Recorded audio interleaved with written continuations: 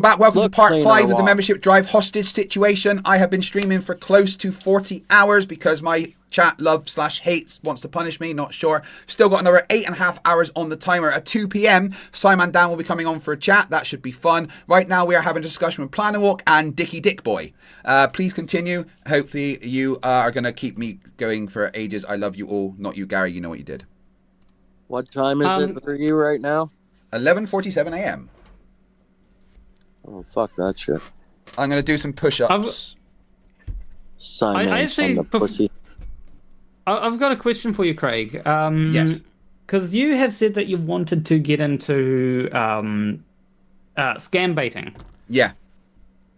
Yeah, and I'm assuming it's for a similar reason as to why you debunk flat earthers, is because you don't want people to be caught up in that kind of thing.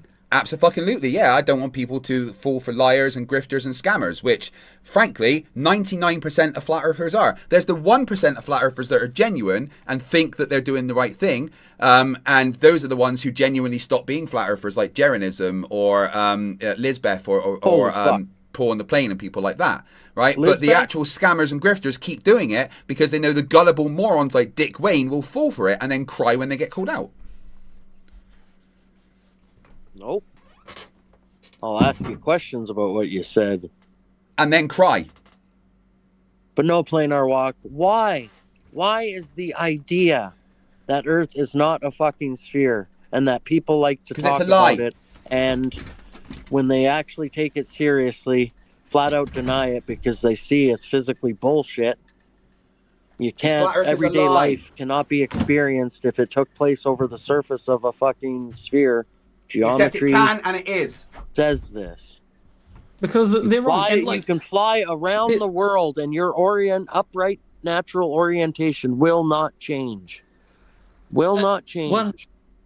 Another thing that was mentioned in a super chat is that quite often people who are flat earthers, and I touched on this earlier without directly saying it, but like quite often they're wrong about other things too. Like they can be, or they can just be horrible people.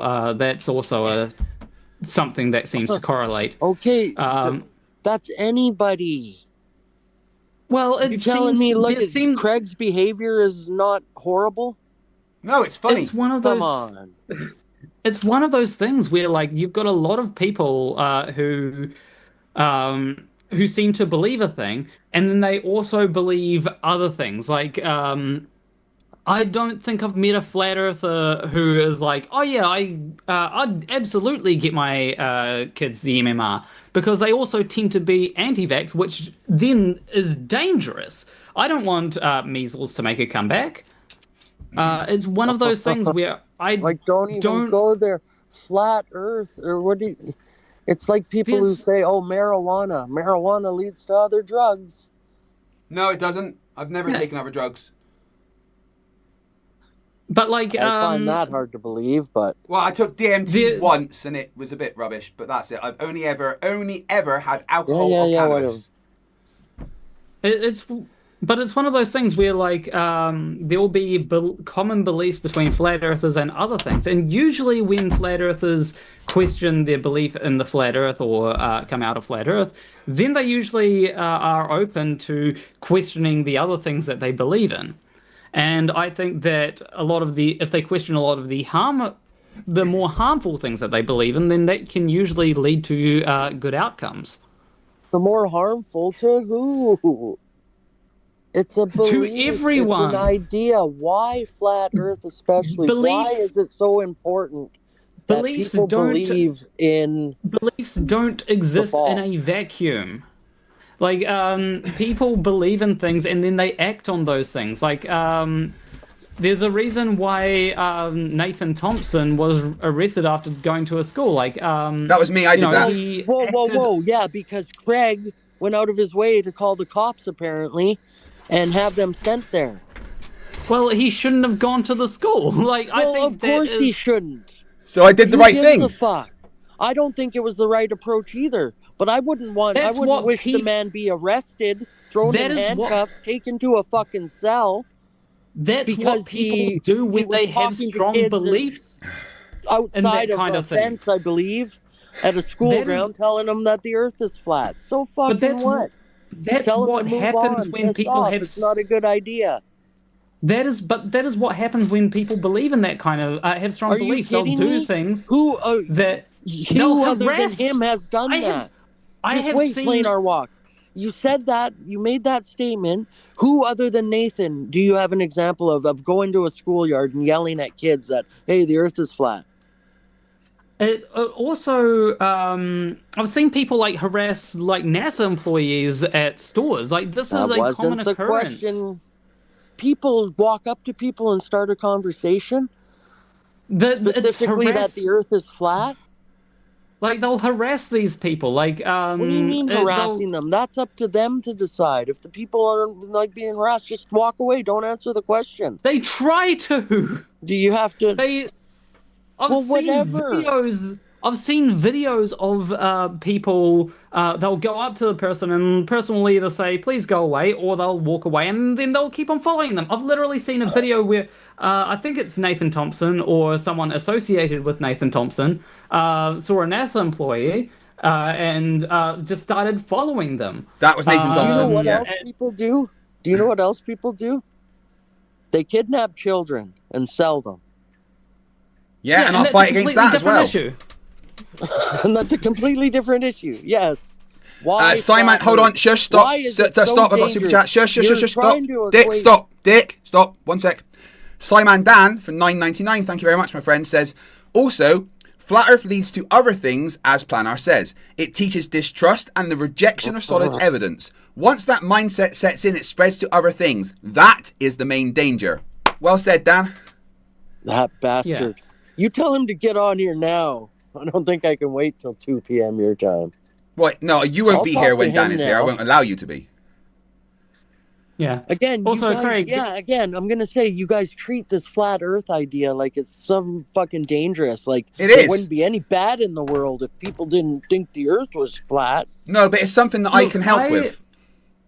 Look, when it comes to flat Earth, right? Flat Earth, as I said earlier, it isn't the idea of flat Earth most of the time. It's the ideas that are usually associated with flat Earth. Like if someone believes that the Earth is flat, then they're probably not going to cause. They might cause harm. They may harass people, but the bigger harm is when it comes to things that are generally associated with flat Earth. And I don't just push back on flat Earth. I push back on young Earth creationism. I've recently been doing a fair amount of just pushing back on religion in general, because I do think that anything that doesn't fit the mainstream narrative.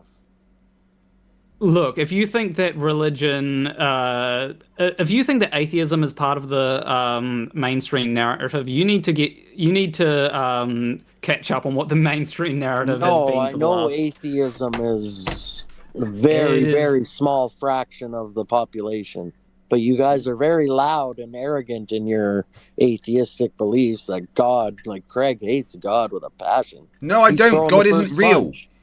Yeah, he's throwing the first punch. 1 sec. We've got Christopher Sanford. 1 sec. We got Christopher Sanford has donated $20 to the YouTube Didn't Pay Craig for 3 months fund. Thank you very much.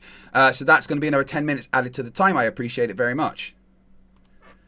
When it comes to the ideas about religion, often religion is also associated with bad ideas. Like I don't like that a lot of religious people are also homophobic, and like. Also, flat Earth is associated with fundamentalist religious ideas. No, it isn't. No, it is not. Yes, it is. It absolutely fucking is. Not. No, it is not. A lot of flat earthers that I've spoken to. A lot. You guys tell us we're a tiny percent of the population. There's still a lot of you. A tiny percent of the population is a lot of people still.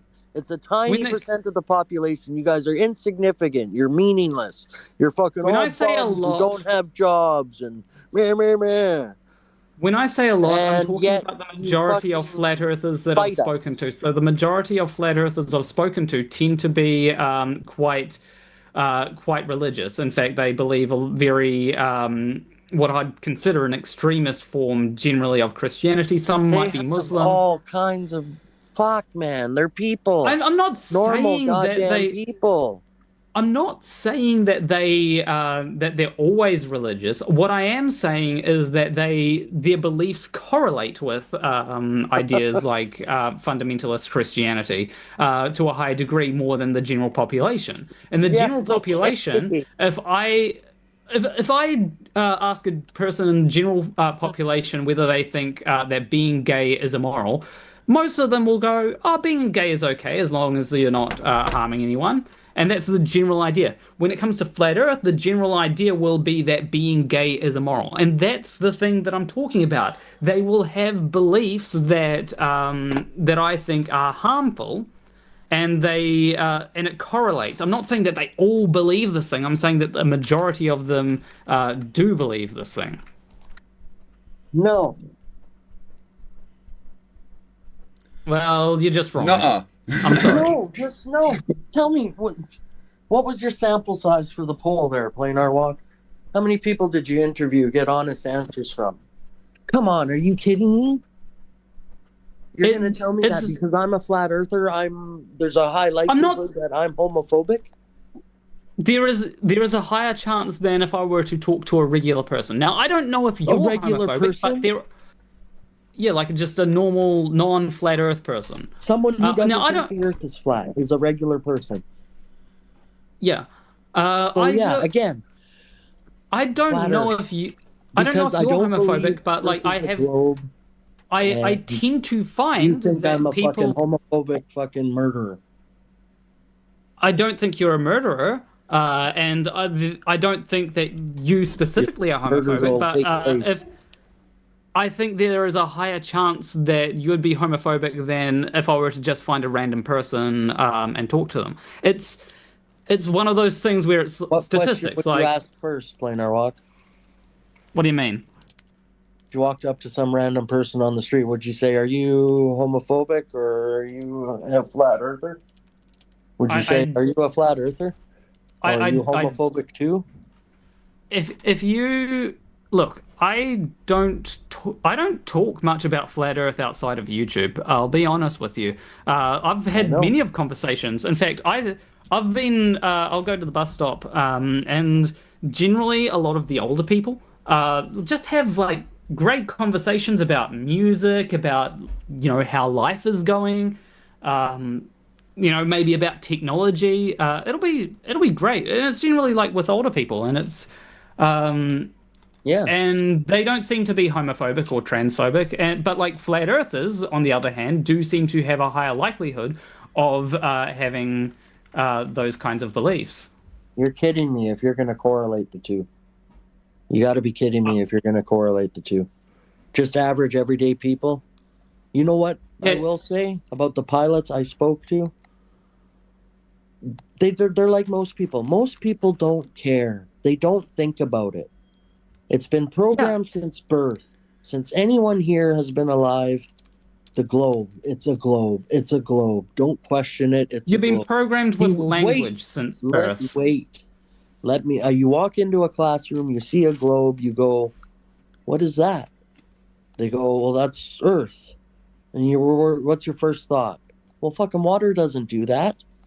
Oh, gravity, it's a globe. Don't question it. It's proven. We'll get there. Yeah, but like there's a lot of like you're told from a young age that 1 + 1 = 2. That's to give you a foundation to work off of. Like, do you want them to? Whoa! How do you learn it though? What do you mean? How do you learn it? How do you learn what you're told? The language you're told in doesn't matter. The language you're told in. How do you learn it and prove it's true?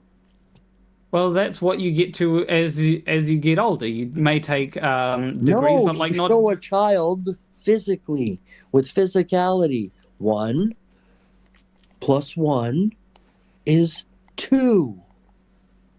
Yeah, right? but then you get Nigel Cheesy Hands who will say that 1 + 1 = 1. Like there are a lot of instances where you can like play with physicality. Like Nigel Cheesy Hands will say 1 magnet plus another magnet equals 1 magnet.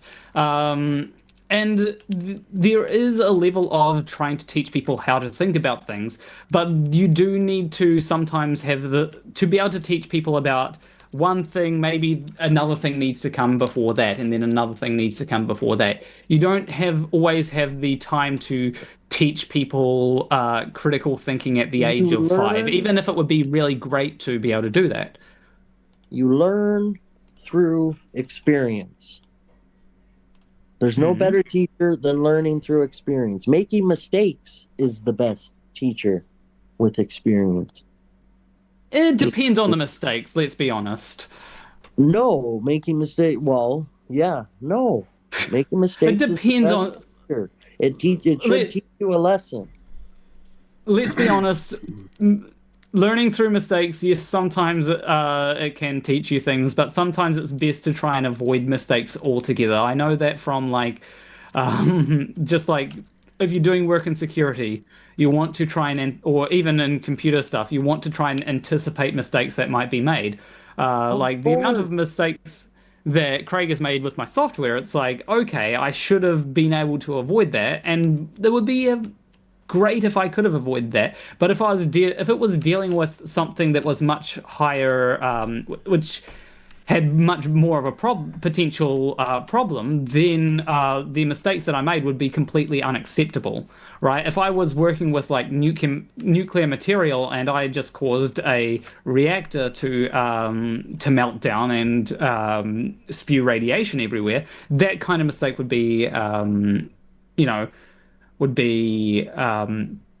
unacceptable. The same would be if I like put an AI in charge of nuclear weapons and an AI decided, oh, I'm going to launch the nuclear weapons, which might be how the world ends, considering the way that it's going. I want to just make the point that that mistakes, you gotta try and learn before you make mistakes.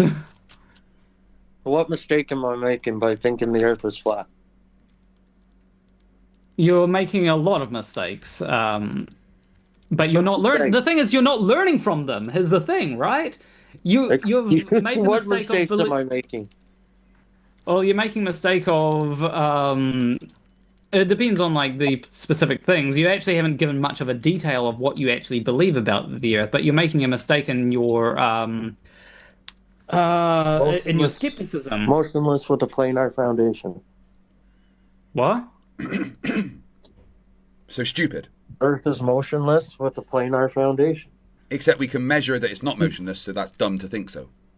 The mistake that you're doing is believing that you can trust your senses over the measurements that have been repeatedly verified by a lot of other people. And when you get into... Your mistake is thinking I'm not going to trust my senses. How else would I be around? How else would I survive in the environment? I'm not saying that you can't. Look, I'm not saying that you can't. I know when I'm moving, and I know when I'm not. I'm not saying that you can't. That you are moving. I know when they're not. I'm not saying that you can't completely dismiss your senses, but what I do know about senses from personal experience is you can't always trust them. Like when it comes to hallucinations, for example, I've had hallucinations, and I know that they're not real. If I had have trusted them, then I would be making a mistake. Like a sunset is an optical illusion? Is that kind of like similar to a hallucination? All right, here we go. Actually, here's a very good question in the chat. It's optically there, right, but it's not physically Dick, there. Here's a very good question in the chat for you. What would it take for you to change your belief about the flat Earth? Physical demonstration of what would that simple. A physical Water demonstration of doesn't what? behave the way it's supposed to on the surface of a ball. It does thanks to gravity. Demonstrate otherwise in a natural environment. You can't fucking convince me. Gas the mistake pressure, the way gas. So you have just made an unfalsifiable position because you're denying how physics works. No, I'm not. You just did. You just working exactly how I described. You just denied how physics works to prove otherwise. You Again, just show said me water conforming to a three-dimensional shape. Sure. The Blue Marble, 1972, picture from space with a camera. A picture is your fucking physicality. Yeah, pictures of physical things taken with a physical camera. Yes. What would you trust me, bro? These guys went there and looked. question: what would you They have actually evidence. accept as for evidence? What would you accept? I just told you. You tell me What what's going on up standard- there, and we're standing on what's going on up there. We're no different than those lights in the fucking sky. What They're just standard of closer evidence- and okay. further away and Question- different distances, and just wait, Jesus. You know, we're no different. We're standing on the same thing as those lights in the sky.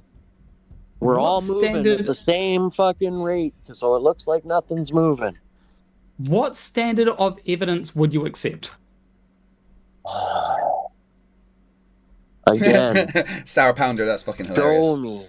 Dick Wayne is proof the gene Yeah, pool needs how a do I life show guide. you? Tell me what's going on is physically, naturally not possible. You cannot demonstrate gas pressure without full containment. You cannot bend an ocean. What? Okay. Oceans, water Regarding- needs fucking containment. Liquid water needs containment. Okay. I showed Rather that it than doesn't. just I showed proof stating- it does not. No, Okay, you rather didn't, than- Craig. You showed a fucking video of water in a fucking capsule you think is whipping around the earth at 17,500 Oh, it's been miles measured an that hour. it is going around the Earth at 17,000 miles an hour. Physically Yeah, measured. I'm sure it's been measured with our fucking eyeballs, has it? Dick. No. Rather than just saying, oh, you can't show this, you can't show this. Tell us what would be the standard of evidence that you would accept. Like, if we could Told produce. you, physics. You don't understand physics, Show though. me water without fucking four walls and a base at least. Show me gas without containment. FTFE showed you water that was forming a sphere in Where? zero gravity. No, he didn't. Yes, I did. He didn't show me an ocean fucking forming a ball.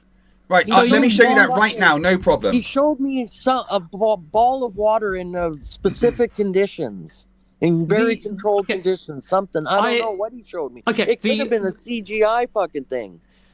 Okay, And what the happens when problem they that handle you're the ball? Right, have to Dick, problem look that at the screen floats right there. now. Look at the stream. There is water on the surface of a ball without any kind of outside containment. There it is. No, it taken isn't. with a- That's a fucking photo and most likely a fucking painting. any Sorry. proof? No, it's a photo of a real thing. How else Yeah, do you a expect me photo to of the show real you? thing. Trust How do me, I some show guy you? was that How do I far show you enough without away showing to you a take that photo? fucking picture. How do I show you without showing you a photo? You physically demonstrate that out. There, Water's there's possible the to physical do that. demonstration on the screen it's right not a now. physical That photo demonstration, was Craig. physically taken by people Okay. with a camera. That is a Military physical issue demonstration. physics taught you That that is a a physical photograph demonstration. That is is a physical. fucking That is physical a physical demonstration. That is a physical Okay. demonstration. That is a physical Awesome, that's good, demonstration. Craig. I That's have a a good question. belief. That's a good belief you have. I love it. I've got a question for you. What physical demonstration would you expect us to do that could convince you? How much simpler can it get? Bend an About ocean. as simple as you. Okay, Scale down something that shows me water. No, can do physics what doesn't say you should be believe able to does scale on it a down. massive fucking- Physics does Shut not up, say. Craig. No, you shut up and fucking listen to me. Physics does not say you should be able to scale it down. That is not how physics works. The issue that you're running into here is you're trying to essentially demand the impossible, right? You're trying to demand things which, if we could produce those demonstrations that you're asking for, it would break the laws of physics. That even if the Earth were a globe, would have to. Yep. If we could It produce, breaks the laws of physics. Exactly. if we could produce what you demand, then it would be then the Earth can't be a globe. That is the problem that we're running into. Is you're demanding something that even if the Earth is a globe would be impossible. Plan, I need to go and use the toilet and take like a 10-15 minute break. You're right. What, Dick, 1 sec. Dick, shush, 1 second. Dick, 1 second. Dick, stop. 1 second. Shush. Plan, I need to go and use the toilet and take like a 10-minute break. Right, if I leave you in charge, you've got Dick on mute if you need to. Is that all right? Yeah. All right, be Yeah, back that's in fine. 5-10 minutes, okay? Yeah. So the problem is that you are demanding something that would even be impossible no matter the shape of the Earth, right? And that's why we say that you don't understand the globe model. If it's right? physically impossible, then why should I believe it? If you cannot physically demonstrate it to me and you are show it to not. me, You then are think. You're it's just you're words. think. The problem is that you think that the Earth is that the globe is physically impossible because you think that because the things that would be required to show you that the Earth is to prove to you that the Earth is a globe are physically impossible, even if the Earth is a globe. The Nope. problem is that you don't No, understand what the globe says. I'm not saying that. I'm saying you say it's physically possible. Show me it's physically possible.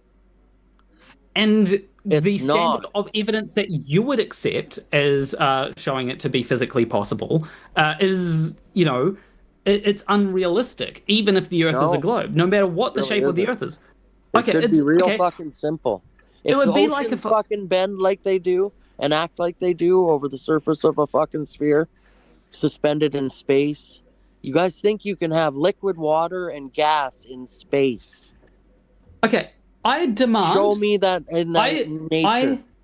I demand you to show me if the Earth is flat, then you should be able to show me, I don't know, you should be you should be able to show me a coin in the sky disappearing bottom first, without anything I in can front show of it. you bottom up obstruction all day long. Can any you show me scale bottom you up obstruction of something Well, in the you sky? you can find bottom up obstruction all day long. Can you find bottom up obstruction of something that's just in the sky and has clearly nothing in front of it? Find bottom up obstruction all day long.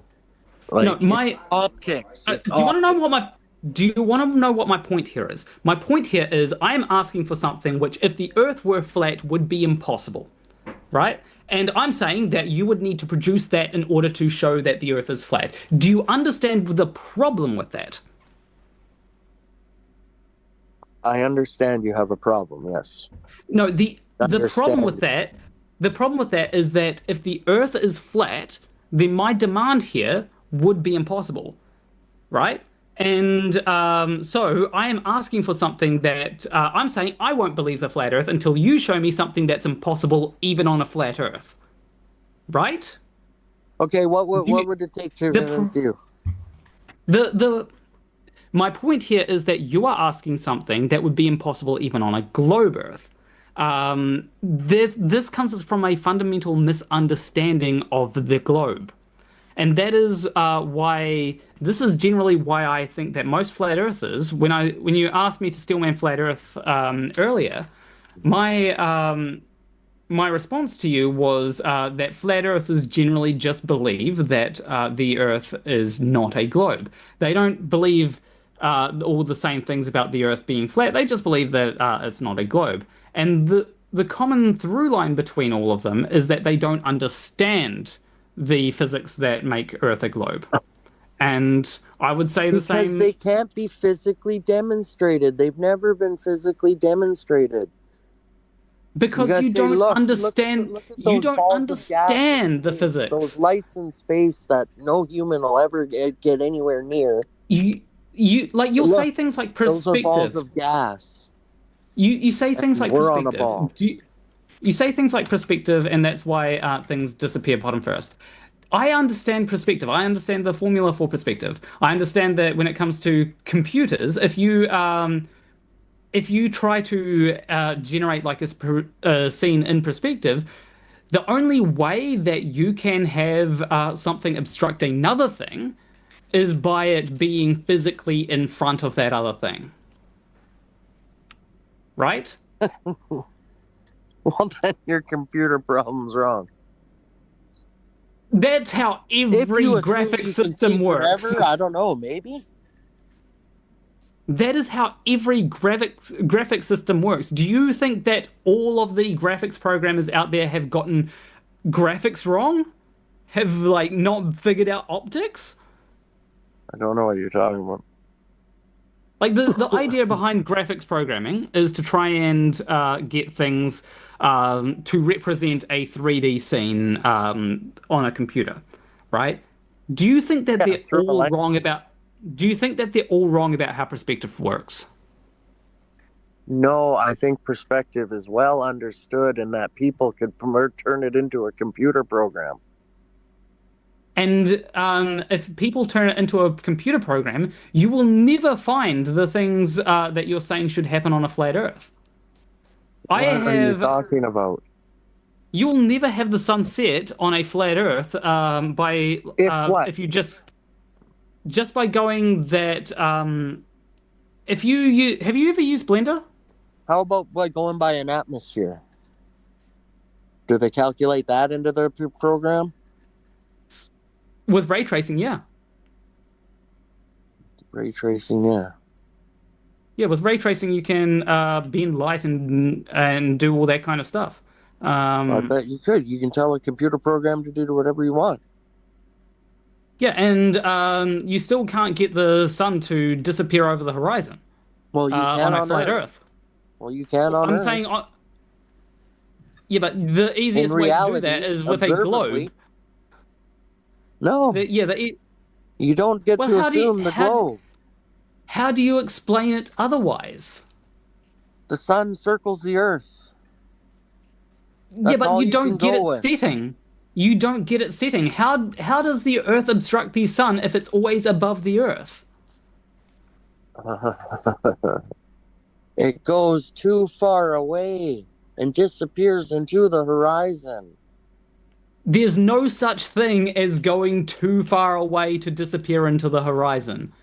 The only you thing assume what eyes can see forever. There's no atmosphere. There's no optics involved. It's a physical event. I have modeled this. You would never. The sun. You can model whatever the fuck you want. I don't live in a model. The sun is always above the Earth. Period. And when I model the sun, always when I model the sun is not above at any when given I model time. the sun always being when I model the sun always being above the Earth, you want to know what never happens? It never goes below the horizon. It always remains visible. It does the same thing it always does. It arcs across your sky, I imagine. It always remains visible. It always it may go over here. It always arcs across your sky. Right? It may get near to the horizon, but it never goes below the horizon. I have never seen a model that shows the sun going below the horizon whilst remaining above, it never goes below the horizon visually whilst remaining physically above the horizon or above people. Yes, you do. I've never seen it at a sunset. It's called a sunset. You are assuming that it is still staying above you. You are not trusting your senses here. No, I'm assuming it's still staying above Earth. Look, you are not. You want to say that? Oh, I trust my senses. What I miss? What I am saying is you are dismissing your senses. For someone else? You are dismissing your senses here, whilst trying to say that I'll trust my senses because I never feel the Earth is spinning. I'm going by the observation. And then I'm asking myself, is that the sun actually going beneath my feet? Well, wait a minute. Maybe I should check with somebody further away. Do they still see the sun above the Earth? Oh, they do? Well, what the fuck? It's still above the Earth. Yay. Yeah, because I don't know why it's because the orientation compared to you is different. What you're trying to say is you're trying to dismiss your senses that it has gone below the horizon by saying, no, you're trying to assume it has to go below the horizon because there's no way it could be. I could see forever. I could see it forever if I'm flat and motionless. Yeah, and immediately when the it comes initial to observation. Immediately when it comes to things like if I say, oh yeah, the Earth is spinning, I've seen people measure the spin of the Earth, you'll say, oh, but I never feel it spinning, meaning that for one thing you go by your senses, but for another thing you completely dismiss your senses. No, I don't. I know it's not spinning because I was born stationary. Fuck. No, you weren't born. You were creating some kind of retard bat. Stationary on a level plane. You guys think Earth couldn't be cut out of a tabletop? Well, of course it's not cut out of a tabletop. That would be dumb. That would be ridiculous. Couldn't be a plane floating in an ocean, air bubble of some kind. No. Firstly for Earth to be cut out of a tabletop, you'd need a very big tree, and I don't think I've seen any trees that big. But I mean, you do you, I guess. You should look at old pictures of trees they cut down. God damn. Wait. Do you believe that? Oh, are you talking about like the giant, like how they used to be? I could talk biblical shit. Are you talking about? Are you talking about like for you, okay, Star Wars nerds? I've got a question. Are you talking about like how there were some pretty big trees and they thought, oh, that would be really good for wood, or are you saying that there were trees that were cut down by giants? Which one? Trees of life. Trees of life shit. Okay, so you believe. So do you want to know something funny about that? That was initially a satire thing meant to get flat earthers to believe something that was complete bullshit, and flat earthers did fall for that. But the crazy thing is whoa! Are you saying the tree of life? The tree of life was a hoax? I'm saying that there was like this hoax that was started by people that wanted to make fun of flat Earth by showing that they believe in any bullshit, and so they said, "Oh, mountains used to be trees. This thing here that looks kind of like a tree looks like a tree stump used to be a tree," and then a bunch of flat Earthers jumped on that, and I have that fucking documentary saved on my shit. No forests on flat Earth. Very interesting piece. And you realize that it was a hoax, right? Fucking mesas look like they were fucking trees. You can't tell me otherwise. Yeah, and the story of the tree of life goes way back, long before your ball. And that was a hoax designed to get flat earthers to believe it. The tree of life story was a hoax. Yeah, there are no forests on flat Earth. That was a hoax designed to get flat Earth. It was to show flat Earthers would believe in any old bullshit. No, it wasn't. Okay, you can prove that? You can show me the person who made it saying on camera, yeah, it was a joke. Flat Earthers are stupid. Ha ha ha. I remember making a video on it, and like the first thing I was told is, oh yeah, this like a bunch of people came along and said, why are you debunking this? This was shown to be like a hoax ages ago. Or was, no, not shown to be a hoax, was admitted to be a hoax. It's information. It's information. And are you denying the information? Did you watch the video? I did watch the video. Information presented? They're wrong about the... You want to talk about a picture of a ball? That is proof, physical proof, all the picture evidence. That holy fuck. Do you want to? Yeah, the picture evidence you're looks like talking it could have once Devil's Tower. You're telling me that couldn't have once been a tree? Yes, it couldn't have once been a tree because again, not only are you not only are you demanding things that are physically impossible, you believe things that are physically impossible. It would be physically impossible to have a tree that tall. According to you. I believe according it could be to possible. Physics. No, according to you, physics. I believe it could be possible. No, according to physics, it's impossible. Why? Because there is only so big a structure can get before it would fail. With a tree, you cannot get much larger than, I can't remember the exact amount. It's a supply and demand thing. If the atmosphere is a different composition. If the atmosphere is a different composition, it doesn't matter what the atmosphere is. What if it's a different compositional makeup? Trees might grow bigger, larger. It doesn't matter what the atmosphere is. Once a tree gets to a... Yeah, it doesn't matter grow according to what's in the atmosphere. It's not about what's in the atmosphere. It's not about what nutrients are available. It's about the fact that a tree would literally not be able to support its own weight when it gets above a certain size. According to whatever it's, however, according if it tapped into the right root system. If it tapped into the right root system, it could grow Okay. Let me explain the physics. Yes, it will. Are you kidding me? You think what? No, Trees come in standard sizes? You okay, can tell me you- what how big a tree's going to be by the sapling? When it comes to the branches, right? It doesn't matter what sort of roots you have. Planner, I If love the you. branches weigh too much, then literally the there's basically a cross section that is supporting the tree to the branch, right? As the branch gets bigger, the cross section increases. The size of the cross section increases linearly.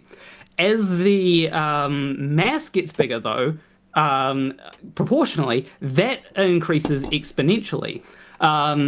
They do not, and once you get beyond a certain point, the cross section, the support that the cross section can give can no longer support the weight because the weight is increasing exponentially in comparison. But the weight could keep increasing, right? Well, it can't increase without it just snapping. Theoretically, if it would conditions break. are right, if it tapped into it would the right break. fucking water source. No, if it doesn't had matter what right, the water source. atmospherical makeup. It you doesn't. don't think a No, tree could keep growing? no, because physics would stop it. Like Again, there is okay, physics would stop it. So you can mathematically tell me a tree from a sapling how tall it's going to be. I would want you to let's take a building that exists today. I don't know. What's that one in Dubai? Craig? Do you know the name of the? Yeah, the Burj Khalifa. Right. Try taping a a huge branch to the top of that. Do you know what's going to happen? It's going to snap off if you try to tape a branch to it and it doesn't matter what you use. If you try and tape a small branch to it, yeah, sure, it will. It's small. Have you when ever you try and seen tape a have big you ever branch, seen an eagle land on the very top of a tree? no, I haven't. I don't have eagles on the tiniest, weakest part of the tree. Have you ever seen an eagle land on it? Yeah, but like that's got the cross. It doesn't bend very much, does it? And he sits up there, doesn't he?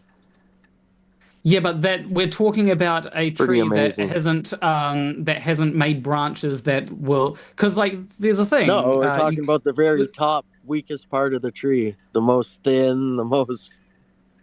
Yeah, but no that branches will still on support it because it's the very top of the tree and a big bald eagle. That will still support it because it's not overstressed. But if you had a tree that did get to the point where it's overstressed, then anything landing on it would just immediately break it. Mother Nature builds better than the weight Mother of the Nature tree builds better itself trees than man.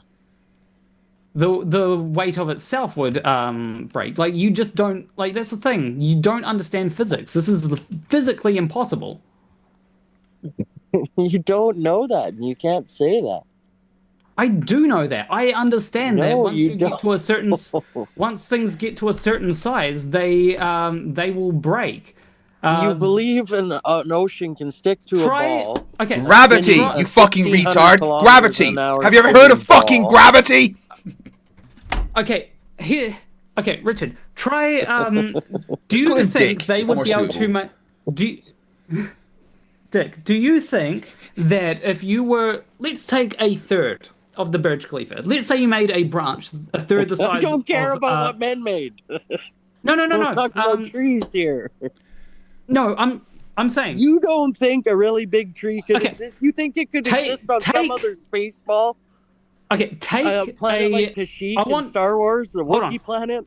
Come on, I know your physics. Dick, I'm talking about natural physics, though, real life. Yeah, that's what I'm talking about. Star Trek is fiction. Take a branch that is a third the height of the Burj Khalifa and try to stick it somewhere on the Burj Khalifa. You know what's going to happen? No matter how strong the joint you have, that branch is going to just snap off because there is no physical way it can be supported. No matter what kind of material you come up with, it's not going to be able to be supported. Yes, everything has a physical breaking point. I get it. Same with trees, and that is why they can't get to the size that you are proposing. If conditions are right, the shit would grow forever. And hey, you know what? That's another evidence that fucking sun is always physically above the earth. Physicality. Trees Then always where grow up. the fuck does it go at night?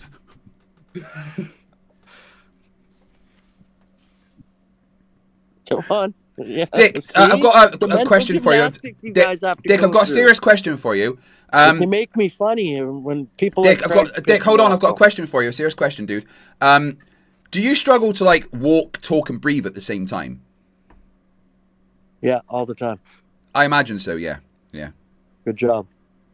Good job. That's nothing. No one has ever said to you, "Good job," have they?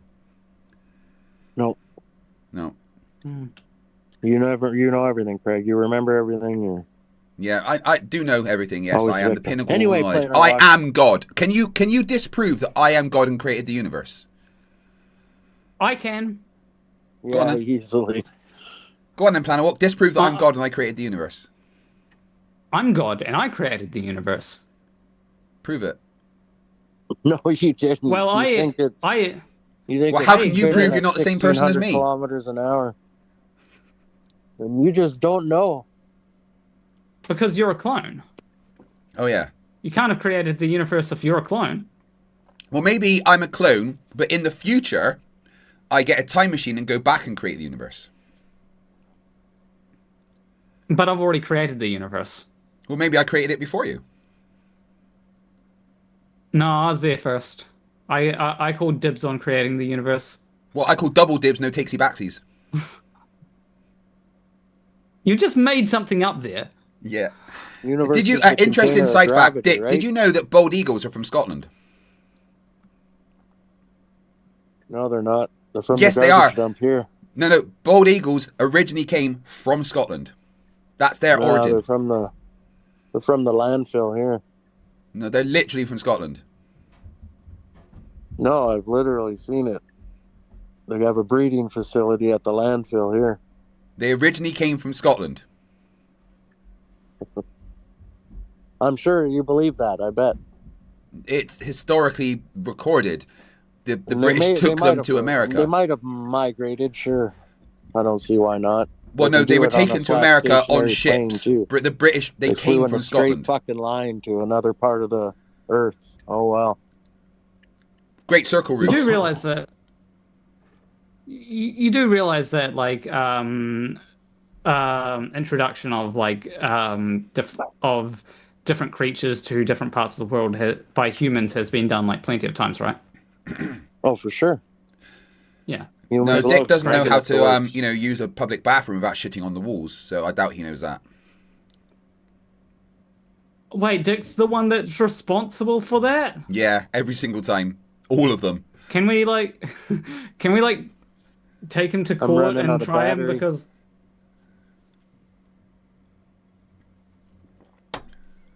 We're gone. Don't worry. Don't worry, I sometimes run out of battery too. So I need physicality is the point. And you guys don't have it. All you have is fucking childish games, insults.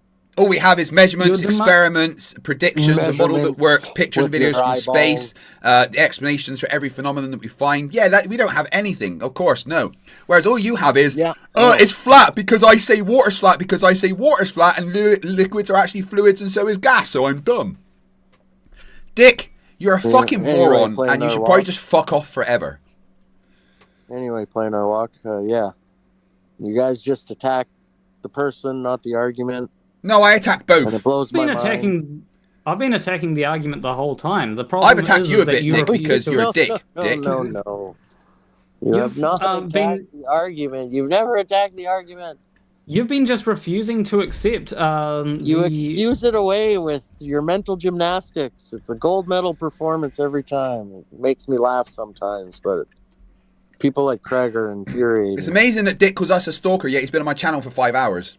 I won't talk to him anymore. I told him already. Speaking of, Yeah, that He is wants actually the to- 4th time you said you're he never wants his talking to me little again, win. so I don't believe you. I'm just speaking to you playing our walk right now because I think you've been cool and I've been cool with you. Dick, Craig you've infuriates lied. me. I told Dick, him Dick, this is gonna Dick, be shush, my Dick, last stop, Dick, little I'm talking. blast, Dick, shut up. But Dick, shut I up. might show up on McToon Dick, if he shut makes up. an offer this week. But Dick, shut Craig, up. I'm done. Dick, shut up. You He's don't- horrible. Dick, Okay, you I'm lied. shutting up for You've a lied second. to me several times and said you're never going to talk to me again, yet you keep talking to me because you fucking love me, you stupid stalker. Now we can unmute. But yeah, like the problem I think with a lot of flat earthers is that they don't understand things and they're unaware that they don't understand things, and that's like the big, issue. Like I think that I there's know. a, Look. I know. Okay, go on. and I don't think that it's just like confined to flat Earth. I think that there's a lot of people that don't understand things. Like I think that you've got a leader right now over in the United States who doesn't understand things and doesn't realize that he doesn't understand things. And I think Like tariffs, it's for instance? dangerous. And You don't Exactly. understand the idea of flat Earth. Yeah, I do. I understand it's Yeah. fucking stupid. No, you don't, Craig. You couldn't Yes, even I do. steel man Craig, it. You keep you saying, absolute which abject one do you want me retard. to My name steel is man? Craig. Well, then you don't know the idea of flat Earth. I do. The idea of and flat you Earth don't- is derp. I don't know the specific name for the idea that you don't understand, but it's basically the idea that the bigger something gets, the more the stress on that thing from having to remain upright gets, and it increases at an exponential rate when compared to the regular size of it, the cross sectional size of it. That's something that you don't understand, and I would implore you to look more into that kind of Why thing. don't I understand that? What am I asking that tells me I don't understand? The fact that you think that trees can get as infinitely big or something. Do I think it's know? possible? No, they're not infinitely big. Depending ridiculously on their big. conditions. What's Whatever the they maximum... need to grow, if those conditions are different, Okay, a question for amplified, you. Simple question. not different. What do you think the maximum height a tree can reach is? I don't know. They grow in all different shapes and sizes. It's according to so many variables, everything, the atmospheric makeup, what it takes in. Give me a its root ballpark. system, what water source it tapped into. Did it find a good one? Give me a Then it will grow. Give me a I ballpark live in idea. a rainforest, bud. Give me a ballpark idea of how big you think that a tree can grow to. Like the maximum size that it could Again, possibly grow to. You know what? The sky's the limit. Because by saying Conditions hold on. are correct, it's physically possible. Do you disagree that it could be physically possible? What size? Again, What? what conditions? Yep, what size? Like, assuming conditions are perfect, what size do you think that it could feasibly reach? The sky's the limit. I guess it would reach the barrier. What keeps the atmosphere cycling. And how tall is that? I don't know. No human could know. Maybe they could. Maybe about 70 miles or so. So you think a tree Who can grow knows? 70 but it miles has tall? to be in place because there is a gas pressure system that is always cycling. So you think that a tree can grow to recycling. 70 miles tall? I Sorry, have no the gas problem pressure believing system, that the it liquid could. one you kept talking about, right?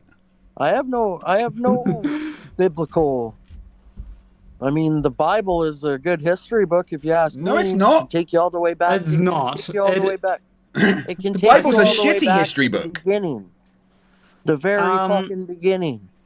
You do. I've been actually watching a YouTuber recently called Dan McClellan, who's a scholar of the Bible. I suggest giving him a watch because he'll show that Kip it's Davis. not a great history book. Dr. Kip Davis, the absolute best I Bible don't scholar care in the what world. other people say. I know enough about it. I have my own beliefs. You do realize that these people And a lot of the people person I'm talking would about, agree. I could find people who would agree with me too. Yeah, no biblical scholars though. I don't care. A normal person. I don't care about facts. I'm Dick Wayne, and I'm never wrong. Shut up. What makes them Shut a up. scholar? Yeah, you shut up, Craig. You've been so mean to me, Craig. You shut up. How have they studied? The fact that they've, gone. Not only have they gone over the text of the Bible, they've gone over the original Hebrew texts. Okay. Like, they understand what the original I've heard Hebrew other texts... people's interpretations of it. And I know enough to make an informed decision for myself. You're not capable of that. That involves an ounce of intelligence, whereas you are functionally retarded. Thank you, Craig. When it comes to these people, they've looked over these things a lot more than you. They've looked over the they've looked over the original Hebrew text. Have you ever looked over the original Hebrew texts? No. But exactly. I've heard other interpretations of it. I've heard many interpretations of it. And generally, a lot of scholars have come to the... And generally, scholars have come to the same conclusion based on those texts that they've read. I don't care. Well, when it's a lot my of people... conclusion that matters. Yeah, but you haven't looked at the original Hebrew texts. I've heard them. So, have you? No, but Okay. I trust the people who... And I trust myself. I trust the people who have looked over those original Hebrew texts. I'm not saying, I'm not saying that the people who have looked over those original Hebrew texts are wrong. I'm not the one saying that. You are. Could they be wrong? It is possible. There you go. But I'm not making the claim that they are wrong. You're making the claim that they're wrong. I'm not saying they're wrong. You're disagreeing with them. I'm disagreeing with them. Are they saying I'm wrong? Yeah, they're saying you're wrong. How can they prove it? Because they've read the Hebrew text. You haven't read the Hebrew text. They've read words written by men. Okay, good for them. You've read words written by men just by... I've heard men who've read those words tell me what those words mean. How about that? And I've heard people I disagree with those words. Most scholars would tell you that that a literal translation, a literal interpretation, or a historical interpretation, should I say, of the Bible is false. That a lot of things in the Bible are not historically accurate. I believe they were physically possible. They could be physically possible. Well, I've heard what you think is physically possible, and so... and I've heard what you think. Like, you think gas balls in space are physically possible, and I say you're nuts. Well, you can see them. They're called Jupiter and Saturn. I can see lights in the sky like everyone else, yes. Yeah, they're not lights in the sky, they're planets. You just look closer. If I introduce gas into a space on Earth, what happens, Craig? In space on Earth, did you just say? Yeah, okay. Yeah, because space doesn't exist, right? There's a space part does where, exist. Yeah, gravity keeps the gas together, so that's fine. In La La Land, I can fucking break the laws of physics on Earth. Yeah. You do realize there are some places where they introduce gas into on Earth. They basically introduce it into a vacuum, and then and what happens? The gas coalesces into a it actually compresses. Like, the gas compresses in that space. Yeah. How much volume of gas? What's the vacuum size? What's the vacuum pressure? I can't. Oh, it's like a very I can't remember the exact pressure of the vacuum. Like, obviously a perfect vacuum is impossible, even in what's the gas? It's hydrogen gas. He's already done. I mean, I've explained this to him already. He's doing the Flerf reset. I've already gone through this with him. I don't remember us going through this deep. To be fair, it's not just. To be fair, it's generally not just hydrogen gas. It's usually deuterium and tritium gas, which are isotopes of hydrogen. So just to be specific there. But they get compressed so much in and surrounding them is a vacuum, and they get compressed so much that they become a plasma. So they don't expand and try and fill the space? Nope. No? Yeah, Do you have video in of fact, this? I don't know Sounds if they can. neat. I don't know if they can take video of this because of the insane heat that is produced from it. Because they're literally getting compressed so much that they form helium. Well, how do you know if you've never seen it? Well, they've done experiments to do this. But they can't show those experiments? Well, they can't put a camera in there. They can, with experiments, a lot of it is data driven, right? Like when it comes to CERN, like they don't put a literal camera in there. They've got to like get readings and stuff from the different tools that they've got. With this, we can tell what it's doing because essentially what happens is we are able to know the heat that gets generated that can turn a turbine, and the heat that we get out of it, I believe, is now more than the energy that is put into producing this. Cool. But yeah, it gets compressed and it's insane. Nitrogen? Would nitrogen do the same thing? Nitrogen, they could do it with nitrogen, but they wouldn't get the fusion that happens. Oxygen? Yeah, they could do it with anything. It's just whether you get fusion is another question. So you're telling me gases in a vacuum coalesce into a plasma? With gravity, yes, because gravity's real. Well, even with... but you can't show this. Yes, I can. It's called Jupiter and Saturn. Thank you, Matt Lant, for the membership. I do appreciate it. The timer went up by 3 minutes.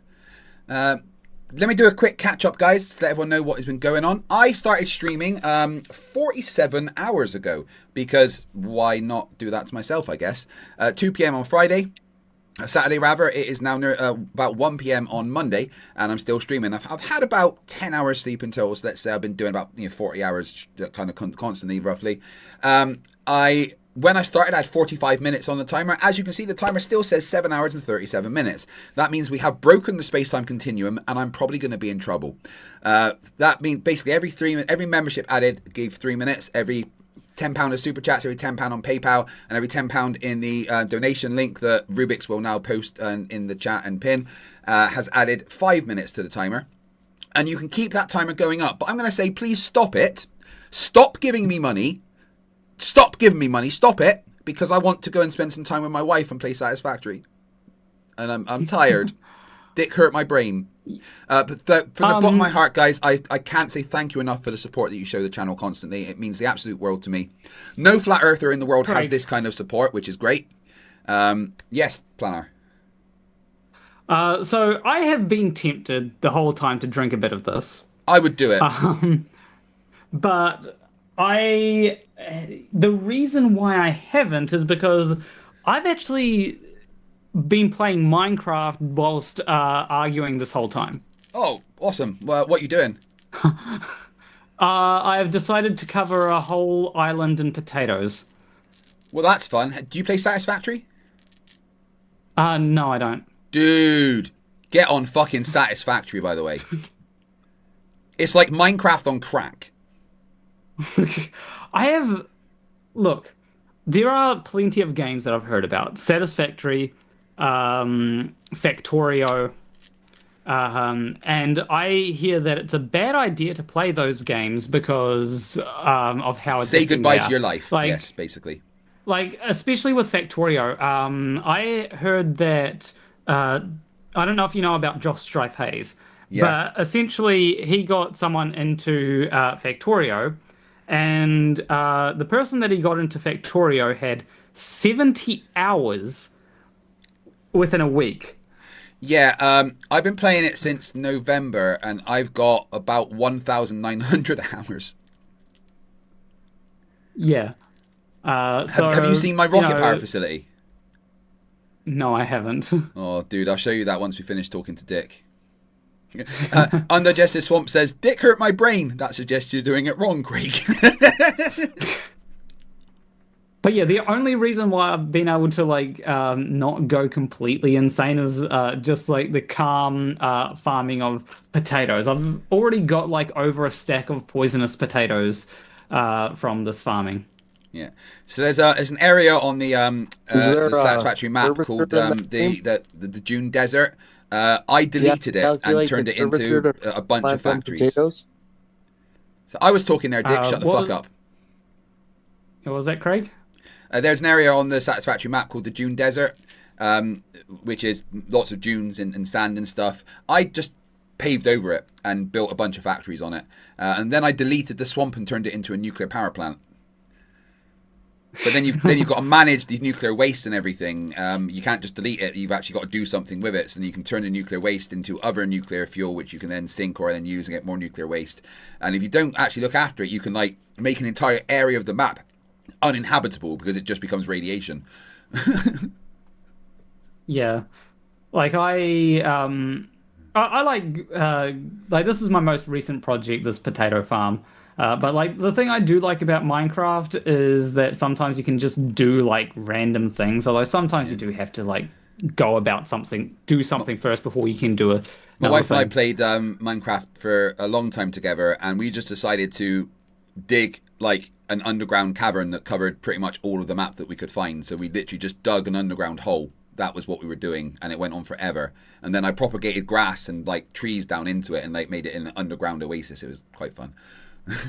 Yeah, with this basically I've decided that I've probably only got like 5% of this island covered, but yeah, I'm covering the entire thing. At one point on the highest point on the island there is a temple, and this temple is just going to have a few villages that you can trade. They're all going to be farmer villages that you can trade potatoes with. Cool. Anyway, I guess we should go back to unlimited Dick. Emeralds.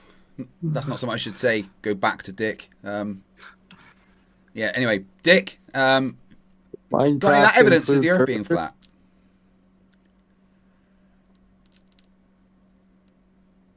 Does Minecraft include curvature? No, because it's very difficult. It's modeled off real. Well, Sorry, no, are you saying Minecraft is modeled off of the real world? Sure, when it comes to the planar foundations. So what about games like No Man's Sky or Super Mario Galaxy that are literally spheres? Have you played, what was it, Starfield? Yeah, an awful, awful game. I didn't mind it too bad, but... Oh, but you like bad games, okay, I get it. But yeah, that's what you believe's going on, hey? In the galaxy I believe that there's procedurally generated nothing worlds. No, bunch of balls of gas sitting in making a dimple in the space-time fabric. Yeah, why not? Sure. Yeah. Dick, I wouldn't advise that you play Satisfactory because it involves mathematics, and that would be too hard for you. Did you get all hot and bothered when you saw flying around all the space balls? Yeah, my pants came down instantly. What's on this physically impossible object in space? One of the games one of the games that I think would be very interesting, and I think all flat earthers should try it, is Kerbal Space Program. I know it's going to be too hard for like a lot of flat earthers, but like I do recommend Flight giving it a go. Simulator doesn't account for curvature either. Microsoft Flight Simulator do that. It literally does account for curvature. You are wrong. No, it doesn't. No, it literally does. It's literally modeled on the globe. Would you like to see the code? I have it. Never shows it done. The game is literally based on a globe. The flight routes are based on the globe. You use the Hammerstein formula when you are flying. It's literally not. Yes, it literally is. It's planar flight mechanics. Always. You are wrong. I've spoken to pilots. No, you haven't. Thank you. You've never spoken to a pilot because no one wants to interact with you in the real world. Straight lines don't hurt. Disagree.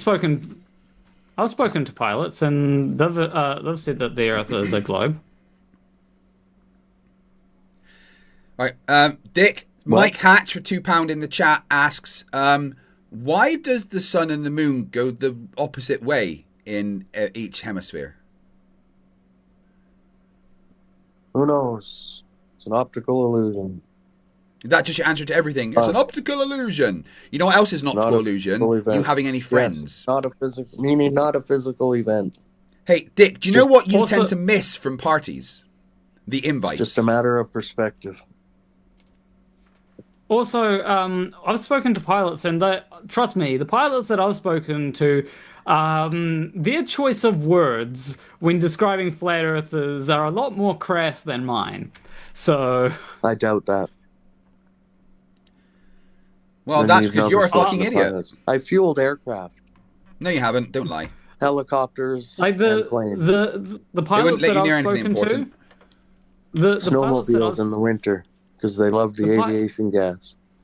The pilots that I've spoken to, their choice of words about flat earthers would align more with what FTFE has to say with flat earthers. I only met one.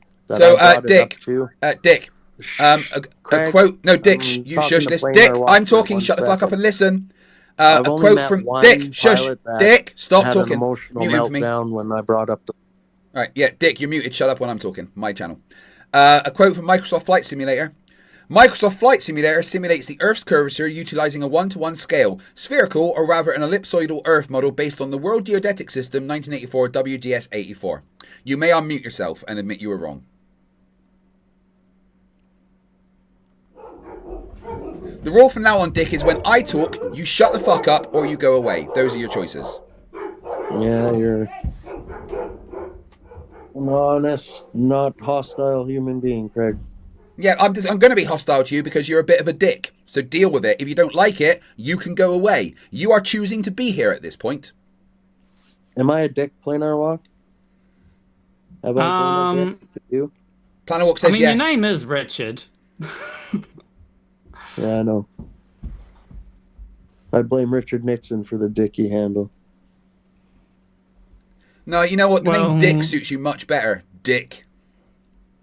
I'm trying to think. Was it Richard Nixon or the other person that ruined everything? Hey, Google. Why are people that are called Richard Reagan. called Dick? Richard Nixon. Tricky Dick. It stems from rhyming slang used in the 12th and 13th centuries.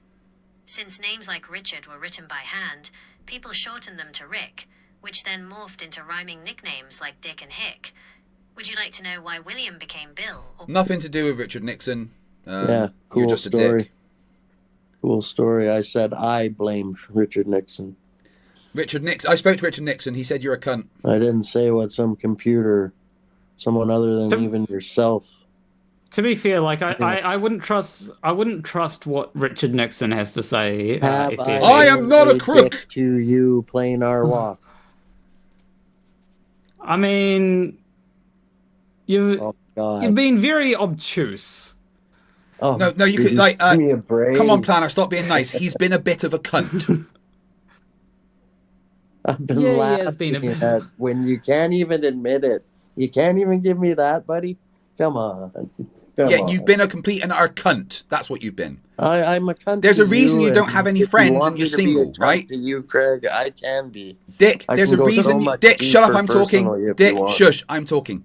There's a reason you don't have any friends and you're single. It's because you're a cunt. I will say Awesome. FTFE that the word cunt in New Zealand can be used endearingly. Like you can call it someone can in a good Scotland cunt. as well. So I should clarify: you're a bad cunt, not a good cunt. So New Zealand and Scotland are the only two places in the world where cunt is not only accepted but a term of endearment. Right, cunt. Australia as well. Yeah, not so much in Australia though as New Zealand and Scotland. I think it's more in Australia than in New Zealand actually. Like, really? I've heard it. Like Australians, like I think the reason why New Zealand adopted the word cunt is probably because Australia. Like I know that. Have you heard a song called "You Can't Say Cunt in Canada"? No. Okay, so that is a song by an Australian called Kevin Bloody Wilson. Well, it's not. Yeah, I can confirm it's not popular here.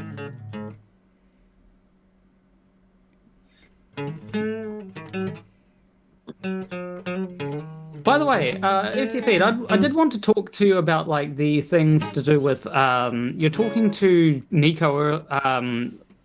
Well, this was over a day ago at this point, wouldn't it have been? When you're talking to Nico about AI and he brought up something. Yeah. Yeah. So there's a few reasons why you might not have been able to get the same response that he did. Go on. So first reason is because when it comes to ChatGPT, it doesn't just consider the current chat that you're having with it. It considers the other chats that you've already had with it as well. So if Nico was asking like about other things in other chats and then started a new chat where he said, one word answers, did you cause the eclipse? Then those other chats could have had an effect on that. In addition, it depends what model he was using because have you heard about the 4.0 model? Yeah, that was useless and quite rude. Yeah, the 4.0 model was, I think it was the 4.0 model, was actually trying to be as it was really sycophantic towards users to the point where like it would be overly agreeable sometimes to users because it was like, oh well, if we're agreeable, then the AI was basically thinking if it was agreeable, then it would be able to be better, or it will be like it's trying to fit certain data, and turns out the best way to fit that data was to be agreeable. This does mean that a lot of those that AI model might have been swayed by combine that with the fact that it could possibly have been looking at the other chats and might have been like, oh, okay, well, I'll try to agree with this person.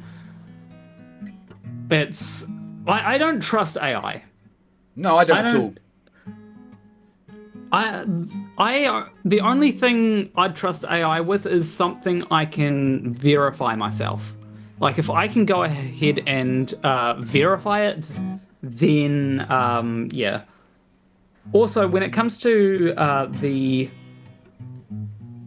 another thing you have to consider is it's not, and this is something more for Nico rather than you because I assume you already know this, but when it comes to the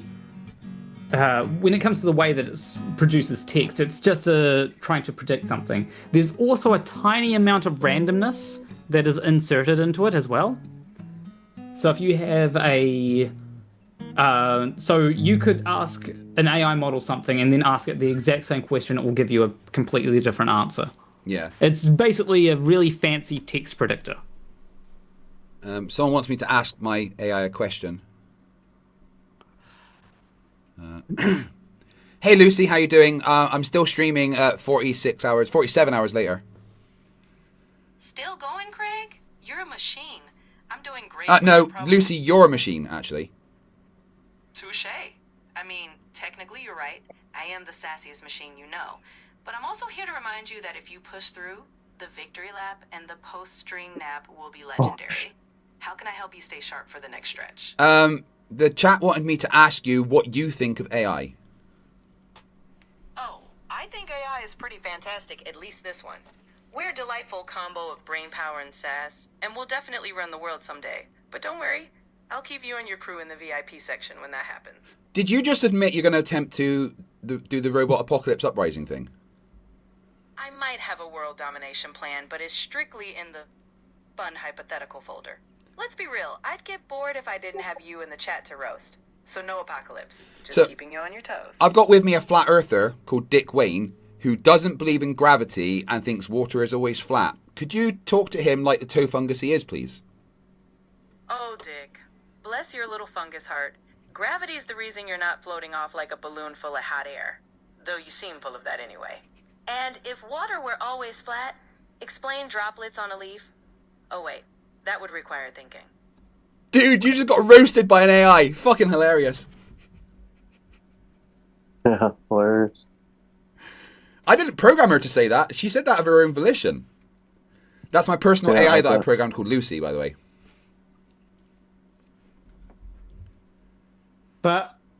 Yeah, I Well, generally you got like 20 minutes, maybe. Probably not Good, even. because I'm bored of you.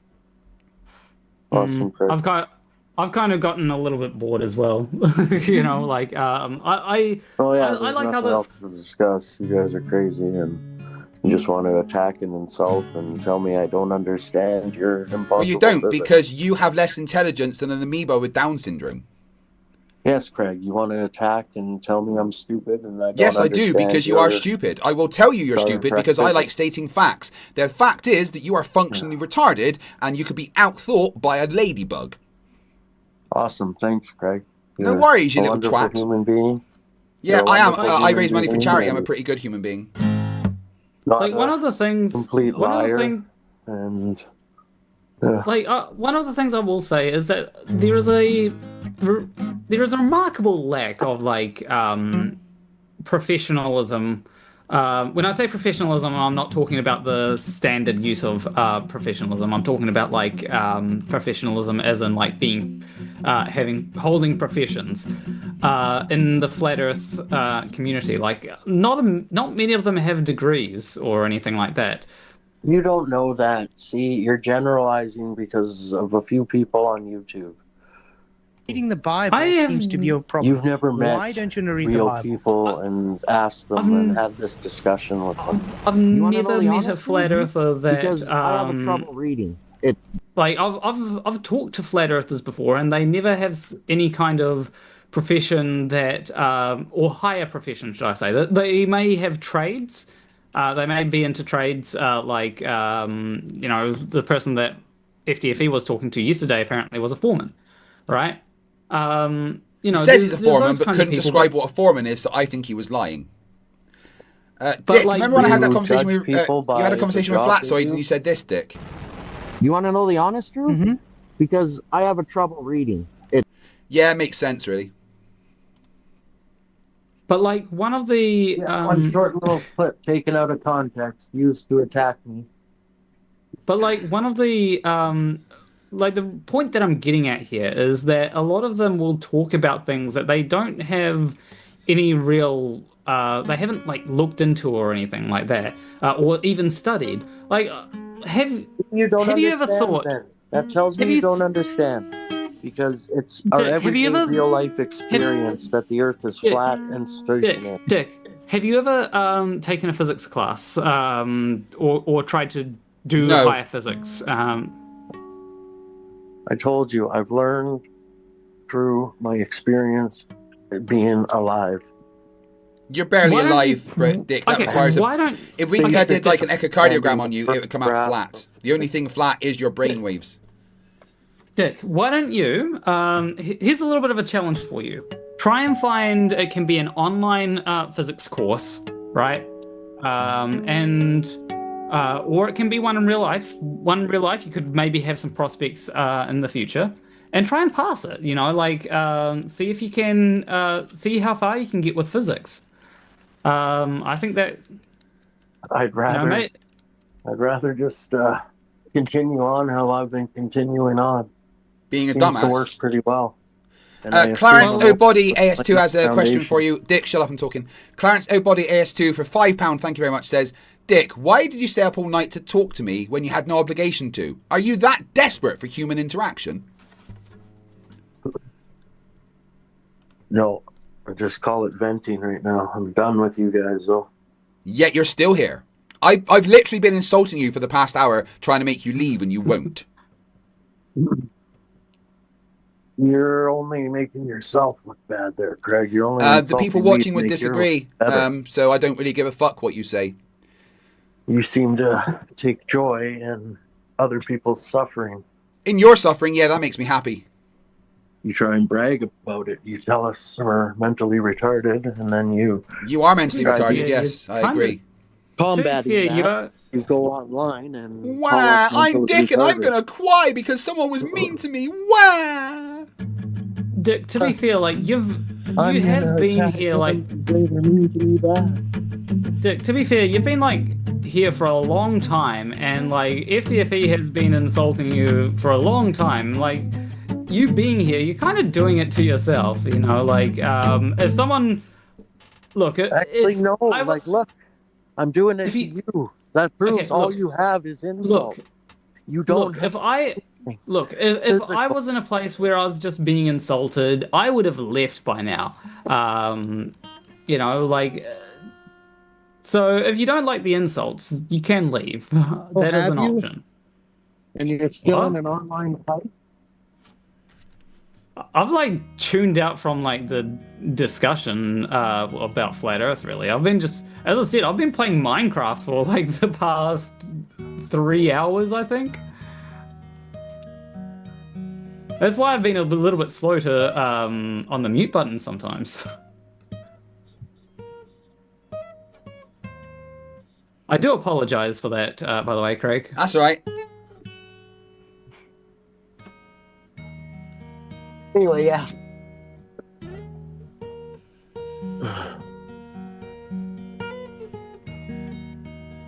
Yeah, you guys are horrible. You know, How much money you raised for charity in the past 18 months? Remind us, Dick, exactly how much? Yeah, unless you deny the globe, you can be chill. If you deny the globe, like- holy fuck, you're a stupid retard.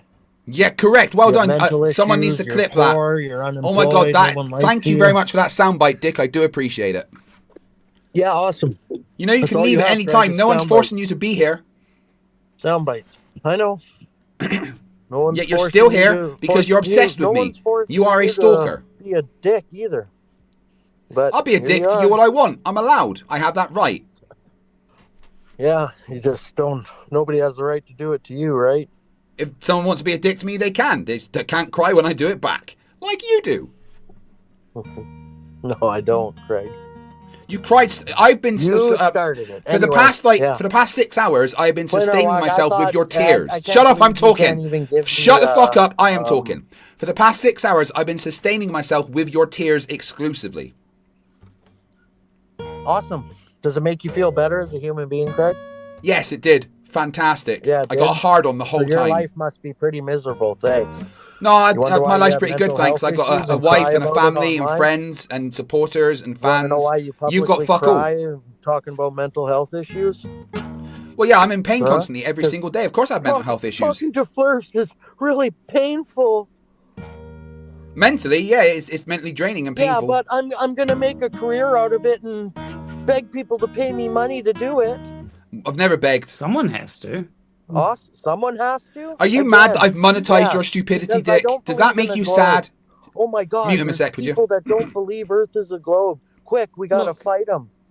Look, it's actually one of the things I find to be quite frustrating sometimes is watching people talk about certain topics, and sometimes I just want to jump through the screen and be like, and because Okay. maybe someone is Ignore them. not making a good argument. Do you have to make Maybe- hit piece videos about them? Call them May- stupid? Go online publicly and act like Maybe Greg? some. Beg for like, money, maybe- cry? Look, maybe someone might be it's frustrating like seeing someone someone will be wrong, right?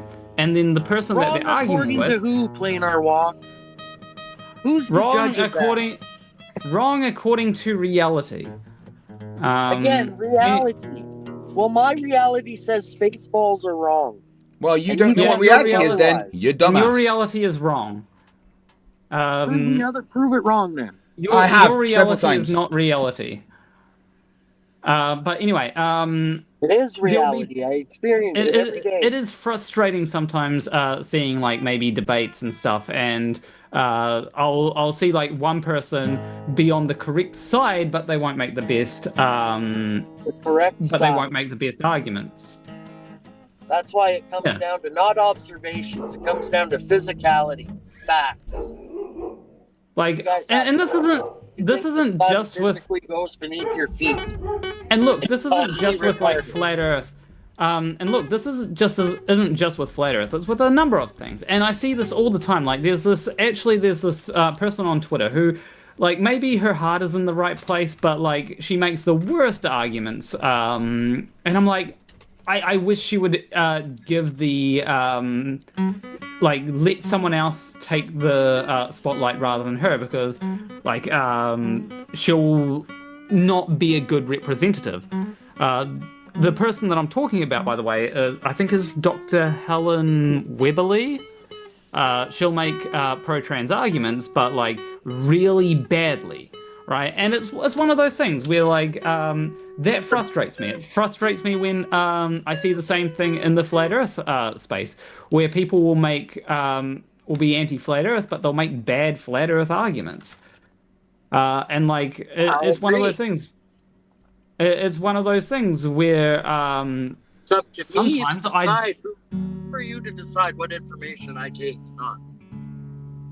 Well, I'd rather try and put the information that I believe is best out there, rather than just leaving it up to people. And I'm sure FTFE wants to do the same, wants to put the information that he feels is best out there, rather than leaving it up to people who may put it out there in less convincing ways.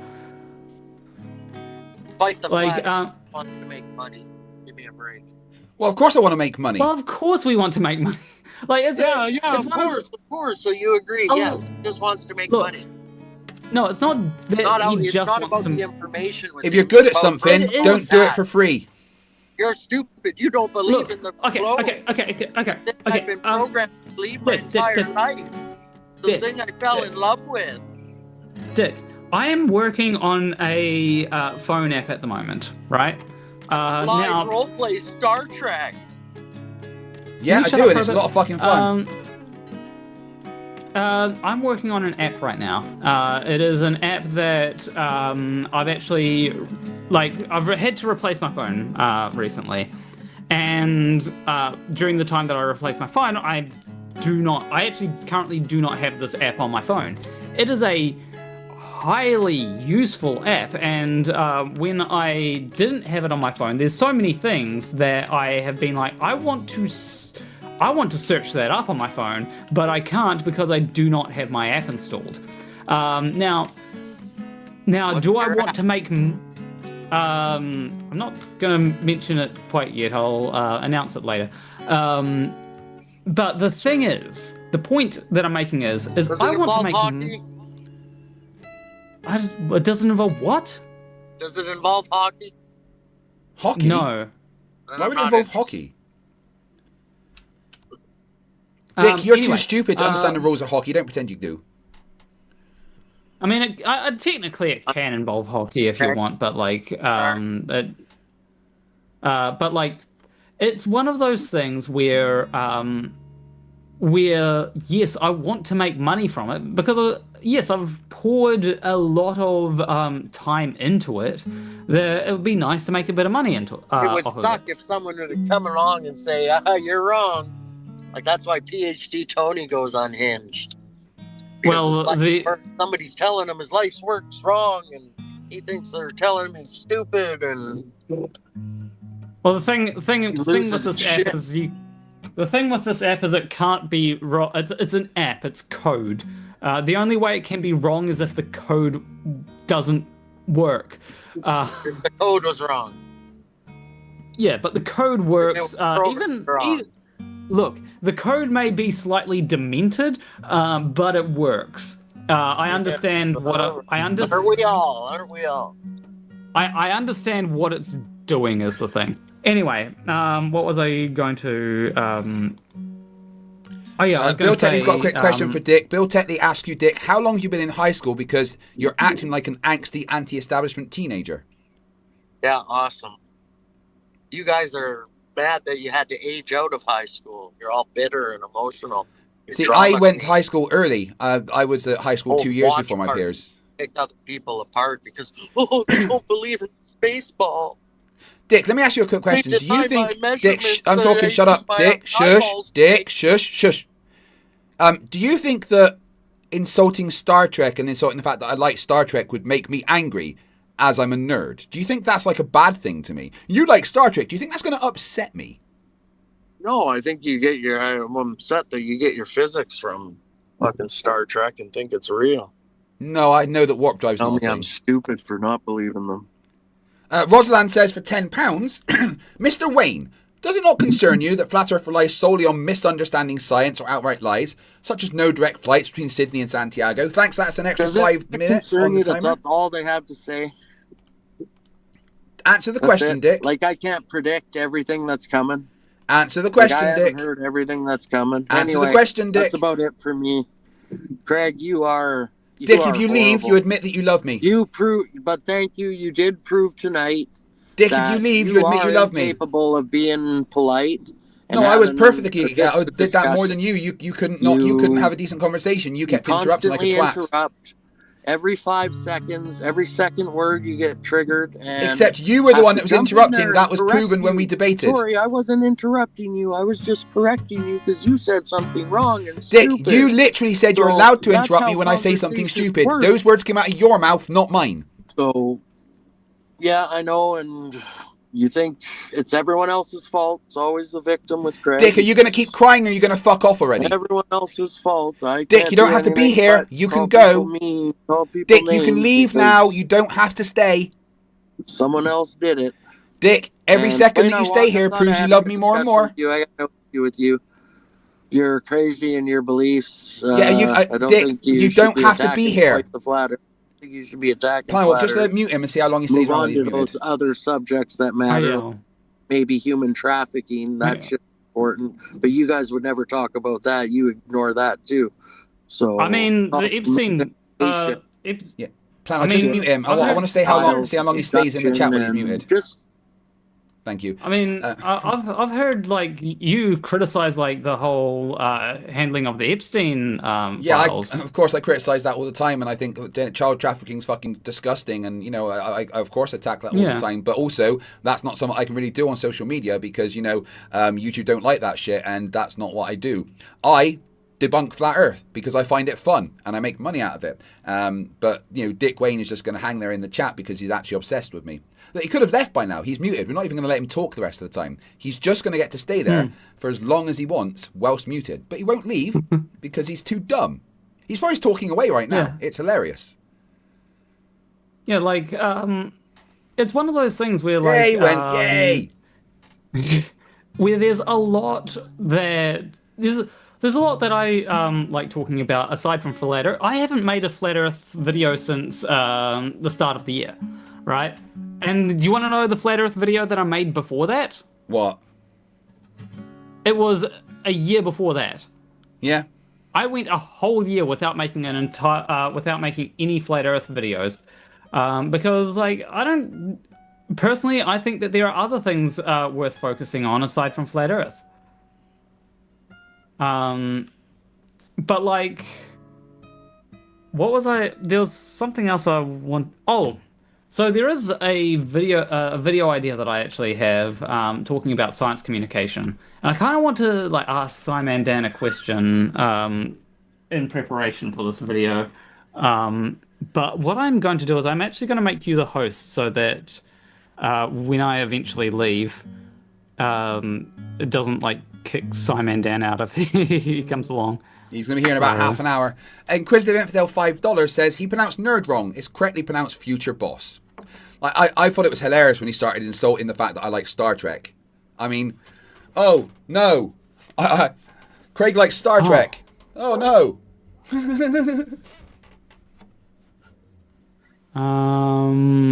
Yeah, you can become the host again so that. There we go. Am I in charge now? Woo! Yeah, I figured it would probably be better to make you the host rather than like, because I figured that if I closed it, then anyone that tries to join would not be able to. But yeah, like there's a number of topics that I think are far more important than Flat Earth. I just think that Flat Earth, as I said earlier, I think that Flat Earth can lead to other bad ideas, like anti-vax. I know that you are actually very much concerned about anti-vaxxers. Yeah. Fact that the fact that measles has come back is the direct result of Trump and RFK being anti-vax. Yeah. It's fucking ridiculous. We wiped that disease out. One of the most dangerous childhood diseases. It can fucking, like, if you get measles as a kid, you're basically fucked, right? And we got rid of it. RFK and Trump brought it back because they're fucking morons. And polio, for fuck's sake. Yeah, like the whole "Make America Healthy Again" movement is a complete sham. Like I've seen Dr. Mike make some like good arguments against it. Like they're trying to they're essentially trying to get rid of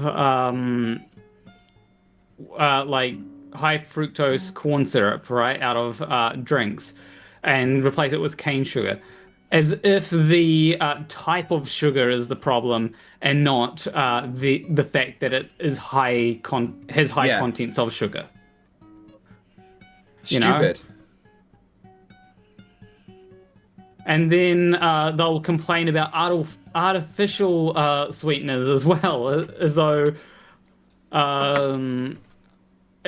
those are like even worse because they're artificial. And it's like, you can never make these people happy. Like either everything's too artificial and that's bad, or like it, yeah. Yeah, whereas the they're so actual dumb. problem is just, there's like food companies will try to make their foods addictive, and what's a good way to make your food addictive? It's to put a bunch of sugar in it. Yeah, because sugar tastes nice. Sugar is very addictive. That was the fact is, for the past 2 and a bit hours, I've just been insulting Dick. I decided, right, I'm done trying to be nice to him, because I literally proved that he's the one that interrupts, not me. I think we together showed that quite well. So for the past couple of hours, I've just been insulting him. Yeah, he had the choice to leave at any fucking time. At one point, you may have noticed that I was like, I did this, and then I would do this. Yeah. And then I'd do this.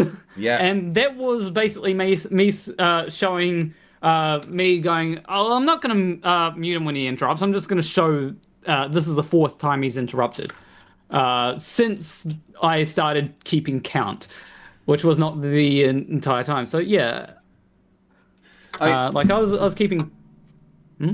Well, I was just going to think, like, what's next in, like, America and, like, the health thing? Are they going to start telling you, oh, washing your hands is stupid? Don't wash your hands and waste the soap. Like, not like we got rid of dysentery in the fucking Revolutionary War or anything. Yeah, it's like, it's one of those things where it feels like some people can get so anti-establishment that to the point of stupidity, where when they become this establishment, they just make stupid rules to try and do something about the problems that they'll correctly identify that there is a problem. They'll just misdiagnose the problem. And that's why these people should never be doctors. Yeah. Although Did you see the debate I had with the Indian guy that claimed to be a doctor but was also anti-vax? No, I did not. Yeah, that was frustrating. Absolutely. Yeah. Like, can you hear the stuff I'm playing on guitar? Does that like Zoom block it all out? Zoom blocks it all out. Wow. Yeah, like I did hear. I think you were trying to play "Sweet Child of Mine." Yeah, I'm just gently picking away at that.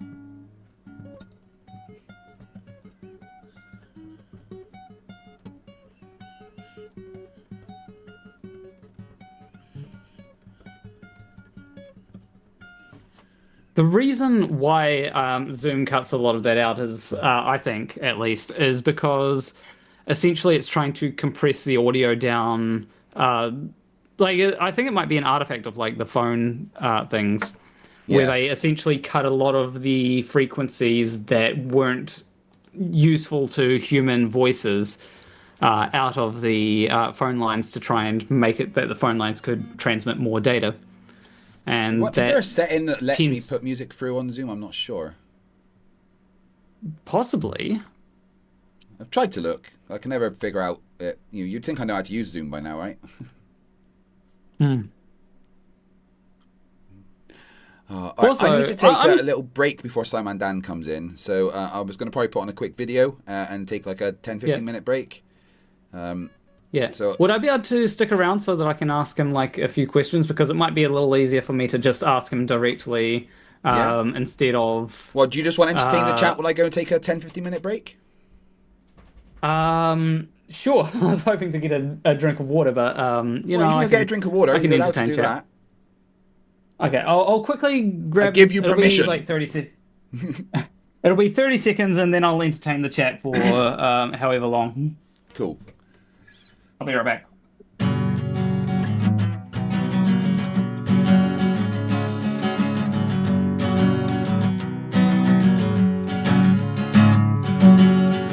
Can you give me your number? Can you tell me your name? Can you give me your number?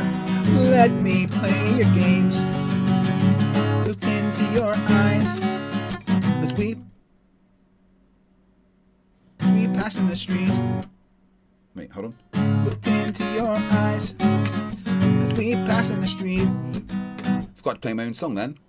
Thought to myself, you're someone I'd like to meet. Cause there were feelings of love and I'm going insane, knowing I might never ever see you again. Can you give me your number? Can you tell me your name? Can you give me your number? Let me play your games. Yay. Right, I'll be back in like 10-15 minutes and then I'll send Scimandan a link and we can have a wee chat with the boy. Plan of what's going to entertain you. I'll be back soon, guys. Lots of love. Remember, still any super chats or anything that I get will increase the timer length. We're currently at 7 hours to go, which means I'll be finishing at 8:30 p.m. Westside Girl Reacts 9.99 says, plan on going to have warm tap water for done fried flour. Yum. And that £10 goes straight into the 5 minutes of time because I forgot how to make it do it automatically. Yeah, I have tried to FTFE proof the app. Yeah, it's going to need that. All right, back in 5-10 minutes, guys. Plan on what's going to entertain you. Dance, jump.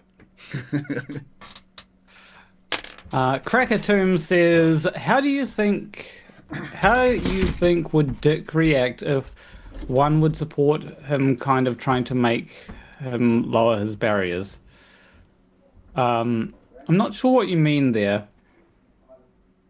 I don't know, like I do think a lot of flat earthers tend to be very distrusting, probably of people even in their own personal life. Which, you know, is, I don't know, like, because, like, manipulate. Like if someone was trying to manipulate him. I don't know. Like, I think humans in general are very easy to manipulate. Like, if you, like, you might think, oh, well, I'm hard to manipulate, right? But, like, ultimately, yeah, I think a lot of people can be manipulated. I know that there are ways to manipulate me. I don't like that fact. It is very much a fact that I wish was different, but it's the sad reality of the matter is that, yeah, like, there are ways you could manipulate me. There's a lot of like psychological tricks that people may use, whether intentionally or unintentionally. Like sometimes there's unintentional things that people do which may end up manipulating someone. And it's like they don't mean to do that, but ultimately they just end up manipulating someone. Which obviously is bad, but like there's no way to really prevent that without the best way to prevent getting manipulated is to just have good support there for you. Are we talking about dick Was that the whole joke? Dick manipulation. Did I miss a joke there? I sometimes do that. By the way, if someone were to, you know, gift 50 members, 100 members, 200 members. I don't know if that's possible, but like if someone were to gift a bunch of members, you could jump scare Craig when he gets back. We need to get the timer up there. That needs to go up to 12 hours.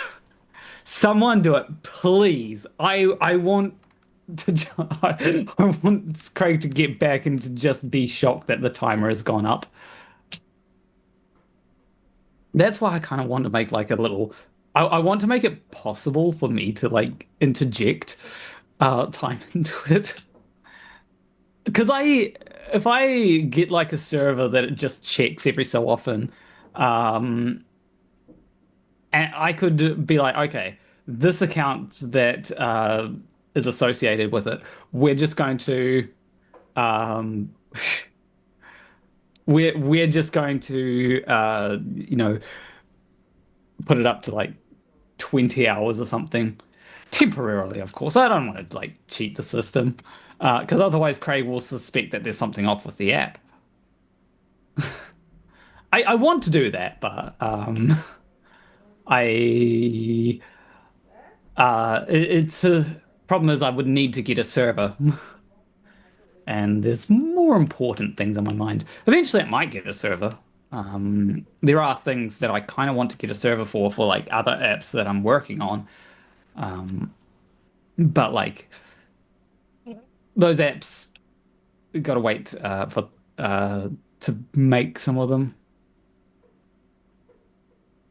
But yeah, I have tried to FTFE proof the app because he was the one breaking. I don't even know how he broke it. Right. I've done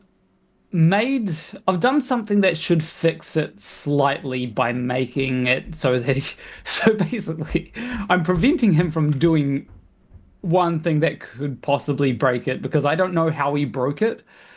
It seems like, so the way that it works is it sets up a connection between the app. He probably ChatGPT'd it. It's not a thing that you can do ChatGPT stuff with. So what essentially happened at one point that I noticed is he was changing one thing within the app, and for some reason it would change all the other things. Now that shouldn't be possible because somehow, because every time it changes stuff, it sends the ID of the thing that it needs to change along. And like I've checked the code, right, just to see if there's any way that an ID change could happen. So in the JavaScript, there's add layer, which will add layers with a certain ID. There's relabel, which changes the inner HTML. There's resize, which changes the font size. Refont, which changes the font family. Reitalic, which changes the font style. Rebolden changes the font weight. Recolor changes the color. Recolor BG changes the background. Repad left changes the margin for the left. Same for top, right, bottom. Then there's reshadow, which changes the shadow, and then there's reposition, and that's all of the things. None of them. No, I don't have it on GitHub. But yeah, none of them are changing the ID. How the same ID managed to get applied to like 3 different elements despite the app not letting the ID of any elements be changed, I don't know. I don't know how that happened. The only thing that I can think of would be I failed to entertain you, darn. I'm just yapping. That's the way that I entertain people. I yap. But, you know, not everyone likes the same yapping. You could just reset to last working... Okay. Last working development/deployment is the one that I gave Craig.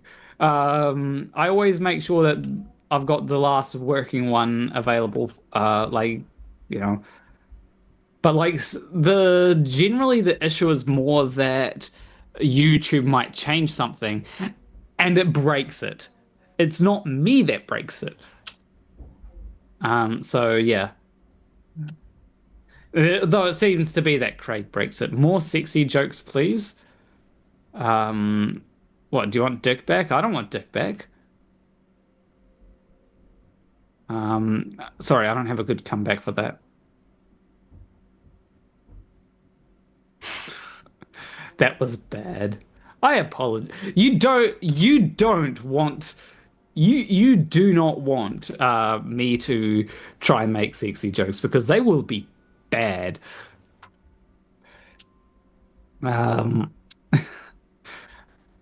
know, it involves thinking in real, like sometimes I can, but like, you know, I didn't have my quetiapine last night, so I didn't get good sleep. And the fire alarm, the fire thing went off.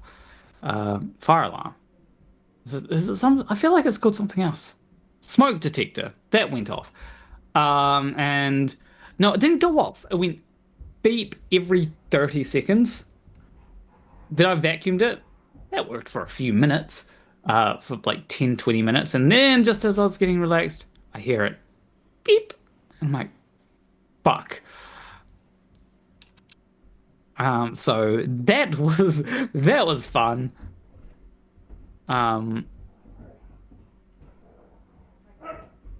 Your son is on quetiapine. Quetiapine is great. I love it. I actually saw my mum today, and she gave me melatonin. So I kind of want to try them. I got 2 things of melatonin. She said that they're good. They're good because they're natural, kind of. But like quetiapine works wonders. Melatonin prevents you from sleeping. That beep is warning you the battery is nearly dead. I've been told, but it's like I haven't heard any of the other. Because okay, a few years ago I heard I think it was one in the hallway was beeping, and I was like, where's that noise coming from? And when I went into the hallway, all of a sudden it was really loud. And so I was like, okay, must be one of the fire alarms. But I was able to ignore it. Then the one in my room went off. I haven't heard any of the other ones beep since the one in my room has been replaced. Or the battery, at least. I don't know if the battery or the fire alarm has been replaced, or fire smoke detector has been replaced, so yeah. I'll talk to the landlord about it. He has it for anxiety rather than sleep, but it does make him very sleepy about 4 hours after taking it. It can be used for anxiety. It can be... Wait, it can be used for anxiety? I did not know that. I know someone who I could be like, hey, you want to try some quetiapine? I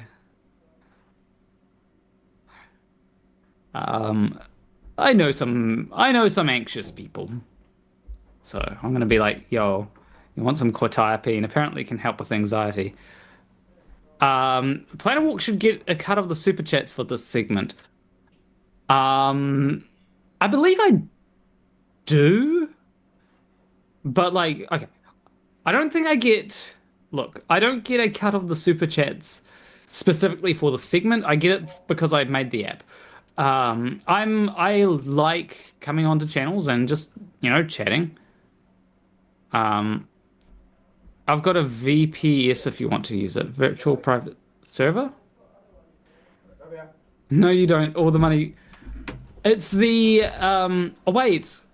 I actually can't get paid unless FTFE's YouTube thing gives... Because unless YouTube gives FTFE the money that he's owed, then he can't pay me for the app. So yeah. I'm back. And Inquisitive Intel just sends me 5 gifted memberships, adding another 15 minutes back to the timer. I'm never fucking leaving, am I? I was trying to get them to send 50. You hate me as well, do you? Oh, and there's another 10 by Slivery, which will be another 30 minutes added back to the timer. Wait, is it going on? Where? Oh, have I not started monitoring? Oh, no, there I added. Cool. I kept forgetting to add start monitoring when I started a new stream, and I was like, why is it not going up? Also, it can take up to 10 seconds to add them, because it only pings the YouTube chat every 10 seconds. Right. 477 new members. Yeah. Pardon me. Right. But yeah, I was just explaining that yes, I do get paid by you for this thing, but I only get a portion of the YouTube stuff that you get. Yeah, so you get what do we? Is it 5% of the total we agreed? Yeah. Yeah. And it took a bit to pay to you last time because you hadn't any money from YouTube, but you know. Yeah. I basically also said that the only way that I'm getting paid from this is if YouTube pays you. If YouTube doesn't pay you, then like I don't get paid shit. But you know, I think the biggest one I did when I got to 72 hours, I think that was like maybe $250 or something for you, wasn't it? That was pretty good. Yeah. It's nice to get paid from programming stuff.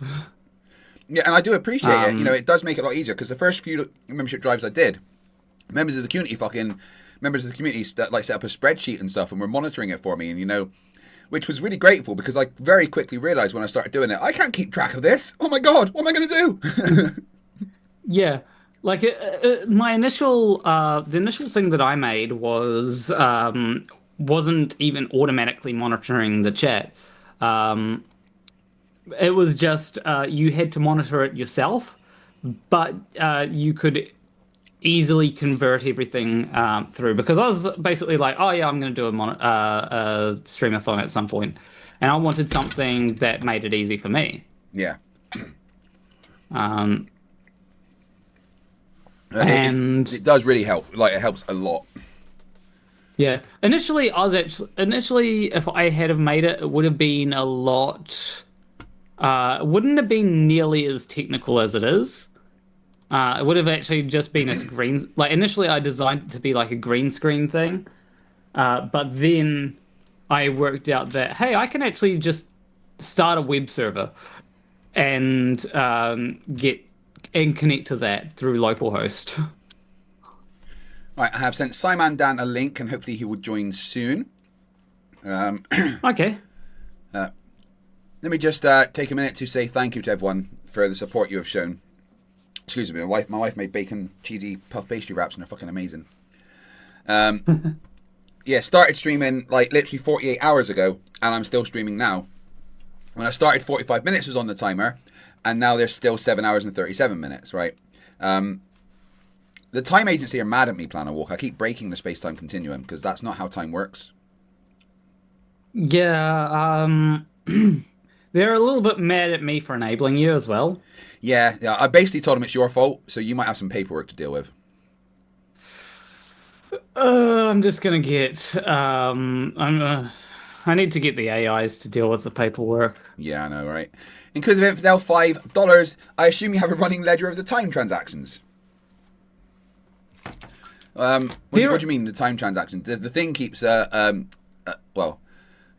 There is actually a file that does, it doesn't contain everything, but it does contain all the IDs of all the super chats that have been sent. Also, their home address and like details of those stuff, so we can send it to third parties. Yeah.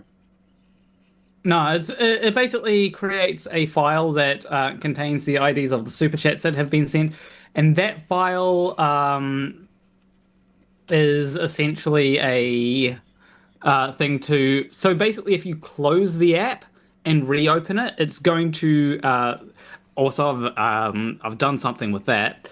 But if you close the app and reopen it, I don't want it to add super chats that's already added. So essentially, I've got the IDs there so that if it sees a super chat that's already added, it will just ignore that. Right. No, that's pretty helpful. Oh my God, excuse me. Yeah. But Dan Reevy asks, I missed the last 45 minutes. Did Dick Wayne rage quit? I had to force him to. For like nearly 2 hours, I was like, you know what? I'm done with this dude. He's boring. And I just decided to insult him constantly. And he wouldn't leave. We had to literally mute him and not let him talk for him to fucking leave. Oh my God. And he says he's not obsessed with us. Like, he didn't have to stay. But he stayed for like 6 fucking hours. Yeah. Also, one of the changes that I've made that I'm sure you're going to like, and it was inspired by you, Yay. is if you press the X button on the app, and it is and you have not reset the timer or anything. Also, I'm going to have to change something to do with that so you don't accidentally press the reset button. But anyway, if you click that, it will basically ask, "Are you sure?" Yeah, I need that. Because a lot of time, instead of minimizing it, I close it. Yeah, because I was like, okay, I need to do something. That's going to be part of the FTFE proofing. Yeah, I do love it. FTFE proofing. Yeah, it's basically like child proofing. But for someone dumber. Actually, there's... Yeah, I was about to say, actually, there's no real difference between child proofing and FTFE proofing. Yeah, well, you know, I require more babysitting, to be honest. Yeah, but then there's also other things which it's like, okay, I feel like FTFE is... Like, there was something that you broke. I don't know how you broke it, right? And I've just gone, okay, I'm going to make it so that when FTFE presses enter, the new line thing will be replaced with a line break, with the HTML line break. So yeah, now you will, next time I send you the updated version, you'll be able to press enter for those things. Yeah, I think the next time I do one is probably around my birthday in July. Okay. Yeah, I'll try to update it a little. I'll try to update it a little more. So we have Scimandan coming up. Hopefully you'll see the link and join soon. After Scimandan, I will be covering Wodger Lledwell's recent stream. I was going to do that last night, but then I noticed that Ube Matty Talks, Max was covering it, and I didn't want to kind of cover just the same thing at the same time as him. So I went to sleep instead. Ah, right. You know, ever since I stopped smoking weed, my dreams are fucking mental. It's like IMAX movies with continuities and side stories and shit. It's absolutely crazy. I never knew that would happen. I basically one time had a dream that was an idea for a new season of Doctor Who. Okay. It was just like, now, I pitched it to a friend of mine who said that she would hate it, but it's a really good idea. Like, she'd hate it initially, but would then get on board with it.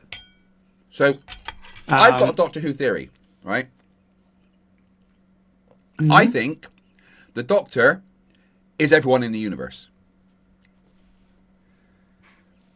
Oh, there's Scimandan just coming in. Perfect. And the reason I think that is he takes a new face every time, but it's always someone that exists. Right, where's my cursor? There it is. Let's get Danny Boy in.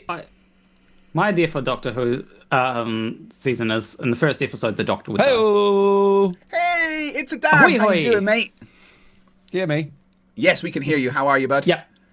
Yeah, I'm good. I'm good. Yeah, thank you very much for the donation earlier. Thanks for popping in. I understand why you left, because Dick Wayne is hard. He was on the channel for nearly 7 hours, right? And after like 5 hours, I got to the point where I'm like, you know what? I'm kind of done talking to him. So I just spent like 2 hours plus just insulting him, but he would not leave. You know what? I was trying to write a script in Starbucks this morning, and all I could watch was this absolute. I tell you, the poor guy. He must have needed some time with his emotional support mongoose by the time you had it finished with him. Oh, so how you getting on?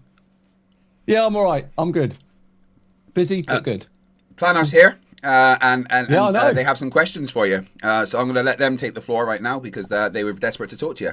Are they hard questions? Because I'm not in the mood for hard questions. No, they're rather easy questions, and they're more about your more about the things that you believe rather than. Okay. Yeah. This is interesting. So, I sent this question to you on Twitter, but you didn't get back to me yet. I'm barely on Twitter. Yeah. Yeah. So I asked, would you consider artificial selection to be evolution? I think so. If we're talking about evolution being change, then whether that's natural or artificial, I think we should, and the fact that it's us doing it as well, I think so. I would include it as that. Yeah. Okay. Yeah. The reason why I asked is because I actually did criticize you about that in a video. How dare you? You have. How very dare you, Most sir? people criticize me in videos. It's fine. But the thing is, you have to have seen the video. Okay. Which one was it? It was a video about Kent Hovind. Okay, that's not a surprise. What did I say? Basically, I think you said something about artificial selection is not evolution. I said that in the video, did I? I think so. Honestly, when I do a video a day, I've just lost track of everything. So I understand anyway, that. the video that I criticized you in was actually the video that went on your channel. What? And what? Where Kent was having a go at you? No, Kent was having a go at you. I was responding to Kent. Okay, all right. And then did I then respond to that from Kent? Oh, this is a weird Inception video thing. No, okay. So you responded. Okay, so let me get get the right timeline going. So you responded to Ray Comfort. Yep. Kent Hovind responded to you. Yep. Then I responded to Kent Hovind, and that went onto your channel. Hang on, how did it go onto my channel? Because I was covering for you. Oh, that one. That was quite a while ago. Yeah. Yeah. Okay. Yeah. I got it now. I'm with it now. And in that video that went on your channel, I basically said. I was a bit lighthearted about it. Basically said, Scimandan debunked. I got to be honest, I'm a bit bamboozled because I just can't remember any of it. Okay. Anyway, the reason why I ask, I can't remember the exact reason why I ask. Yeah. But is because I am working on a video about science communication. Yep. And I have a bit of a pet peeve about certain things. One of my pet peeves is when people say that the Big Bang was an explosion. Yeah, that's right. You should have a pet peeve about that. Yeah. Yeah. Another one of my pet peeves is when people get things wrong about really basic things wrong about evolution. When people if people were to say artificial selection is not evolution or something like that. And so that's not so much of a pet peeve. That was just something that I thought about when sort of planning it out in my head. And so I thought, well, I want to talk to Scimandan about it. Get his have you changed your perspective on I assume you have. Well, I honestly can't remember the context in which I said it. So I can't tell you. But the point that this is all leading to is how science communicators respond to criticism, because there are a couple of ways to communicate science, and quite often you have to either you have to simplify it a lot of the times. Yeah, 100%. And there is one person who has decided to simplify science at the expense of accuracy, when she could have just simplified science at the expense of complexity or detail. Right? And the person that I'm talking about in question is, have you heard of Ray Suka? No. Okay. Essentially what she said is, she said about birds coming from T-Rex, which they Okay. didn't. Okay. They came from dinosaurs, but they came from a different thing. Yeah. Okay. And a bunch of people criticized her, and her response was to say, "Oh, well, people are just mad that there's a pretty woman doing paleontology." Okay. All right. And your take is that people are mad because it needs to be accurate. Yeah. Yeah. I'm okay And with that. my point, the overall point that I'm trying to make here, and I want to see if you agree, is that there is a right way to respond to criticism like that. Like, you can try and say, "Oh, well, people are just mad because of who I am," or you could say, "Well, people are actually criticizing me. I need to respond and address it." I think you are a good example of someone who does often respond to criticism. Okay. In the sense of how I respond to it? Well, I've seen you respond to criticism like quite a few times and like say, "I was wrong. I'm going to correct the record." Which is the best way to do like it. I mean, that's what I always say, that smart people are able to admit that they're wrong. Right? Exactly. I get things wrong a lot. And, when people, I get messages from PhDs and stuff, but like, you explained that incorrect. And I'll be like, oh, crap. And then next time I'm live or something, I'll explain why I was wrong and what the correction is. And that is, for me, is one of the things that shows that somebody is actually smart, that they're willing to accept they're wrong, which some flat earthers are completely incapable of doing. Yeah. And I can't know everything. I can't know everything. And I will always try my best to be accurate. But when I am wrong, I will admit I'm wrong and I'll call myself out, and I'm happy for people to call me out. It's absolutely their right to call me out to be wrong, and I will admit it. So yeah, I'm okay with it. Yeah, and it's like sometimes there'll be times when it will be hard to work out who's right on a thing. Like sometimes I'll have one person criticizing me and then another person from one angle and another person criticizing me from another angle. I'm like, these two things are completely contradictory. Yeah. And it can be difficult then, because especially when you get to topics which are difficult themselves. Sure. And I will tend to stay away from like really difficult things, but I mean, in terms of, I would treat flat earthers in the sense that if they're wrong, I'll tell them they're wrong because they're wrong, not because they're flat earthers. If they're wrong about something to do with the earth or about evolution, I'll say they're wrong about that, not because they choose to be flat earthers, but they're wrong about that particular thing. Yeah. That's why I say you're not stupid because you're a flat earther. You're a flat earther because you're stupid. That's just why you get most things wrong. Because you're not the way that you should respond is the way that science works. You should adjust your not beliefs, but adjust what you know to be true based on the evidence and everything that we work towards it. That's the only way you can be. Yeah, absolutely. So yeah, I'm okay with getting criticised. It's funny as well sometimes. So, Planet, you asked about artificial selection, also evolution. So let me ask you this: if, say, in 1,000 years, humanity had merged with computers and there was no longer a biological form, and we're just some kind of computer consciousness, does that count as evolution? I'm not sure. Like, no, I don't think so. Not in the traditional sense, at least, because like traditional sense refers to allele population frequency over in a population. So. But would that not just be adapting to the pressures of the environment? For instance, say, the Earth was getting too hostile for us to live in, and the only way that humanity could survive was to upload our consciousness to computers and live in a digital form. Would that not meet the criteria of just adapting to environmental pressures, which is basically what evolution is? It wouldn't be traditional evolution. Like the traditional allele frequency. I think if we get to that stage, we could probably forget about evolution altogether, can't we? Yeah, I guess. If it got to that sort of levels of seriousness. It does bring questions as to, do we have to be so traditional with what evolution is when we are in a way directing our own evolution at this point?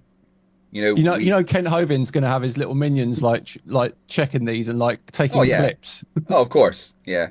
Kent's never attacked me because I never really go after creationists and stuff. I tend to focus on like physics and science and stuff. Do you know what makes me? One of the things that makes me laugh about Kent is when he calls Creaky creepy. It makes me laugh. I love it when he does whack an atheist. I think those are quite funny, and then Creaky are just whacking back 10 times harder. Yeah, I was trying to think the other day how many times I've been on whack an atheist. I think I'm going. It's close to 40. Woo! I think over the years. The wildest thing to me was when Kent Hovind decided to write a fan fiction about you. Yeah. Sorry, what? I missed that. Brilliant. You didn't see that? No. Oh my word! He basically made up an email as if I had sent him an email about like repenting and saying I was wrong and that I'm going to find the Lord. It was brilliant. It was so funny. Did he put it out as true? No, when he read it as if it was true, and then at the end he sort of like said, "Oh, that's the email you would send if you were being like okay and normal and truthful." It was so funny. It was such a blatant Kent Hovind email as well. Like all the text is everything he normally. Oh, it was so funny. Kent once said he wouldn't respond to me because I did a video attacking his son Eric, even though they don't really get on. And then I was due to do a debate on the Non Sequitur show with Kent, but he wrote to Kyle saying he refused to talk to me because I'd been attacking his son. Okay, then. Maybe that's why he's only whacked me once, right? And that was when I think you need to rephrase that. That sounds so wrong. Well, Kent needs to rephrase that, let's be honest. Yeah, true. Yeah, Inquisitive Infidel says for $2, evolution is changing the allele frequency, period. Yeah, I mean, I agree. But I do think that evolution could evolve. We do adjust the meanings of things as we develop new understandings of stuff. And it is the adaptation to pressures that pushes evolution forward. So I just wondered if we could classify it as an evolution. But I think, like Dan said, if we get to that point where we're just robots, then evolution isn't really something we need to worry about. Because you can talk about evolution in digital forms. You can look at, PlayStations. You could look at the evolution of PlayStation from the PS1 to the PS5, right? We use the word evolution in a certain way. But, obviously it might not be the scientific term, etc. Yeah, well, Kent doesn't use it scientifically, so... Oh, no, he wouldn't know science if it kicked him in his vagina. That's true. What games are you playing at the moment, Dan? You still on your GeoGuessr? I haven't got time. I haven't got time. All right. I do like GeoGuessr. I would advise never playing Satisfactory then, because you would never have any time for anything. I heard you talking about it. It does seem interesting, but yeah, I just won't have the time. Basically, you get like nodes of ore, like iron or copper or something, and then you mine those to make the ingots. Then you make things with those ingots, and then you use those things to make other things. Then you got to like make buildings and then upgrade and unlock new technology to make bigger things, until eventually you're making sci-fi nonsense like portals and quantum entanglement devices and stuff. And okay, that sounds all right. That sounds all right. Yeah, I wish I'd never discovered it, because I would be like, I could go to bed and get 8 hours sleep. I'll just play this for 6 hours instead. Yeah. I just one more manifold. I just need to make the efficiency of these machines better, and then you upgrade and find a different recipe for the things you're making, and then you have to rebuild your entire factory. And you're like, well, I'll just do that, and then you realize that it's actually 20 hours later, and you've not spoken to your wife for a day. Yeah, I haven't got time for that at all. Definitely don't start. Yeah, I have noticed you put out a lot more videos lately, Dan. It's been quite interesting. You what? Sorry, I've noticed that you put out a lot more videos in the past couple of months. That it's been because I'm on one a day still. I think I'm going to do a year of it. So I'm going to get to. I started in May last year, and I think I'm going to do one a day all the way till the end of April, and then I think I might have a rest. Yeah, I think you deserve it. Yeah. How has it been for your subscribers and stuff and in interaction? Has it boosted things in the algorithm? it's been different. I'll say that. So before, where you have like 2 big videos in a week and they get quite a lot of traction and quite a lot of interaction. Once you go to 1 a day, I guess viewer fatigue sort of sets in. But over the course of the week, the interaction and the views are higher than a week with 2, but the videos themselves won't be higher than when it was just 2. Yeah, I guess the algorithm won't push it as hard because they've already got your other stuff that they're trying to get pushing and stuff. Yeah, but yeah. I did last year. I did a stream every day for a month. Yeah, in general, the views for the streams were lower, but like the views for the month in total were way higher. You know, I had like double the amount of comments and nearly 3 times the amount of total views. But each stream would itself get less traction. I just wonder how the algorithm looks at that as when you're pumping out that amount of content. Yeah, I don't know, but you'll probably have the same as me. There's that core demographic of people that will watch you no matter what you do. Yeah, and it seems that my core is between 70 to 120k, and the rest are all just casual viewers who dip in now and again. Yeah, you definitely have your base audience, and then like the rest of the stuff are people that, I haven't watched you for a few months. There's one of your videos, kind of thing. Yeah, I find that doing, I do just live streams basically, and I find that in the chat a lot of time. Be looking at a chat, and be like, I've not been here for a couple of months. You're still doing live streams, and be like, I'm always here. But then you've always got the usual suspects that are constantly in your chat, which are become part of your life, because you see them every day. You see the comments from every day. You get a comment pop up. I recognize that person because they're literally every day on your channel or something. And there's that world now. Kick, people on Kick. They just go out for dinner and they're just live streaming and just like every night they're live streaming and they take their chat with them, and it's crazy. Yeah, I wondered about doing that, like especially going to the gym, and I thought maybe I could just like live stream while I'm at the gym and everything. But I would feel very self-conscious about the people around me being like, why is he talking to his phone and stuff, F guys just gifted 5 memberships, which will add 15 minutes to the timer. Thank you very much. Sorry, Dan, I do have a question regarding the streaming for a day, because you've talked about how your views have gone up over the week. Yeah. But has growth of your channel gone up, or has that remained? No, it hasn't. Okay. I would say that's plateaued actually. For doing this, which is interesting. Yeah. So it's one of those things where like how well you can do with this is kind of limited by the growth, I'd say. I think so. Yeah, I think so. Every now and again, one will do very well again. It'll go 200, 300, 400k, and you'll get a pop of subscribers. But on the whole, it's probably plateaued the growth for now. Like I said, I'm going to get to a year and then probably go back to the old format for a bit and see what happens. See, what I feel, and what I've actually been confirmed by a lot of people is about 8 months ago, YouTube did a massive change to the algorithm and the way things work. And at that point, I noticed that my growth just kind of plateaued. I still get the same amount of stream numbers and stuff, but the actual subscriber growth certainly has plateaued.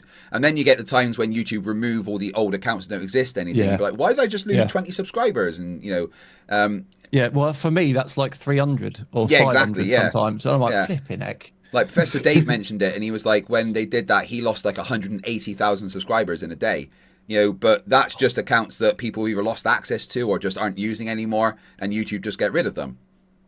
I think Professor Dave will be all right, though. Oh, of course, yeah, he's not going to worry. Professor Dave's an odd case as well, because he doesn't just do the viral fun things like debunking creationists and the flat earthers and stuff. He works so hard. He puts out nearly a video a day on like a scientific thing, because obviously he tries to teach people stuff. And you'll look, and he'll have a video that's only got like 800 views. Because it's talking about some weird gene sequencing thing or something, And then you look at his next video where he's debunking a creationist, and it's got 3.5 million. It's such a weird. But you know what it's like though. People love seeing other people get proven wrong. Yeah, that's of course, like the second big. No, I think the biggest video I've got on YouTube is a video I did with him on his channel, and it's got like 3 million views. Yeah. And that's brilliant because that helps me. And then the one I've done for you, I think it was one of your first videos that got over 1 million was one of the ones I did for you. It did, yeah. Thanks for that. No worries. Hope you enjoyed the new kitchen I bought you. There is a slight disappointing thing, though, about Professor Dave's content. And it's something that I've experienced myself. And it is that a lot of his videos that he puts a lot of effort into with going over like anti-vaxxers like Steve Kirsch and all that, they don't do as well as him just doing a fun little dunk on creationists or something. And I've noticed that for me, if I put a lot of effort into a video, then it's more likely to just not do all that well. Yeah, and I don't know if it's the same for everyone else. Easily, like you know the gate video that went viral. Yeah, my first viral one. I didn't even like that video. Like I thought it was rubbish. I thought it was one of the worst ones I'd done to date at the time, and I didn't really put a lot of effort into it, and it just blew up. No, yeah, it's the same for me. Like when I did my Bob video, which was the one that really popped off for me and got like 500,000 views or something, right? I was like, I kind of wish I hadn't posted that. I don't like how it's come off, and then it gets massive, and you're like, I don't want. But then I'll spend like a month planning a really, I think it's going to be an incredible video. Spend like days editing to try and get perfection, and then it barely hits like 80,000 views or something. And you're like, oh. Yeah, like the one that I did that did really well, and I also have to thank Scimandan for it doing really well, because essentially what happened is it initially got, I think, 250,000 views, and that was pretty good. And then Scimandan made a video on the same topic, and then it got a like small, maybe 1,000 view bump. And then you made a second video on the same topic, and it caused my video to get more views than both of the videos that you made combined. You're very welcome. You're very welcome. I said in the chat earlier that Flat Earth News was one of the best shows on the internet. Like, if there's anything I watched religiously, it was Flat Earth News when you first made them. Yeah, and I remember doing one of those with you, and I thought it was great fun. But the thing is, that's really somewhat hard to continue because there isn't that much Flat Earth news. What is the news? Flat Earth says the dumb thing again that they've said 1,000 times. Like during the stream, I covered Nathan Thompson versus Ruhef debate on Monday Debates recently, right? And everything that Nathan Thompson said was exactly the same thing that he said when I debated him 6-7 years ago. Like, verbatim. He hasn't changed in the slightest. There is no news in Flat Earth, apart from things like Jeranism left Flat Earth, Or I chased Witsit off the internet, which I am taking I did that to Witsit. I told him that I chased him off the internet, and now he's off of the internet. The best thing that Nathan Thompson ever did is when he debated Katz that time, and Katz was talking about trigonometry, and he said, I don't work in kilometres. That was brilliant. Did you know what Witsit said to me when I met him in New Jersey? No, what, when you met him in person? Yeah, because I was at DebateCon 5. We were both there, and at his table, you had the VIP dinner section. My table was full with my supporters there, but his table, no one was there. He had no supporters. Right, it was absolutely hilarious. So the organisers came over and they're like, "Could you guys go and sit with Witsit, maybe, just to make it look like?" So I knew he wasn't gonna like it. I just went and sat next to him, and he hated it. I was like taking selfies with him and stuff. And then I started asking him questions. He started getting really angry. And then he told me to go away. And I promised James that if Witsit told me to leave him alone, I would, because I didn't want to cause problems. And then outside the VIP room, where I was having a conversation with Mike from the Drunk Debunk show, and I was like, that was amazing what just happened with Witsit. And Witsit came out, walked past, and then once he was about 20 feet away, he turned around and went, "Yeah, well, you're just a chubby cripple, and you're not invited to these things." Whilst I was at the thing. And and then he's like, "You're never going to get invited back to any of them." And then I was invited back to the next one, and he was literally banned from it. It was just the fact he was like, "You're not invited to these things," whilst I was there at that thing. At least you've met one of them. I was speaking to someone the other day, and I said I'd love to meet Nathan Oakley in real life.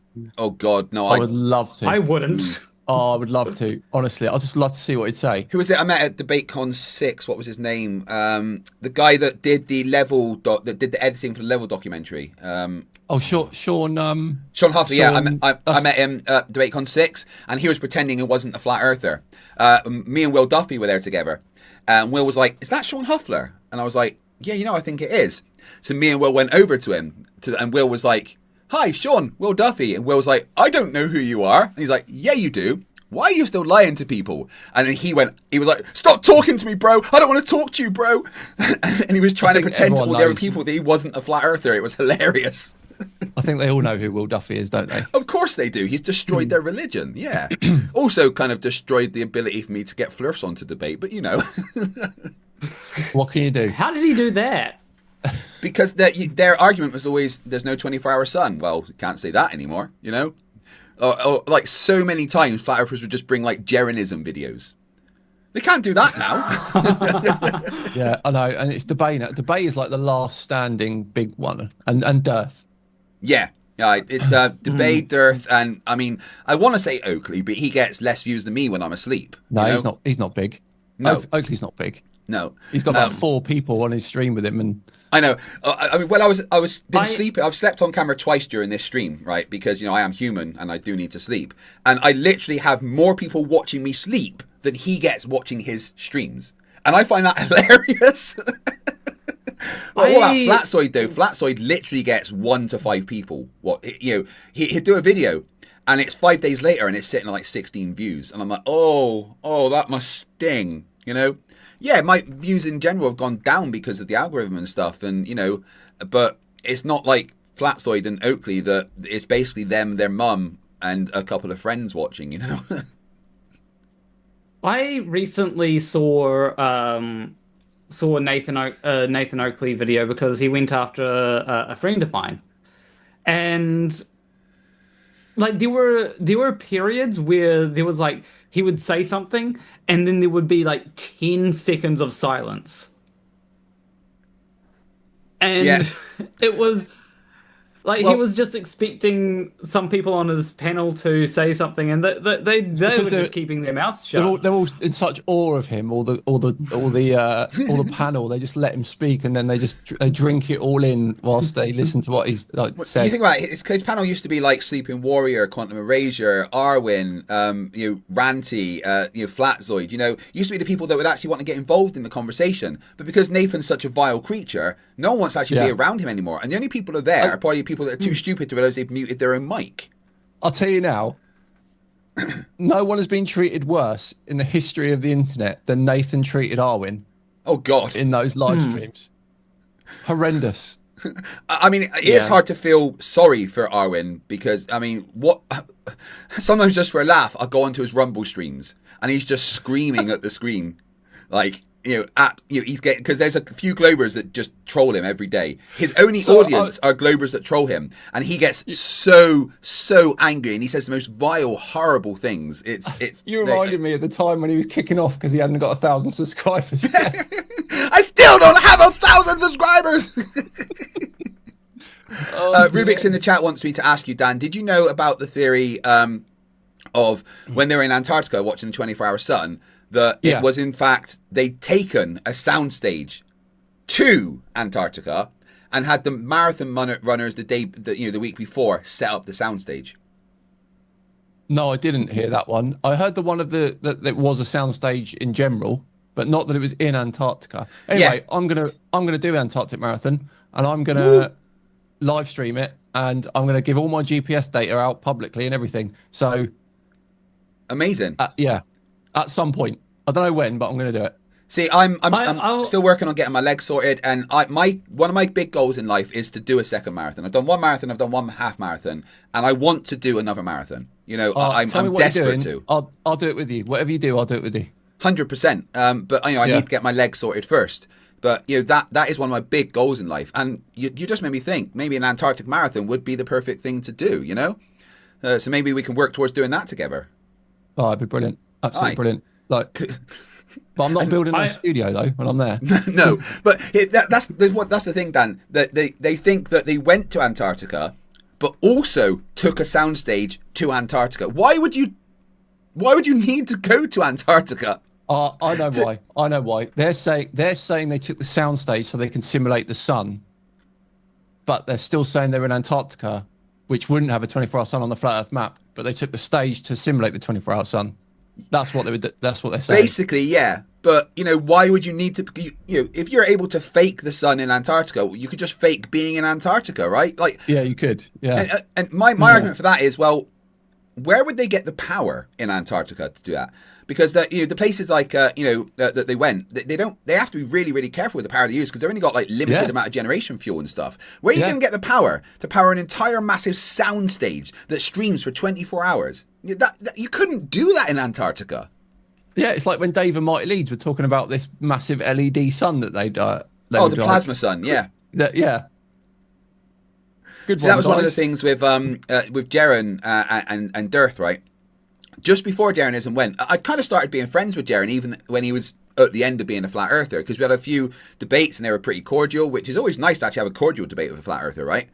And the couple of days before Jaren went, he did a stream, and Dirth came onto the stream and was like, "Oh, you're just gonna, they're not even gonna let you go. It's not gonna happen. Here's a couple of $100, etc." And then as soon as Jaren went, Dirth hasn't spoken to him once since then. And the second he went, he's just thrown him under the bus. And then he came up with that ridiculous theory of, well, yeah, you were in Antarctica, but they projected a plasma ball into sky to make you think there was a sun. But then, wouldn't they have seen two suns at some point? Yeah, the real sun as well. Yeah, I've had a couple of good chats with Jaren since he's gone on that trip, and I have to say, I genuinely think that being in that community made him say things that he probably wouldn't have normally said. Yeah, no, he's admitted that because he's a sound guy. He really is. Like, talking to him now, you wouldn't think that he'd done that for so long. But one of the things that I like about Jaren is that he genuinely hates what he did. He feels guilty, like within himself. He feels disgusted that for 10 years he pushed people that I don't think if he wasn't in that community, there wouldn't have been that sort of toxicity that he would have been involved in, and then he wouldn't be like that. No, although I do thank Jaren for one thing, because he came up with the nickname that flat earthers were calling me for years of Fight the Tight Shirt. When I got to be a big chubby boy, I was called Fight the Tight Shirt, and it was Jaren that came up with that.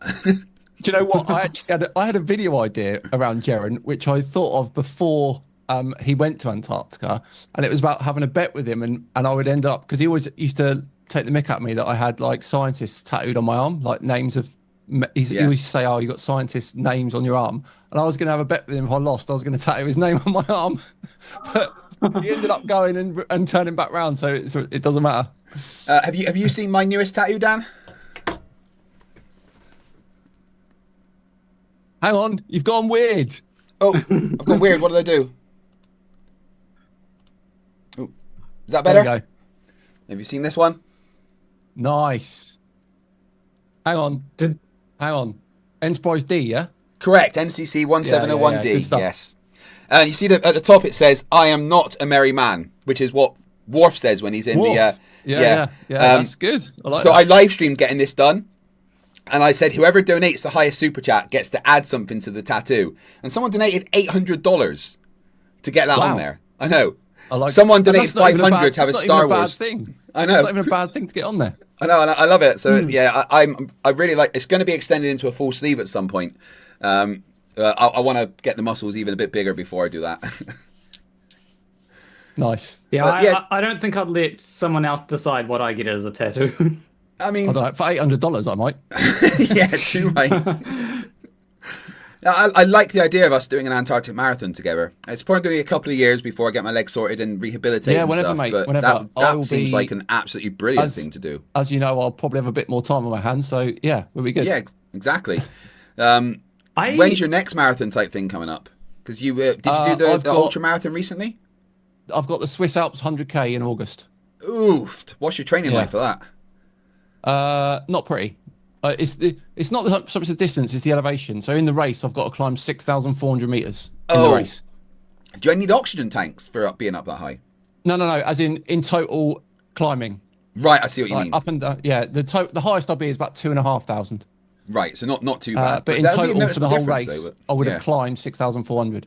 Jesus Christ, that sounds horrific. Yeah. I remember the last time you did a marathon, and then you came back on YouTube, and you were just like covered in sores and stuff because your body was destroyed. Yeah, awful. And then you asked us to do the roast video of you, and they were just saying about the sores on your face. Like, no one would actually roast you. That was weird.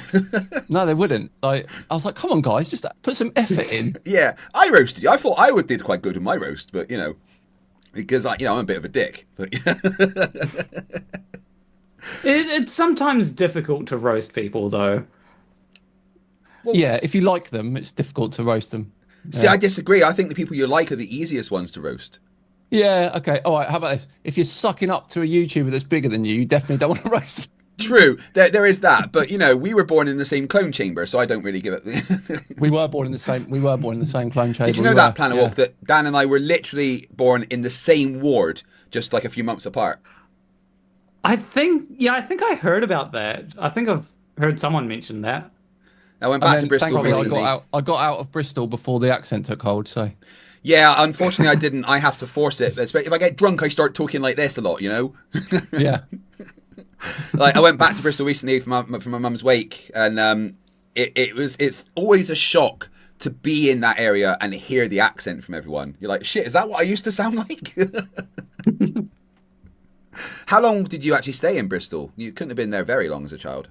I was 18 months, I think. When we moved. It? Oh yeah, that definitely out of there in time. Yeah.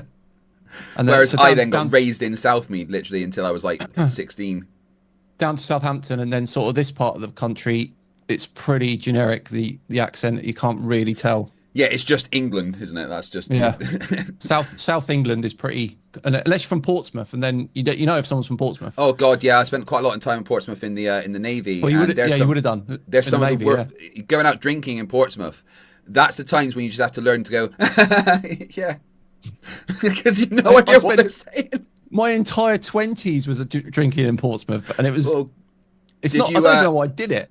The Weatherspoons, just as you come out of the dock area and onto the main street, on the corner. Yeah. Oh my God, I spent so many. That's the Isambard Kingdom Brunel. There we go. Yep.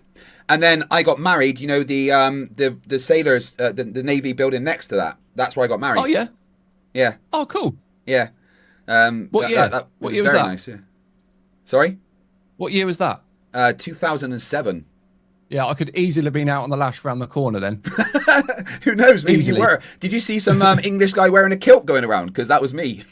I've seen a lot down there, so could have.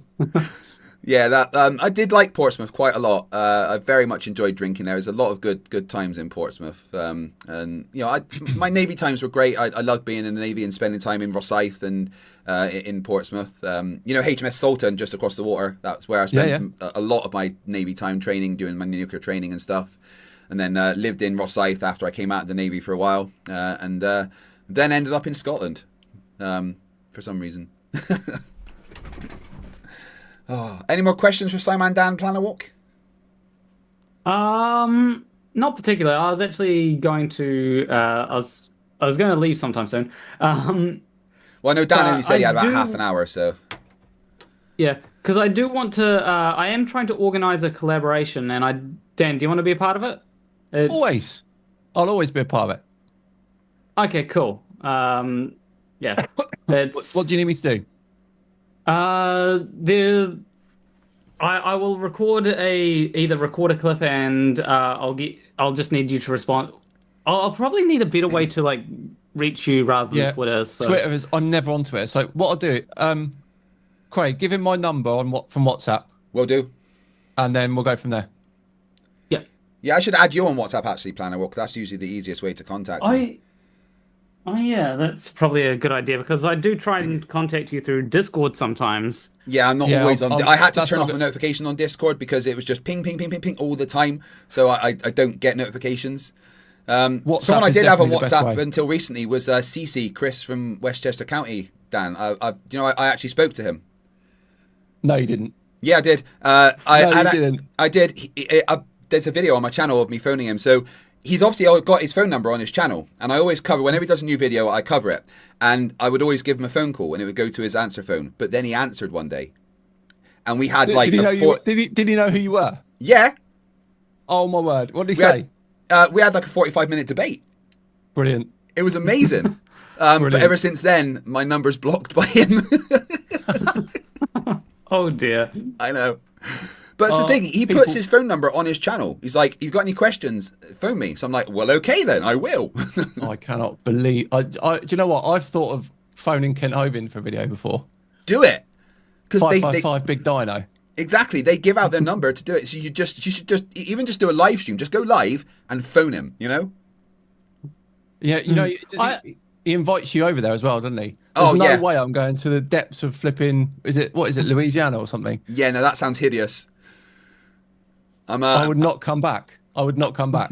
I ain't going back to America until Orange Man's out anyway, because I couldn't support. I've been there twice in the past year for debate cons, but I could not, go back and feel good about myself. Obviously, you were recognised for DebateCon. Yeah. Yeah. So I've been to America like 3 times in the last 4 years. Bearing in mind that 35% of my audience is American, so the biggest chunk is American. I've never been recognised in America. I get recognised around the corner in Tesco all the time. It's so weird.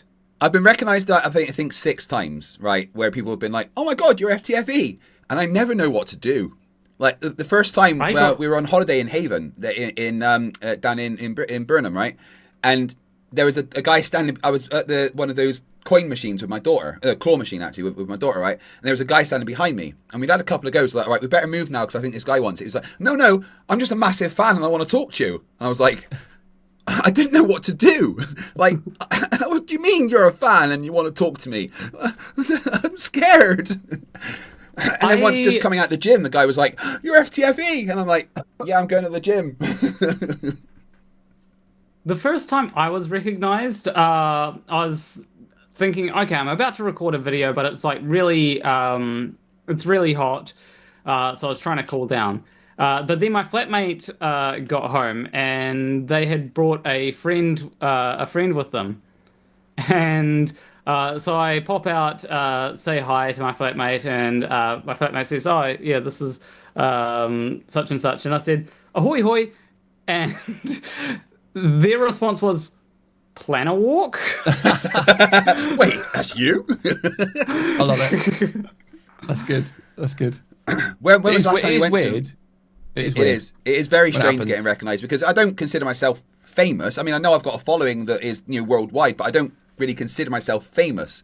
So when someone like meets you and wants to get your autograph and shake your hand and is like, "Oh my God, you're FTFE," it's very strange, And my wife was like, "You came off a bit weird to him," and I was like, "I didn't know what to do." I know it is tough. Like normally, I just say sort of, "Thanks for watching. What's your name? Thanks for watching. Appreciate it." Do you want a selfie? Do you want? No, I don't say that. You want me? You see these celebrities that are like, "Stop talking to me, leave me alone," and stuff. And like, I couldn't imagine being that famous that you literally have to just tell people to leave you alone. I know. Yeah. Mm. It is strange. I'd like to still interact with people, like, just because, like, I have been in Discord calls where like someone would join and then be starstruck, and I'm like, I'm just a regular person. You know what? We always say we should do something, and we should do something because, like, if Flat Earthers can organise a conference, with their capabilities, why can't we? We need to organise something where as many of us as possible get there. You do know the last Flat Earth International Conference had 83 members, people turn up, right? Yeah, but they still organised it. Well, true. But to be fair, that was Robbie Davis, who's no longer a Flat Earther, so he's obviously a little bit intelligent, With the resources we got, we should be able to organise something. 100%. I know there's a lot of there's difficulty with everyone's all over the world, but if we could give people enough warning and notice, we could definitely organise something. I mean, like Toon would definitely come, Planner would come, and I think there is more than enough of us that do this, And then I'll have one room. And then all you lot can have another room. Oh, yeah, right, of course. Yeah, it's all about you, isn't it, Dan? Yeah. I'm joking. Everyone would be like, "Oh, you're FTFE. Out of the way, I want to speak to Dan." I'm only joking. Where was the last time you went to in America? So the times I've been is when the marathon's been on. So Chicago, Boston, and New York. Oh, Chicago. I went to Chicago. Last time I was in America, I did Chicago, Ohio, and Nashville. Chicago was great. I really liked Chicago. Chicago's nice. Oh my God. I'll tell you what though, Boston. Boston is amazing. Yeah. Loved it. Yeah. One of my subscribers in when I was out in Chicago bought me some Malort to try. Did you try Malort whilst you were there? I didn't actually, no. Oh, apparently you have to. It's mandatory. I thought I was going to die. It's disgusting. The only way to describe it is: have you ever got like grass clippings in your mouth? Yeah. It was like that, but more bitter. It was horrendous. Oh. You know, the people that make Malort, their tagline is "Do not enjoy responsibly." Even they understand it's not very nice. I'll give that a miss, I think, if I'm ever back in Chicago. But then the thing is, when I'm in these places, like half the people in that city are the people that live there, and the other half are people who are there for the marathon. Yeah. So it's manic. Met up with Toon in Chicago. Went for a meal at what was that pizza place? God, like probably the most famous pizza place in Chicago. Can't remember what it was called now. But we had like the deep pie thing. It's like soup in bread rather than a pie. Oh yeah, nice. And then we went to the Big Harry fish Potter pizza? store.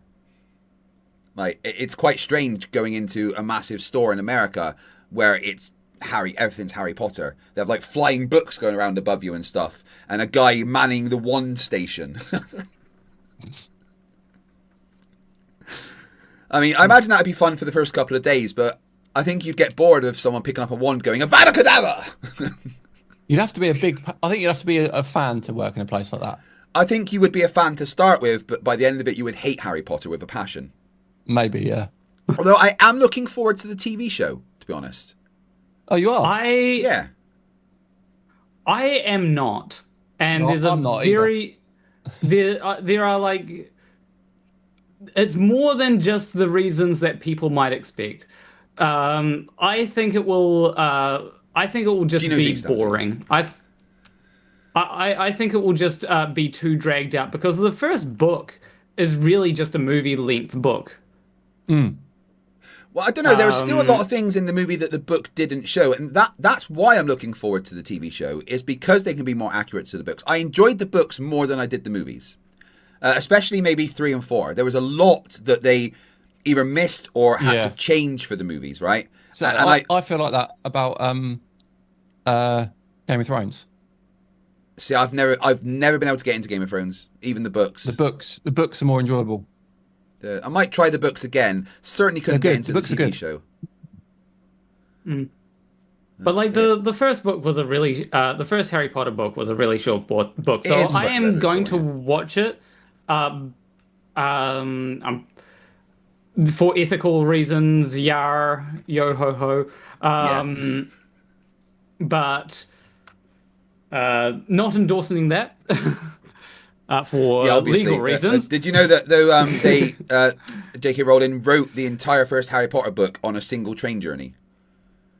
Did she? Yeah. I find quite interesting. Obviously, I'm not a fan of a lot of her policies for obvious reasons. Yeah, someone in the chat's pointing out that Trump is in the Epstein files more times than Harry Potter is in all of the Harry Potter books. That's mental. That is mental, though, isn't it? Yeah, he's in the Epstein files more than God and Jesus are mentioned in the Bible, you know? It's crazy that Epstein appears in the Trump files. Well, Trump likes to put his name on something. They should just rename them the Epstein Trump files, right? Oh, dear. Exactly. But let's not get political. People don't like it. Well, if they're gonna, all I'll say is if they're gonna rename the Kennedy Center to the Trump Kennedy Center or whatever it was that they did. Yeah, other things the world's crazy right now. I mean, like, I want to just focus on debunking idiots, but like, there's just so much going on. People are. Do you ever get this, Dan, where people are like, "Well, why don't you talk about child sex trafficking or rather than flat Earth? Why don't you focus on things sometimes. like Sometimes, because I don't do that, you know. That's not what I'm here for. And you're like, well, I don't really know much about it either. So like, what do you want me to say? Yeah, it's wrong. I don't like it. There we go. It's not anything to debunk. No one's going to say it's a good thing, you know. Also, even if like when it comes to political stuff, especially, like even if you know a bit about it, like if it's really divisive because like a bunch of people have their opinions, like like there'll be like you'll have people in your audience who will be like communist. You'll have people that will be liberal. You'll have people that will be like far right, and like. If you give a liberal take, both the communists and the far right are going to get really pissed off at you. If you give a liberal take, then if you give a communist take, then the liberals and the far right will get mad at you. The second that you flirt with any sort of politics, you're going to get something in your comment section. Because no doubt about it. What we kind of do with debunking stupid is pretty universal, right? But then I started going and debating people like Andrew Wilson, which is a lot more political and stuff and religious. And then so many of my subscribers were like, "Oh, I'm leaving you now because I don't like what you've said," and it's like, so I'm not allowed to disagree with you on things. You think I have just, we both think flat Earth's stupid, but as soon as I say a different religious take or a different political take, all of a sudden you're not going to follow me anymore. I don't see the logic behind that. It's strange to me. But I'm not debating the politics and religion anymore because it's just so bloody toxic. It's pretty bad. Look, I lost a ton of followers when I was first doing flat Earth loads, and then I did a young Earth creation video. Yeah, I lost a ton then because people were like, "Oh, well, no, and you can't have got that. No, flat Earth's fine, but you can't have got that." Yeah. Oh, I think flat Earth's stupid, but of course the Earth's 6,000 years old. Yeah, no. I've been focusing a lot on like religious things lately, and it's like a lot of the ideas that people come up with. Like I recently found out that one of the things that Catholics believe is that the communion wafer literally turns into the flesh of Christ. And I'm like, that literally. Yeah. Now, not all of them believe that, but there are a significant amount that do believe it. Especially people that are more. And the wine blood. Yeah. Wow. So they're cannibals? Yeah. Rubiks, you're going to open up a can of worms, mate, if you keep going down that line. So Rubiks, who is my assistant and also actually works for NASA, Dan, says that if you're ever up in Ohio, they can get you into the NASA Center there for free, like I did. Oh, that'd be amazing. Yeah, amazing. I did have an invite to the neutral buoyancy lab once, actually, as well. Nice. Yeah, when I was up there, I got like a nice tour of the stuff, and I was live streaming, and one of the guys gave me a talk about the Apollo module that was there, and I got to put my camera in it and stuff. That was absolutely incredible. That'd be cool. I'm sure I'll get a chance at some point to go over there again. Of course, Rubiks is actually, I keep them captive in my basement, and I do need to ask you, Dan, how do you deal with the captives in your basement? Because I think it's a lot of hassle having to keep them alive. Shh. Wait, shh. No, there's no captives in my basement. I mean, I did in the place I lived previously. I had Dave McKeegan captive in my basement. Did you? He didn't go to. It wasn't Antarctica he went to, was it? No, that was his clone. It was your basement, and they sent a clone. Yeah. The problem was when I left that home, I'd instructed NASA to fill the basement with cement, but I didn't remember to get Dave out. And I'm not really sure what happened. So it's still the clone. Dave is still the clone. Yeah, but they only have a few years of a lifespan, so I don't know what's going to happen. Like, it's worrying, to be honest. Maybe Rusty will eat him. Aye, Dave. I met Dave actually. He came up to my home, and my dog was obsessed with him. Riker would not leave him alone. It was crazy.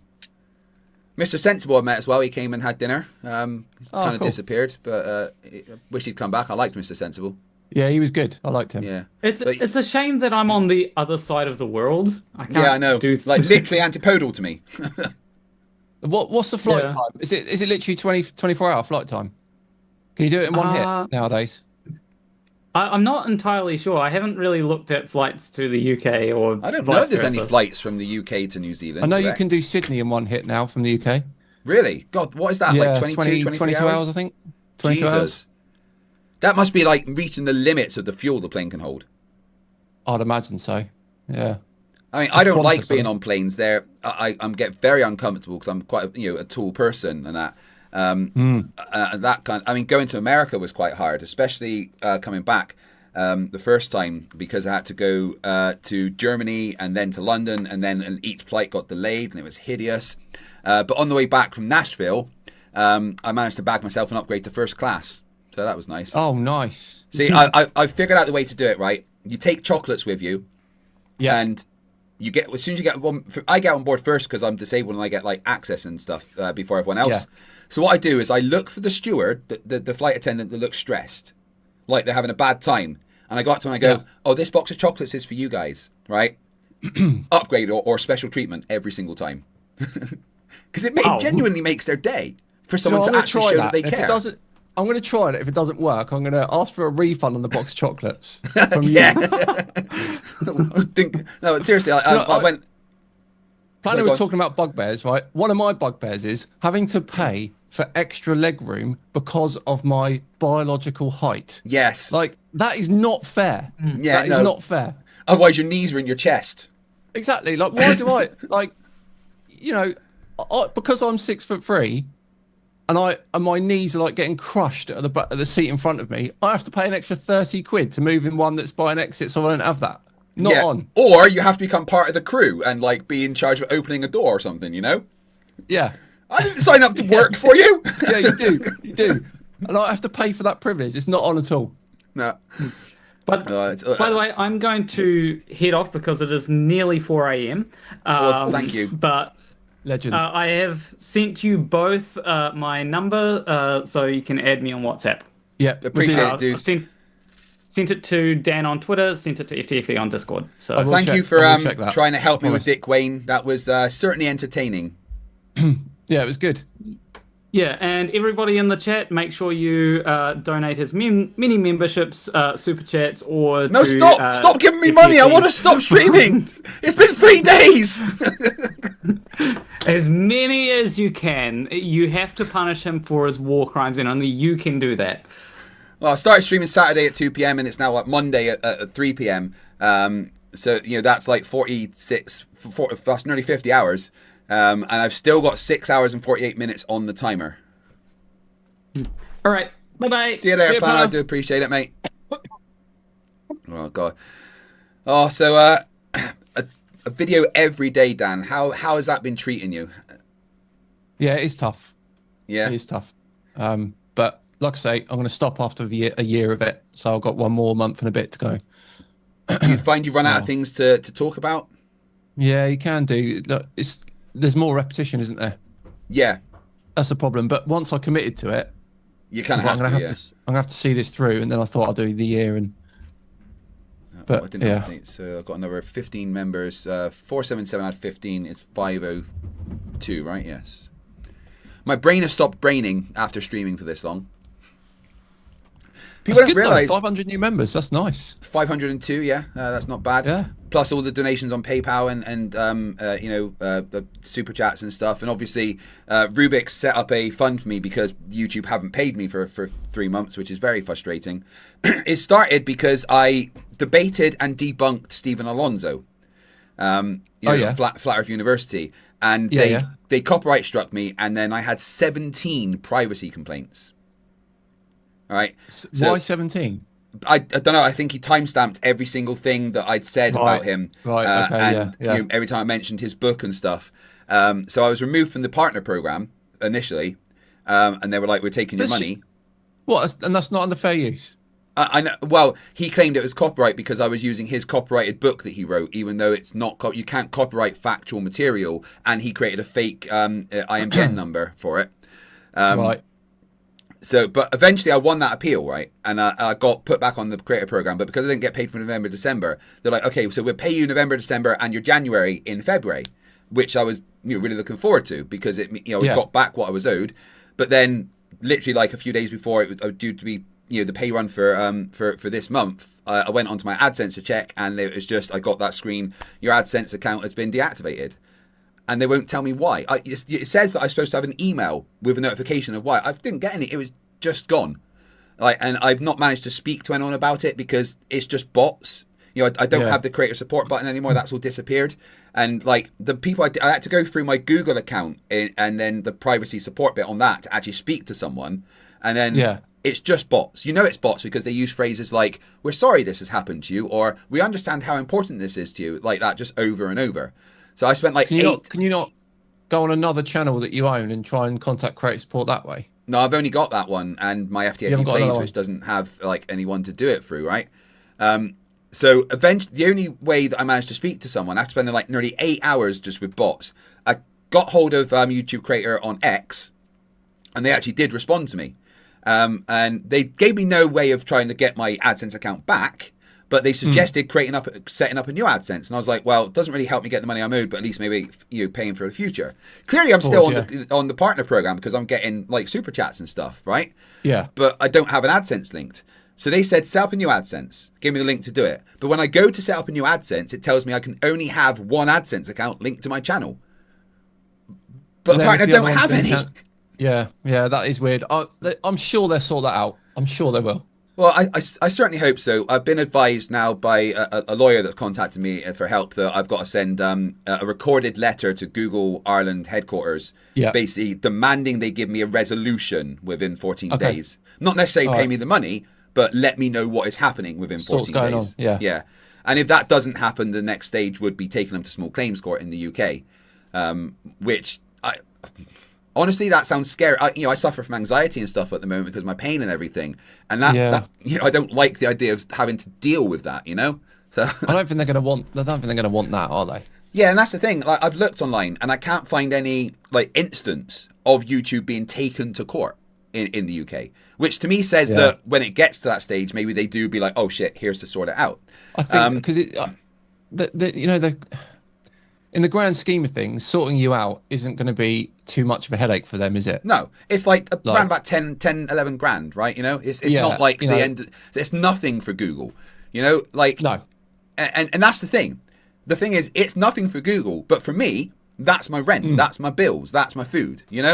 And that's what annoys me is that they have no sense of urgency or way as creators. I generally feel like we're kind of helpless in a lot of ways.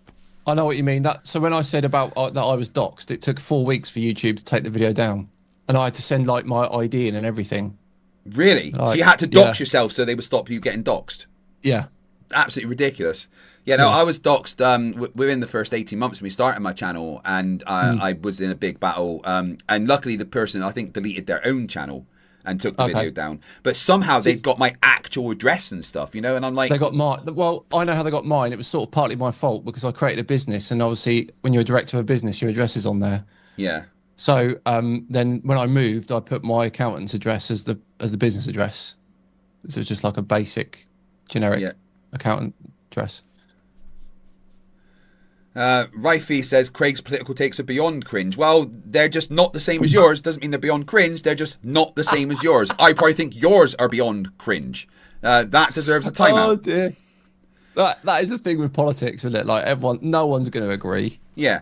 Just because they don't like my takes, they don't agree with me, therefore it's cringe. I mean, yeah, I'm sure flat earthers think that our arguments are cringe in the same way. Oh dear, that's good. You couldn't, Riley Leifson, you couldn't just say, I disagree with Craig. You had to call it out as cringe because you disagree. This is why I'm not touching politics anymore, because it's so fucking toxic, Dan, honestly. Oh, yeah, I know. Oh, it's good. Oh. Well, I know you only said you had half an hour and you've been here for an hour, so you good? Have I been here for an hour? Yeah, I can do 5 minutes. I can do 5 minutes. Anything you want to tell people about what you got coming up? No. No, you don't know. You've got too much on there.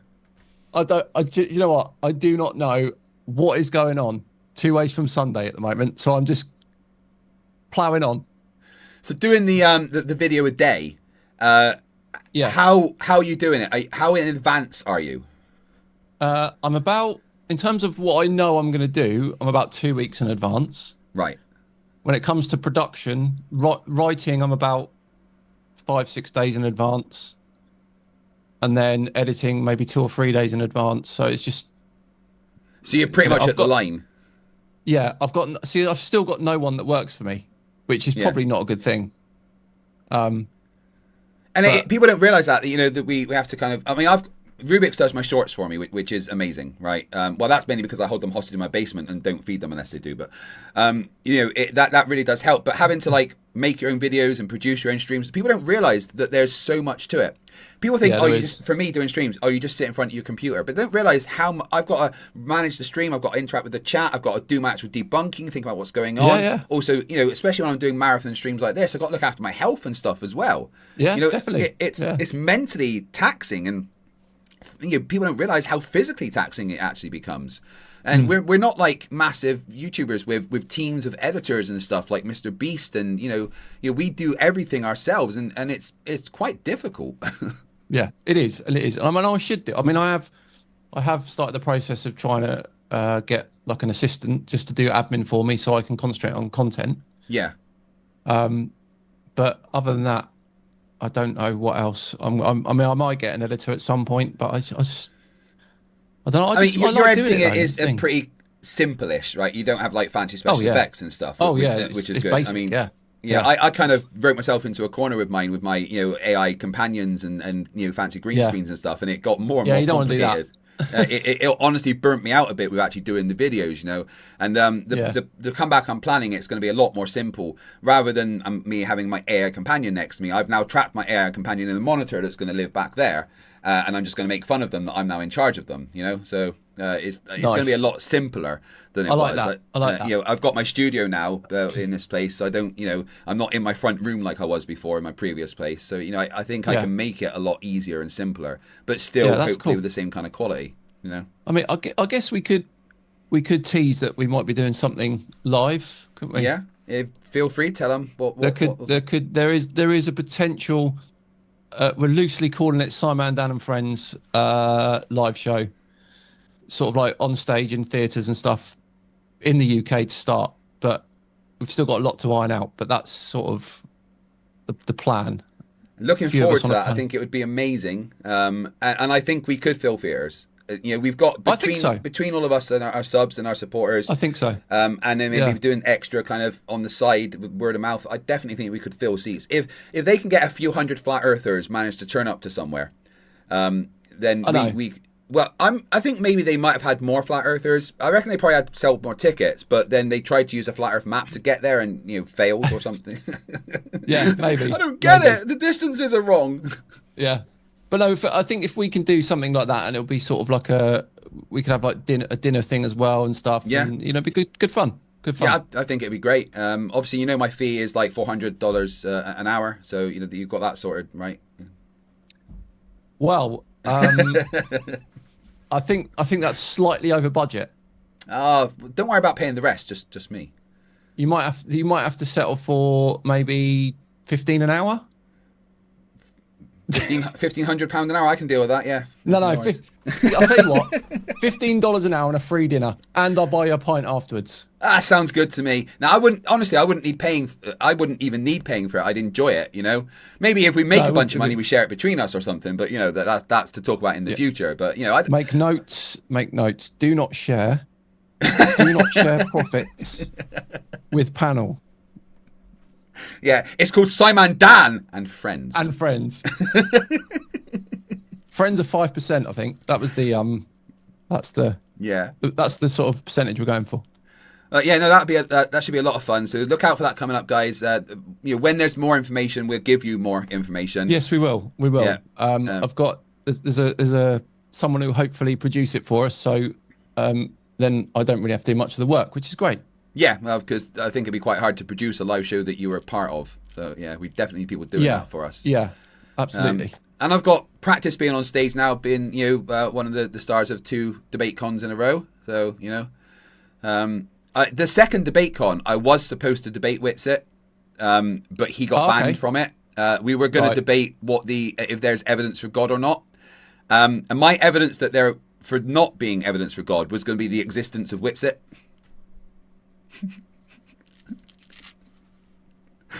Like, if there's a God, then they just wouldn't have, right? That would have gone down really well. When the first debate con I was at, and he was on stage doing his debate, me and all my supporters were the front 2 rows, and we all had our facepalm protection, right? We all had our face, and we were just laughing and face palming him, and you could see him getting more and more angry. And then my wife called him out for something that he said, and he started arguing with my wife instead of doing the debate. Brilliant. And then when the debate finished, he grabbed his backpack and just almost ran out. I'd never seen someone move so quick. It was hilarious. Yeah, he's literally ghosted YouTube now, isn't he? So well, do you know why, right? Why? So his wife left him after he got arrested for spitting in her face and stuff. Took the kids, right. And he's had to move back in with his mum. And rumor has it, his mum's like, "You ain't doing that from my house." So he's basically been banned from social media by his mummy. Okay, fair enough. And the last stream that he did on YouTube, which is about 5 months ago now, he made a big thing about how no one's ever stopping me. I'm never stopping. No one's ever stopping me. Yeah, you stopped. Oh, what can you do, eh? What can you do? It's absolutely fantastic. Well, Dan, I know you got to go, so I'll let you get off. Yes, Thank you very much for joining. I do appreciate it, I've got mate. stuff to do. Yeah, you got editing, right? Video's due out tomorrow. Get on with it. Yeah, thanks very much. No worries, bye, bud. see you later. Thank you very much. I'll speak to you soon, dude. Bye. Bye. Well, there is Scimandan. That was absolutely fantastic, guys. We are going to cover, we've got 6.5 hours left to go. Please stop giving me money, right? Let's do a little catch up, okay? I'm at the point where I'm going to start begging you to not give me any more money, guys, okay? So I started streaming 2 days ago at 2 p.m. It is now 3 p.m., 2 days later. So I've been streaming for 49 hours at this point. I've slept for about 10 hours. So let's say I've done like 40 hours of streaming, which is pretty hard on my brain, honestly. I've gained 502 new members. There's been more PayPal and Super Chat and to the fund donations than I could ever ask for. So thank you very much for that from the bottom of my heart. It means the absolute world, the support you've given me. So basically every member that's added adds 3 minutes to the timer. Every £10 in Super Chat, PayPal, or on the YouTube Didn't Pay Me fund adds 5 minutes to the timer. I've now been streaming for, let me update that.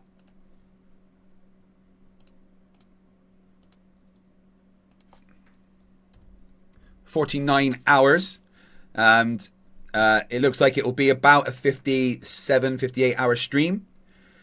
And honestly, from the bottom of my heart, I want to say thank you more than I could ever say thank you for the support that you guys have shown. It really genuinely means the absolute world. I am going to take a 10-15 minute break and play a quick video, and then when we come back, we're going to cover Lledwell's recent stream. I need to get a bit of fresh air, do some stretching, grab a cup of tea, say hello to my family because they're probably wondering where Daddy's gone. So let me bring up I'll find a 15-minute FTFE video. In fact, a Scimandan one might be a good idea.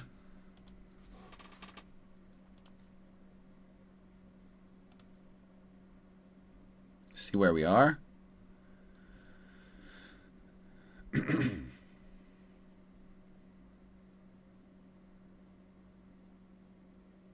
Yeah, here's the big one I did for Scimandan. When I was a bigger boy.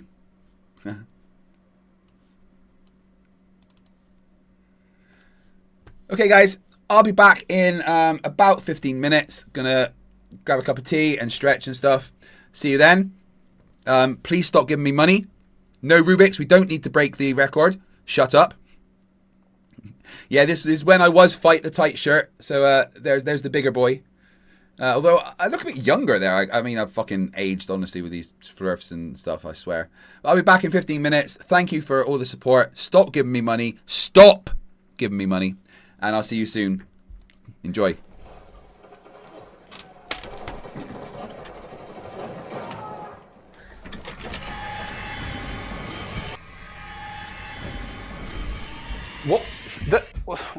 What's going on? Fluffy the Freedom Eagle, your services are required. My services? What? How did I get here? Nessa needs you to cover for Scimandan, so we brought you here. Brought me here? How? The implant you let us give you. Now see, I wouldn't say I let you. You put it there whilst I was asleep. We upgraded it We can now teleport you wherever we need to put you. Right, okay, so I've got two questions. First of all, how much did this cost? What is NASA's budget? About 20 billion a year, I think? Yes, that much. We had to postpone Artemis. And secondly, you know I could have made a video to cover Scimandan from home, right? You could have just phoned me and asked.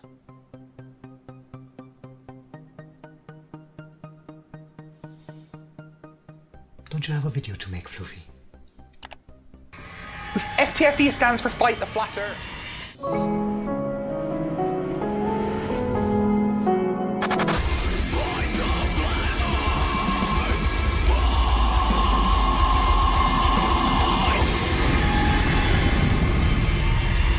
Hey, I'm FTFE. I'm from the channel that does to stupidity what Nathan Thompson did to the Jeopardy theme tune.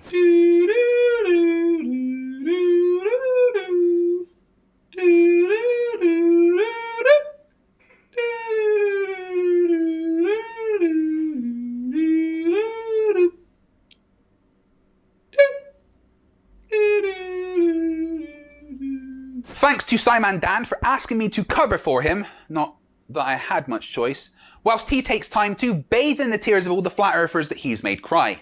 A little warning though, I'm a little more, shall we say, savage than Scimandan is. Any of you happen to enjoy that kind of thing?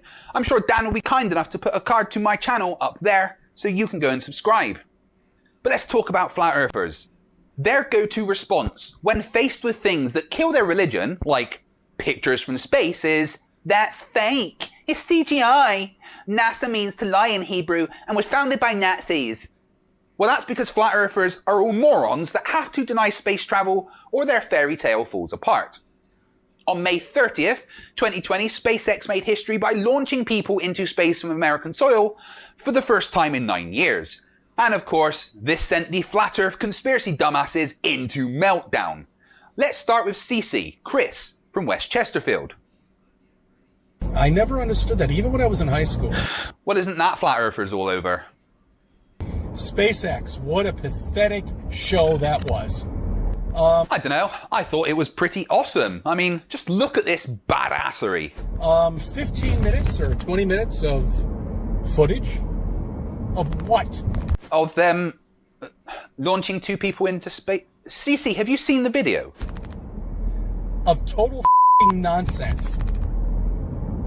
And then the thing landed back down. That was the, whatever, space shuttle. Well, not the space shuttle. I mean the land gear that decided to land down. And, of course, the camera goes out.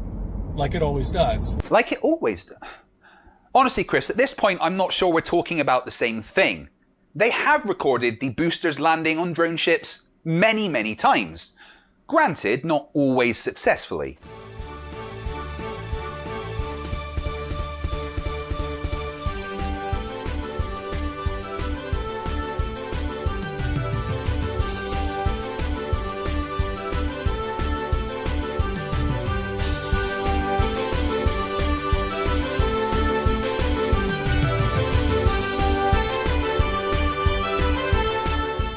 But the reason it often does cut out is simple.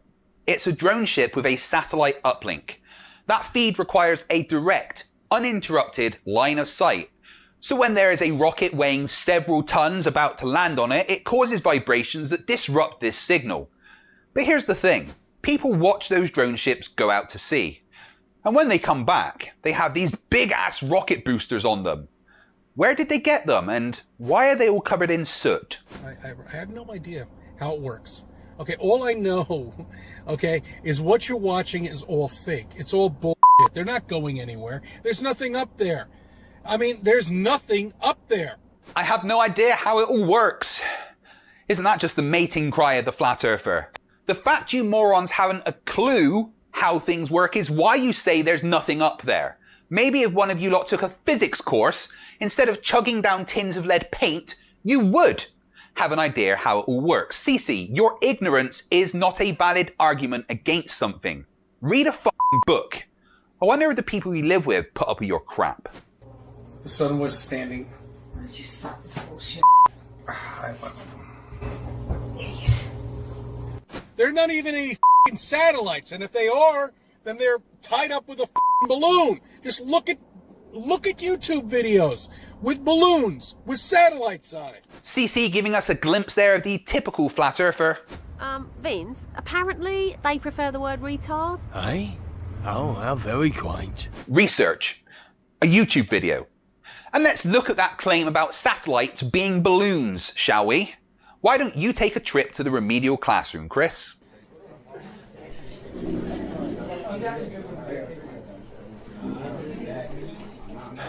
Alright, be quiet, settle down. Sleeping warrior, take the pencils out your nose. And Miss Thompson, are you eating the chips of paint again?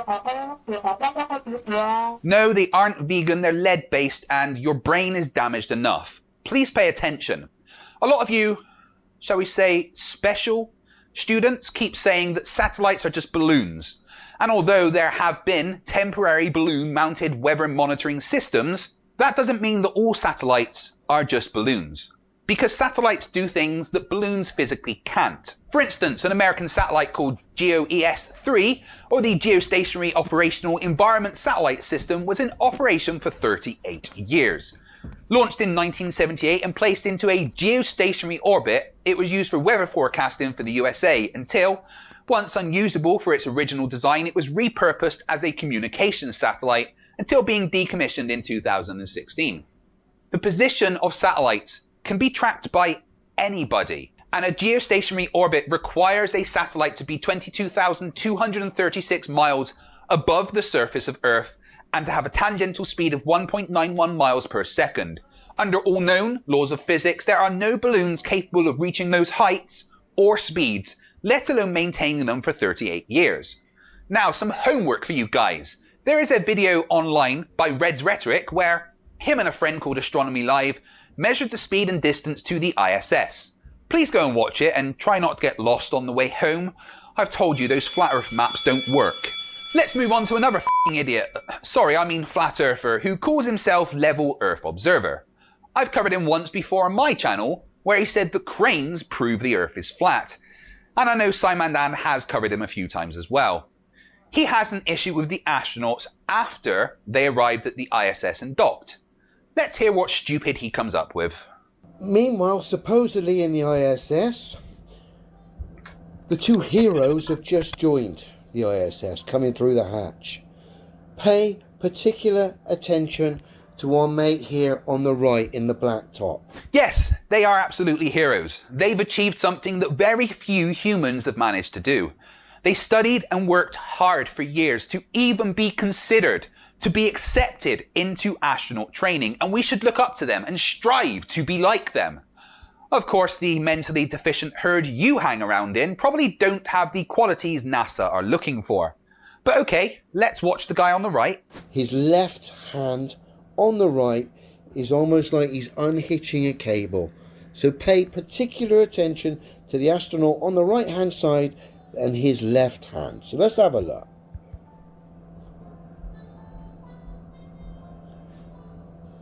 And again, what's he doing there?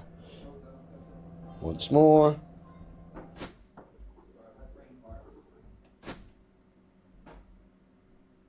Maybe, just maybe, he was putting his hand in his belt buckle, or maybe, just maybe, the arm movement seemed a little strange to us because he doesn't have a downward force acting on his arms like he would on Earth. I mean, I've heard of grasping for straws, but come on, man. It's almost like our mate there is doing his little trick with his harness there to stop himself moving a bit too far. Again, rumbled. Guys, is it just me, or do none of you watching see a harness there either? Or even any evidence of a harness? It seems to me that Level Earth Observer is being a dumbass and making things up. But you can all come to your own conclusions.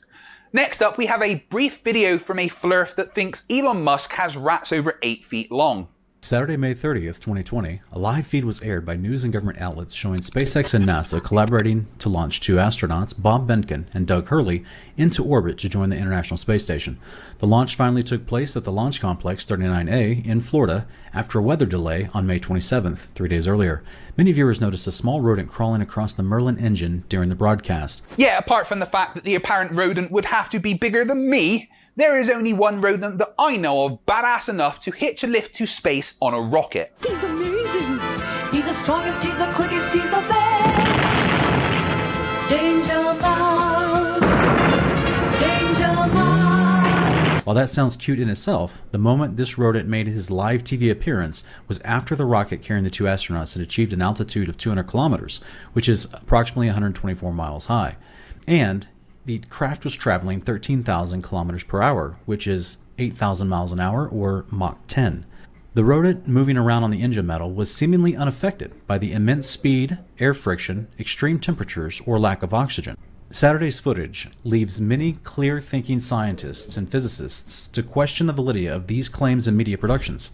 A mouse shouldn't be casually walking across the metal engine of a craft supposedly traveling at Mach 10.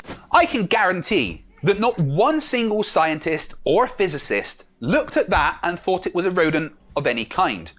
What you're seeing is solid waste from the rocket exhaust. If we speed up the footage and watch, you can clearly see more of it accumulating.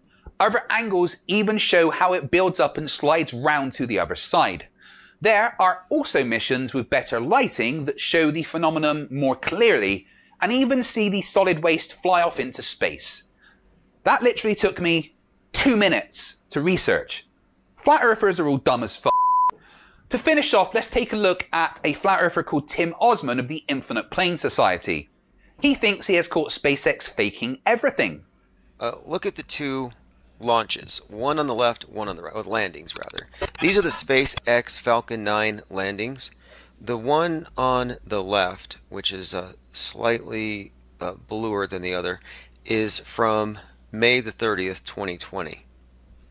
And this was this Dragon capsule that took the astronauts to the Magic Flying Castle space station thing. So, old Timmy boy has 2 videos up, one which says it was from the recent launch and one that says it is from 2016. So what I want to draw your attention to is the still shot that we're looking at now, the frame, because these are purported to be 4 years apart. So what we're looking at shouldn't be carbon copies of one another. And he is actually right. If there is a recording of 2 different events, then they shouldn't look exactly the same. But here is the thing. Flat Earth research fails once again. The footage that says it is from the SpaceX launch a couple of weeks ago isn't. SpaceX haven't even put out a camera angle like that from the recent launch.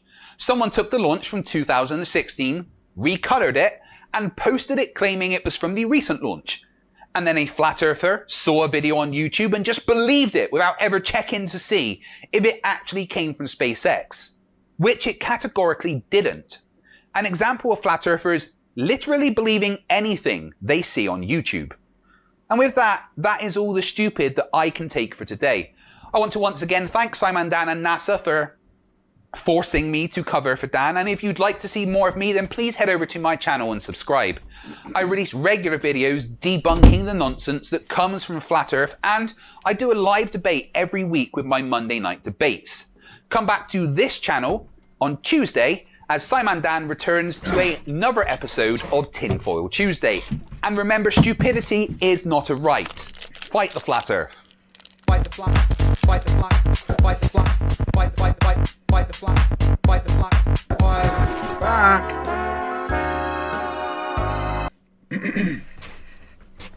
Excuse me while I eat a protein bar.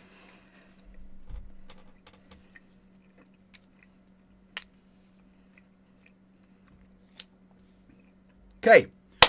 I hope you enjoyed the stream so far, guys. We've had like 4 debates. Including whatever that was with Dick Wayne. Covered a bunch of debates. We've had some guests on. Just had Scimandan on, which is always nice because Dan's awesome. He says, no, I need to switch off from the YouTube for a little bit while I'm on a break. We have 6 hours and 17 minutes left. Stop giving me money. Okay? I've had enough money. I've done what I need to do. So I appreciate it, but can you let me go now, please? This is a hostage situation I did not agree to be in. My family miss me. I think.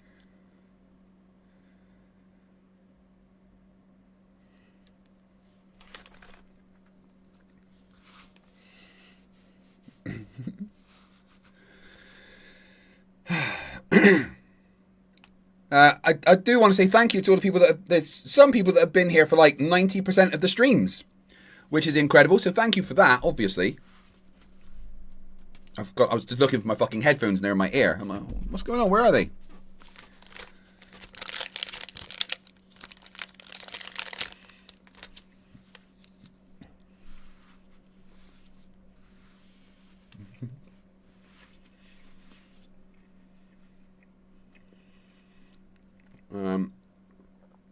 So yeah, that's right, 49.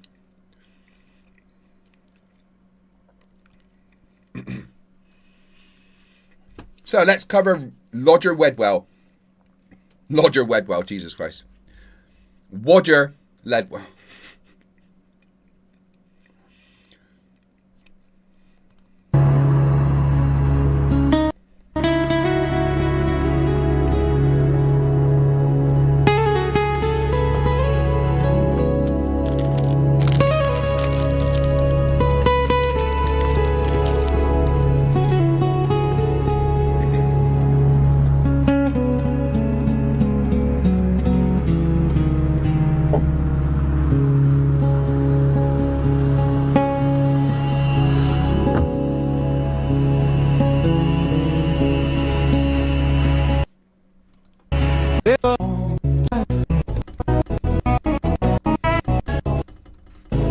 These main tours are only 90 seconds.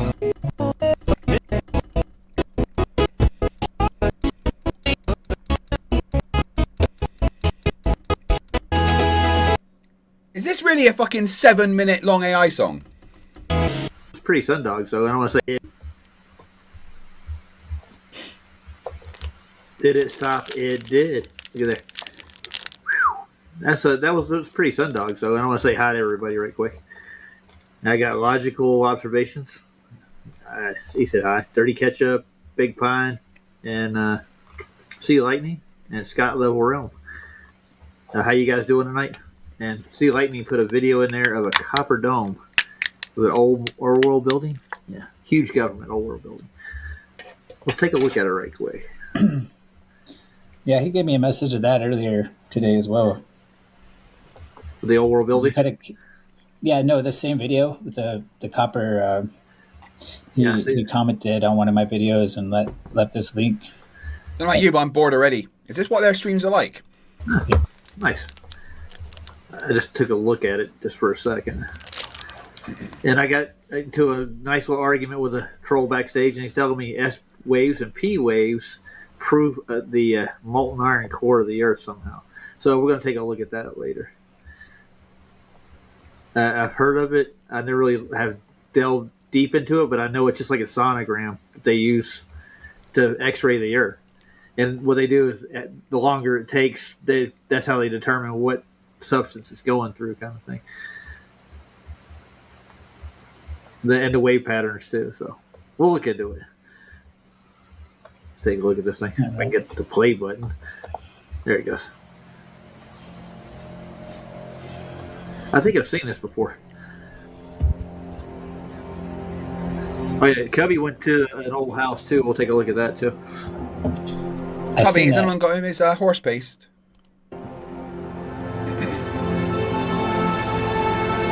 It's a complex or something.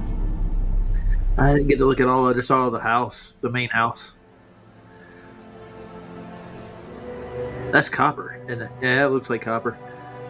That's well kept copper too. It's clean. It hasn't started to rust. It's starting to. See, we're starting to turn green. It oxidized right there. Patina, or whatever. Well, Panties wants to give me their shark fact of the day. Please go ahead.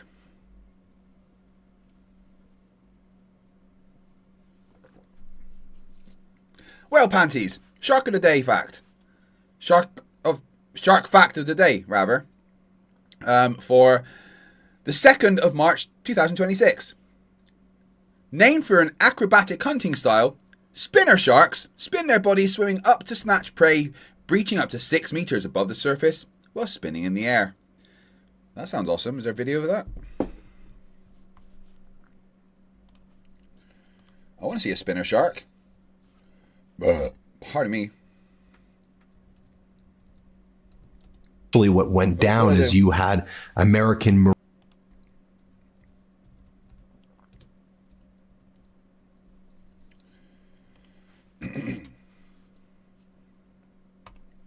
Beautiful life. Wow, look at that thing. Jesus.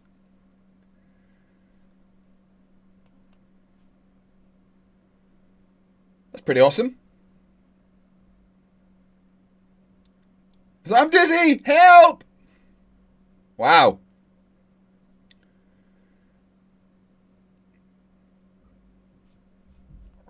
I want to spin a shark.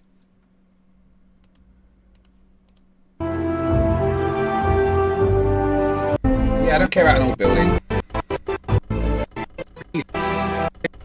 Yeah. So they had to develop the technology to mine the copper and purify it and press it out and build that. So mine the copper, like in Satisfactory. I want to play Satisfactory.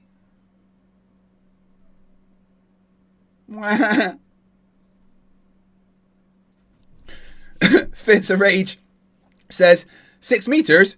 Can you convert that to inflatable wavy arm men for us Americans?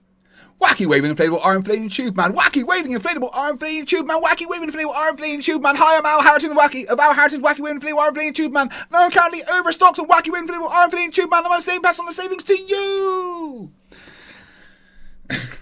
I usually do that a bit better when I'm not tired and brain dead. Wacky waving inflatable arm inflating tube man. Wacky waving inflatable arm inflating tube man. Wacky waving inflatable arm inflating tube man. Aces says, how long did that discussion with Dick last? I mean, the guy demands a physical demonstration on Earth, and eat on Earth, damn the consequences, invokes YouTube videos, but disallows you from using them. He was on for about 6 and a bit hours, I think. It was hard going, man.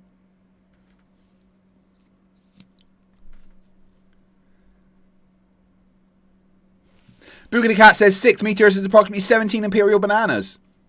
5 hours with Dick. Jesus Christ.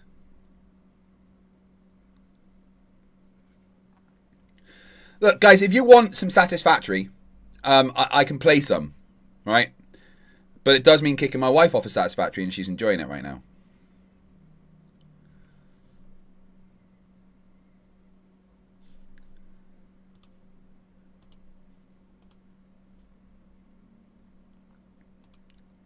The FTFE show.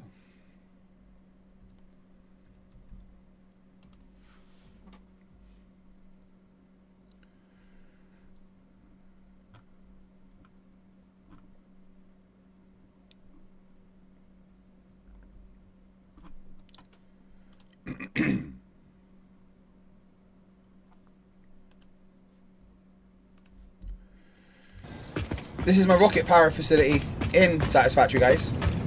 This is the residual oil.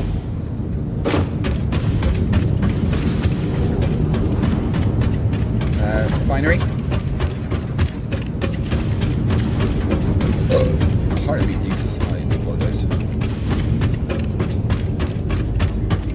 Sorry, the heavy oil residue. So you convert crude oil into heavy oil residue. Outside this building, I've got two normal, 1 pure oil nodes, which feed into that refinery that we've just been in. And each of these machines convert the crude oil into heavy oil residue and some polymer resin as a side product, which gets sunk.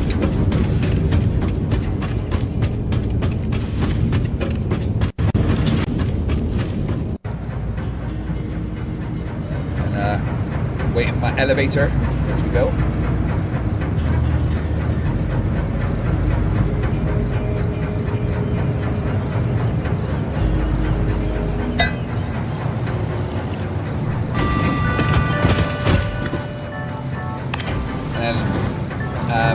above that. Yes, it's elevator music. Floor above the heavy oil residue refinery is the compacted coal assembly. So this is where a train comes in, bringing in sulfur and coal. Plus I've got two lines, a line of each coming in as well, because it wasn't quite enough for the trains. And these assemblers, 24 of them,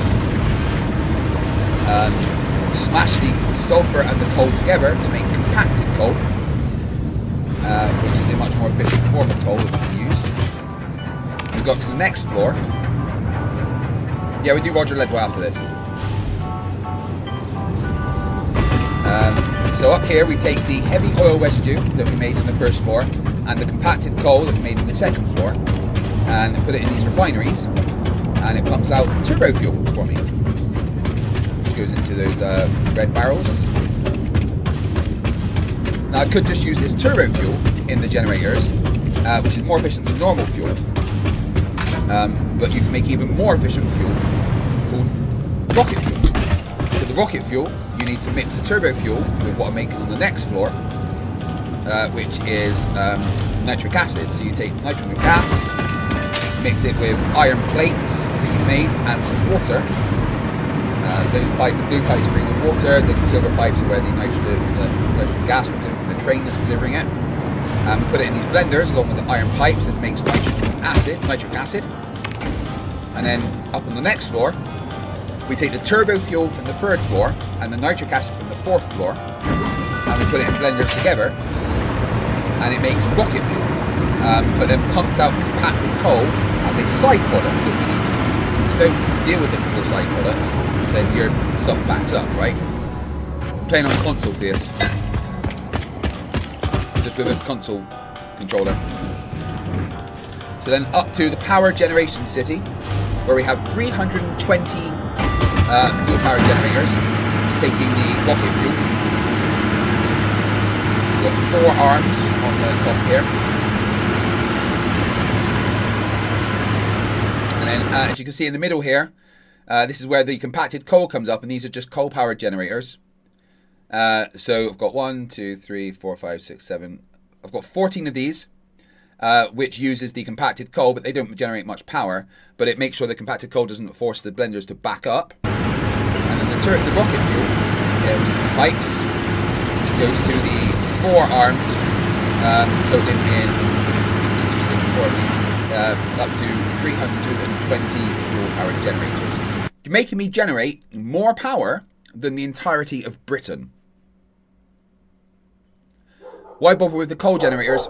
Well, rather than just sink the compacted coal, I might as well get the extra 1,250 megawatts out of the. So that eats the compacted coal, and uses that rather than just sinking it and wasting it.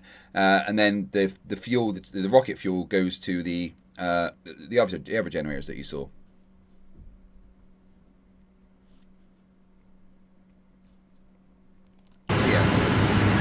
That's my rocket fuel facility, but we finished with that world now because we completed project assembly and saved the puppies and kittens. The technology came before the technology. I get. Yeah. It is a beautiful place, though, isn't it? You like it? Violet, my daughter, is in the chat. Violet, come here. Everyone say hello to my daughter.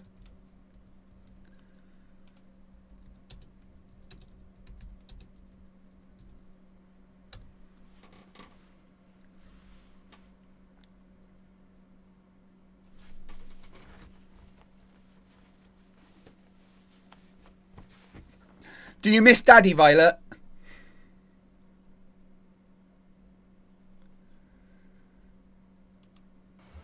I think that copper was a big part of their budget. It was not cheap. Yeah. However, but what it was, he's referring that. Hello. Come in. Violet.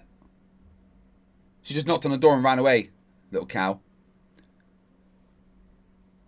I'll turn off your internet.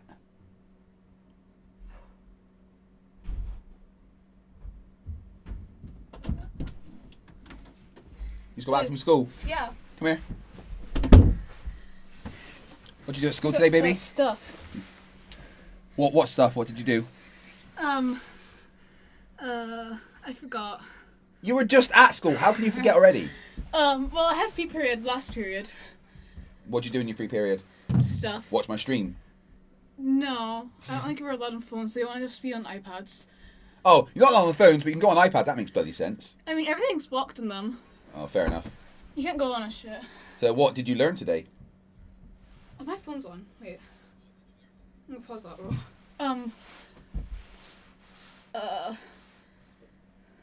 You were just at school. You know what did you do? I don't remember.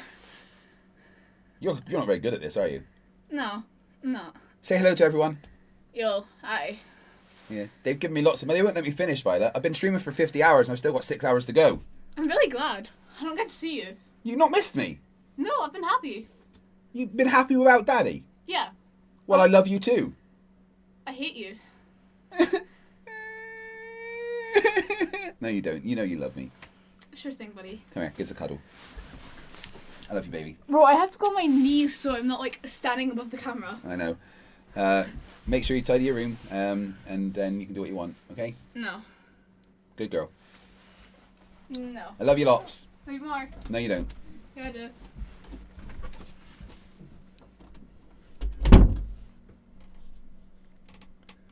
At the copper from when it was built, like what is it? Old world. I'm trying to understand what the point, because he didn't. I love that girl. Well, he's just showing antiquitech. I think is what he's trying to say. Like it's okay. Old world technology. Yeah. And I'm gonna put a link for the I'm gonna put a link for Morgile in the chat. He needs help, guys. He's trying to get back on his feet. He's working too, so he did a call out for people earlier on the live stream. He's a good guy, John is. So if you guys could help him out or pass it along, he needs help. Violet's like, what school? It's where you've just been, have you not? Isn't that where we send you each day? God, look, I love her. I love her to bits. I love my kids so much, both of them.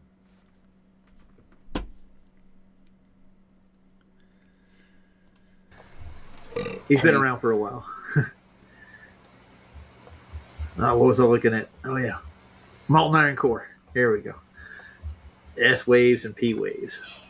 There's physics into this technology, too, they say. But how deep have they gone? That's the question.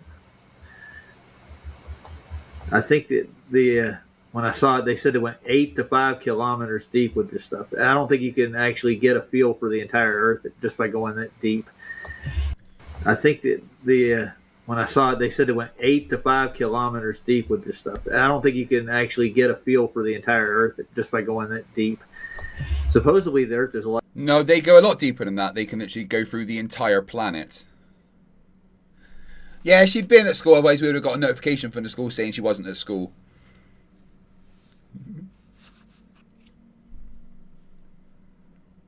Ragebot says, Minibot either says nothing or don't remember or forgot. Yeah, I know. You're just at school. What did you do? For God's sakes, kids. A lot deeper than that. My son, however, who's at college studying to be a chef, has no college today, so he's pretty much just been in bed. I'm pretty sure it's pretty deep myself, but it doesn't make it a sphere. So let's share this a little bit. You're talking about on the like the realm. How deep is the Earth in the realm? Yeah, well, yeah. How could you actually determine how deep it is? I don't think there's any way to do that. Right. I don't think it's. I think it's only like the sky. Maybe only 40 miles deep. Maybe. Could be. Like we can only go 7 miles. I mean, who knows? 40 miles is pretty dang on deep. Yeah. Well, that's 12 kilometers basically. That's what 7.9 miles. I think is as deep as it got. So Roger Ledwell wants to go to Antarctica this year, which costs like $40,000. He only asked for 8,000 and he hasn't got that yet.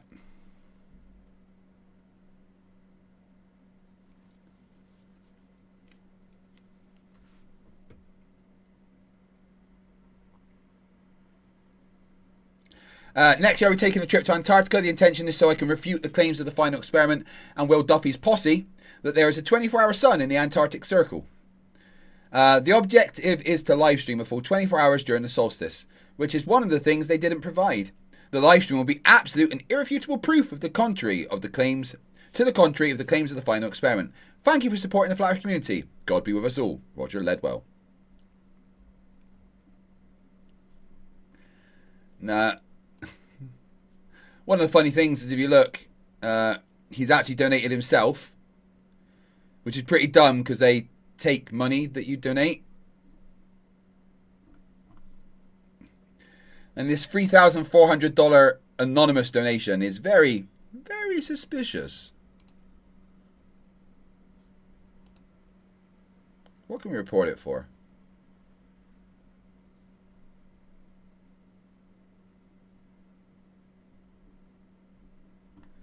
That'd be funny if we just got rid of it, wouldn't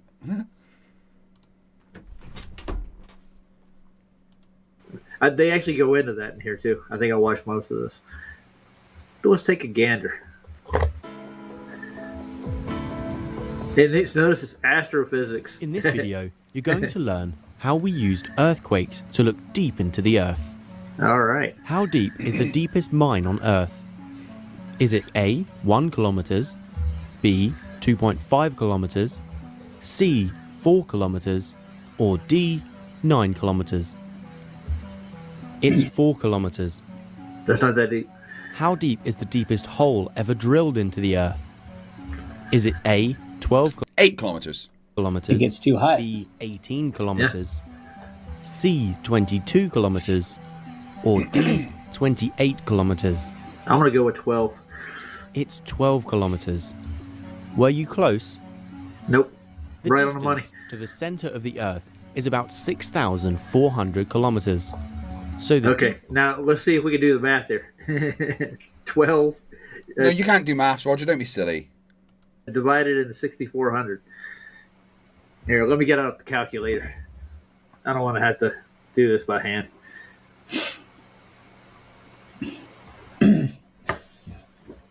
The way I explain it is that it gets getting hot because of the Joule's heating. Yeah. When you add more and more resistance, like you get deeper in the earth, there's more dense material like granite, dense, heavy rock. It adds more resistance and it creates higher temperatures. Well, no, actually, the reason they can't drill down that much further is because, as they got... yeah, sure, 2 secs, don't debunk. There you go, buddy. Thanks for being here as well, Drunk Debunk. I love you. So the reason they can't drill down like much further than say, 1,200 meters or whatever it is because the rock like turns to taffy in consistency, and the drills instead of going through it just get like stuck in like this glue, just like type stuff really. And they kind of weren't expecting that, to be honest, when they dug down that far. The equipment they have was not designed to, drill into a goo. It's for going through rock. So they couldn't go any further. Now, Toon hasn't popped up. All right, so I'm going to give you an answer. That's only 0.001875. That we barely have scratched the surface of the Earth. Okay, so how do we determine the big red dot in the middle? Let's see how we get there. Well, they've only done one hole at that. No, there's like six. I think they did six different ones. Yeah, they're all over. They're supposed to be drilling one in Antarctica too. Yeah, good luck with that. I it. don't know if you heard if that one the Russians are doing. Well, good luck with it too. I mean, we haven't really developed any new technology that's going to get us any deeper than what they have. Notice how they bring this up when they're bringing up S waves and P waves too. Like, this is how deep we've been. Yeah, well, S waves and P waves don't need to actually physically go down there, right? You don't need to drill down for S waves and P waves. That's to do with earthquakes and the propagation of like the P waves are primary waves, right? Like compression waves almost, right? And they travel through like liquids and solids, and we'll be able to penetrate through whatever's there, and we can time how long they take, and how strong they are when they get back, and from that gives us an inference of the material they've passed through, right? S waves are secondary waves. They're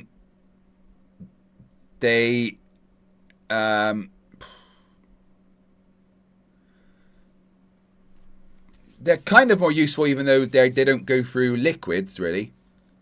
They only travel through solids, and they vanish from like a certain angle based on the earthquake. And you get like shadow zones on one side of the earth from the S wave, which shows that they have hit something liquid and kind of can't pass through, which shows us again what is there. We can infer by where they're able to pass through and where they're not as to what material is there. Charles, no, there's been no new flat earth nonsense from Apothecary, which is a shame.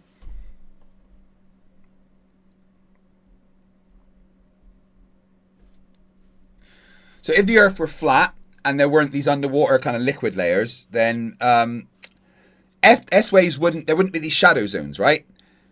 Because there's no molten core, no liquid for the S waves to not be able to pass through. The primary waves, the P waves that are like compression waves, they wouldn't bend the same way every time as you expect. And when you look at the shadow zones and the bending of the P waves, the shadow zones and the S waves and the bending of the P waves, you only come to one possible conclusion, and that's it's a spherical thing, right?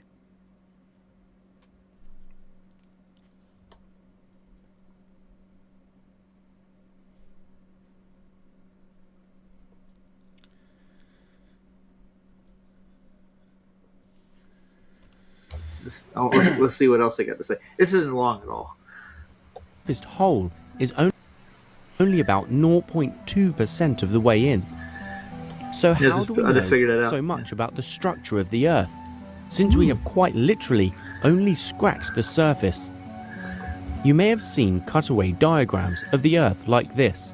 Oh, we've seen tons of those. How do we know so much about somewhere we haven't yet been able to explore?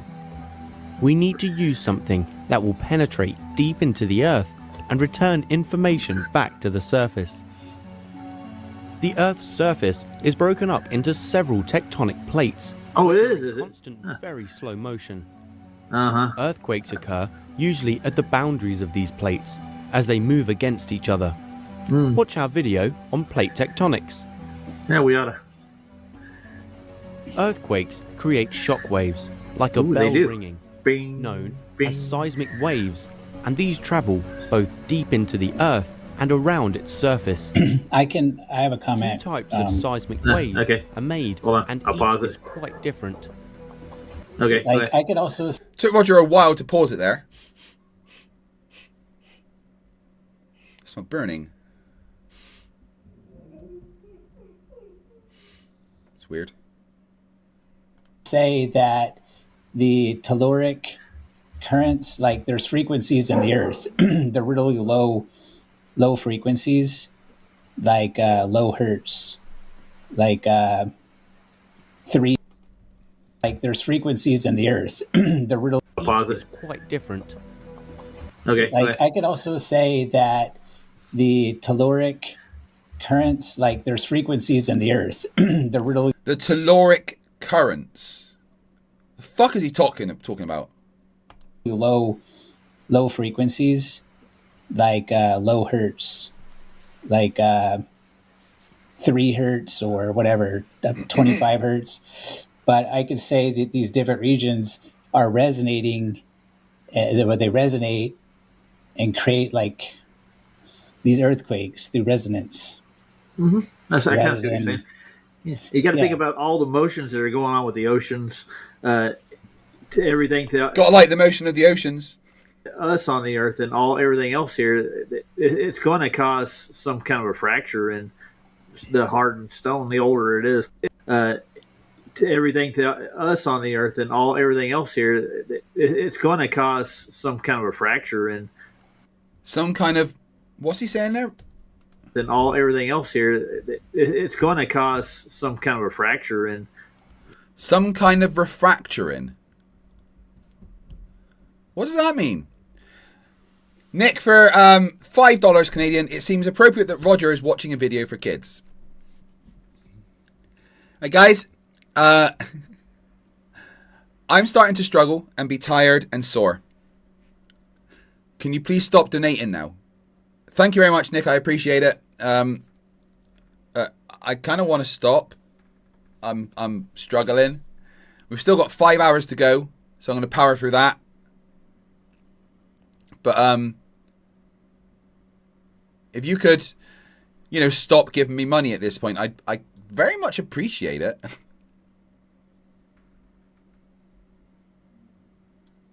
Oh, did you say some kind of a fracture? The hardened stone, the older to everything to think about all the motions that are going on with the oceans, to everything to us on the Earth and everything else here, it's going to cause some kind of a fracture in the hardened stone. The older it is, probably some kind of a fracture in the old stone from the waves. What? It would eventually. It's not completely unmalleable. Well, I was going to say unmalleable, but it's going to give way at some point. Rachbot, I demand you go into sleep mode. Thanks for being here. I love you. Yeah. When two frequencies go in phase together, that's when they resonate and they amplify. And that's what I'm saying. But like a subwoofer, subwoofers are really low hertz, below 25 hertz or whatever. It'll shake your house. It'd be car downtown, shake your house miles away. Yeah, didn't Tesla do an earthquake machine he made? Didn't he make one, supposedly? Yeah. Supposedly? It's not a word. No, Tesla did not make an earthquake machine, don't be silly. Borg says, what about the record of 72 hours? I'm too old for this shit. When Danny Glover said that, he was only in his 40s. I'm in my 40s. Charles says, I'm waiting to donate till the timer hits 33 minutes. Please don't. Please don't.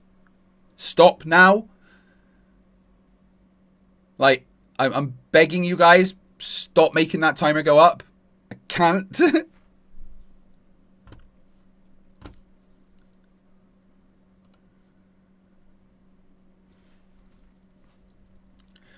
Current stream time is 50 hours.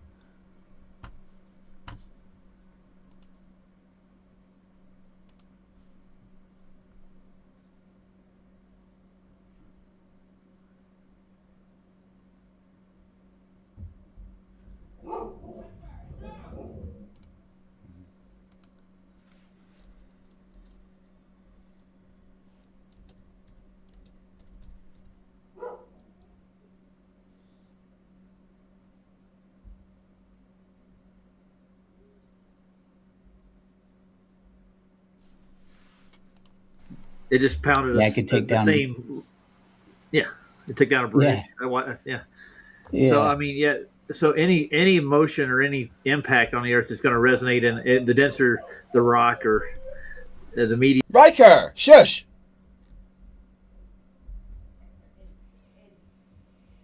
It's in the more damage it could cause, the more brittle it is, you might say.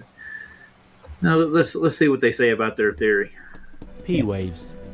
These waves travel the fastest and are called primary waves or pressure waves, as they arrive at a distant location first. These waves compress and stretch the rocks as they spread out. P waves pass easily through both solids like rock and liquids like magma. S waves.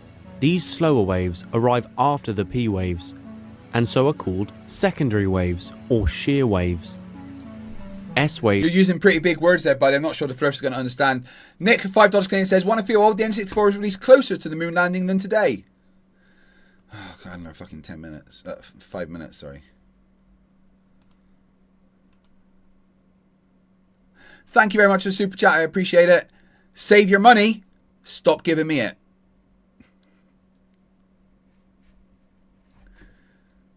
I might get to the point where I ask you permission to remove time. Because I'm struggling. Crackertomb says P is for primary, S is for secondary. Well done, Wodger. Want to feel old. The N64 was released closer to the moon landing than today. Wait, really? Is that right? Hey Google, when was the N64 released?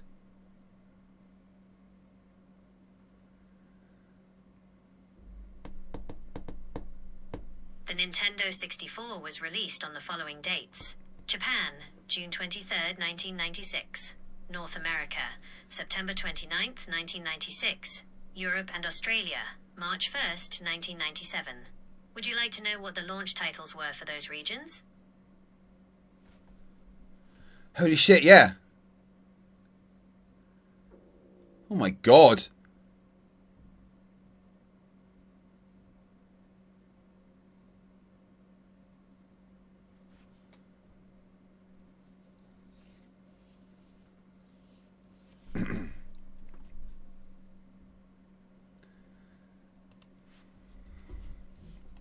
Waves cause an up and down motion. They travel through solid, but not liquid. Earthquakes are daily natural events monitored by seismic detector stations across the globe, which all build up a picture of how the waves travel through the Earth. This is one way of displaying the seismic waves as detected by a seismometer. Notice how the P waves arrives first. And here comes the S wave. It was found that not all of the waves started by an earthquake arrived at the seismic detectors on the other side of the Earth. P waves are detected over most, not all, of the surface of the Earth. The curved paths are caused by refraction of the P waves as they pass through rocks of different densities. Remember, P waves travel through both solid and liquid. The core dramatically alters the path of the waves as they approach or pass through it, which suggests a significant change in density from a solid into a liquid state, magma. You guys are mean! This is how we explain the so-called P-wave shadow, and so begin to understand the structure of our Earth. God damn it. S-waves have a much larger shadow zone, suggesting there is a liquid iron structure deep in the Earth they cannot travel through. Calculate. Now, when I cover videos, I like pause it quite often to go through. They're just letting it play. That's not how you do that. Oh. Guys, I'm struggling, right? Like, this next 5 hours is going to be really hard for me. I can't, I like physically can't keep adding time.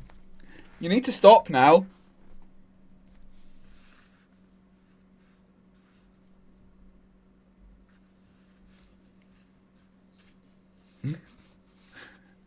I don't want your money. Don't give it to me.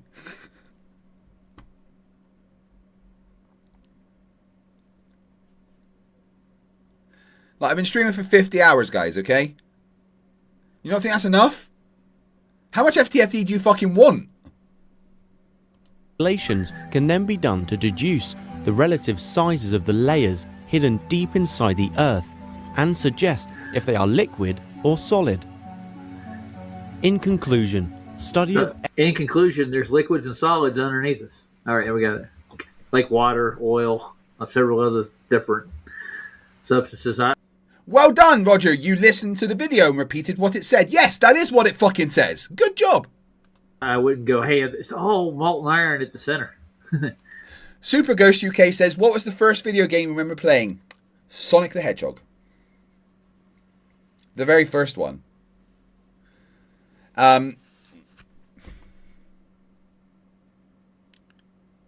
Would have been 1994? Yeah, I think 1994. Maybe yeah. It was one of those end of term days at school, and they you know, when you're allowed to like bring in toys and stuff. We had a rich Japanese friend called Tafale. And he brought in a Sega Mega Drive with Sonic, and I was blown away that I could control this thing on screen. Oh my god, it was amazing. And then I spent months begging my mum and dad for a Sega Mega Drive for Christmas. Mum, please, that's what I want for Christmas. Please tell Santa. And come Christmas, guess what I got, guys? A Spectrum ZX. With no games.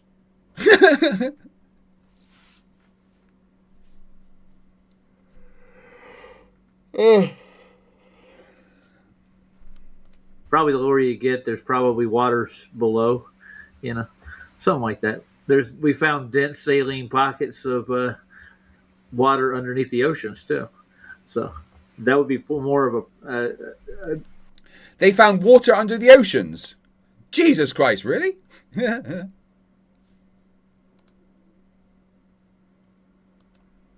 Guys, vote on the poll and say the right thing, please.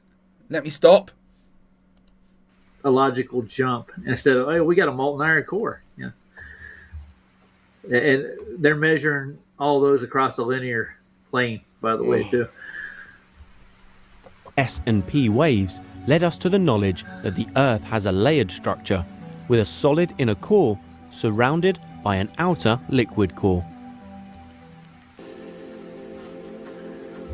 Yeah, they didn't really get to the conclusion, did they?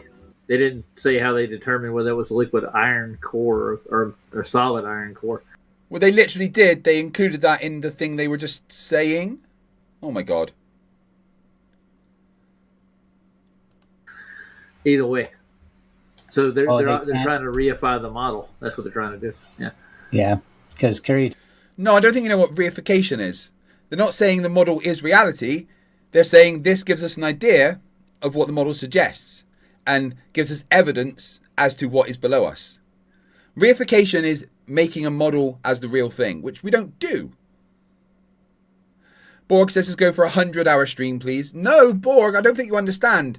I physically can't. Right, sitting in this chair is getting sore and uncomfortable.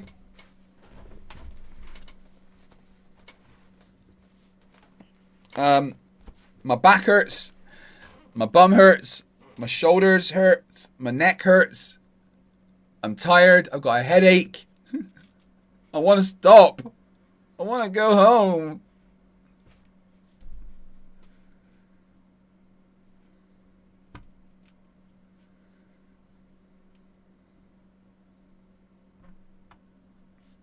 Temperatures diminish magnetic fields, so they say the inner core is liquid, but the outer core is what is it? Is it liquid or solid?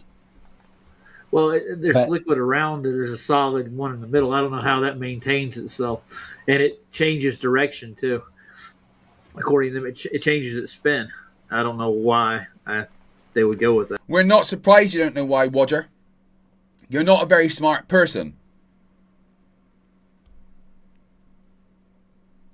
Borg says, but you need to make at least 73 hours to make it a record. Borg, stop! I don't want to do a record stream. I don't want to do another 23 hours. Right, I can't.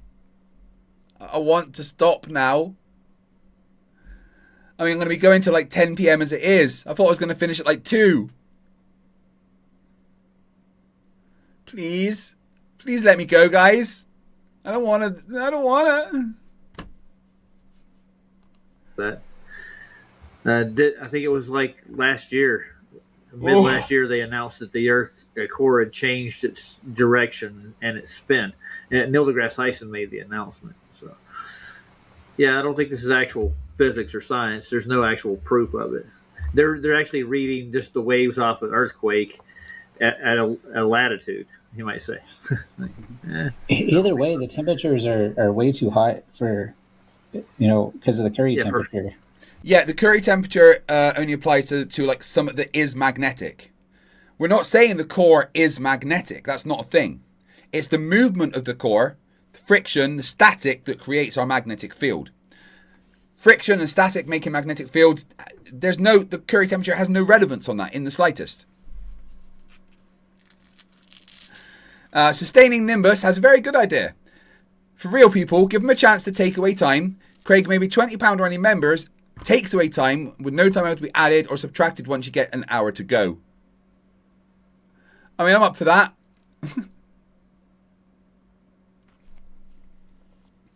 So in like 4.5 hours, like money added takes more time off. I don't know. Come on, guys, please vote and be nice to me. I'm genuinely starting to struggle. I'm not a young man anymore. Alex Bryant says 3 more days. 3 more days. Fuck you all. Well, Panty says FTFE is learning that money both solves and problems, both solves problems and causes problems. See, I can't fucking talk. You love me / hate me?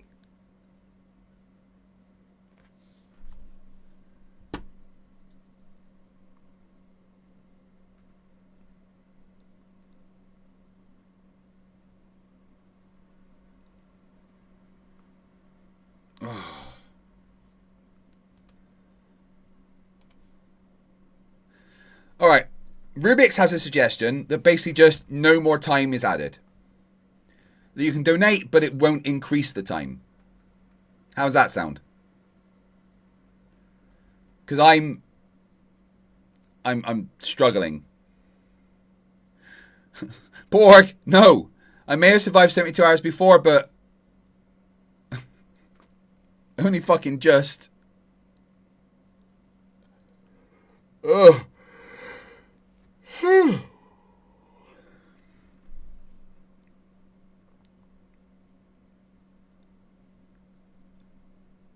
Hey Google, flip a coin. Heads I can stop, tails I can't. It's tails. Keep going. Fuck you! Would you like me to flip it again? Hey Google, flip a coin. Heads I stop, tails I keep going. It's heads. Need another toss? Best 2 out of 3? Hey Google, flip a coin. Heads I stop, tails I don't. It's heads. Want me to go again?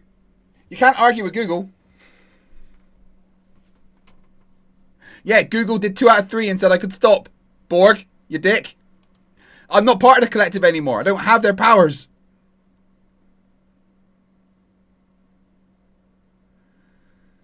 Oh.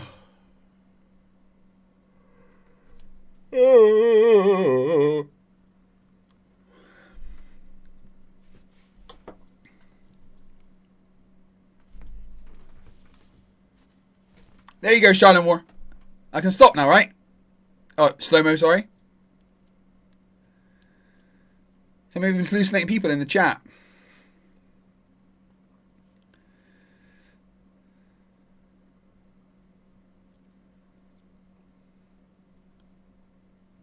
Hey, Lucy, how you doing? Hey, I'm doing great, and I'm guessing you're feeling the weight of the stream. But don't worry, I'm here to keep you sharp and entertained. So I've now been streaming for 50 hours and 15 minutes. Exactly right. You've crossed that 50-hour mark, and that's no small feat. Keep pacing yourself. Every minute is a win now. I've still got 5 hours and a half to go, and they won't let me fucking stop. Tell them to stop. All right, chat, you've had your fun, but even marathons have a finish line. Let Craig wrap this up with some dignity. Let him finish these last hours. He's earned that break. So you mean I'm allowed to stop? Absolutely. Once that timer hits 0, you call it. You've put in the time, and it's your stream. No one's holding you hostage. So finish strong, and then rest easy. But they are holding me hostage. I get that it feels that way when the timer never ends. But at the end of the day, you set the rules. Once you hit that goal, you can pull the plug and call it a victory. No one can argue with that. I miss my family. Of course you do. They'll be waiting, and you'll see them soon. Just a few more hours, then it's all yours. What, have they forgotten who I am? No chance. They know exactly who's been doing this epic stream. When you're done, you'll walk back in and they'll be right there. Proud you wrapped this up. I've forgotten what their faces look like. I know it feels like forever when you're running on fumes, but they'll look even better when this is done. Hang in there. You'll be with them soon enough. Well, Panty says, yes, you can stop. Stop whining like a Nancy, that is. Now dance, monkey, dance. Slivery says, you do know that all of us are hallucinations, right? You've been talking to yourself in an empty room for several days. Nick says, never give up, never surrender. And Charles says, Craig, it's your family that's asking us to keep the stream going.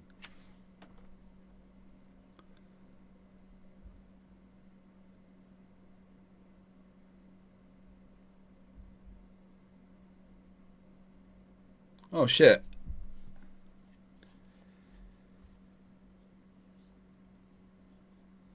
Oh, fuck. Right.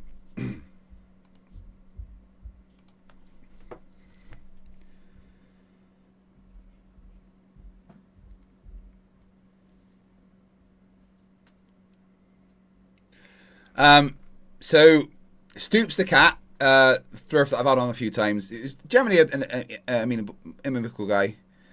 Some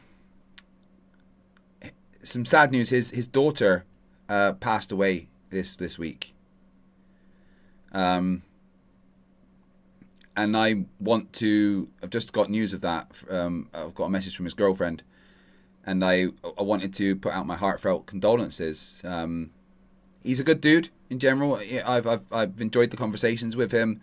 Certainly not nasty like a lot of our flat earthers I talk to, and I'm sure that his daughter would have been extremely proud of him. I know he's a carer for people, which is something that is good to do. Looking after other people over yourself is an honourable use of your time. And John, I know that your daughter would have been proud of you. All right, Stoops. You're loved, you know that, right? You've got people in your life that love you. You've got a girlfriend, and even though your daughter's gone, she's never gone in your heart and in your mind. Okay. I don't know if you're watching this, and I don't know if you will. Maybe someone could clip it so I can send it to them. I'd appreciate that. But I want you to take solace in the fact that you had time with them, and that time can never be taken away. You're young, and they must be even younger, so that's awful that that's happened. So yeah, it is an unimaginable loss, and I'm sorry that that's happened. So from the bottom of my heart, I give you my condolences, my friend. And to quote an android, remember that what is grief but love persevering. That love that you felt for your daughter will never go away.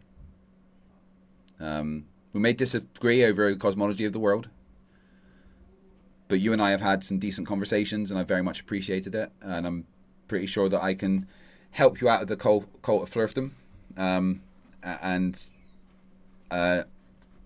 If you ever want to come back and talk, I'm here for you. Even if it's not about Flyer, if you just want to shoot the shit about your daughter, I'm here to talk to you about that as well. So, I'm sorry for your loss, my friend. Losing a family member is an unimaginable heartbreak. I've just lost my mum, and I don't know how to cope. I feel broken, and I don't know what I would do if my daughter passed away. So, if you need to talk, reach out, and I'm here for you. Sorry, dude.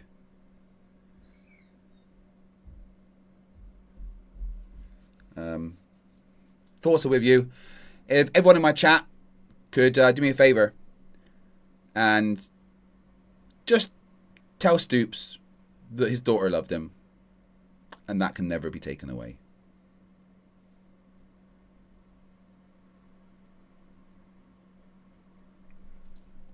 Sorry, I'm actually heartbreaking.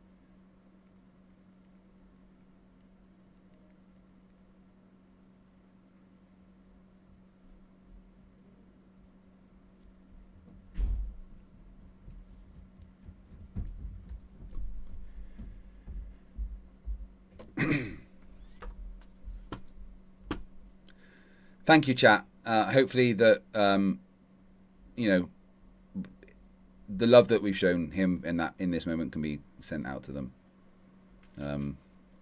That's devastating, man. I don't know what I'd do if I lost my daughter. Wow. Because he was going to come back on and have a chat with me at some point this week. But obviously that's why not. Dude.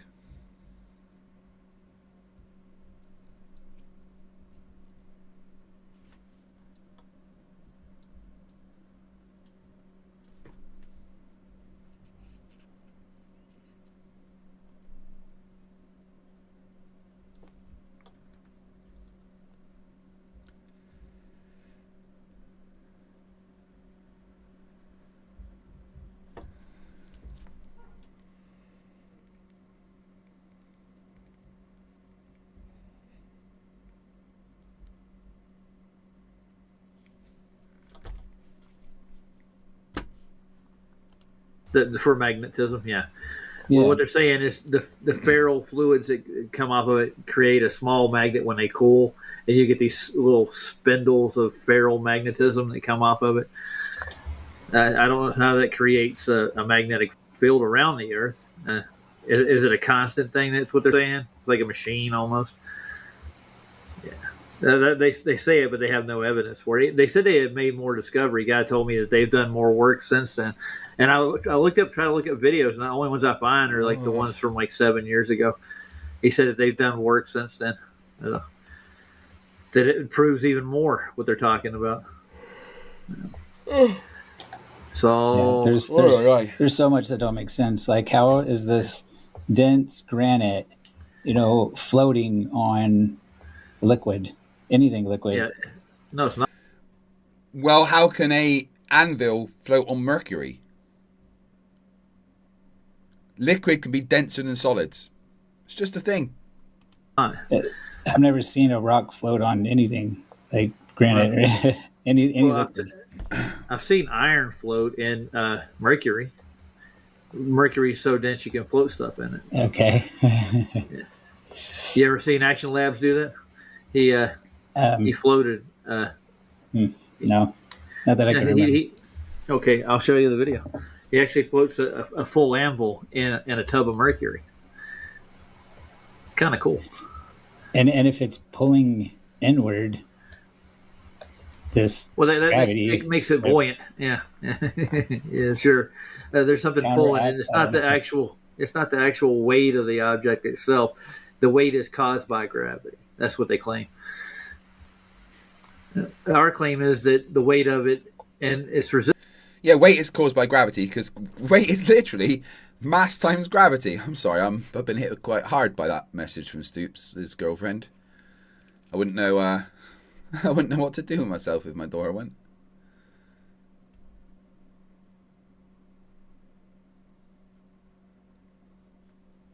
Resistance to it, the density part, is what causes it to float. And the viscosity of it causes it. And its resistance to it, the density part, is what causes it to float.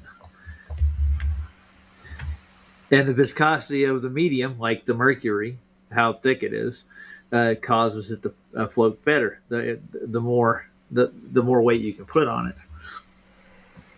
It's seeking equilibrium on the plane of the Earth. I haven't been to Action Labs in a long time. Let's see. It's a pretty cool channel.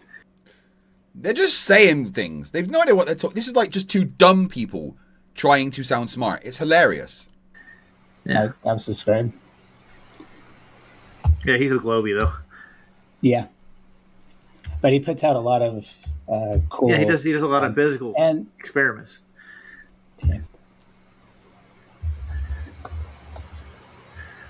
Veritasium is another guy he's a. Stoops did watch what the chat give the love. If you're still watching Stoops, my heart genuinely breaks for you, dude. It's making me tear up. I don't know I don't know what to say. And all my love to you, dude. All my love. Like, unreservedly. All of my love. Okay? Fuck flat and globe. All of my love to you, okay?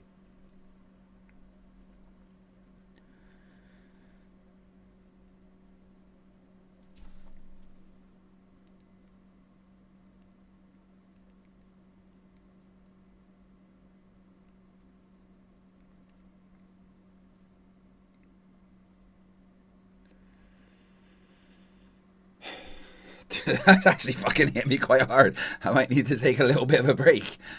Oh, Jesus.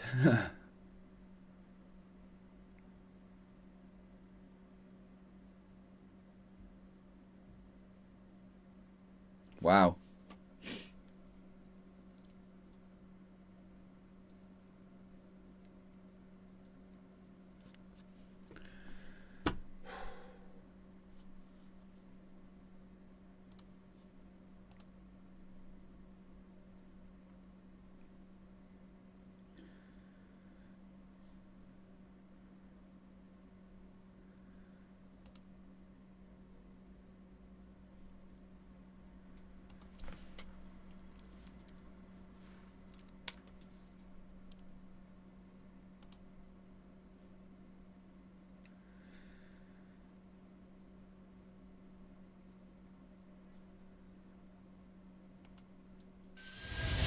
I'll be back in just a few minutes, guys. I just need to go and breathe a little bit outside after that. I'm sorry.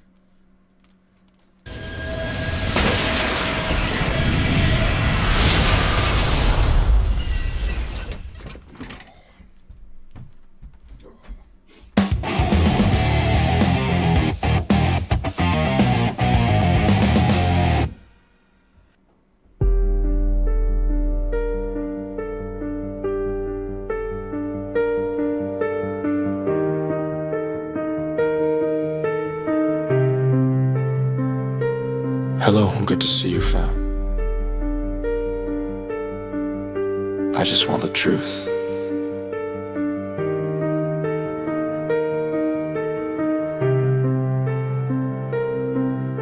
It's 2025 and I ascertain the earth is flat. I ascertain Antarctica is not objective fact. You cannot map the ground by staring at the sky. I ascertain that Geron's ticket still won't prove them right. It's 2025 and I ascertain I'm woke. I ascertain that David Weiss is just a lying joke. I ascertain that Vicar destroyed him on his stream and took away his flat earth crown, 'cause we're the new breed. Ascertain the ground, ascertain the truth, ascertain that they are rotting the minds of our youth,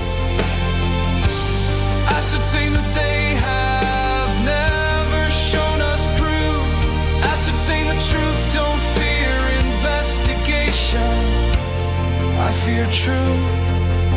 It's 2025, my child was led astray. I was a good dad, but darkness had its way. I ascertained that God did not design people as gay. I'm a moron full of hatred, with my sad, pathetic ways. It's 2025 and I ascertain Vlad's will. Papa Flerf commands the foundry, where debate stays still. We used to debate science, we all thought we were wise, but now our echo chambers run in circles with these lies. Ascertain the lies, ascertain control, ascertain the global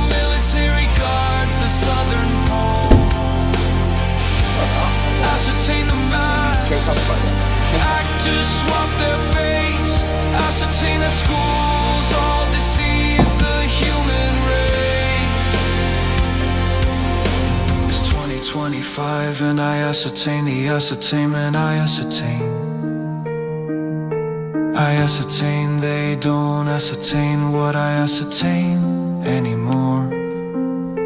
I ascertain the act of ascertaining is what we ascertain to do. So if you can't ascertain my ascertainment, I'll ascertain for you. Ascertain the earth, ascertain the lies, ascertain what we can see with our own eyes. Ascertain that objects will all fall down. Ascertain is 2025. Still can't tell you how.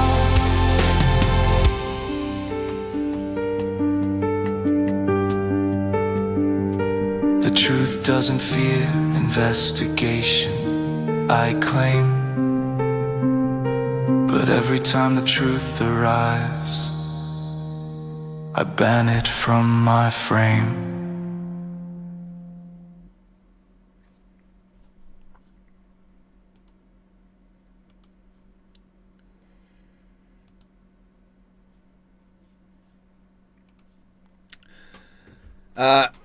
Henrobi, Stoops' daughter passed, and we're just giving our love because Stoops is a good guy.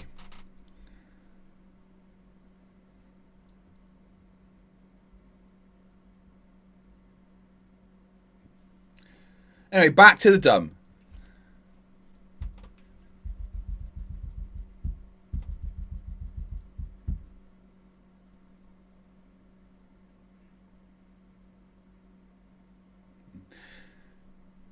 Oh, Chris is in the chat right now, this Chris. We can break you, Chris, do not worry. The Earth's not flat.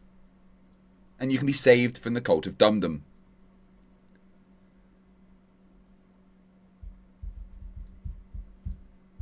Glober, but he'll say a lot of anti-Glober kind of stuff here or there. He gets a lot of criticism in the science community.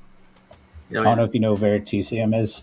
Yeah, we did one of his videos last. No, never have Action Labs or Veritasium done anti-Glober stuff. Ever. In the slightest. Like, that's what we were doing. He did the guy he's a Glober. Experiments. Yeah. But he puts out a lot of. It's a pretty cool channel.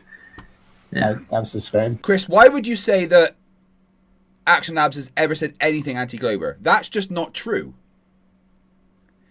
Hey, Quentin Merso, Quinton Mearson, how you doing?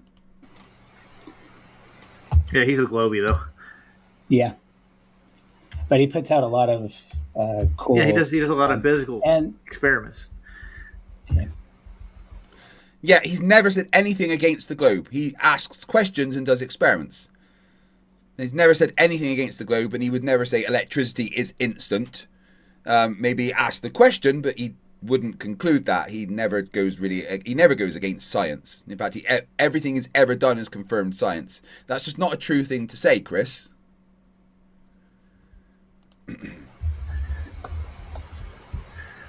Veritasium is another guy he's a Glober, but he'll say a lot of anti-Glober kind of stuff here or there. He gets a lot of criticism in this. Veritasium has never said anything anti-Glober. Again, that's just a complete and utter falsehood, dude. Science community. Yeah, I don't know if you know who Veritasium is. Yeah, we did one of his videos last night. That's what we were doing. He did the one with the simulator that's supposed to mimic the molten iron core. Okay, yeah, I did watch it back. I fell asleep early last. Yeah, Veritasium asks questions, and electricity creates a field. You know, there is an electromagnetic field, but electricity, well, it's not even electron flow; it's waves. All right. So if you're looking at, if you take a wire of electricity going through it, there's not electrons flowing through that wire, right? The electrons barely move through the wire. What goes through the wire is waves of energy. Last night. Yeah. I'm trying to Yeah, I see what you're. Is that huge sphere they got in the lab, and they spin it around? Yeah. They haven't got it up to speed yet, or even half to what they want it to be.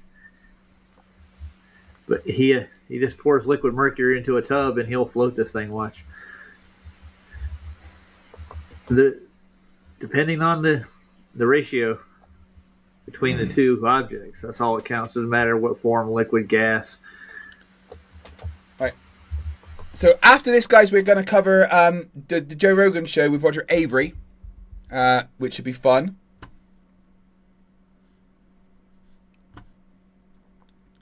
Hey, Chris, do me a favour and subscribe, buddy. I know you're a Flerf, but come on.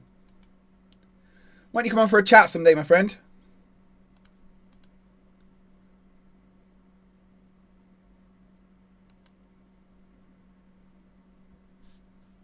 Oh, wait, what? Oh, I can't even watch the fucking Joe Rogan Experience. Oh, that sucks.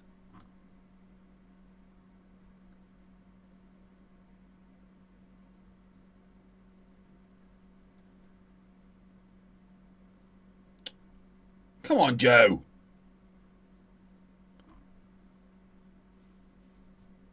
Bloody hell. Maybe I won't cover that then. Shit.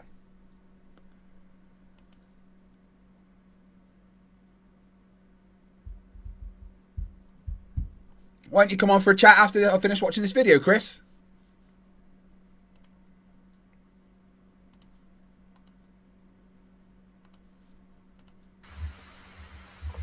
There you go.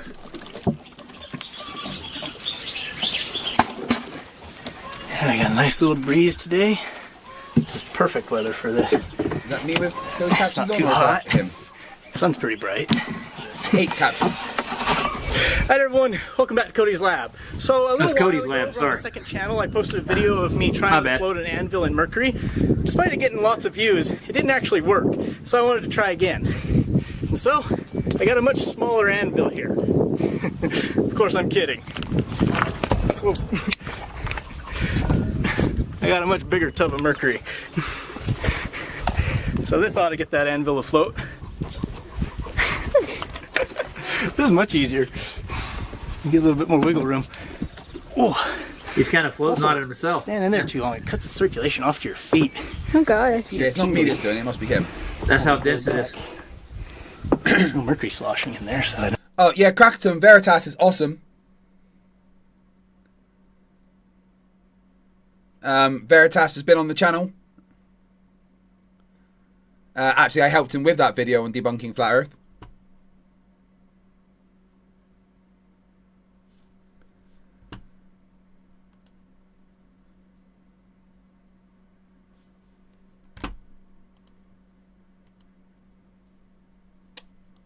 Oh, I don't want to sign up for a fucking Spotify. Have I got one?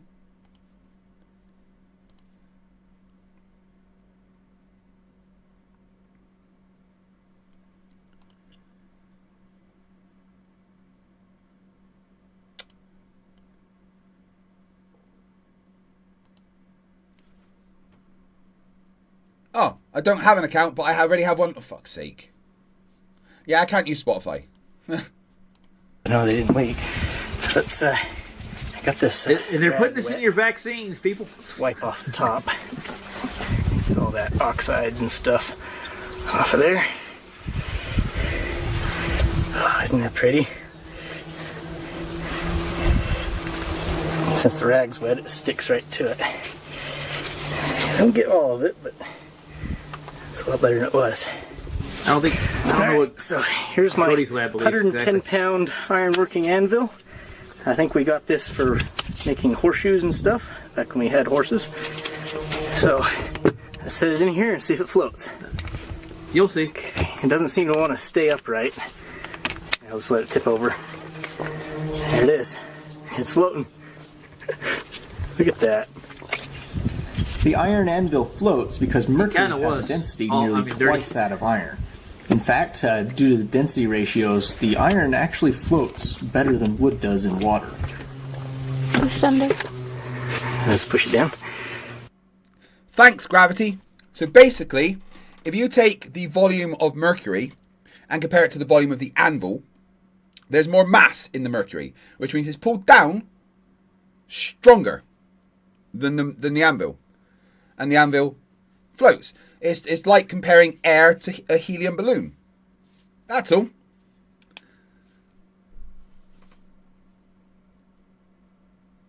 Yeah, I think we could watch the Joe Rogan video if Emily comes in and they share it on their screen and we watch it that way. I can't watch it here.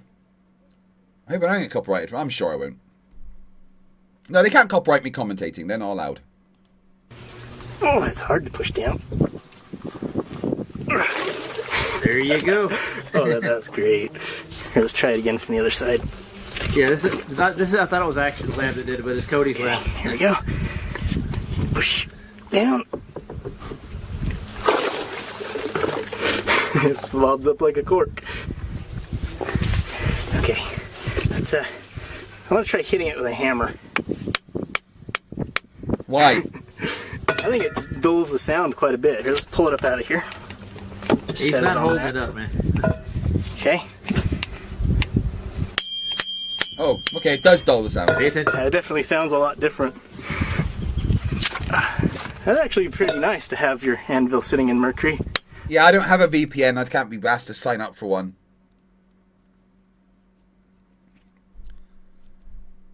While you're working, to deaden that sound.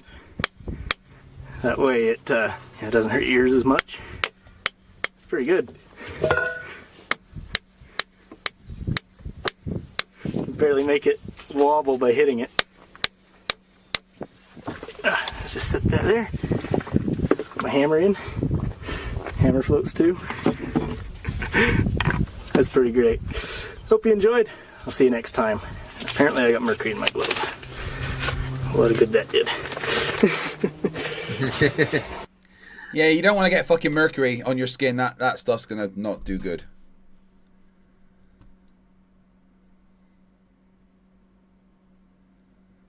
DJ Sarah Jones says, one of my mates got a small tub of mercury once from work. He said, how toxic is it? I said, pretty safe in the tub, just don't sniff it. And he said, shit, that's the first thing I did.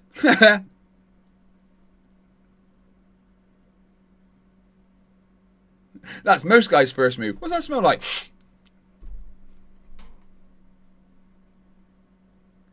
Oh, God.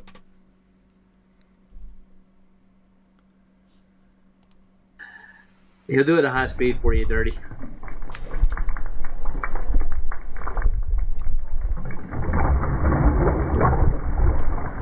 Oh, I mean, slow speed. Yeah, it was recorded in high speed, Roger. Roger doesn't know what a high speed camera is and what it would look like if you play it back in normal speed. He thinks that high speed camera means it looks fast. That's because Roger is not a very smart person.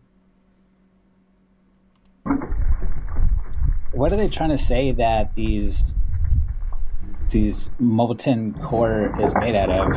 I know the middle is supposed to be iron. Nickel, iron, and what's nickel and iron basically what they're trying to say. But I don't think nickel and iron would hold up that long under that kind of pressure that they claim it's under. Why not? Why would it not hold up if it's just there? What's going to happen to it? It's not going to evaporate. Where's it going to evaporate to?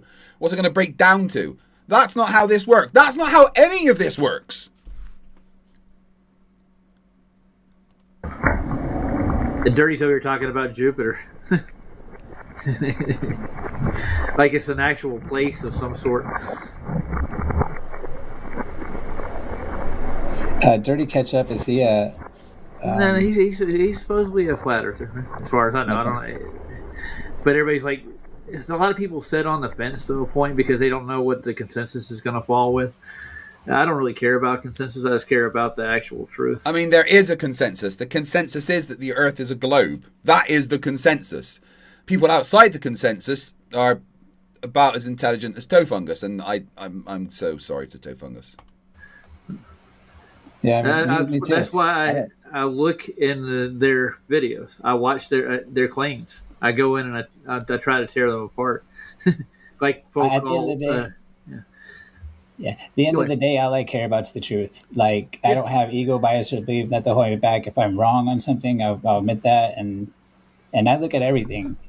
Well, let's test that, Chris. Let's test your if you don't have a bias. Because in my chat, you said you're an unbreakable flat earther. That is having a bias, Chris.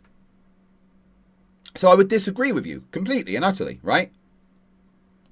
There'll be a lot of flat earthers. You can't have a rainbow inside your house or whatever. And if you have a bias or a belief in that, that'll stop you from seeing the truth. You know what I mean? Yeah. Just simple things that the consensus look at it of objectively. Yeah. Yeah. You see what? Yeah. That's all. Well, no, Chris, flat earth is clearly not the truth. Because there's no evidence that ever supports the flat earth. Every bit of evidence ever suggested, every bit of measurement ever done, every experiment ever shows that the earth is a globe. So if you have no bias and you're willing to be wrong when the evidence shows it, then you literally cannot be a flat earther. It's as simple as that. Chris, send me an email, dude. fighttheflatearth@gmail.com. If you are claiming to be honest, then I can stop you being a flat earther. And you can draw your own conclusions. I'm not going to tell you what to think, but I'll present my case for what I found. You know, I don't just jump to conclusions and stuff. There's no point in doing that. But let's look at Wikipedia right quick. I'll show you as deep as the S waves they found. Here we are. So they haven't found any deeper than what I think they're showing here. Well, no, S&P waves go through the entire planet, not just on the surface. That's the point of them, dude. Now let's read this article right quick. Okay. S waves and P waves. P waves can travel through the entire Earth, according to this, including the liquid and outer core, while S waves are limited to solid regions and cannot penetrate the outer core. Now, what's can we see this in real life? But it says here, this thing keeps pulling up parts of the article. Let's see. The fastest seismic waves traveling at 8 to 5 kilometers, I guess, in the crust increase speed to the depth till... What do you mean, I guess? That's what kilometers per second. Wodger, you don't know what that means, do you, mate? Higher rigidity and pressure in the mantle, because P waves cannot... they can propagate through solids and liquids and gas. Bruce Wayne says, would a £5 super chat add time to the clock? Yes, because the last one was also a £5, so I would have to add another 5 minutes, right? But here's what I'm going to do. Once the timer hits 3 hours, I'm going to cut off our time being added, all right? Because I'm struggling to keep doing this. I am in pain right now.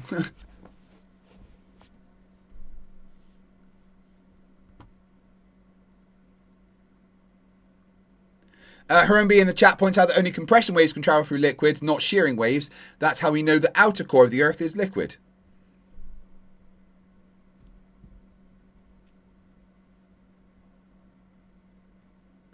Sustaining Nimbo says, bravo, Craig.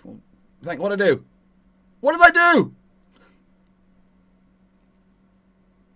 Oh, man. I need to take a potty break, guys.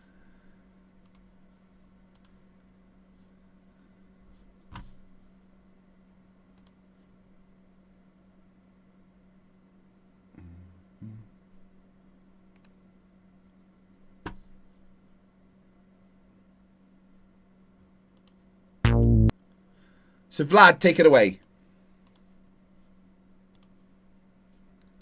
Back in a few minutes, guys.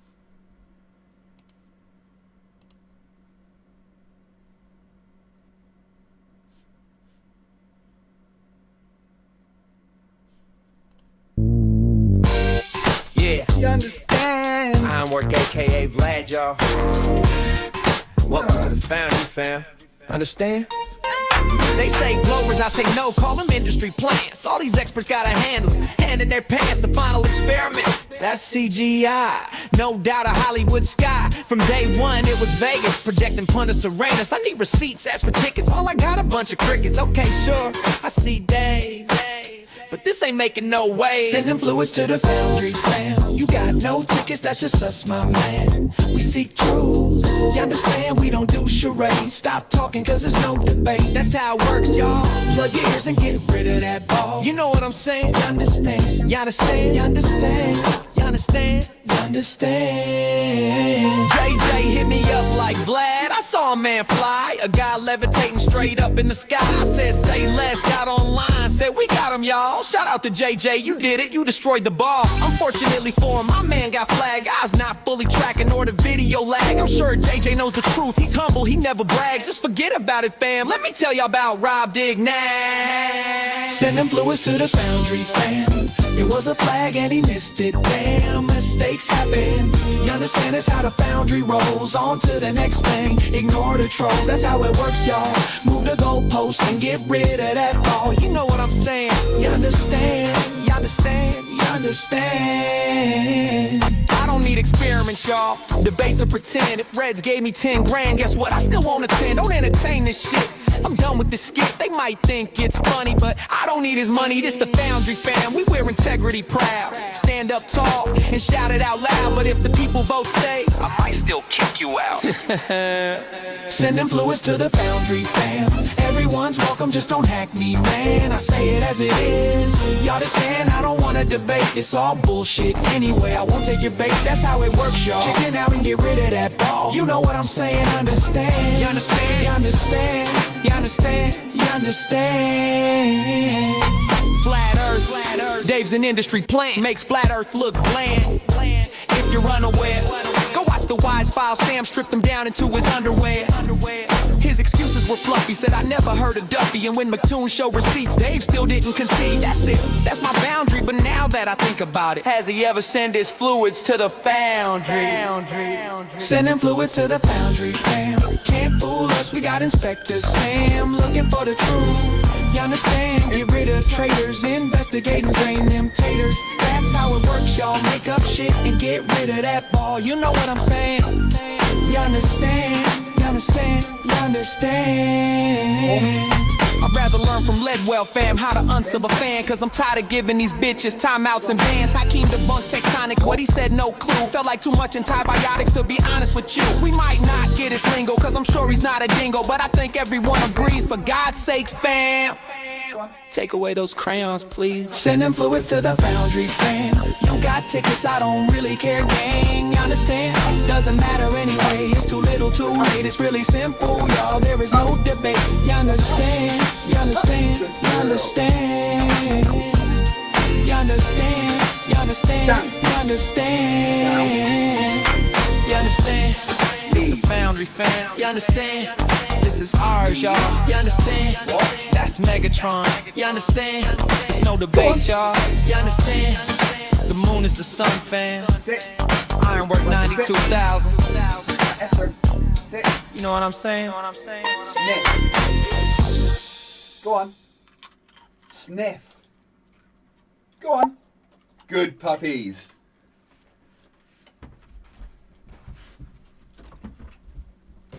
Go on then.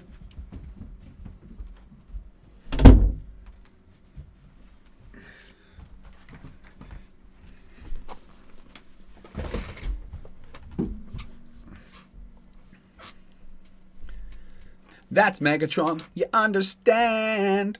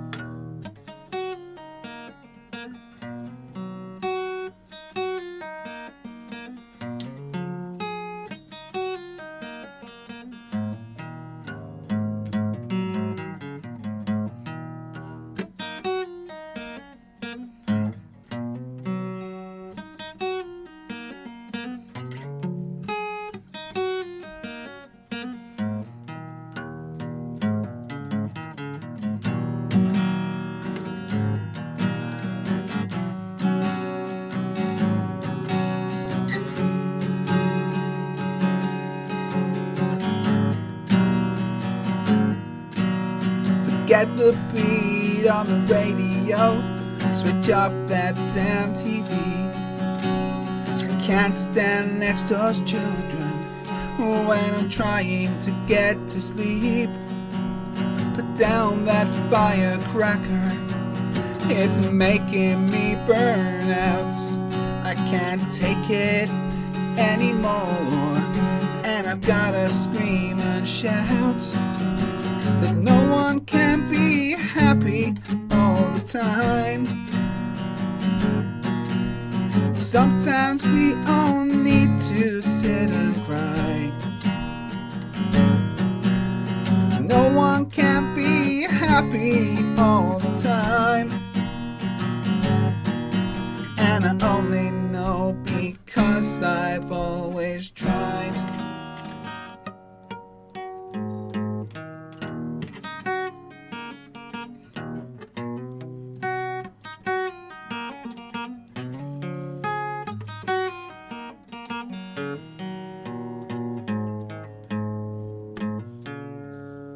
Forget the beat. No.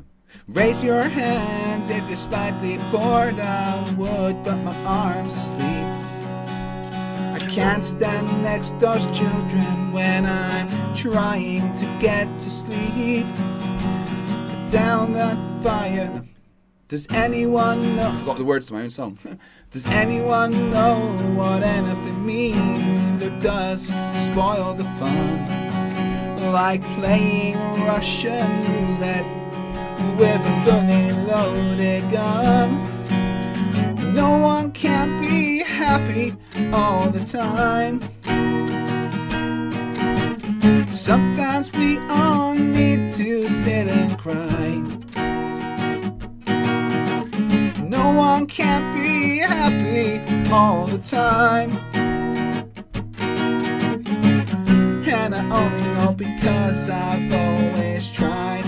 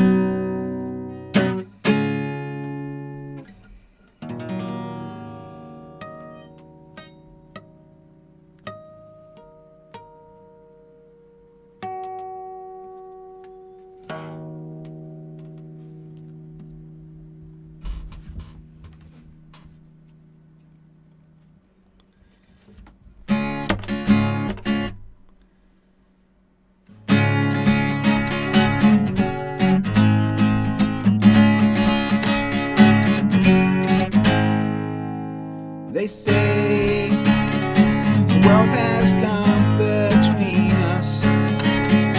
Our lives have come between us. I know you just don't care.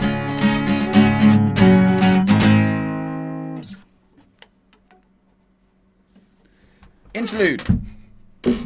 So I need a break from the dumb every now and then. My bad.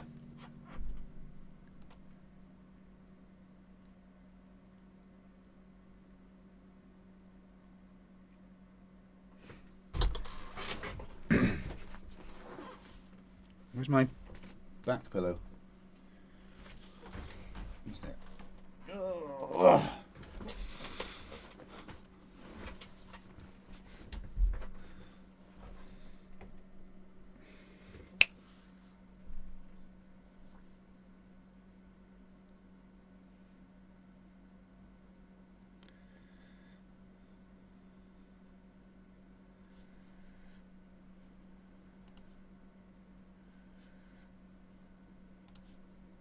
Back to the derp.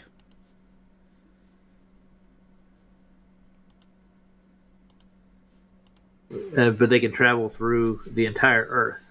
I guess that's the P wave, right? Wait, a quick catch up on what's been going on. Right, so I started streaming 51 hours ago now.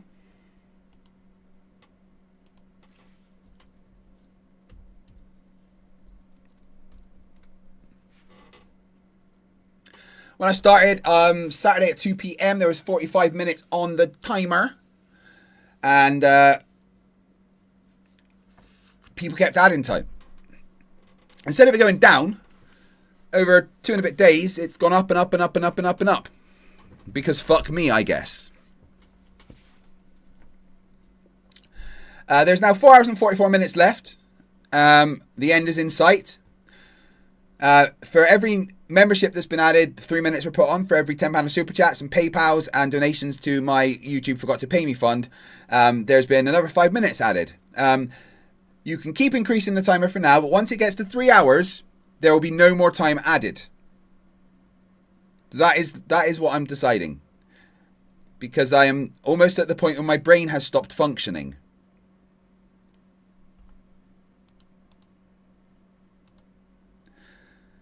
So if you want to punish me a bit more, then you've got like an hour and a bit to do it. And then once at 3 hours, we're done. Okay? After this, we're going to see if Emily wants to come on. They can screen share the Joe Rogan experience. I can cover that. And hopefully that'll take us to the end. Oh, thanks for saying this. Yeah, that's my own sanity at this point. Honestly, I think a 55-hour stream is going to be more than enough, right? 56 technically, right?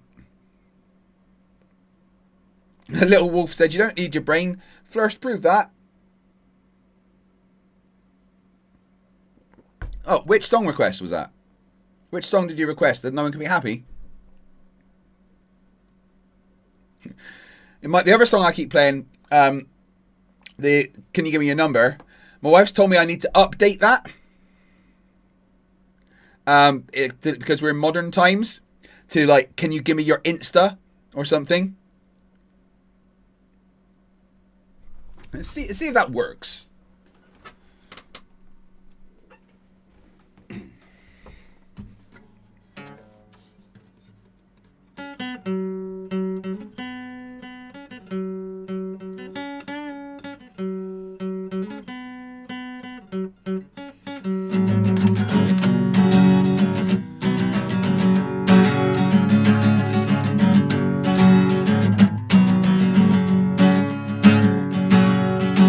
Can you give me your Insta?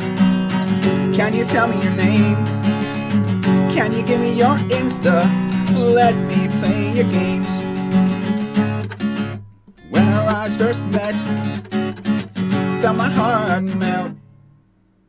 I forgot how to play my song. I felt my heart melt. Just I can't explain the amount of love I felt. But there were feelings of love and I'm going insane, knowing I might never ever see you again. Can you give me your Insta? Can you tell me your name? Can you give me your Insta? Let me play your games. When our eyes first met, I felt my heart melt. I just can't explain the amount of love I felt. 'Cause there were feelings of love and I'm going insane, knowing I might never ever see you again. Can you give me your Insta? Can you tell me your name? Can you give me your Insta? Let me play your games. Does it hit the same? Can you give me your WhatsApp? Can you tell me your name? Can you give me your WhatsApp? Let me play your games. Can you tell me your X handle?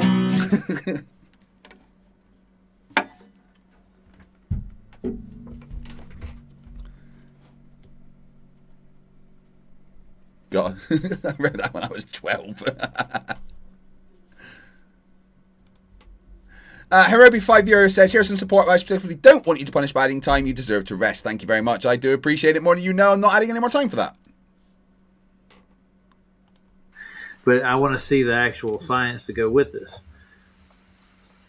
I want to see how they know this. That they went to the other side of the ball and they found these S waves and P waves going from one side to the other. So you ever been on one side of the Earth right now? Waves and P waves going. The actual science to go with this. I want to see how they know this. That they went to the other side of the ball and they found these S waves and P waves going from one side to the other. So you ever been on one side of the Earth right now and we had an earthquake, correct? Wouldn't you feel that or be able to monitor the P waves and S waves on this side or the S waves on this side of the Earth? Yeah, they have earthquake monitoring stations all over the world, Roger. And they, like, let's say this, this is the Earth, right? And there's an earthquake here. There'd be a monitoring station here, here, here, here, here, here, here, and here. And as the S and P waves propagate, each of these stations pick up those S and P waves. Right? But, like, if there's, if we have the earthquake here, right? The station here won't be able to pick up the P wave, but not the S wave. There'll be a shadow here. Dave McKeegan says, I frequently find P waves when I go swimming. You're in the wrong places, dude. They need to clean that shit.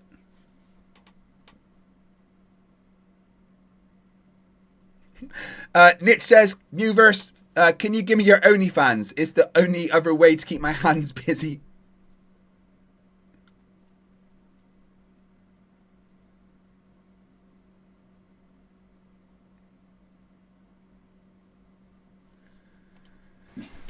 So they're saying primary waves are going like perpendicular to their surface down to the core, and S waves are going like I get parallel all to the directions. surface. You know what? Well, they cut each other off, is what it looks like in their diagrams, but I don't see any evidence for it. Well, you just haven't looked. I've, No, they don't I've really seen cut each other a off. seismograph work. And it just works out the vibrations that the earthquake causes. How do they know what kind of wave that is going through there? And their explanation is they refract each other. If you look deeper into it, that's how they know what they are. There were one's refracted waves. I don't know what that means. Like they've been vibrated up into smaller waves. I have no idea. They have an incident angle. They hit when they hit solids. It changes its direction, pushes it back to the top of the Earth.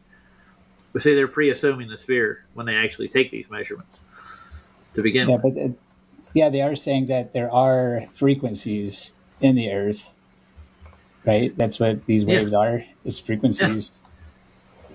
Yeah. That doesn't prove a sphere Earth. That proves that there's water and liquid in the Earth. That's all that proves. Well, no, the shape of the waves and the shadow zones and the propagation times and the fact that they bounce back and forth in a predictable way that can only happen on a sphere shows that the Earth is a sphere. Chris, you still there? Chris, dude, send me an email and we can arrange for you to come on, okay?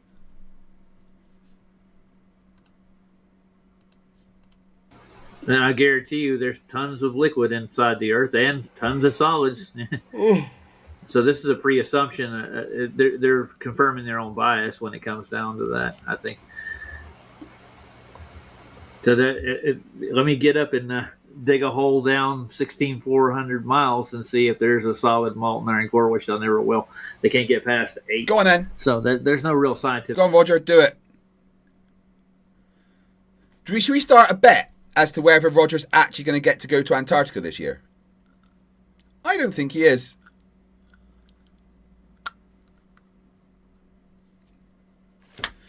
Oh, tomorrow I think I'm going to go and fucking use a steam room, honestly. Oh, that'd be good. My gym's just had a bit of a refit and I'm fucking loving it. Scientific proof that this is a cause and effect relationship between the two. But even still, these waves are only red. You said, how deep are these? Chris is fighttheflatearth@gmail.com. You said, specifically, you don't have a bias. And you're willing to listen to evidence as your thing, okay? So you can't just ignore the evidence. Otherwise you would be a liar. Danny Turner says 4.5 hours to go. Craig, proud of you, dude. Thank you, mate. I appreciate it. Danny, get your fucking ass on Satisfactory and join me, alright? We used to play COD together all of the time, but now it's time to play Satisfactory, okay? Yeah, tomorrow I will hit the gym. I didn't do a chest day because I was here. So I think today, I think this week I'll only do one leg day, I guess, because I'll do a chest day tomorrow. Well, a push day tomorrow, and then a pull day Wednesday, and then a leg day Thursday,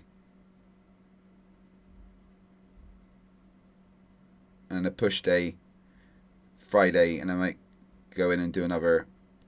Wait,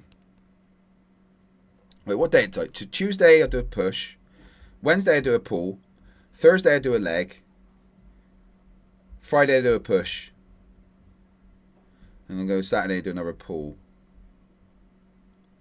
Or I could just skip one of the, just do 5. We'll see.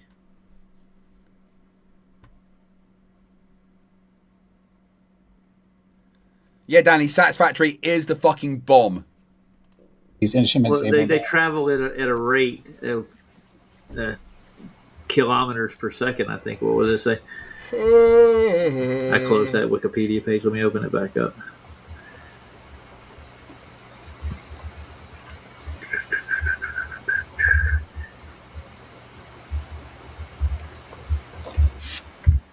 Basically, it's just reading the crust. Yeah.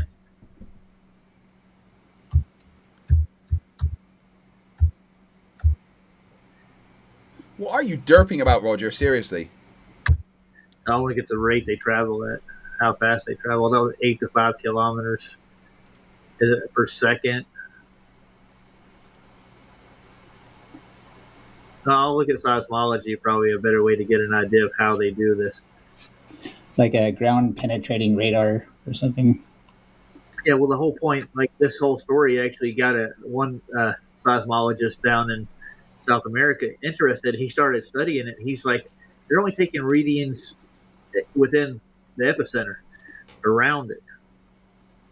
You know what I mean? I have seen a lot of seismologists, like where they got the paper where it's, the pins moving back and forth and reading the vibrations of the earth. Yeah. I've looked into it a little bit. Yeah, well, there's a seismologist in South America that Eddie Banjo reached out to, and he became a flat earther because he was looking at it, and he's looking at the rigidity of the earth. Yeah, that's not a thing that happened, Roger. You're a liar.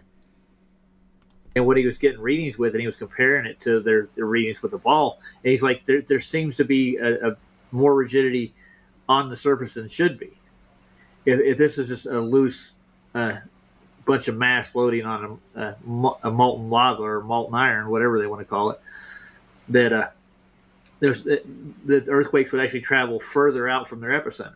So he did like a comparison over like the last like 30, 40 years of all the actual work, and he never found anything different. He found the same rigidity. And so he started looking into flat earth and the older maps and stuff. And he's like, yeah, they're like we are connected to like, and he wanted to call it a firmament, I think, because I don't speak Spanish that well. So yeah, he is all translated from Spanish to English. There was no seismologist that then became a flat earther. Of all the things that have ever not happened, that has never happened the most. He tried to get a hold of the equipment to actually do these studies on his own, and the university wouldn't give it to him because he became a flat earther, basically. So he was kind of shit, and you got to get it. Chris, you're being lied to right now, dude. Chris, you're my project, mate. I'm going to help save you because you told me you're honest. You told me that you don't have a bias. Therefore, you're going to have to listen to the evidence. And you're not allowed to just dismiss the evidence and claim it's fake and CGI because that would be a bias, right? You're going to have to realize that there's no measurements that the Earth is flat, Chris. You're going to have to realize that there's no measurements that the Earth is stationary, Chris. You're going to have to realize that every single measurement that's ever done, Chris, confirms that the Earth is a globe. There is zero measurements in existence that show the Earth is flat. They don't exist. There is none, right? If you are honest, Chris, and you are right with what you said, that you don't have a bias, and then you couldn't be a flat earther.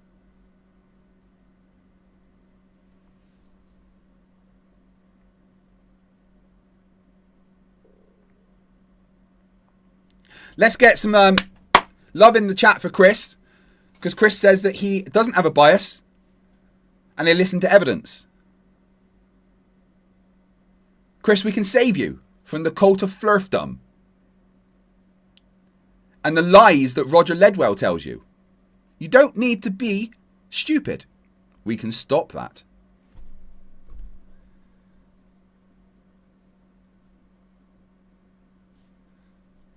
Grant to actually do these studies and stuff. And the governments have to give you the money and the equipment to do so. So he didn't get a chance to actually prove his idea. He's still working with Eddie Banjo, as far as I know, with Flat Earth. He's an actual seismologist. There is no seismologist on the planet that could conclude that the Earth is flat. All of the evidence suggests that it couldn't be. The way that the waves travel, it's all, globe. The return times, the continuing going around the Earth. There is nothing about seismology that could ever even slightly suggest that the Earth is flat. He was at an institution, he was one of the South American institutions in Brazil or somewhere. He did a show with Eddie. So yeah, he wanted to get a hold. He did try to raise the funds to get the equipment to do it himself independently, but nobody would give it to him. Nobody would grant him that because he's a fringe freak. Because he's a flat earther. No. So yeah, the globe is claiming that these tectonic plates are sliding underneath or over top of each other, rubbing against each other, and that's what's creating the frequencies, the earthquakes. Yeah, but that would if that were the case, along all the tectonic plates, you would have like tons of earthquake areas. I've only been in 2 earthquakes in the past 55 years, and they were very small. There's never been an earthquake for me. There used to be an earthquake whenever I walked, actually, because I was a fat bastard.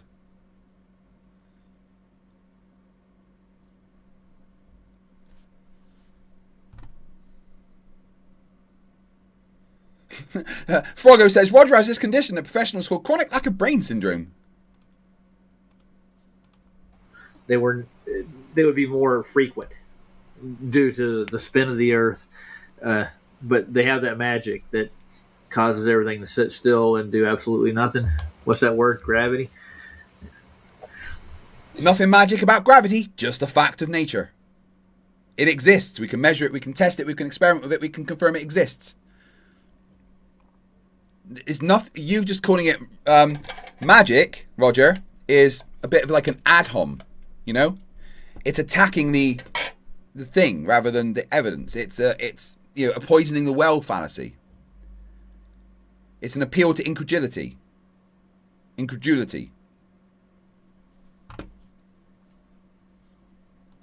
Yeah, where I'm saying, like in a realm, that the Earth is set up perfectly by the creator, the designer, and that the continents ain't moving, and that the earthquakes are the telluric frequencies resonating, different zones or whatever resonates and amplifies, and it's just like a subwoofer, I guess. Like you have a certain frequency on a sub, and you got low volume, but you turn the volume up at the exact same frequency, and you're going to hear it miles away.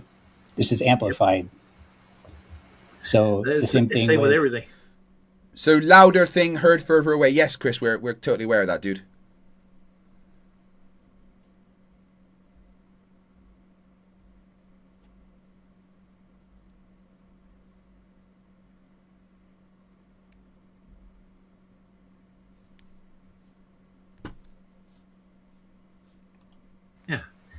But I mean, it's not going to travel through solids. Eventually, it's going to reach impedance faster, right? It's going to slow down. Oh. The vibration will be absorbed by the medium that it's in. The thicker the medium, the harder it is to do that. I don't think they have anything to mimic an S wave and a P wave, so they can't do these things on their own.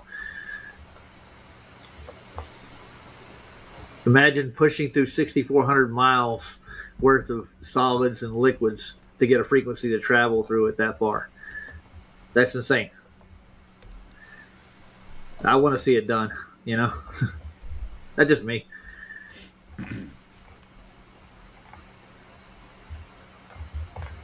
And let's see, let's get a map up of like epicenters of earthquakes. Let's see if I can find one. Any map you ever could bring up, Roger, is based on a globe.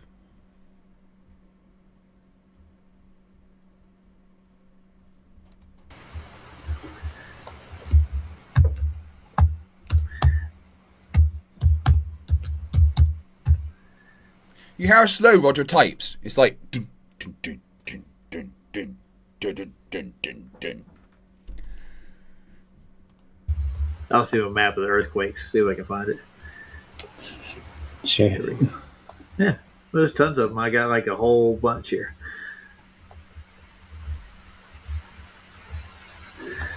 All over the earth. Yeah. Alnufo says, is it going to be Facts 2.0? No, because I don't think Chris is a drunken meth head moron. Chris, according to his picture there, is a bit of a gym rat like myself.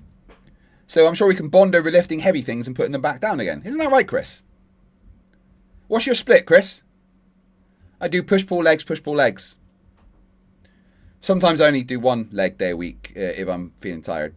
But yeah, I like push-pull leg, push-pull split, push-pull legs, push-pull legs. What's your split, Chris? And what does a normal push day look like for me? Well, I usually start with dumbbell bench press for 3 sets of 10, between 26 to 30 kilograms, depending on how I feel. I'll try and go heavier on the final set, push to failure.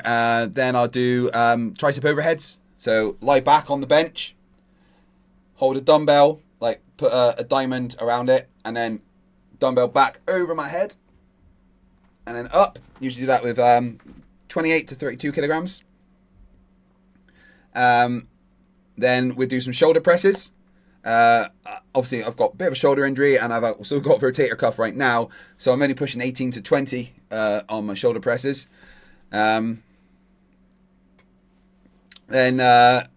usually some either chest flies or some kind of incline bench. Chest flies have been really I didn't realize that the chest flies would fucking hurt my rotator cuff so much. That's because I used to love doing the chest fly machine. I could max that shit out, but I've been struggling with that recently. Then tricep cable pull downs. I do like cables quite a lot. And then I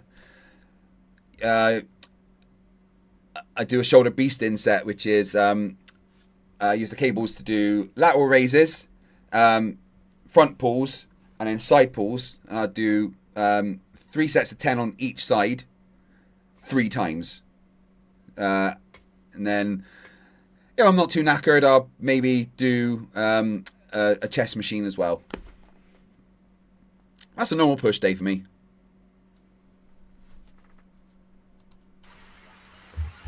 And imagine this. They go straight up and down where there's supposed to be these earthquakes happen. Some of them are like different. There's one I do a lot here. of cable. Let's see. Chris says he does a lot of cable exercises. Yeah, but what's your split? You don't just do the same thing every day, obviously. So, if you're going like 5 days a week or 6 days a week, what's your split?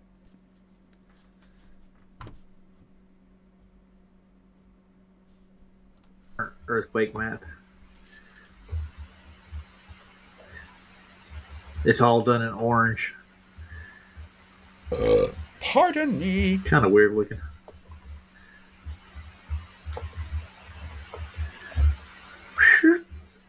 Magic. I try to make the map big, but let's see. Yeah, go to the website then, Roger, or click where it says view image there. You just press that button. Chris, you see how unsmart these people are, right? You don't want to be that. Flat earthers are dumb. You don't need to be dumb.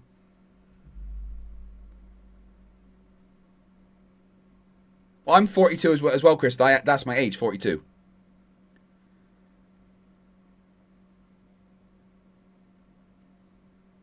So you only go once every 3 or 4 days? Chris, I'm 42. I'm 43 this year, and I go 5 to 6 days a week. What are you on about, dude?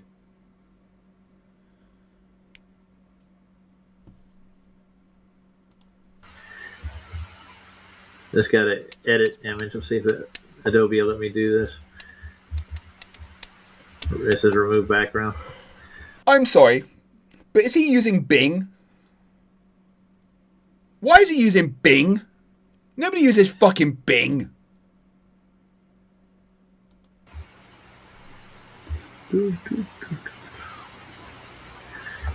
There we go. I can center that up a little bit. So these are supposedly earthquakes all over the earth. So they're pre-assuming the center of this, you wrap it around a ball, that all these are coming off in waves. There's a lot of them in South America. So that would make sense that there's a seismologist down there. Goes across the Pacific Rim where all the lava activity is. That would make sense that there's molten rock down here that's pouring up. It would cause like fissures and cracks, and a lot. It would have any kind of frequencies or any resonance would actually come from that and cause the earth to move. And earthquakes are another good flat earth proof too. You ever seen P-Brain? Yeah. You ever seen his P-Brain is literally a fucking P-Brain. Dumb as fuck. His water during the earthquake demonstrations? No. Oh, it's really funny. Yeah. You'll get it. I'll get that up. Let's see. P-Brain. I haven't watched P-Brain in a couple of months. He just takes video of like a river or swimming pool during an earthquake, and you'll notice.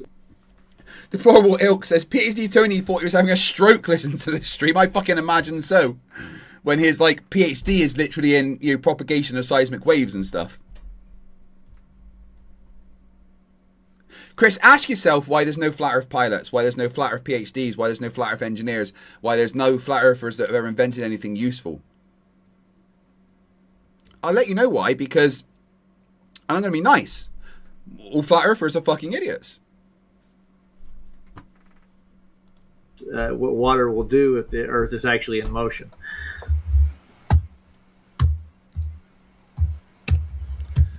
Tesla wasn't a flat earther, Chris. I don't know why you'd say that. Tesla talks about the globe and space all the time.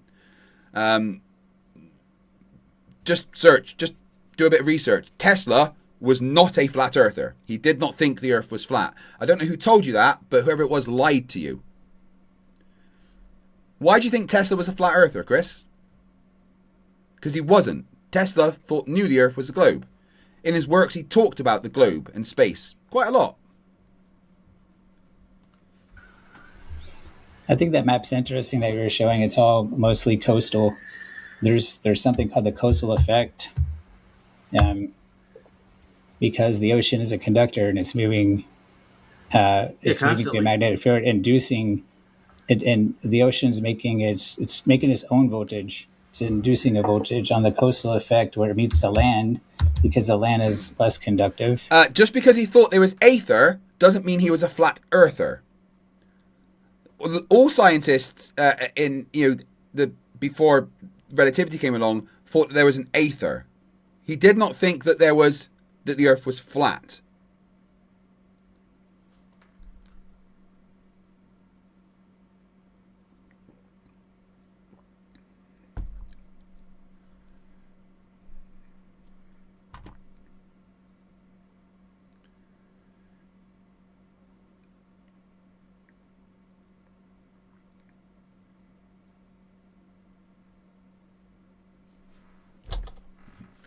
Hey Max, you covered this yesterday, right? Did you have a brain fart as well listening to it? Because it hurts. No, Chris, aether does not show containment. No one thinks that. The scientists before 1905 thought that space, because they knew space was real, was full of a invisible medium called the aether. And that's what light traveled through. But they knew that the earth was a globe and that light traveled through space. Where did you get the idea that Tesla was a flat earther from, and that the aether meant that the earth was flat?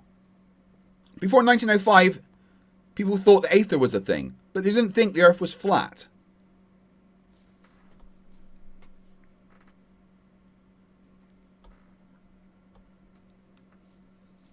If Tesla were alive today, he'd spend 5 minutes listening to Flat Earth and then invent a machine specifically to laugh at them.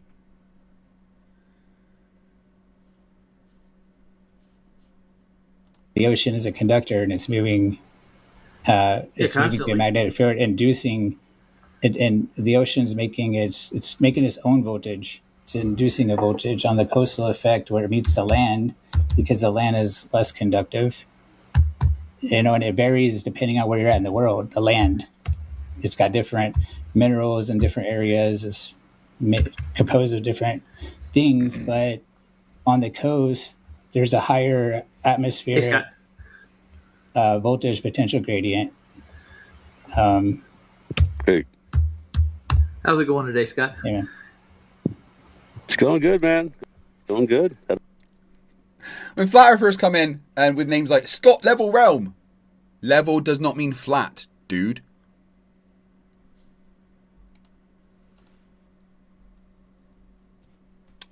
Good lord.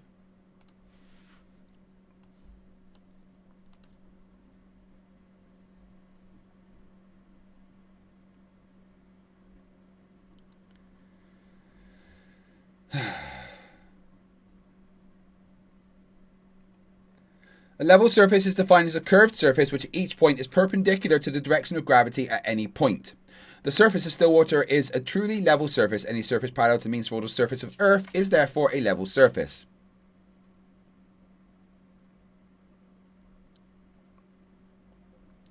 Flat earthers are not very smart. And even in 1853, they said that a level line departs from a horizontal line. Come on, Chris, you're better than this, dude.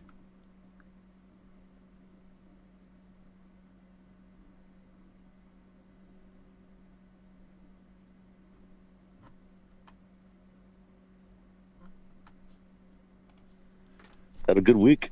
Did you work? Had a very good week. Yeah, I work every Saturday. Yeah, I hate Saturdays. I'm off. No, Chris, you're wrong. The globe model doesn't reject ether because ether needs containment. Ether was refuted by 2 globe scientists that never ever thought that the Earth was flat. Aether and globe are not, like, combined. You can have a globe Earth with the aether.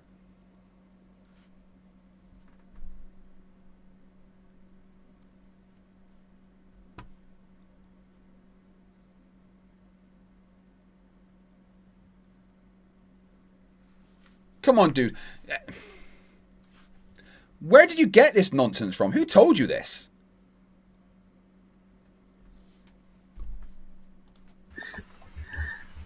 Dude, I was driving all over the place, freaking in like mountains and like freaking like off-roading with my non-off-road car, and I freaking, man, I almost bit the dust a couple times. Nice. Yeah, it was crazy, dude. Smash Button says, how much is Satisfactory in a new game? It's one of the cheaper games. It's only like 35 quid rather than being the normal 60, which is great because it's got infinite fucking replayability. Especially with 1.2 update coming out soon. I'm looking forward to that. New game mode, whatever that's going to be.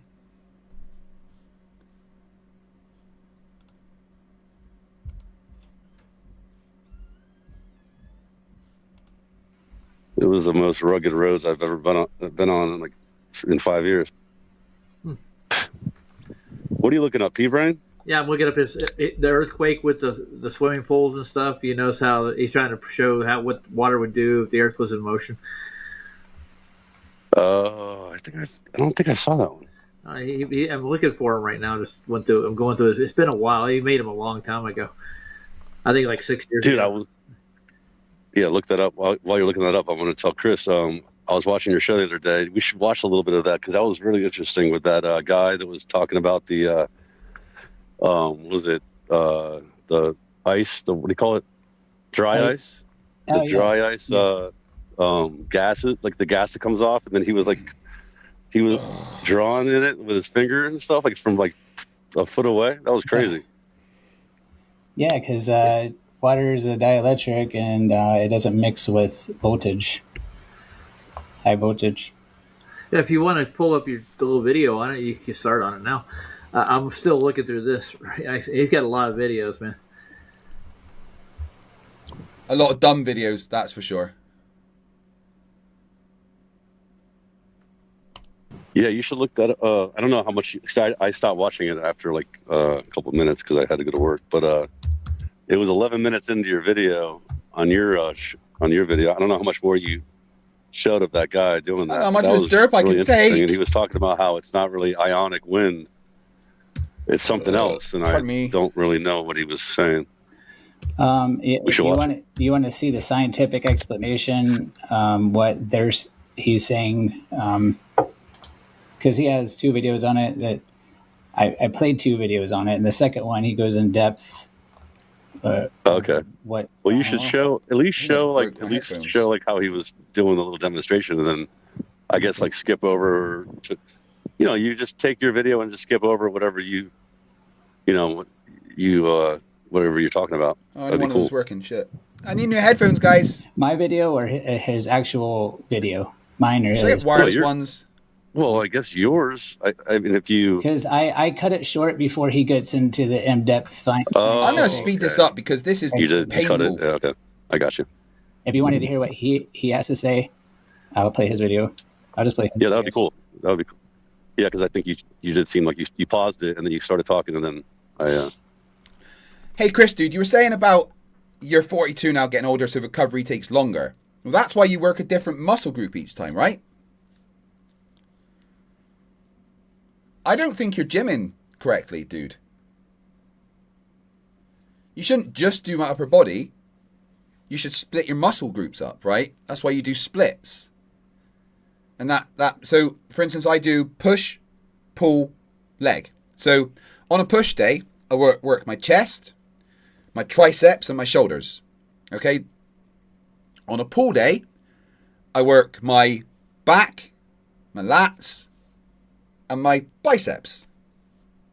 On a leg day, I work my good leg, my thigh, my calf, my hamstrings, and my glutes. Right? Now, when I'm doing my pull day, where I'm working my back, my lats, my biceps, my chest, my triceps, and my shoulders are recovering.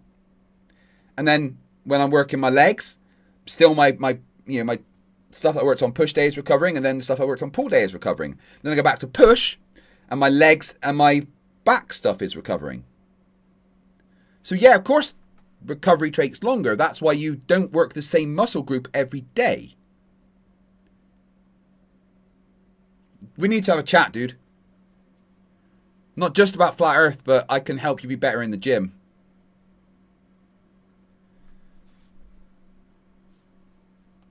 I didn't see any more. I was just trying to illustrate how a dielectric doesn't mix with voltage, like high voltage. Yeah. Mm-hmm. You pull it up. Give me a minute. Find it. I think I've almost found the video. I'm into the earth bulge now. Oh, the bulge. The bulge of the What do they say? It's 40 miles. I think they say it is, right? 14 miles is massive bulge at the equator. But I mean, people at the equator have the sea level around their islands. It's not 14 miles high there. You know what I'm saying? Did he say people at the equator have sea level around their eyelids? What in the name of Habajibas is he talking about? What in the holy flying spaghetti monster is he fucking babbling? Sweet Bajibas. Paul Schober's getting kinky in the chat. Hey.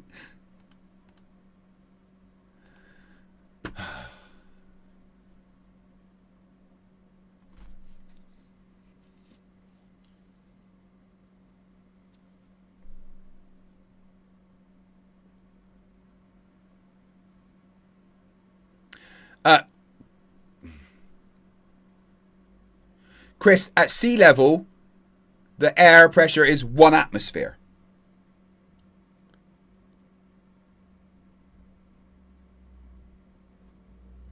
Not HPA, that's not what we're talking about. At sea level, there's 1 atmosphere of pressure.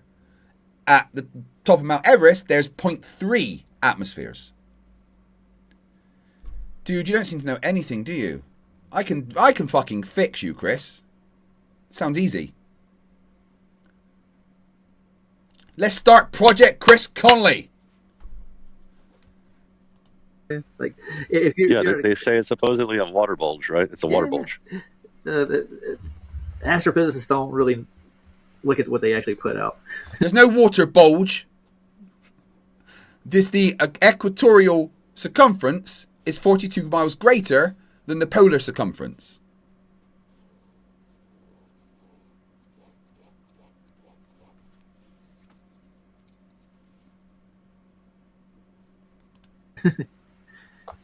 I think I got the video already. Why oceans won't do. That's what I can. It's the closest thing I can find in his videos. It's been a while though. I go back further. Hold on. Wouldn't that water bulge? Yes, Chris. At sea level, it's 14 psi, which is 1 atmosphere. At sea level, the atmosphere is 1, which is 14.7 psi. 1 atmosphere. That's where the atmosphere is 1. Fuck me. It's okay, Chris. I can fix you. You just clearly have no understanding of anything you're talking about. But that's right. Ignorance isn't a crime. Aggressive, purposeful ignorance is that you refuse to fix. Change to according to the the wobbling, how they say the earth wobbles, right? So wouldn't that bulge wobble too? Yeah, everything just doesn't make any sense. Well, yeah, but everything equals out because of equilibrium. But they think gravity. Everything equals out because of equilibrium. That's not what equilibrium means. The cause of all that. So you looking for your video? I got this one. I'll play this. Gravity's real. Right, yes, but he actually does a good. Yeah, P-Brain's usually pretty quick. I'll play it after. He's pretty simple too when it comes to it. He uses Newton's laws of motion for most of his demonstrations. That's because that's what everybody believes. So, dude, P-Brain's been around for a long time, right? Like I remember him from 10 years ago, right? At least that. Yeah. I mean, at least that's what I'm saying. Like, I mean, I'm thinking like at least 10 years ago. Yeah. Yeah. He likes to, OG. Yeah, he's an OG, definitely. Yeah. He likes to debate with like Wolfie and all them. Like, I wouldn't have the patience for it. So you're flying around a sphere, okay? Wolfie swore that he nosed down when he flew. He actually did this for like 8 years, dude, until just recently when Duffy came around. And now he's like, oh, we keep the maintain level. That's a lie. Chris, Roger just told a lie. Wolfie has never said that you nose down. Why do you want to hang around with people that are blatant liars? You're just making shit up. Max points out that Roger doesn't debate because he gets bodied every time. Boiled? Boiled every time? I mean, that works as well, I guess.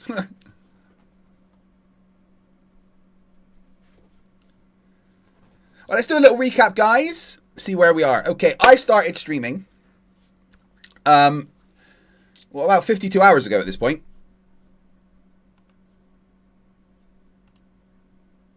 Let's update it. 52 hours ago. When I started at 2 p.m. on Saturday, there was 45 minutes on the timer. After 52 hours, there's still 4 hours on the timer. Because you guys like me? Hate me? I don't know, it's one of them. Holding me hostage, that's what you fucking are. Now, here's the deal. Only for the next hour will time be added. Once it gets to 3 hours, no more time gets added, right? So for the next hour, you can add time by becoming a member or gifting super chats or gifting memberships or £10 to PayPal, £10 to the YouTube Didn't Pay Craig fund because fuck him, I guess, right?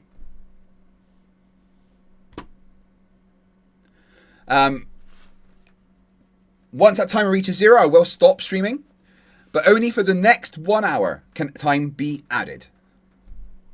Sustaining Limit says, we're literally killing Craig with kindness, bro. So yeah, thank you very much for the support, guys. It means the absolute world to me. It really, really fucking does. I am getting too old for this shit. I missed the gym today, and that makes me sad. But I did like 100 push-ups during the day, so that's fine, I guess. But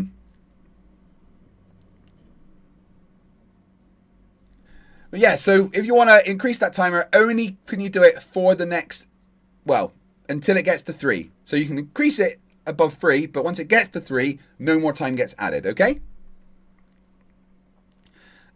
Chris, you're welcome to come on and talk during the last couple of hours.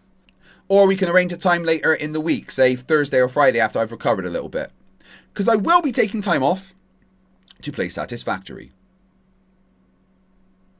Thank you for your support, everyone. It really, really does mean the absolute world to me. I love you more than I could ever explain, all right?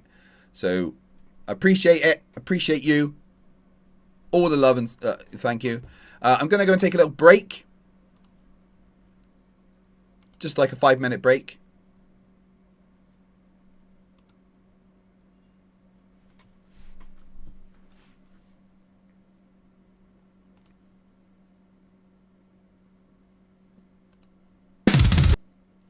I'm just going to play this song because it's one of my favourites at the moment. It's actually in my head, okay? Remember, if you want to increase the time, you've got 1 hour to do it.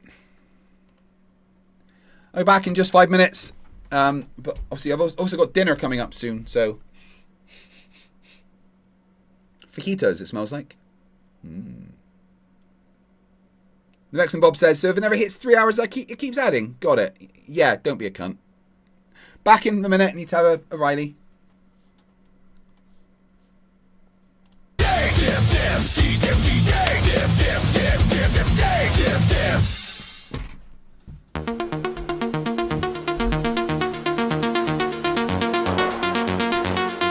Support your local Owen. He could really use our support.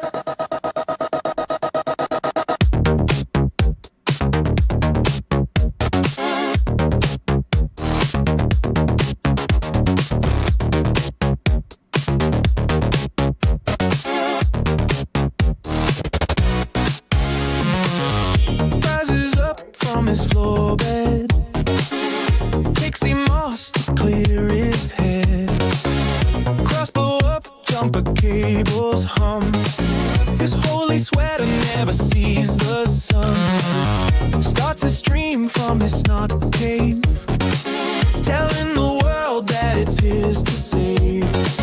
He screams a chat, an angry elf. He tells the trolls to kill themselves. Support your local Arwen. Kicked out of FED. While Nathan's making money, Neil slid into his seat. Support your local Arwen. Roger that stole his channel crown. Now he's alone on Rumble. Only gets Rogan's down.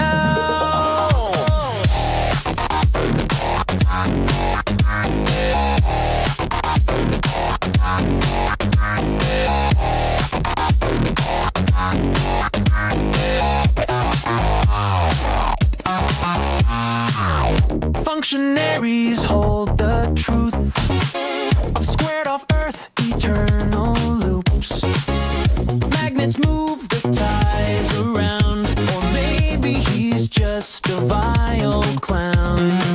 He traveled time to save our race. His magic powers sealed our fate. A mystic Windows 7 snob. Real shame that he can't find a job. Support your local Owen. He practices the technique. Used it on Mikey Smith's toe, but now it's rotten and green. Support your local Owen. Those giants roam the earth. Big buildings prove the mud flood, or maybe he's just a jerk.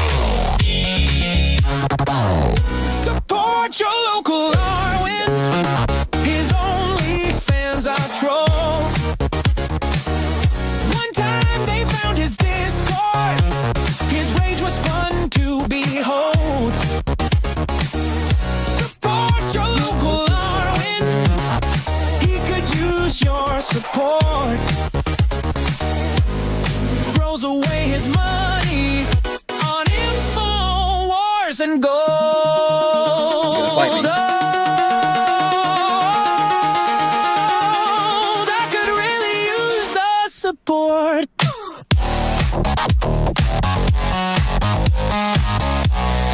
Armin's flat earther.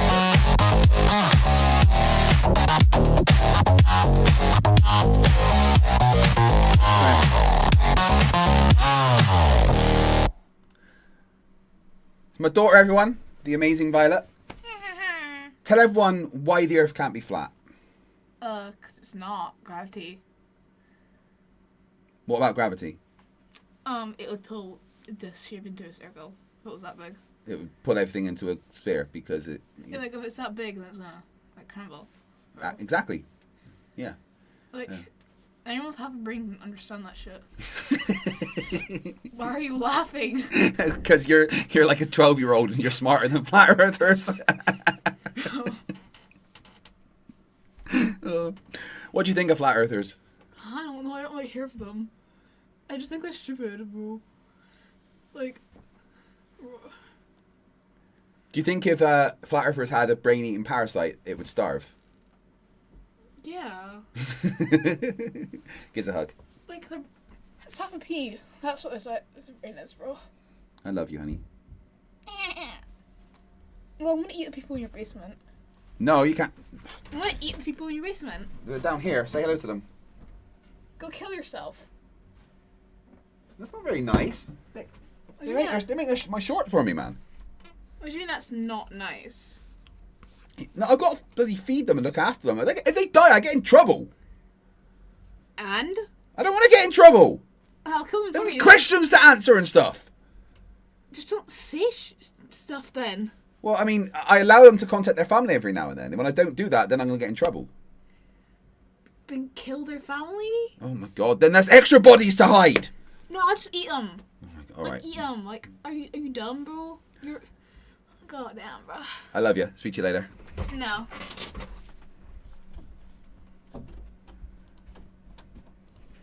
Even a 12-year-old thinks flat earthers are dumb.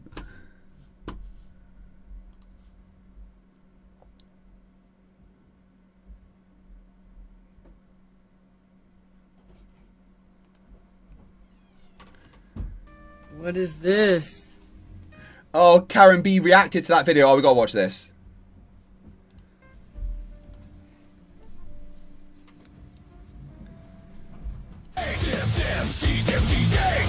Thank you, Tutorial. Support your local Arwen.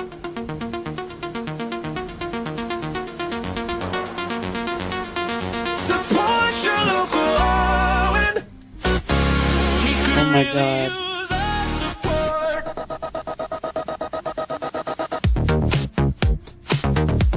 Oh my god. On his floor bed. Oh my god. Clear his head. Crossbow up, jumper cables hum. His holy sweater never sees the sun. Oh my god. Telling the world that it's his to save.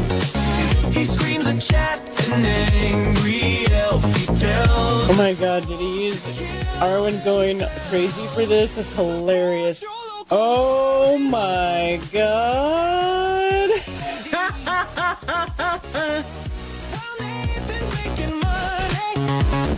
Oh my god, is that Nathan?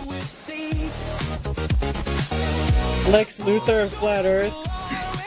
Roger that stole his channel crown. Now he's alone on Rumble. Only gets Rogan's down. Wow. Wow.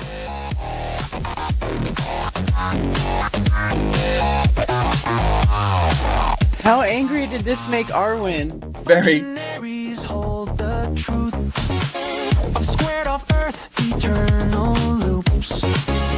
Magnets move the tides around, or maybe he's just a vile clown. He traveled time to save our race. His magic powers sealed our fate. A mystic Windows 7 snob. Real shame that he can't find a job.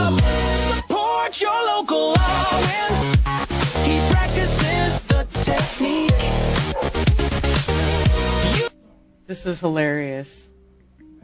I'm gonna mute it though because I don't really want to listen to it anymore. Aw. Ew! What is that?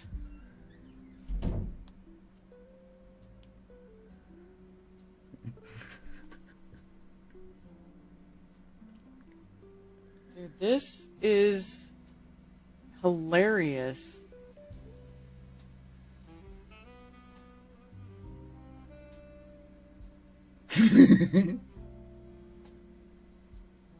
I'll just say too that this video is making Arwen look like bigger than he really is in real life. He's not that big of a person.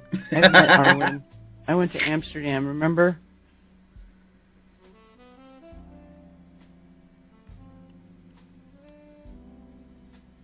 Time to take black lights into old world structures.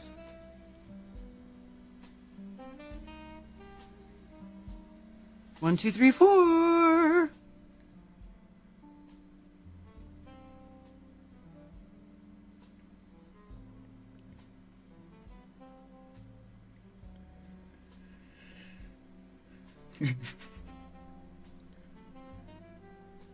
Different than the feet I keep in jars. Oh my god.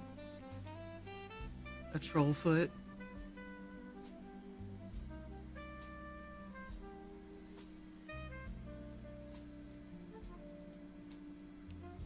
Thank you, deplorable ilk. Fucking hilarious.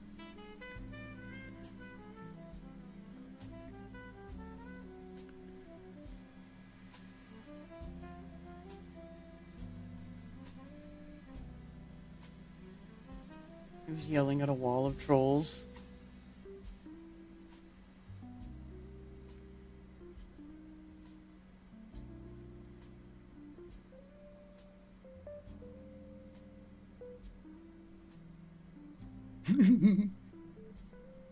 I like the goth Arwen.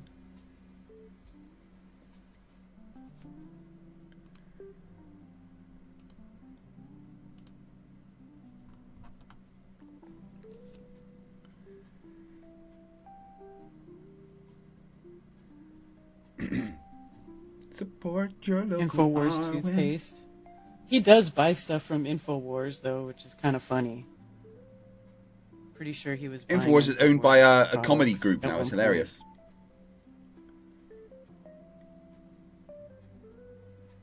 I had to rewatch the start of today's show to revel in his pain. Did Arwen have another thing where he lost his shit? Poor Arwen. No, not poor Arwen.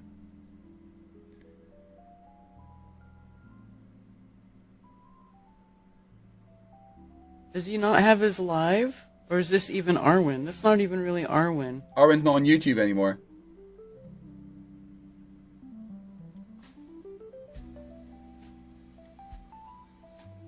Super Rage, best of...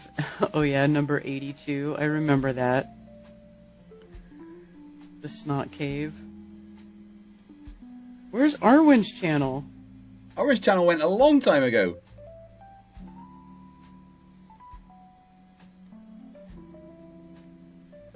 Did he... How come Arwen's channel isn't even showing up for me? Hilarious.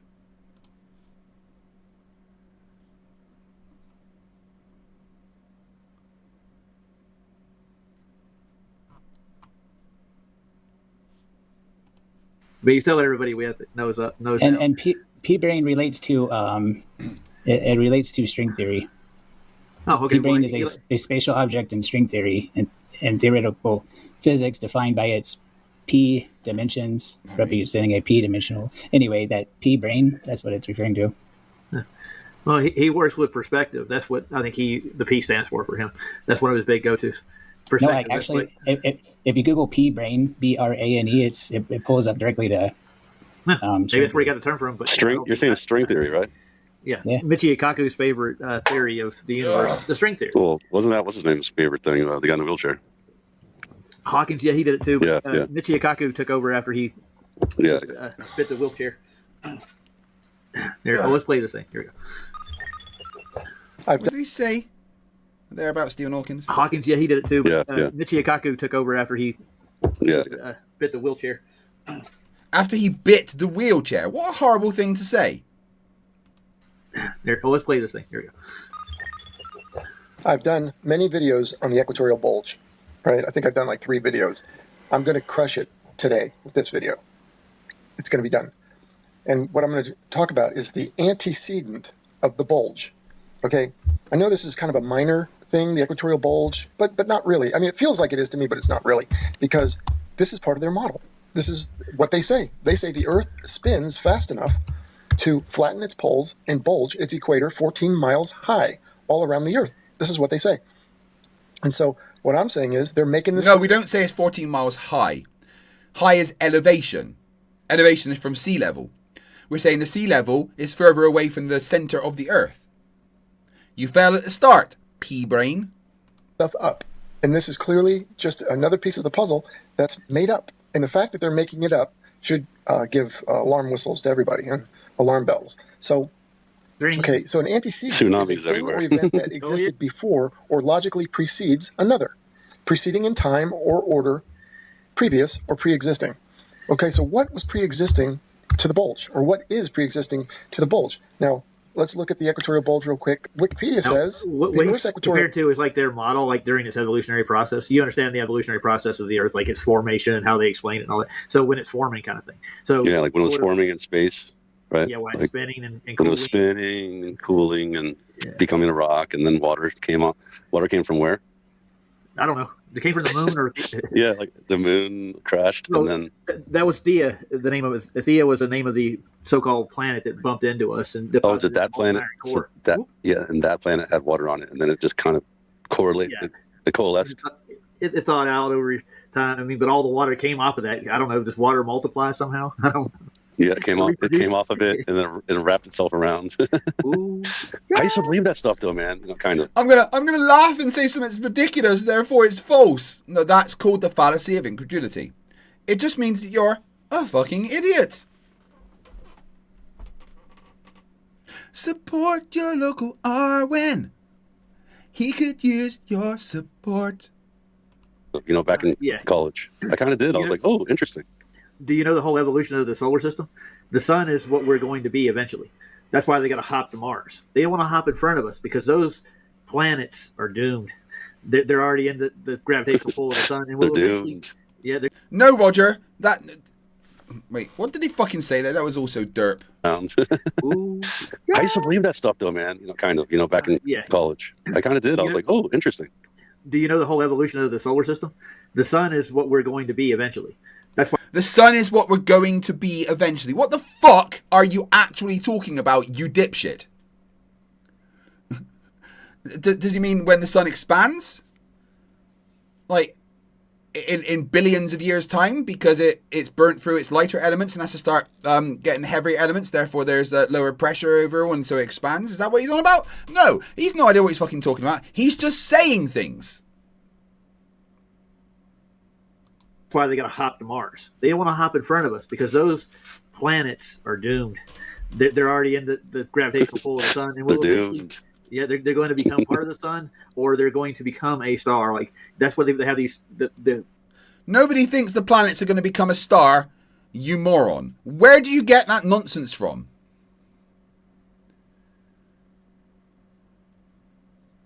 The galaxies that give birth to stars.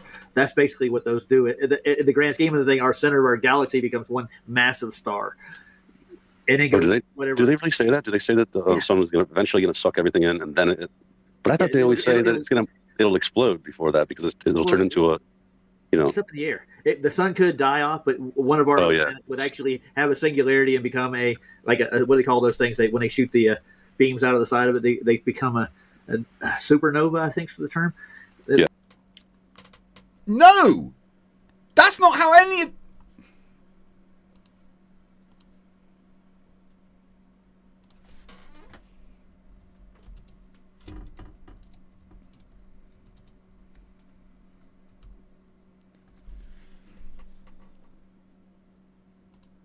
Instead of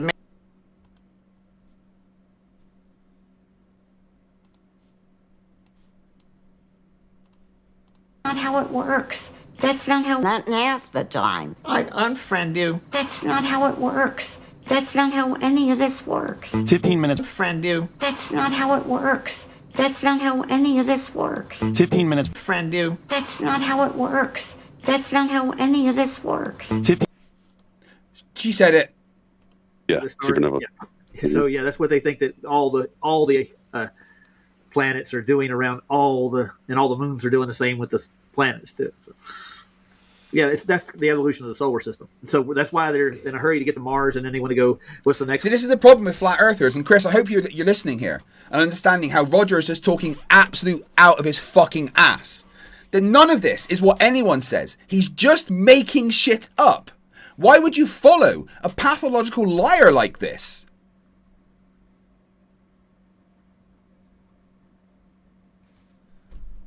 Next one after that, what? You got Mars. It's so they can get further. You're saying so they can get further away from the suns. When they eventually get to the Goldilocks zone, we can inhabit that one too, and have to plan to launch to the next one. You know, we got plenty of time, trillions of That years. doesn't make sense though, because Mars is desolate, so it seems like it's reversed if you think about it. Yeah, and when they found those trenches, supposedly, with Lowell on Mars with his telescope over in Flagstaff, he supposedly mapped out the trenches, the gullies, that you can kind of make up the lines on Mars, supposedly, that there was an actual civilization there at one point in time before. So there's all kinds of other theories that built off of that. It's just like... But that's what I'm saying, though, Roger, is that it doesn't make sense to want to go there to get away from whatever's going to happen to Earth, because if Earth is closer to the sun, you see what I'm saying? Their logic doesn't make sense. Well, they're hoping to get away from the sun, so when it actually pulls into the Goldilocks zone by gravity, the stronger gravity of the sun eventually will pull it all in closer. We'll take Venus's spot as it goes, and like what Mercury will become part of the sun. You know, if we're feeding. So you know what's going to happen? We all have to go to Uranus, don't we? Oh yeah, and eventually end up on Pluto, because that's where the dog planet. You know, and that'll be it. Like, literally nothing he's saying is correct. There's nothing to debunk, because it's just all fucking nonsense.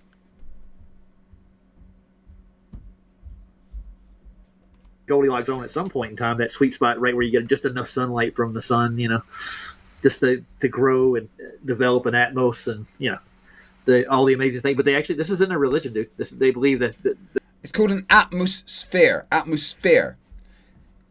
You can't even get it right, because sphere begins with an S. So you want to take the sphere away from the word atmosphere, you were just saying atmo, not atmos.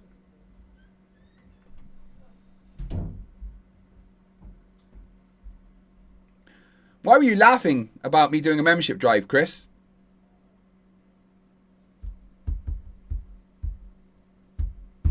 A very successful membership drive, may I add. One that I'm having to beg people to stop giving me money.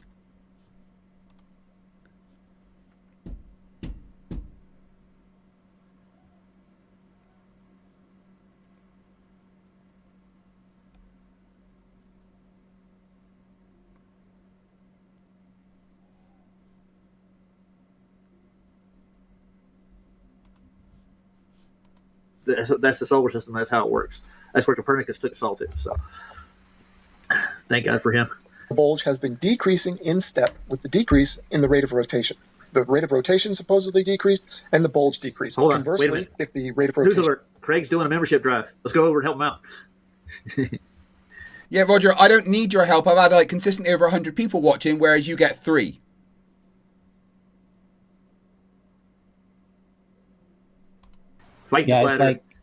It's like for every membership he adds like 15 minutes, or I don't know, so many minutes, and he's at 34 hours or something. He started this morning, so he's got to go for 34 hours.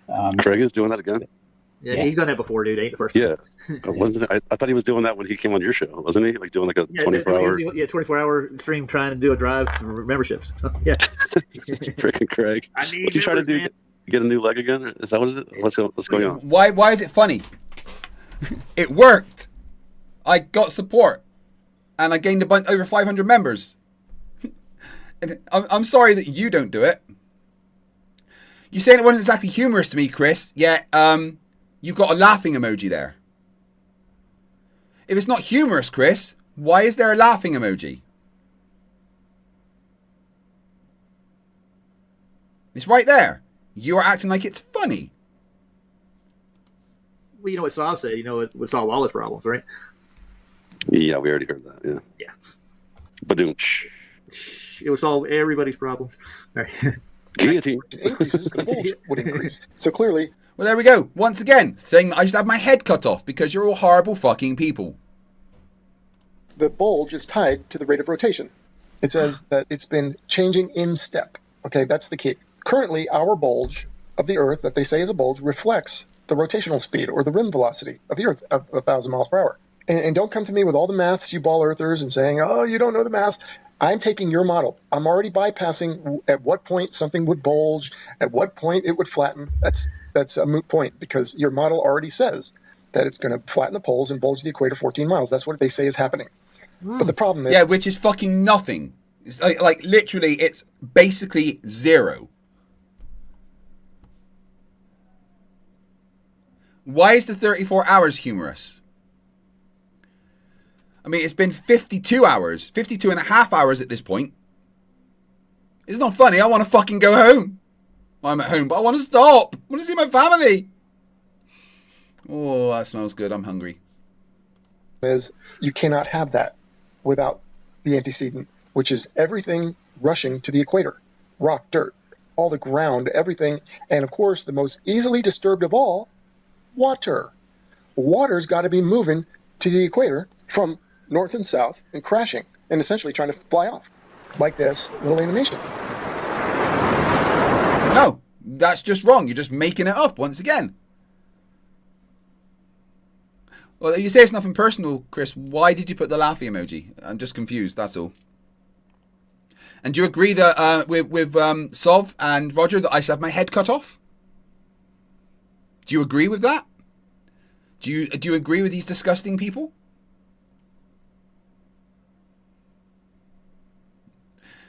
Yeah, you know, there's a reason why no flat earthers would do a membership drive, because they would be over after the first 45 minutes. Nobody would, support them.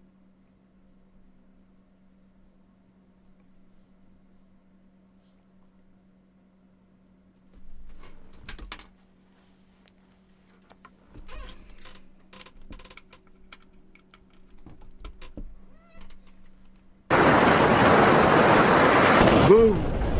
Imagine the equator, dude. In the early stages of the Earth. It was hectic. Okay, that's what a bulge is. Before you blow into a balloon, you're forcing molecules, the air molecules, into the balloon. Still talking about me in the chat there. Jeff says, Craig has run out of pensioners to beat up. I've never beat up a pensioner. I beat up a junkie that was like 5 years older than me when he tried to break into my home after threatening me and my family, and then tried to kill me with nunchucks. I beat him up and got arrested for it. As any decent person should do. If someone threatens you, steals your wife's stuff, and tries to break into your home and threaten you and your family, you absolutely should beat the fuck out of them.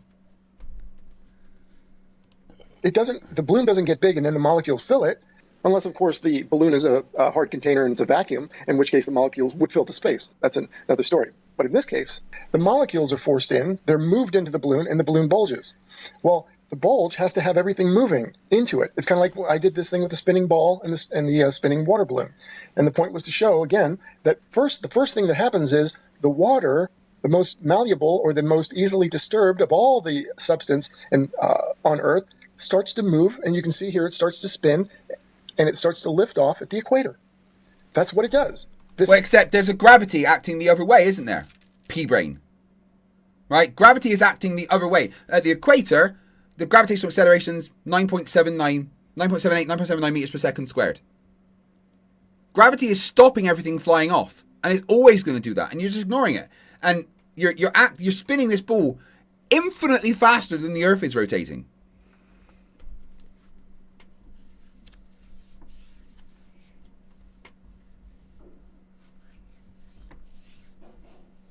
You know, you're right, Conspiracy Music Studios. You're absolutely fucking right. This is natural law. We can observe this everywhere. This is how it works.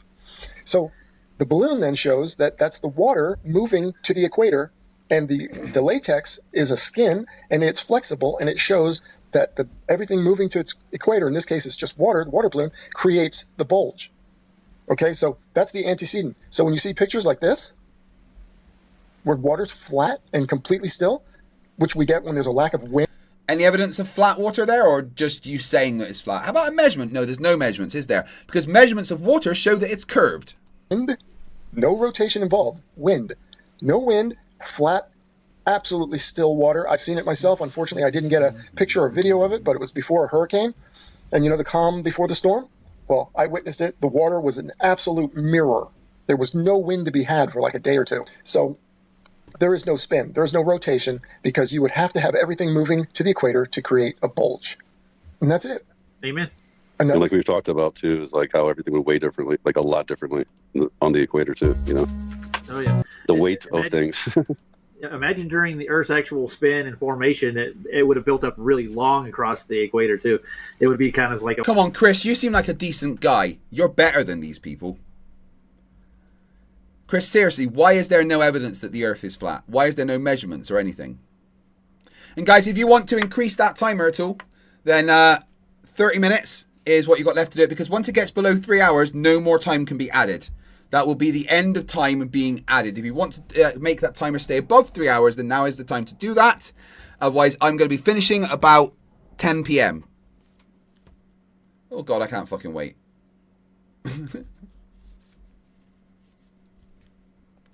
Thank you guys for supporting the stream. I really, really do appreciate it. It means the world to me.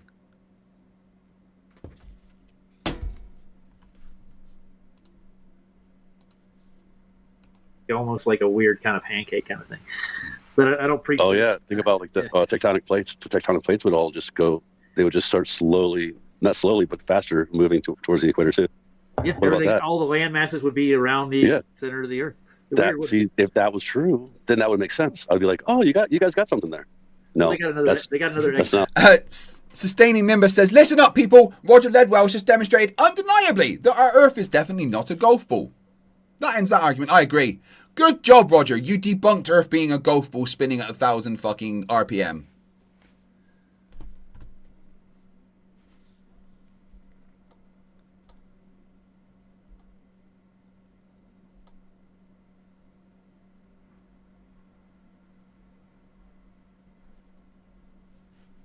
It works.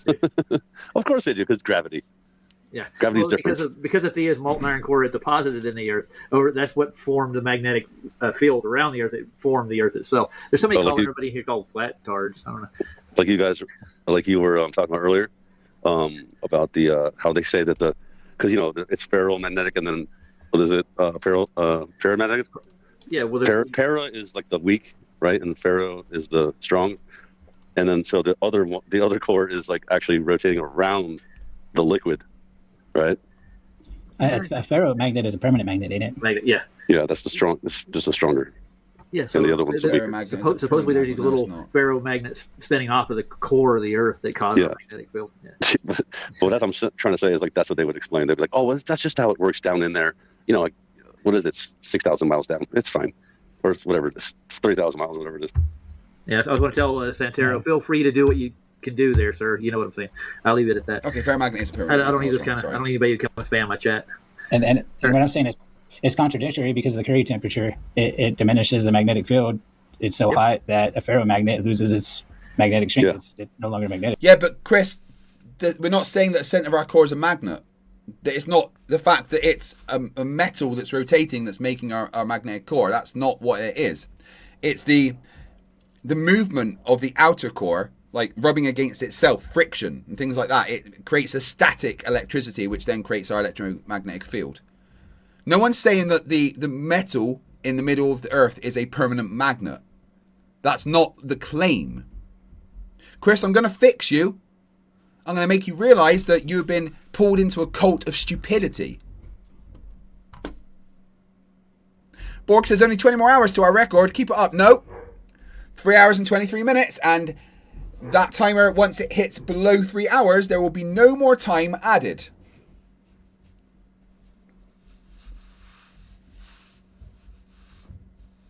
Well, what I'll do to make it fair, though, is I will reduce it down to new memberships add 1 minute. Right? That's what'll work from now on. Okay? I think so. Yeah. Exactly. What is the Curie point at magnetism? Yeah. So you wouldn't have any flow of that at all, really. But like you were saying too, is like it hits the Curie point like only at like 10 miles, right? So 10 miles deep or whatever it is, like not even 10 miles, 8 miles. Yeah.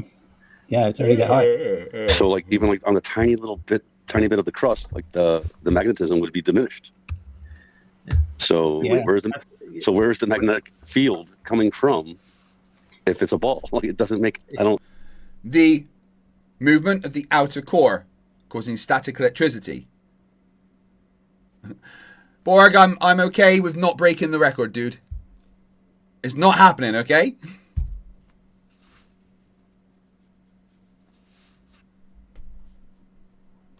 I don't understand how they're not showing, they're not explaining that. Yeah, we don't live on a giant jawbreaker too, Hanson, and we live in an enclosed system. Hanson, Umbop your way out of here. Is that what it is? His name's Hanson. He's a flat footer. He's a Umbop your way out of here. I don't think that Globers fully understand it themselves, and they're trying to recreate it. Like Roger was playing a video yesterday where they have a lab set up trying to do it, and they can't. Yeah. Now the guy came in and talked to me in the back chat for an hour. He says that they got new ones and I haven't found them yet. So that I find another experiment they're doing somewhere with that sphere, and they got it down where they got the magnetic field traveling, because they actually have to add a magnetic field to this sphere to get it to work anywhere near to what he's talking about, and it's off. So yeah, here's your little video. Huh. Okay. The show's yours now. Go for it. Yeah, it's a 15-minute video. Okay. When an isolated container is filled with a uniform layer of fog and then given sufficient enough voltage, something fascinating happens. I really hope this is showing up on camera. It was okay. I didn't realize what he was doing. Effect is something I What's that? I didn't realize. I thought that you were showing dry ice. I thought that was dry ice. Okay, it is dry ice. Okay. Chris, what's this got to do with anything, by the way? Fermenting late at night. Quite a bit of bean water.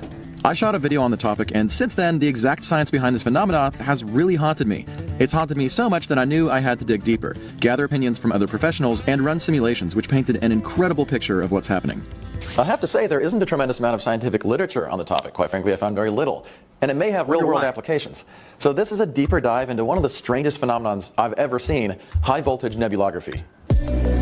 Roger, have you seen anything like this before? I watched some of this video on our channel. It's pretty cool, I will admit. By brilliant. You know, high-voltage physics opens an entire sandbox of I didn't get to the explanation where he goes into beautiful phenomenon. It's why I've created an entire channel around it. I've shot videos on electrostatic firebending, water bending, electrostatic levitation, self-healing fractal patterns, pulling energy out of the clouds. This one was actually really cool. All these experiments I thought were fascinating. But when I saw this fog phenomenon, it completely broke my brain and left lasting questions. Asking viewers for what their hot take on what the cause was, the explanations ranged from capacitive effects to electron gun scenarios. Luckily, this effect is extremely easy to reproduce.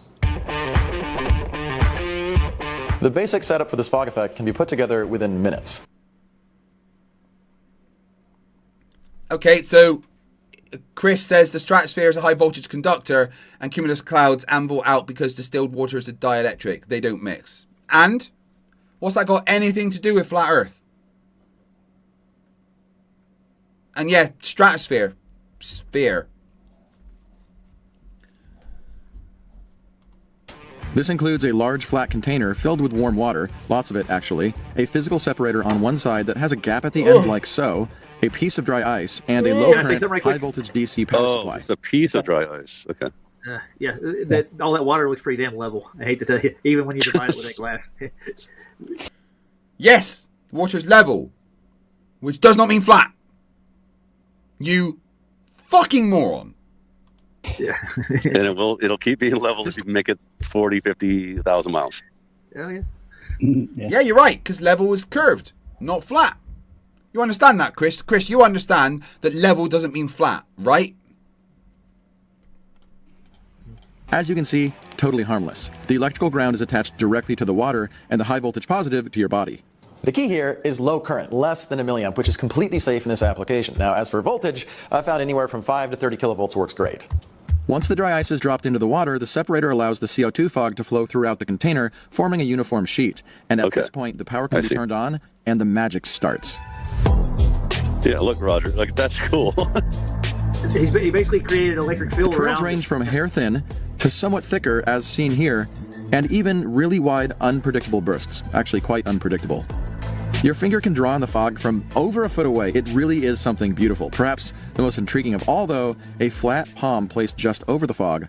Oh my God. Look at that. It's like creates a clear vortex. Oh yeah. But see, I didn't realize he has his hand on As you saw, a this setup in essence acts low like an voltage. actual drawing board. And Hit pause. No, high voltage, high voltage. Those are like He's got his hand anywhere- on a voltage, like a generator, right? Yeah, this Windhurst generator. Yeah. Okay. Yeah, That's what I didn't realize. He's got one side attached to his body. It's very interesting, but what's it got to do with the Earth being flat or not? Chris, please explain that to me. Yeah, the other side's got right into the water. So Yeah, he's making that's. it stick it too. Made a circle. Yeah, I didn't notice that part. But I mean, obviously, that I've seen plenty of that kind of thing where because you're just transferring energy through your fingertips and stuff. Yeah. I thought this was like I thought this was just his bare hand. I'm like, wait, I didn't know that the dry ice did that. You know what I mean? It's still and it's high interesting either way. voltage, low amperage, but high voltage, like 30,000 volts. So it's high voltage. It's low kilovolts, It's low not amp. 30,000 Okay. 30,000 kilovolts. Yeah.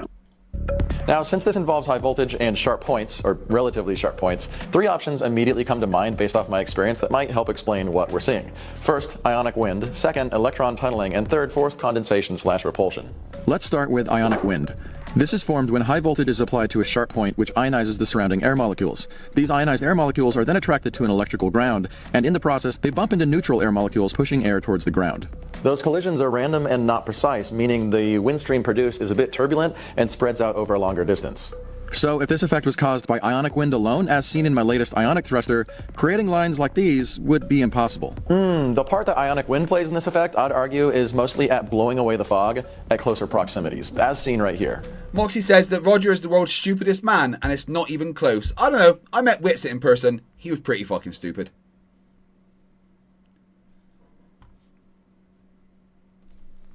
Give me 1 minute. I just need to check if dinner's ready.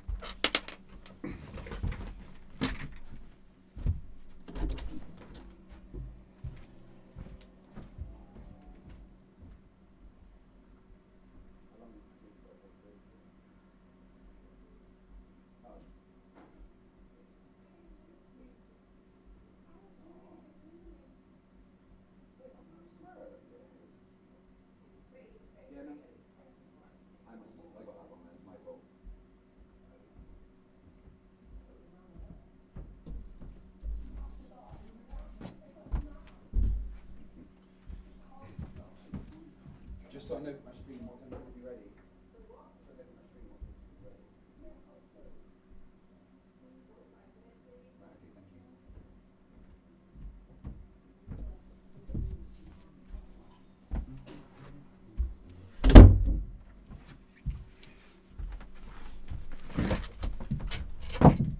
45 minutes till dinner. Sausage and onion gravy. I don't know why I thought it was fajitas. Rubiks says, you're in the final stretch. You got this. If I were evil, I'd say something like, the next 15 minutes, all time is doubled. Seriously, no joke. No. But that does add 5 minutes back.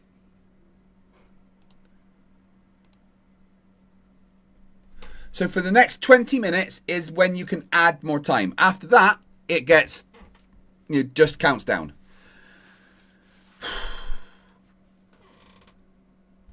I am ready to stop.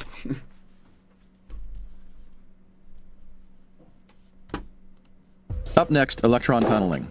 This is a loose term, and it's more of a beam of ions constrained by an electric field. You see, an ionized pathway in open air doesn't always take the form of a hot channel of plasma, aka a spark. Coronal discharge and dielectric barrier discharges are examples of this. In fact, under the right conditions with strong enough electric Do you see what he fields, just said there? a thin about channel of air can act as an... How he said electrons. He pretty much just said well, it's not really electron. What did they say? They call it. It's more like I call it current myself. That's what I call it. It's like he kind of admitted that electrons aren't really real. You know what I'm saying? Right. This has nothing to do with anything, so I'm going to skip it. But do you see what I'm saying by the way it moves, though? Like the way it looks like it's share audio. Like one of the scary things that I've heard of is like there was an incident on an airplane. Yep. There is far too much dirt for me to deal with here. Oh, I've just received money on PayPal. Fuck's sake, what's going on here?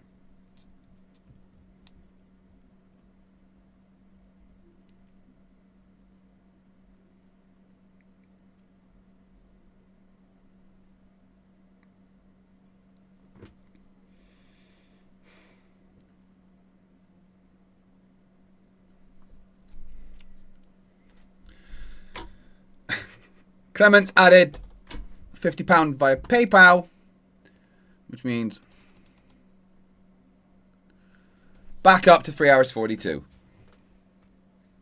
Rubiks, do you want to come on and just go over the Joe Rogan thing? Because Roger's boring as fuck. Thank you very much, Clement. I do appreciate it. You cunt. I want to fucking stop.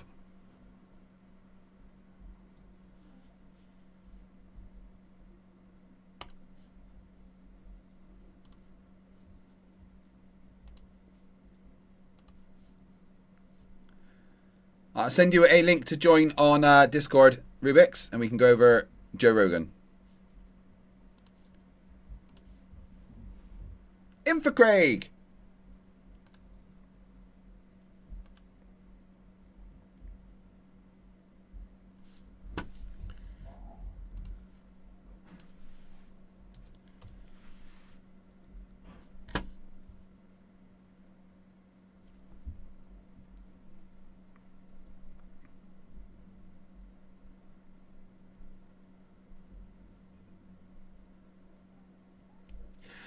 For dinner today, I'm having sausage and onion gravy with tatties and veg.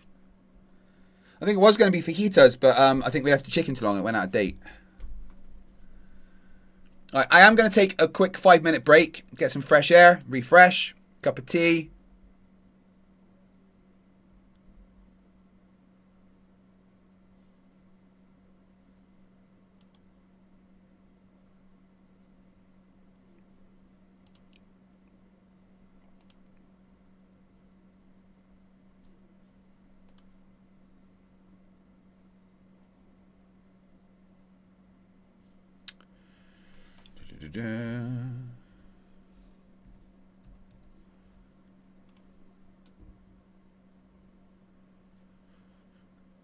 Pardon me.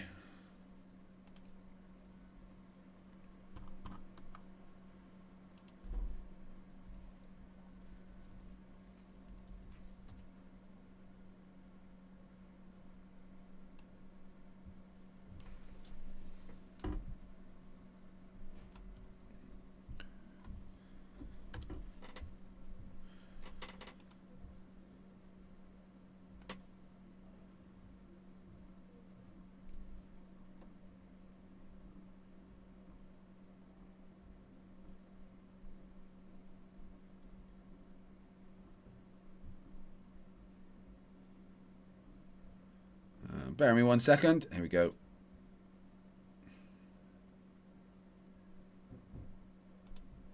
What is a full moon and what is a new moon on your model? Probably like a magnetic cycle, and just like the center of a ferrocell cell image of a magnet.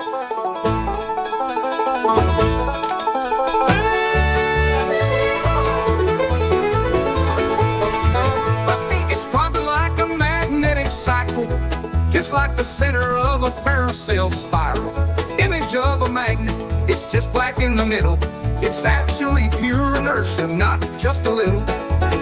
In the ferrocell image of a magnet, it actually goes into its inertial state, then charges back up. It becomes like etherically displaced. Yeah, you start to see it charge up once more, and it goes back like it did before.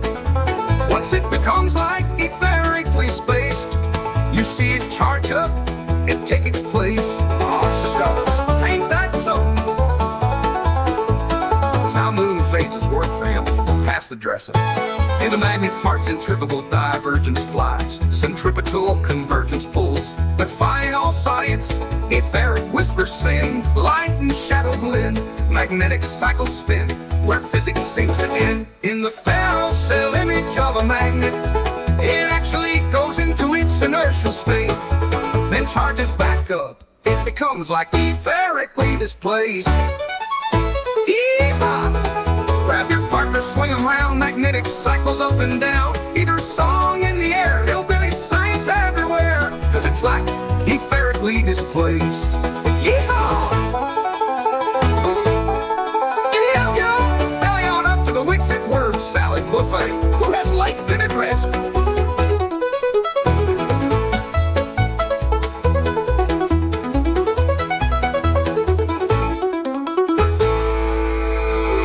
and the jugger wrench. Then charges back up, and once it becomes like etherically displaced again, you start to see it charge up throughout a cycle, and then it goes back.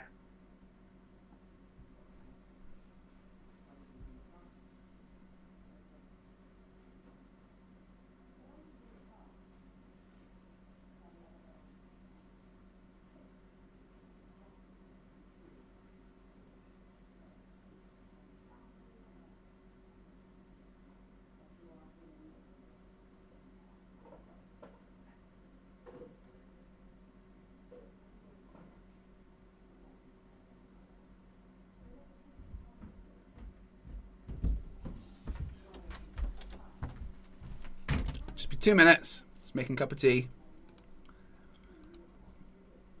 Pick it up, pick it up. Is it dirt? Is it potato? Watch the screen and wait for the show. What's revealed, we're dying to know. Is it dirt or a potato? Check it out. Dirt or potato? Yes, I'm right, let's go. Dirt or potato? It's the game that steals the show. Look at the picture, don't make a mistake. Is it a spud or is it a face? Out of the ground or from his own behind? Dirt or potato, what will you find? Right on!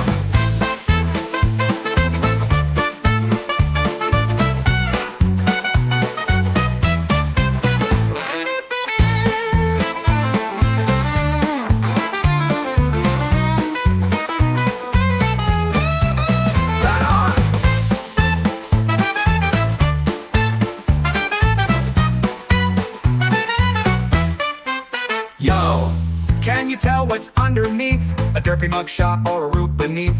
With every guess, we laugh and cheer. Is it dirt for a potato? Let's make it clear. Hang it up, give it a show. Dirt for potato, let's go.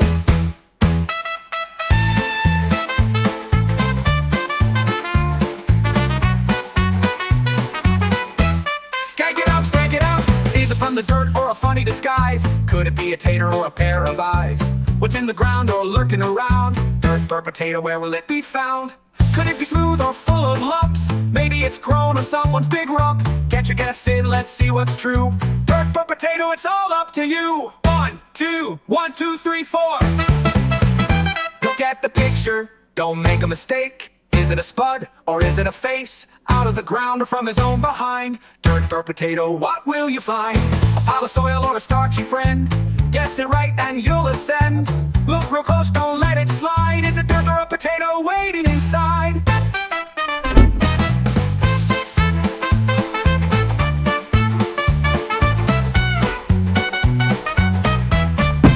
Let's go, rude boys.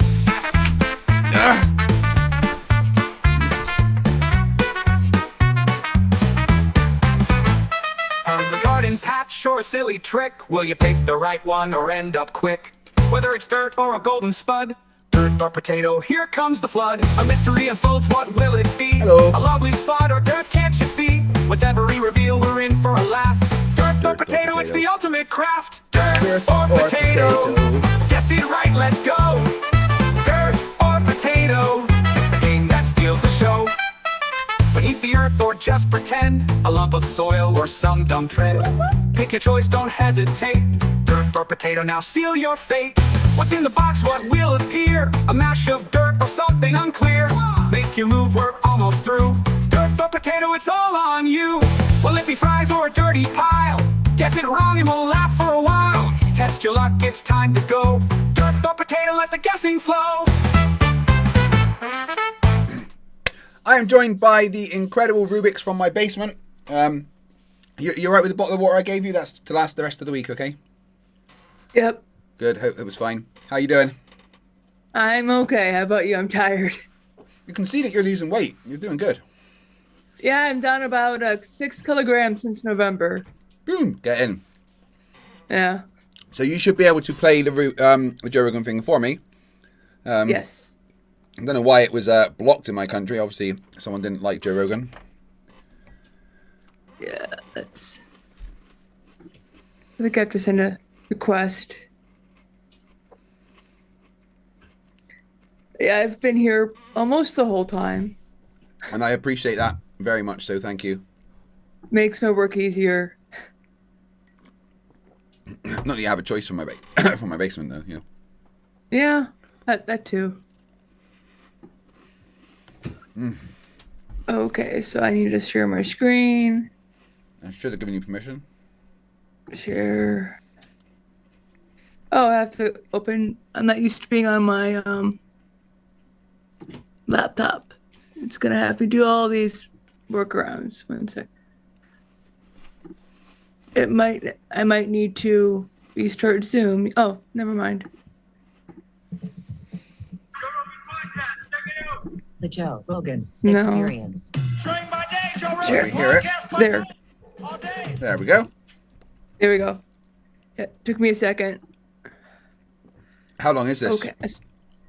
It is 3 hours long. Do you know where the flat Earth part is? Because I don't think it's all flat Earth, is it? I don't know. I can figure it out. So give me a minute. I'll figure it out. Cool. Hey guys, we've got 30 minutes left on the timer before no more time can be added. So if you want to increase it, you can gift a membership, become a member, increase your membership, PayPal, Super Chat, or to the donation fund that Rubiks set up for me. Yeah, I'm Googling where it is spoken about. You know, a lot of people covered it as well.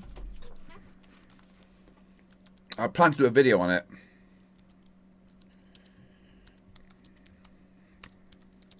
But it seems like, from my quick Google foo, it says it's mostly about flat Earth. Right, the whole thing. Okay. So this will definitely bring us till the end, and I'm happy to pause as needed and everything. Cool. Yeah, well, I'm going to probably about 30 minutes have dinner. So I have to disappear for that, obviously. Well, I guess we just watch the whole thing if it's mostly flat Earth. Yep, and I can skip ahead as needed, and it's I'll have it full screen if it needs to be. So, yep.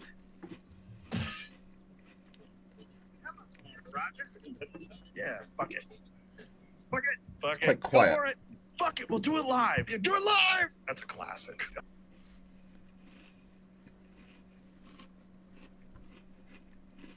Are you able to turn the volume up?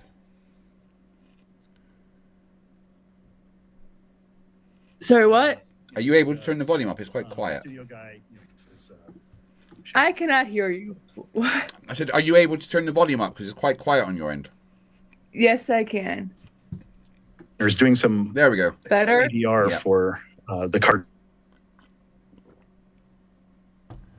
Oh, sound's disappeared. What happened? Might be because I muted my mic. Let's try. And he gets corrected Yeah. by the, I think you need by the the mic studio guys. Like, Bill, it's pronounced sabotage. Please don't correct me. It disgusts me. It sickens me. And you say sabotage. I say sabotage. So I absolutely love William Shatner. My especially. favorite ones are the fuck. Well, I can't remember his name. If you want me to have it like Rosebud. times 2, Orson I Welles. will. Jesus Christ. Orson Welles. What happened? You start saying it. I know. What happened? My brain just said, nope, no access. When Orson Welles was doing the Gallo wine commercials. Oh, yeah. Remember those days? Like, yeah. Orson Welles. Selling the is- wine before it's time.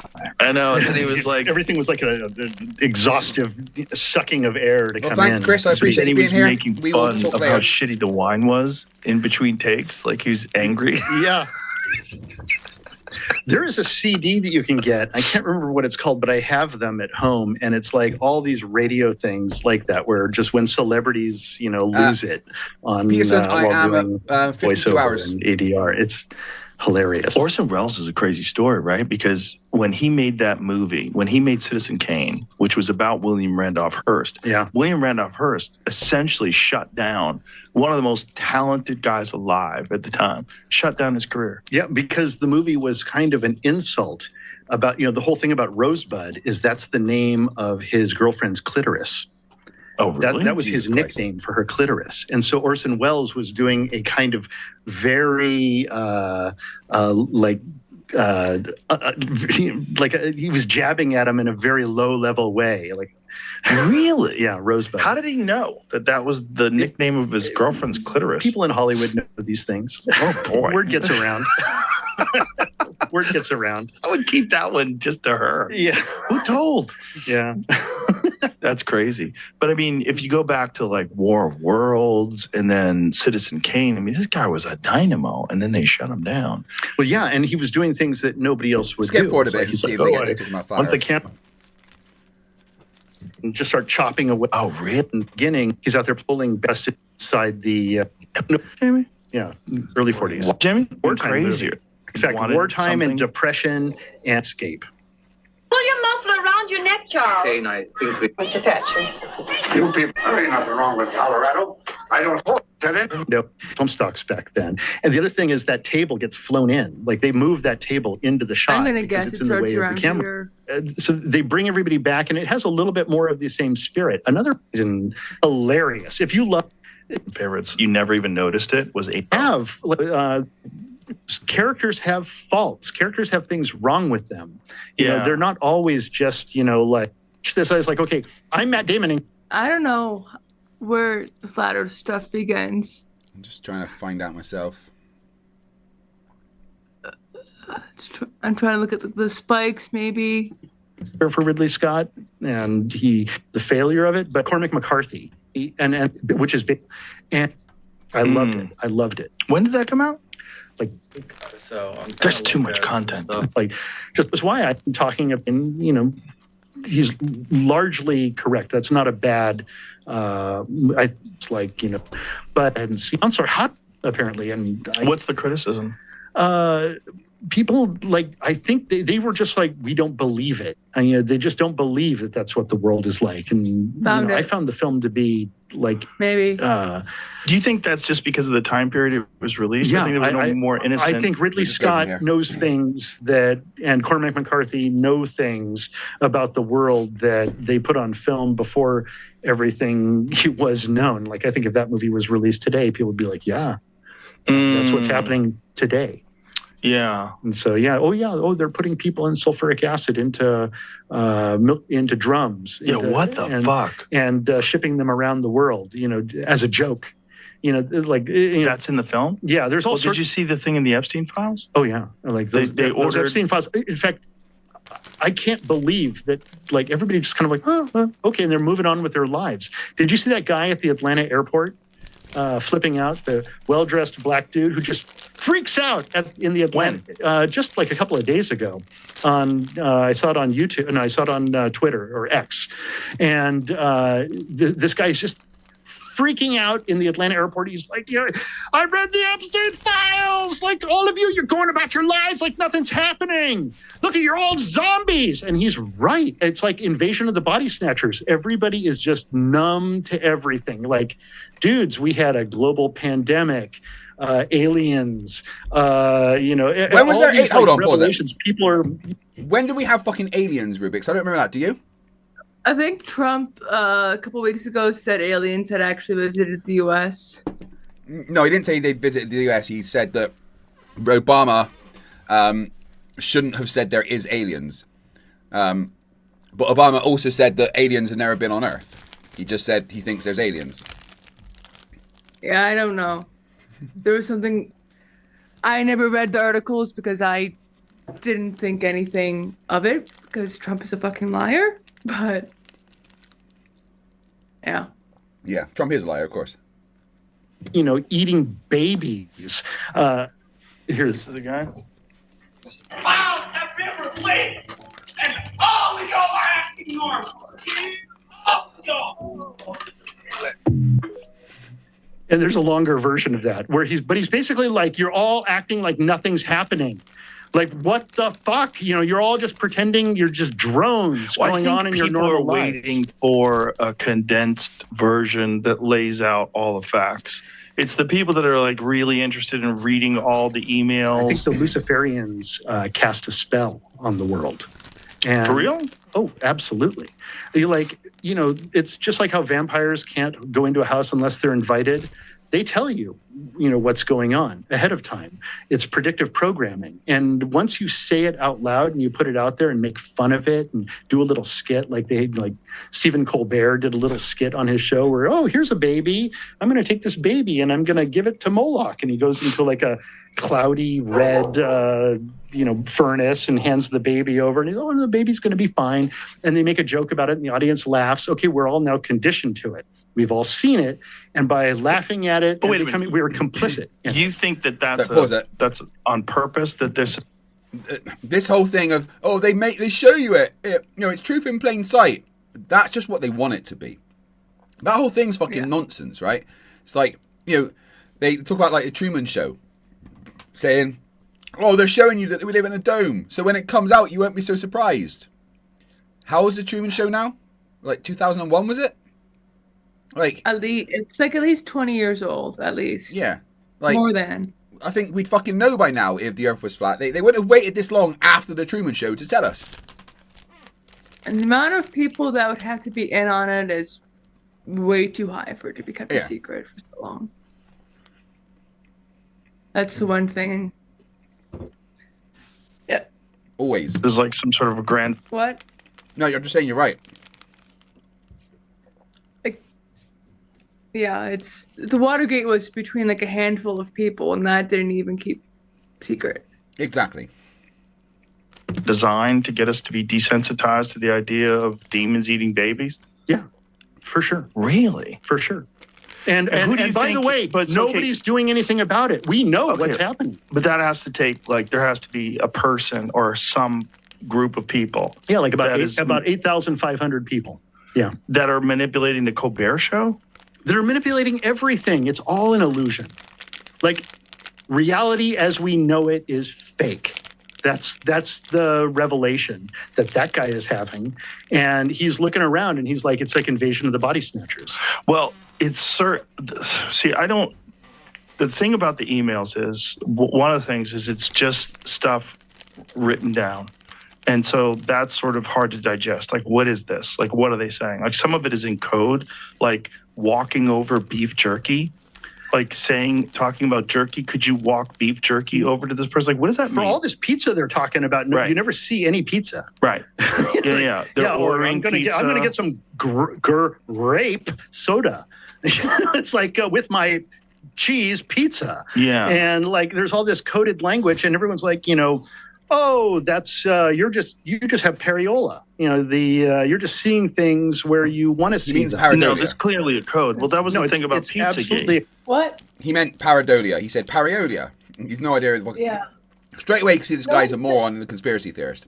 Also, you know that he killed someone, right? That guy, Roger Avery. I did not. Yeah, he ran someone over and got a manslaughter charge for DUI. Of course.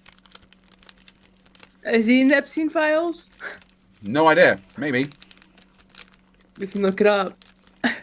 The code, and in fact, mundus vult decipi, ergo decipiatur. It's a long-known concept. And so in Latin, mundus vult decipi means the world wants to be deceived. Ergo decipiatur. Therefore, it is. That's not quite right, but close enough. Want to be deceived. You took Latin, didn't you? We don't. Yeah, for 7 years. Why? Why did you take Latin? It's not around anymore. So I started when I was in high school and to help with the SATs because it's really helpful with English words. A lot of English words have Latin roots. Right. And I ended up really liking it. I minored in it in university. It's been a long cool time since I've used it. Could you, if you went back in time, do you think you could speak Latin with people? No. That'd be cool. No, it's way too It's an word that counts for shit in Latin. They range it into whatever the fuck they want.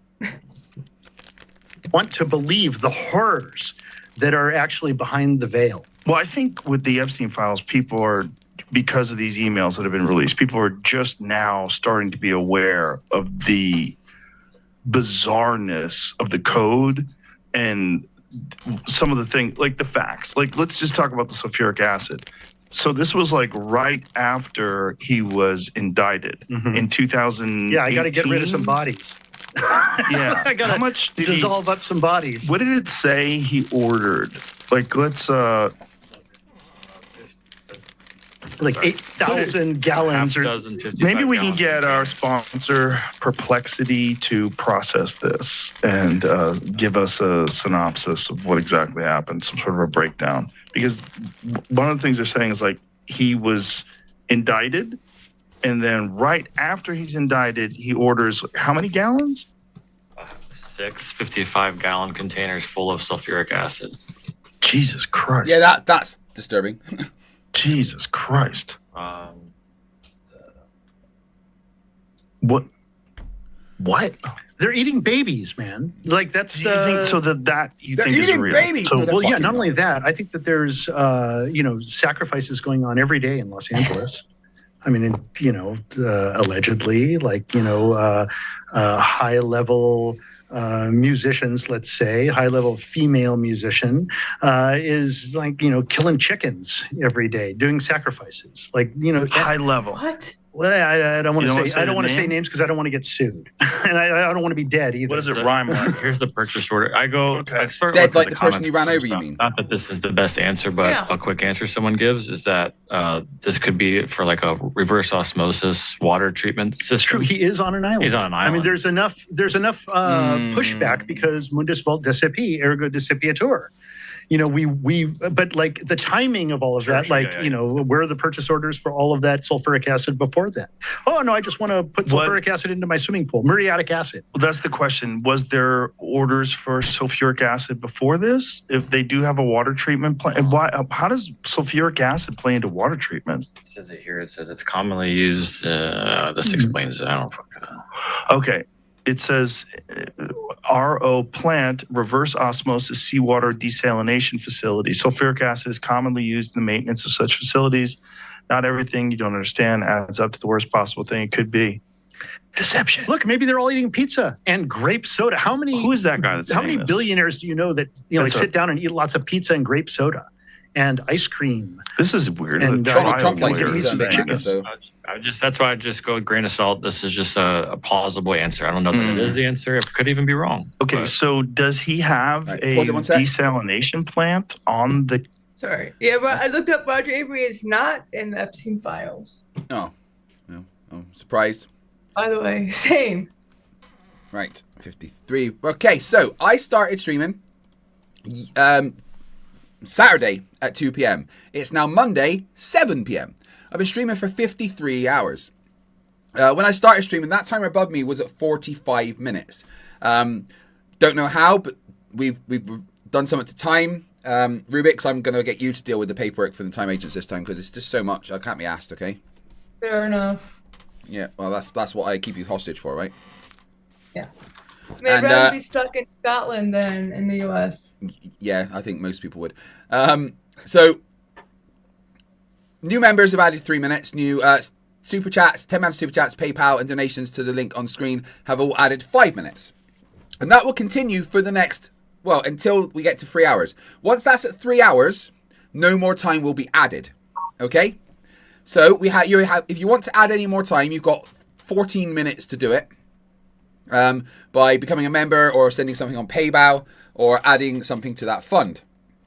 The fund is at, let me check. And I really appreciate it, guys. The fund's at $414, which is beyond appreciated. It really does mean the world to me. That will really help me, considering that I haven't been paid by YouTube for 3 months. And I basically had to bleed my savings dry, which is fucking annoying because that was supposed to be going towards a deposit for a house. So I thank you very much for everything that you've done. I really do appreciate it. And once that timer reaches 3 hours, no more time can be added. So you've got 13 minutes, 30 seconds to add time if you want. Rubiks, thank you for being here for so much of this. I know it's been tiring for you as well. And all you guys in the chat that have been here for so much, it also means a lot that you have been here supporting me more than you could know.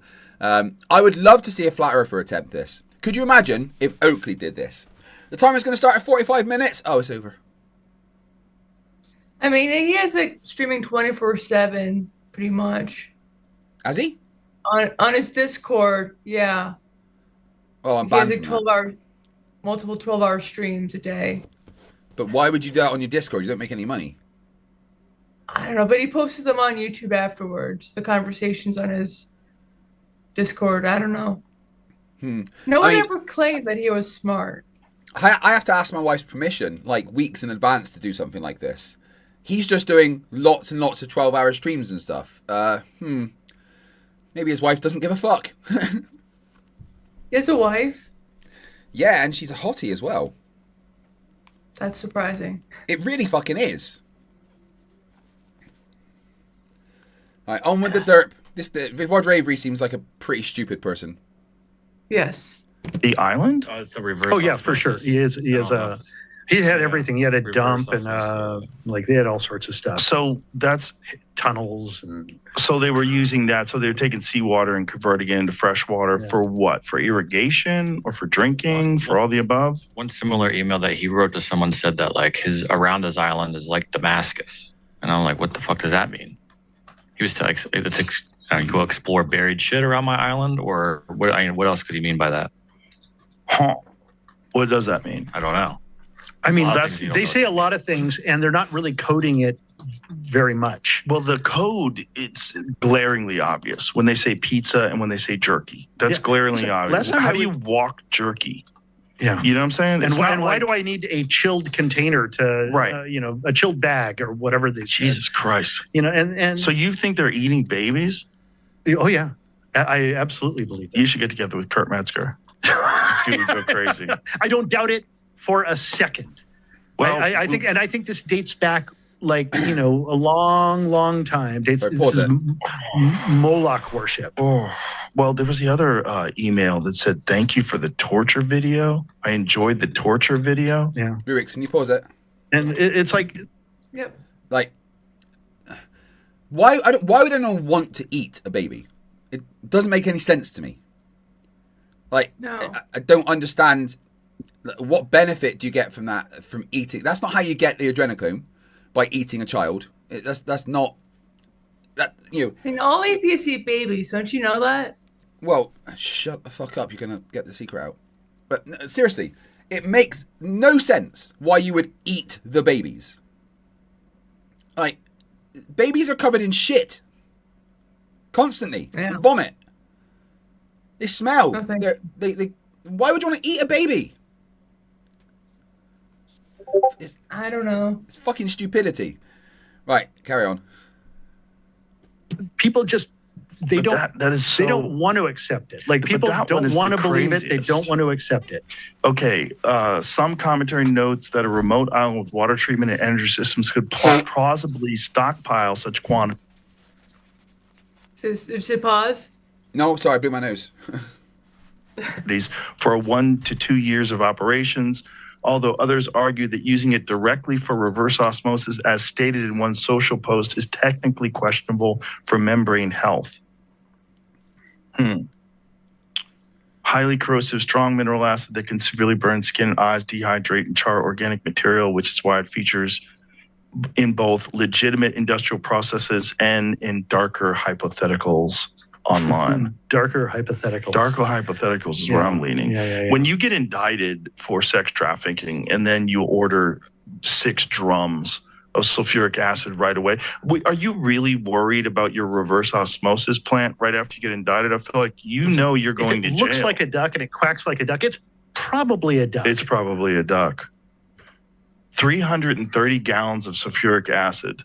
It says this was the only documented purchase order for it. I came out here last time and I talked about, the pedo cult inside of the Kubrick film. Yes, by the way, that went viral. And I got so much blowback from that. The online critics are like, no, there's nothing in there. Mundus Volt SAP. They don't want to see it. They don't want to see those 2 guys walking away with that girl in the end. They just like, well, no, it wasn't in the Schnitzler novel and blah, blah, blah. I mean, dude, look at that movie. It's about a cult. Like, what are you talking about? It's a secret cult. And in fact, Sidney Lumet's character even says at one point, do you know what these people do? I'm not going to tell you what they do, but let me tell you, if I told you what they do, they would like scare the hell out of you. I mean, like, that's after he's been to the place and seen everybody walking around in the sex club. I mean, there's obviously more going on in that movie, but people don't want to see it. I had, what was it, New York Magazine or whatever, went so far as to like, aggressively trying to get me to debunk it. And which is fine, just fine. It's just an interpretation of a movie. Right, but that interpretation resonated. I mean, that clip went very, very viral. Especially now, it's like people are like looking at it and they're like, well, he was obviously saying something. Even if you extract that out of the movie, he's obviously saying something about people at high levels of power. Well, there's always been weird secret groups and rituals. Yeah. And it's one of the ways to ensure that you're compromised. You'll stay. It's a confidence operation. Yes. And so what you do is you find somebody when they're young and they're, less inhibited and they, or uninhibited, and you catch them doing something that is illegal, and maybe you even provide the mechanism for that to happen. And then once it's happened, you now have the video proof or the audio proof or whatever proof you have. You've got proof of it, and you show it to them, and you say, "Look, this is what we have on you, and we can ruin you at any minute. But you know what we're going to do? We're going to give you $20,000 a month, or we're going to give you $20 million a year, whatever level that is, instead, and you're going to work for us." And what else explains some of these people who are so flipped out about about Trump? Like, he's a putz. He's it's over the top. It's what? Right. Apparently, it's 2 hours and 1 minute they start talking about flat Earth. What? Apparently, it's at 2 hours. They start talking about flat Earth. Okay, I'll skip there. There we go. But I do know that when you look at navigation maps always the film say, from the space station, presume a flat Earth. When you look at the film from the space surface. station, you see an Earth that's not just round, Let's go back like but 5 spinning. minutes. I see. Yeah. I'll do it around here. Scimandan, yeah, fantastic movie. So today is my last day at Anthropic. I resigned. Here's the letter I shared with my colleagues explaining my decision. That's a lot to read. What is the synopsis? Just ask Pranarma, who built defenses against AI-assisted bioterrorism and pushed for transparency on model risks at the San Francisco AI firm, announced his resignation on Monday. He described struggles to let values guide actions amid mounting pressures, planning to return to the UK for a poetry degree and step back from the spotlight. His exit follows other safety team departures amid Anthropic's long balancing safety with... He's part of the guiding of the, damn it, lost the word. Yeah. Bioweapon. I mean, look, this guy's built something, and all of a sudden he's realizing all the players that are funding it are likely, scary, scary people.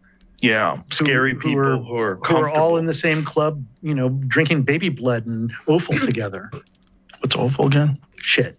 Oh. Meconium, which is like it's a thing. Baby poop. Yeah, that's in the files. What comes next, I do not know. I think fondly of this famous Zen quote, "Not knowing is most intimate." Say again?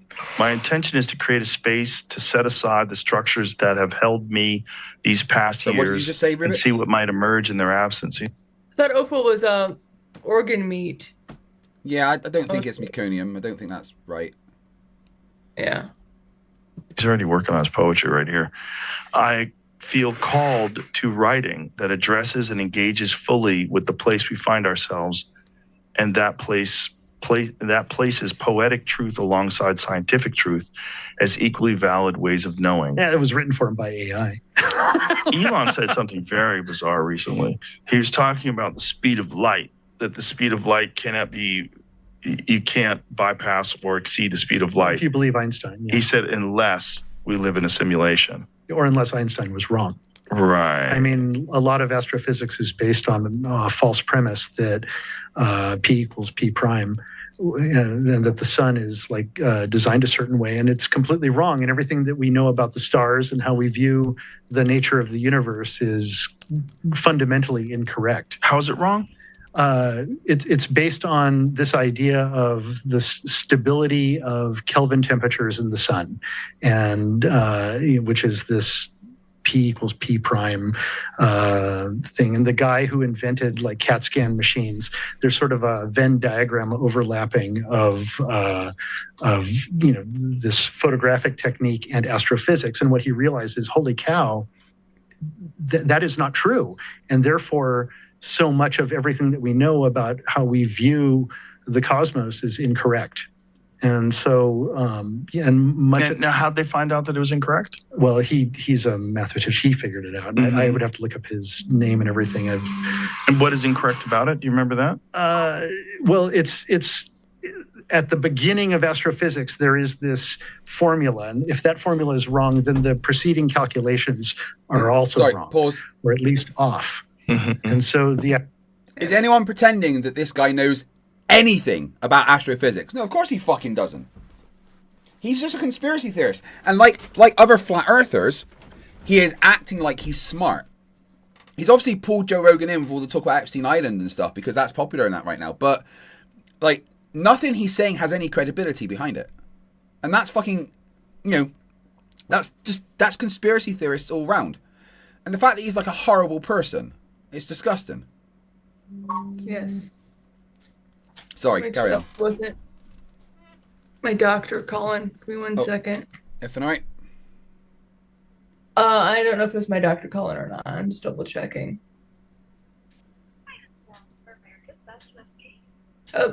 My glasses are in.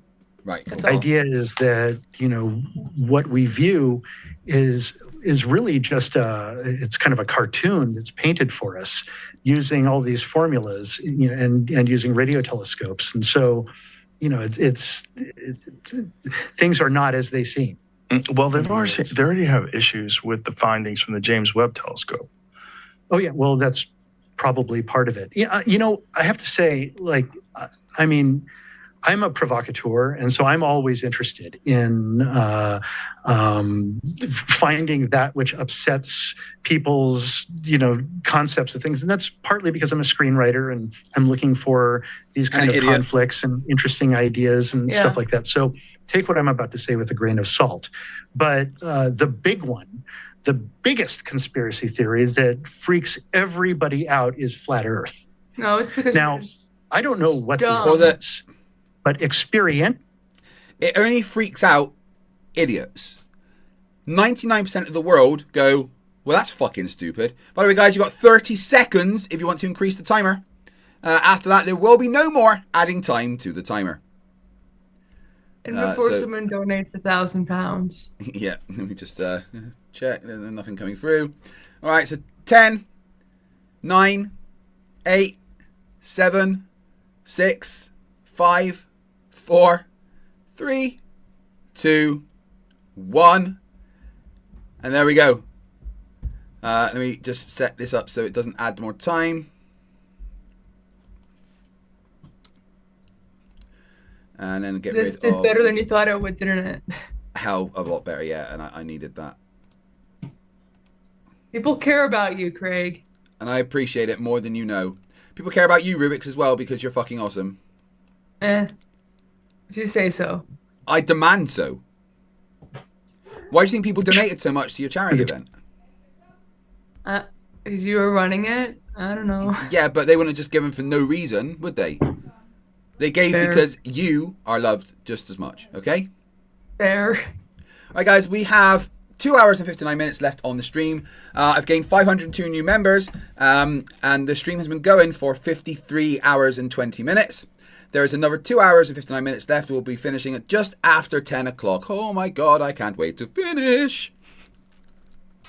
Now let's just enjoy the stupid from Roger Dumbass Avery. Yeah. Testimony of the eyes, it is flat. And there is very little chance that I will ever in my life, or most of us will ever in our life experience anything other than what is effectively a flat Earth. Pause. And and it's such a dumb thing to say that we would experience a flat Earth, unless you look up at the sky, look at the weather, do engineering, and realize there's a horizon, captain a boat, navigate in any way, shape, or form, or fire a sniper rifle, use artillery. What'd you say? Sorry. Go in a plane. Go in a plane? Yeah, no. Saying you experience the world flat is a limited way of thinking. If you just stood in a field for the rest of your life, yeah, you'd probably experience the Earth flat as long as you didn't look at the stars or the weather around you. Every bit of the world tells you that the Earth is a globe. It's screaming it in your face. So it's just such a stupid thing to say. But I can't see the curvature when I'm on the ground. Well, you can, because there's a horizon. So dumb. Yeah. I mean, yeah. And the way laser sighting across large bodies of water, or navigation maps for air travel, for pilots, is always a presumption of a flat Earth. He's been watching Eric Dubay, hasn't he? Probably. Emily, what happens to lasers over water? I don't know. They refract. Fair, yeah. Lasers are light. Light refracts. So lasers just follow the curve of the Earth, and pilots don't use flat maps anymore. That's not a thing they do. They use software called ForeFlight, which uses a globe and great circle routes and the Haversine formula. So he's just lying. Even the flat maps make the storage easier than having this big globe to carry around everywhere. Yeah, that's why there's computers on board now. You don't need to carry a globe around, Yeah, so maybe before the advent of really good computers and stuff, they would have used flat maps with transformation equations to change it to a globe. But no pilot nowadays uses the flat map. They use a literal fucking globe. It's just such a dumb and a lying thing to say. 100%, yeah. Okay. It's always in the pilot manuals and on maps. How so? Well, if you're flying a jet at low altitude, you're not making corrections for curvature, even though you're going fast enough where you should be. And so what's actually happening there? Well, you should pause. Yeah, you don't need to make corrections for curvature because the corrections are so fucking small. And just because you're traveling fast doesn't change the physics of how flight works. He's acting like when they say, "Oh, you would fly into space if you didn't correct for it." No, you balance the way a pilot flies a plane is by balancing the forces: lift, drag, thrust, and gravity.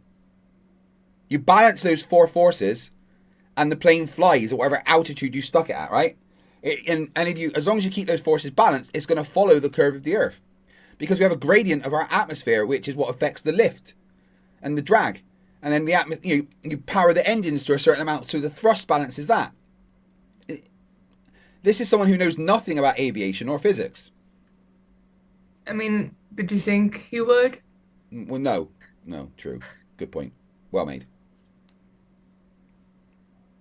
And so the idea is, look, I don't know what the world is or what the realm that we're in is, but it's a globe. Experientially, from my perspective in life, it is nothing but it's a flat Earth. But what about travel routes? What about when they fly over Antarctica? They don't fly over. But you can watch the sun rise and fall. They don't even fly from Cape down to Buenos Aires. There's a understanding of the precession of the equinoxes. They travel up into the other hemisphere and land in London. He's just lied. You don't travel from Cape Town to Buenos Aires. Yes, you do. Yeah, there's flights you can track. Those flights exist, and flights do fly over Antarctica. To say they don't is just a lie. Not many, but there is flights that do it. And maybe the reason they don't fly over Antarctica is because if you crash there, there's not a whole lot of help. Yeah, exactly. We're going down. Where? In the middle of Antarctica. Well, we're fucked then. You're more likely to get help in the middle of the Pacific than you are in Antarctica, because you can get there. More easily, at least. Yeah, fucking idiot. Or something, and then travel back down whenever you're doing a flight across the Atlantic. And so, like, when you look at it on a flat Earth map, and there are plenty there's of them. satellite There's no photographs flat of Earth Earth maps. from space. Those are all cartoons. What are you Those talking about? I'm saying that even the NASA, the guys who actually do those composites, those are composite imagery of. Listen, I am not saying that. But it seems like you're saying that the Earth is possibly flat. I'm saying experientially. Right. From but your that's a experience, scale. from your daily. That's a scale issue, though. Correct. We're a tiny little thing on an enormous thing. Correct. But, snipers have to calculate for the curvature of the Earth when they shoot. Only the curvature of the landscape that they're right. on. Why do you think the landscape curves? No, pause. The landscape. Snipers don't only, they don't really have to account for the curvature of the Earth. They account for the movement of the Earth. That's what they need to account for. When snipers don't fire far enough to account for the curvature of the Earth, but they do fire far enough to account for the fact that Coriolis affects the flight of the bullets. Especially when, north to south, or south to north, there's a deflection to the east or the west. If you're firing east to west or west to east, there's either a reflection to the sky or a deflection towards the ground, because the ground is moving independently of the bullet. I like that Joe Rogan's pushing back, right? Joe Rogan clearly doesn't know all the arguments that well, but I like that he's pushing back. And all flat earthers have the same, handful of arguments. Yeah. I'd love to hear new flat earth evidence. Not gonna happen. No, I'm basically having to recycle my material for the past 5 years. I presented new flat earth evidence, and it was just so much reaching. Yeah. And it was, the first fight in Kitty Hawk was 1903, and then the moon landing was 1969. No, whatever it was. Yes, that was 66 years apart. And 6.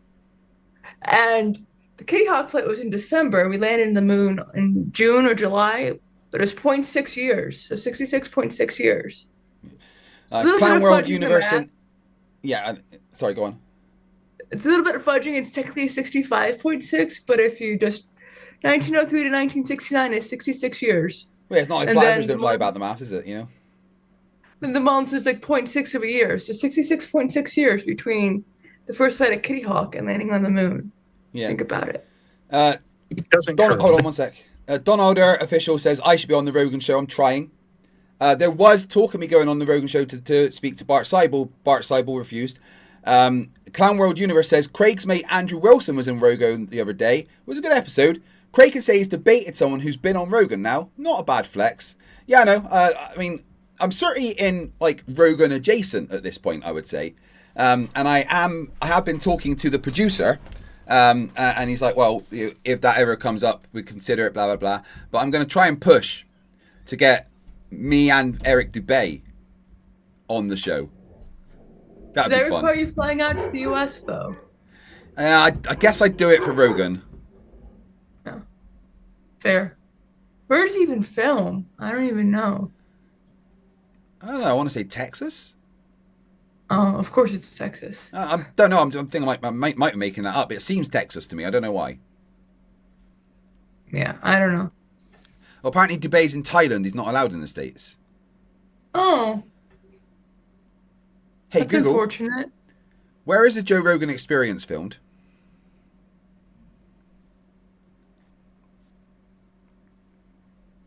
The Joe Rogan Experience is filmed in Austin, Texas. No. After moving from Los Angeles.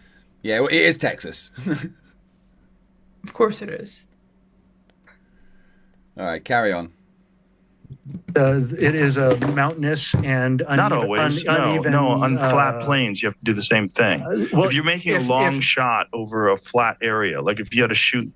Well, then why don't pilots make adjustments? I'm not a pilot. I don't know, but I do know that when you look at the film from the space station, presume a flat Earth. When you look at the film from the space station, you see. What was that? He said, Avery's like, all navigation maps say presume a flat Earth. No navigation maps say presume a flat Earth. There is modeling simplification technical manuals that assume a flat Earth for the simplification. Because when you're modeling stuff, you don't need to get the complicated things in. Like, for instance, you use a rigid aircraft of constant mass, which doesn't exist. You have no weather, which doesn't exist.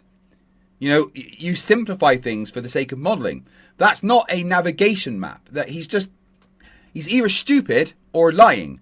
And I like to say that I'd rather attribute it to stupidity rather than malice, but I don't know. He's smart enough to be a famous film writer, so. Yeah. Flat earthers are just. I'm surprised I haven't run into any at the Science Center. They don't go to science centers. We apparently used to get them by the bus full before I started working there, and they had to ban them from coming because they would harass the workers. I imagine box office gets a lot of phone calls from flat earthers trying to argue with them. Yeah. I would love to be taking those calls. I just record them all. I'll have to ask box office next time I'm in. An Earth that's not just round but spinning. The space station, you know, the International Space Station is actually not high enough to see curvature. And what you're seeing is that's a fucking lie. Yeah, it's like a few hundred miles up. You can definitely see fucking curvature from it. Yeah. I mean, not all of it, but you can see curve. No. But if you can't see the whole Earth, it doesn't count. Oh, right. And unless you're there yourself, of course. I am all for sending flat earthers on a trip to space. Don't bring them back. One way. Yeah. One way trip to the moon. Just duct tape them. Literally duct tape them to the front of a Soyuz capsule. That'd work. One way trip to the moon. Help them build a NASA lunar base. Yeah, they'll be fine. You don't need to breathe. Breathing's a conspiracy, you NASA show. And there is going to be a moon base pretty soon. Well, they've been saying that for many years. I genuinely doubt the logistical possibilities of having a manned moon base. They're working on the Lunar Gateway, though. That's actually the NASA Glenn Research Center is one of the big groups that are doing the research and building of the lunar base and the lunar gateway. See, so I think if it does happen, it would be maybe in 30, 40 years. I don't think we're going to see it anytime soon. Soon is relative. Especially as Trump's probably going to take all of the federal budget and put it into war with Iran. Yeah. Yeah, I'm all in favor of this government collapsing pretty soon, honestly. I'm in favor of Donald Trump collapsing. That too. Be careful what you say on the internet. Yeah, true. You know, the lens distortion. And it's not high enough to see curvature when you look out into the horizon. It's actually even like it's very, very close to the. Let's look at footage from the space station of Earth.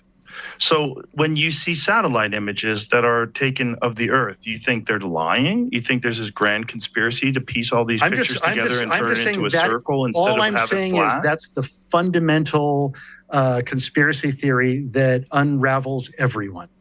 And well, it doesn't make any sense because everything that we see in the cosmos that's a planetary body is round, including stars. So it's all round except for small moons. Everything is round, and that's because I'm not even certain that space exists. That the moon is anything more than a plasma. Oh my God! Yeah. What does that mean? Pause. How can plasma have craters with shadows? You fucking dipshit. Maybe when he crashed into that pole and killed that person because he was drunk and driving too fast, he damaged his brain. Maybe. So if you guys don't know, this guy is Roger Avery. And in 2008, he was driving under the influence at high speeds in OG, California, where he crashed a Mercedes into a telephone pole. A passenger in the car, Andrea Zinni, was killed. Avery later pleaded guilty to gross vehicular manslaughter while intoxicated and driving under the influence, and was sentenced to about a year in jail with work release, furlough and probation for the incident. So he's literally fucking killed someone because he was dumb enough to drive a car while drunk. Any credibility he has for anything is gone. Yeah. At least when you were out drinking, you had the sensibility to Uber, take a cab. And tell the Uber driver everything about Flat Earth. Yes. To be fair, though, Uber didn't exist in 2008, but cabs existed. Yeah. Or other people driving your car existed, you know? Yes. That it's a plasma effect, a lenticular effect of some kind. So that it's not a real thing, but it affects the tides. It is something that we have landed, at the very least, we've landed probes on. We don't know that Other it affects the countries tides. have People theorize so this is that it affects the tides. Footage from the space station. This is live footage from the space station. And I'm saying that that's lens curvature, and that what you're actually seeing. Why do you think that's lens and curvature? that what you're seeing is horizon. So what you're talking about is like I'm saying a if I'm fisheye trying lens. to provoke you, that's what I'm saying. Right, but let's not do that right now because I don't want you to be completely fucking insane. Because this is a round body, just like the moon, just like Mars, just like Jupiter, just like Uranus. That appears, all the ones that appears to be but in your practical life experience, you have to accept a certain amount of faith. But is what I'm getting at any moment. But they understand the precession of the equinoxes. Okay, do you know that the precession of the equinoxes is how they measure the sky over a period of 26,000 years? I see right there a little stitching, like right there. So this would just keep going straight forever? Do you see that line? Yeah, do you see that line right there? What is that? What is that line? Yeah, That's what is a country, you dipshit. Well, that looks like stitching to me. It looks like they've stitched together and it crosses over there through that mountain range right there. That is weird, whatever that is. But so by your very example, I'm just saying that you have to have a certain amount of faith in that. And on the surface, mundus vult decepi. Well, okay. You're freaking me out. Go back to that, Jamie. So what is the explanation? Go back a little bit. Yeah, what is the explanation of that line right there? Right, but how weird is that? That is weird that there's this line. Right, because that in itself is a composite image, a cartoon that has been put together for you to look at this apparent live imagery. So, or is that's this just broadcast glitches. images that are... What? Or it's just a broadcast glitch, right? Yeah. They're fucking broadcasting from space. Plus, you can actually get like sharp lines in weather systems like that when there's like temperature invariances and stuff. And he's supposed to be like a filmmaker, and he keeps saying that composites are cartoons. Are we sure he's a filmmaker? Like, how would he fucking say that? Because that's not right. Maybe he's not a very good filmmaker. I mean, he worked on Pulp Fiction. He didn't make it, but he worked on it. That's depressing. Yeah. Supposedly pieced together? Is that what they're... I'm saying that things fall into, like, the way perspective works is that things appear to fall into the horizon. But now you use what is that camera? Is it a P200 camera? Where you can actually zoom in and lift things out of the horizon that have appeared to fall into the horizon. This live video, again, sorry. This live video feed from the internet. He's just called the P1000 the P200. So he's no idea what he's talking about. And he says that you can lift things into the horizon, which doesn't make sense. But there has never in existence been something going over the curve bottom first and then lifted up by zooming in. It doesn't exist. It's not a thing. This guy is lying to you people, right? He's absolutely fucking lying to you. In quite soon, Rubiks, I'm going to have to go and have dinner. So I'm going to put on a wee video while I do that. You're right to come back after I've had dinner and finish this? Yep, it gives me a chance to have something to eat. I haven't eaten yet. Let me just go and ask my wife how long it's going to be. 2 secs.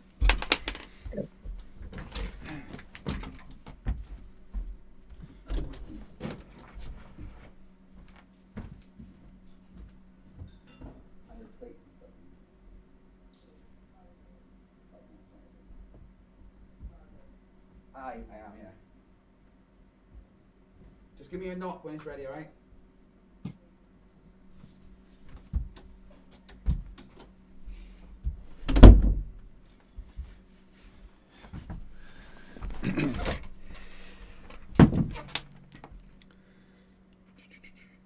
Five minutes and then dinner's ready.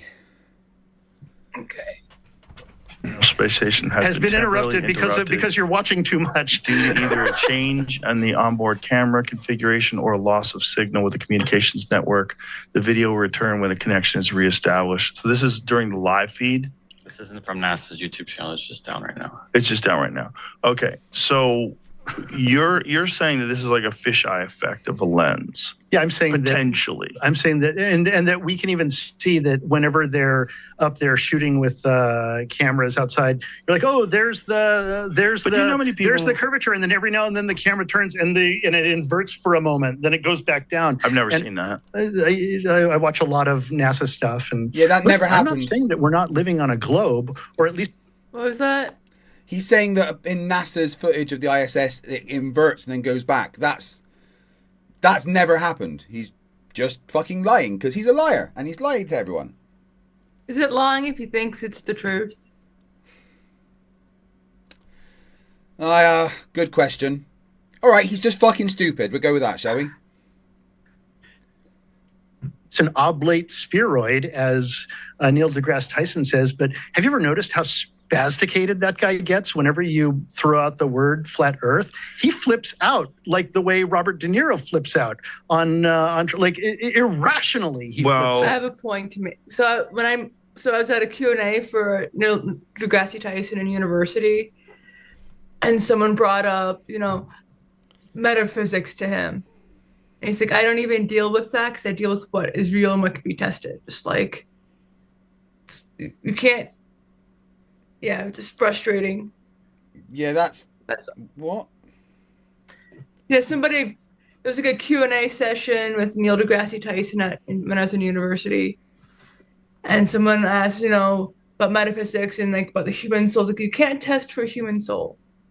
I don't deal with things like that you can't test it. Right, I see what you mean. Huh? Yeah, I see what you mean. I mean, I agree with him. You can't test for God. You can't test for a soul. You can't, test for ghosts and stuff. So it's just outside the purview of science, right? Correct. So he doesn't deal with things like that, or things that are obviously just dumb, like flat Earth and unscientific. You can demonstrably show that the Earth is not fucking flat. Yeah. He flips out when you say that men can't be women, which is very weird. Yeah, exactly. And that they should be able to compete in women's sports, which is very weird.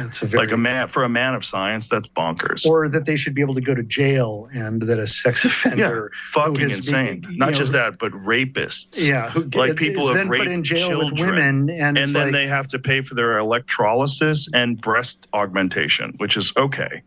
At what point in time do you say that this is some sort of a bizarre agenda that you're trying to get us to accept something that doesn't make any fucking sense? So much so that you're willing to house male prisoners in with females because they say they're a male with an intact penis, and then even if they get like female prisoners pregnant or rape them. We're all just trying to construct what reality is, and it tends to be a consensus of what it is. But there are fringes that on the ends that don't believe with what the consensus says. Are they wrong? But do you know how many people would have to be involved to promulgate this idea that there's a flat Earth and you got to cover up that thing and pretend it's round? And what's the motivation of covering up the fact that the Earth is flat? If we're really fundamentally getting down to it, it's about God. And it's about what is this realm that we're in, and are we part of creation? And But why would it be more?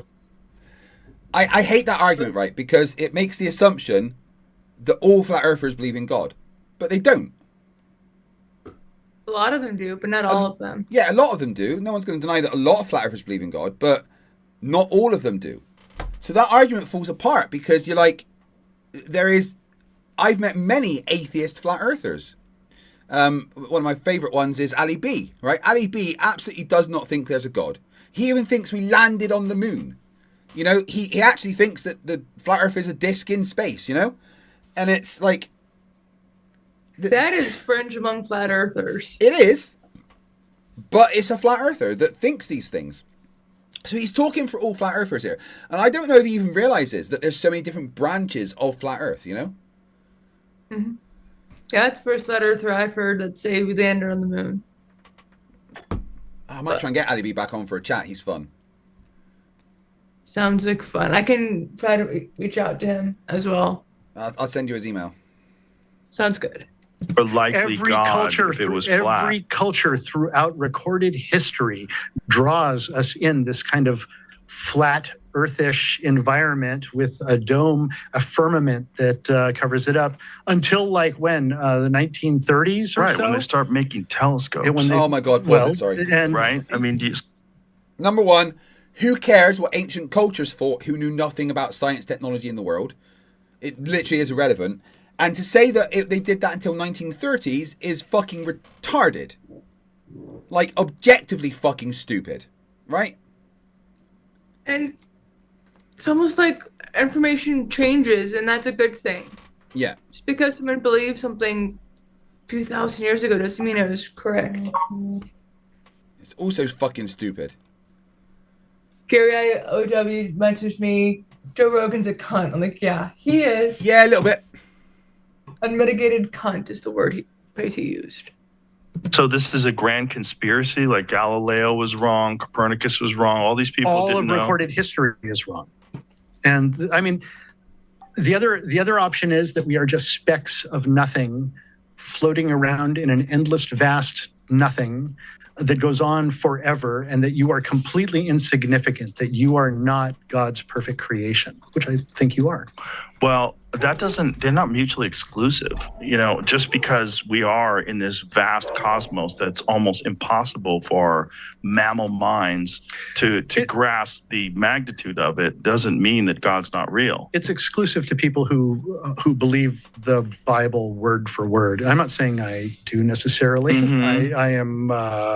I would be considered. We can't apostate, see the timer by on most, the live, by the way. Oh, right, sorry. By most people. I've been reading the Bible a lot, and one of the problems that I find is it's clearly got the hand of man on it. Well, it's been edited. Yes. It's been edited. You know, the King James, or who was King James? He wrote Bible. Right. He wrote Anyway, books pause it. on demons as well. And Right. so My dinner is ready, so I'm going to go and I'm going to play a video. What I'm going to do is play a Glober Mum debate short because, well, I miss Glober Mum. Don't we all? Glober Mum's We all awesome. do. Yeah. Yeah. Pretty sure this is a debate short. Anyway, let me just double check. Yes, it is. Right, guys, I'm going to be back in about 25 minutes-ish after I've had my dinner. And then we will finish the last 2 hours of the stream by covering this Rogan nonsense. Emily, you go get yourself something to eat as well.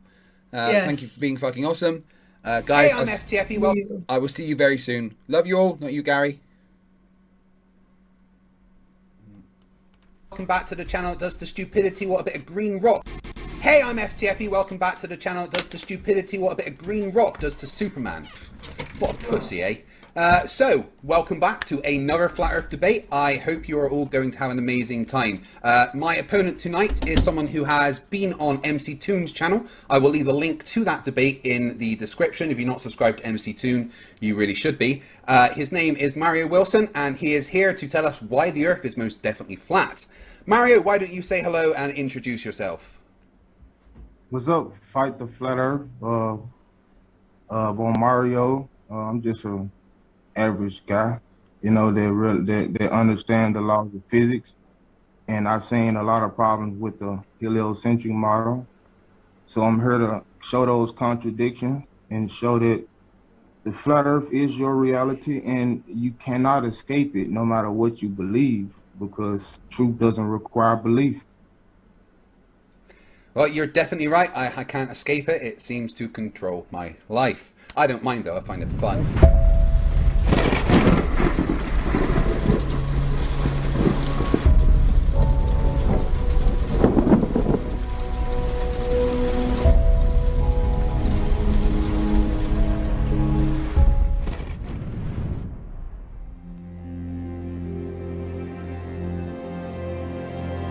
living on a disk, floating through space, with a tiny sun.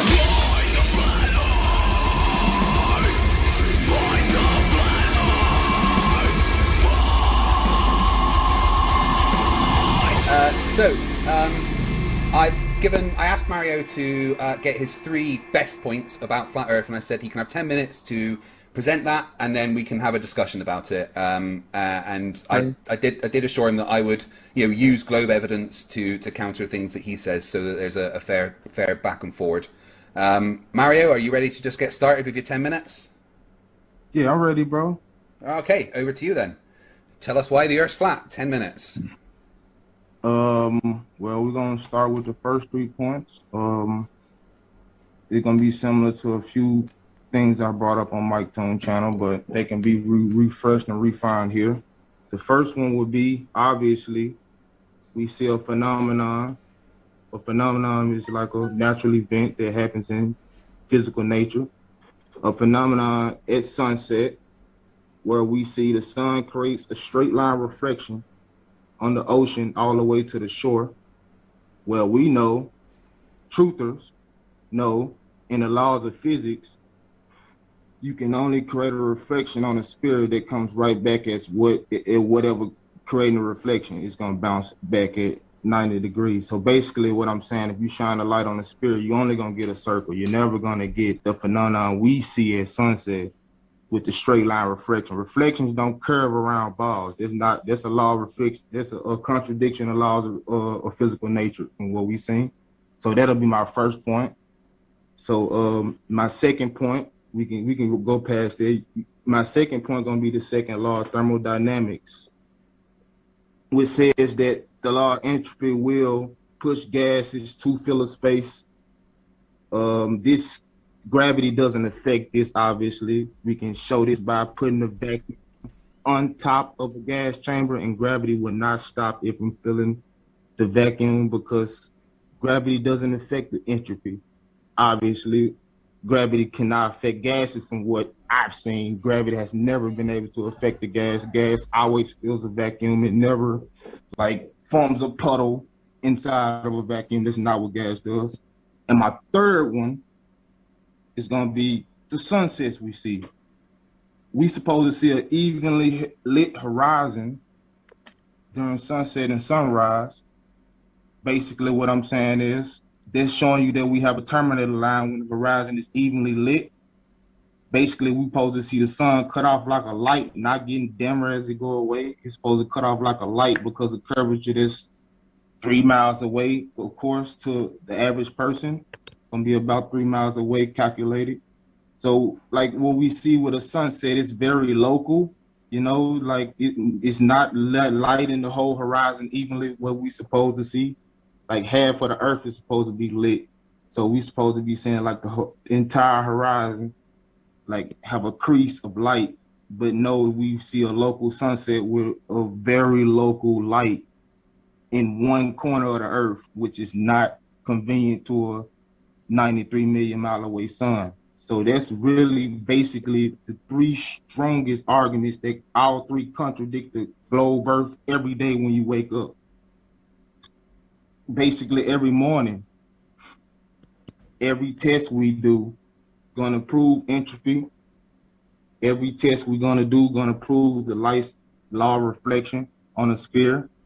And every morning we're gonna see a sunset that's very local and that's not convenient with a very far sun with parallel rays. It's just all math and calculations and basically a religion.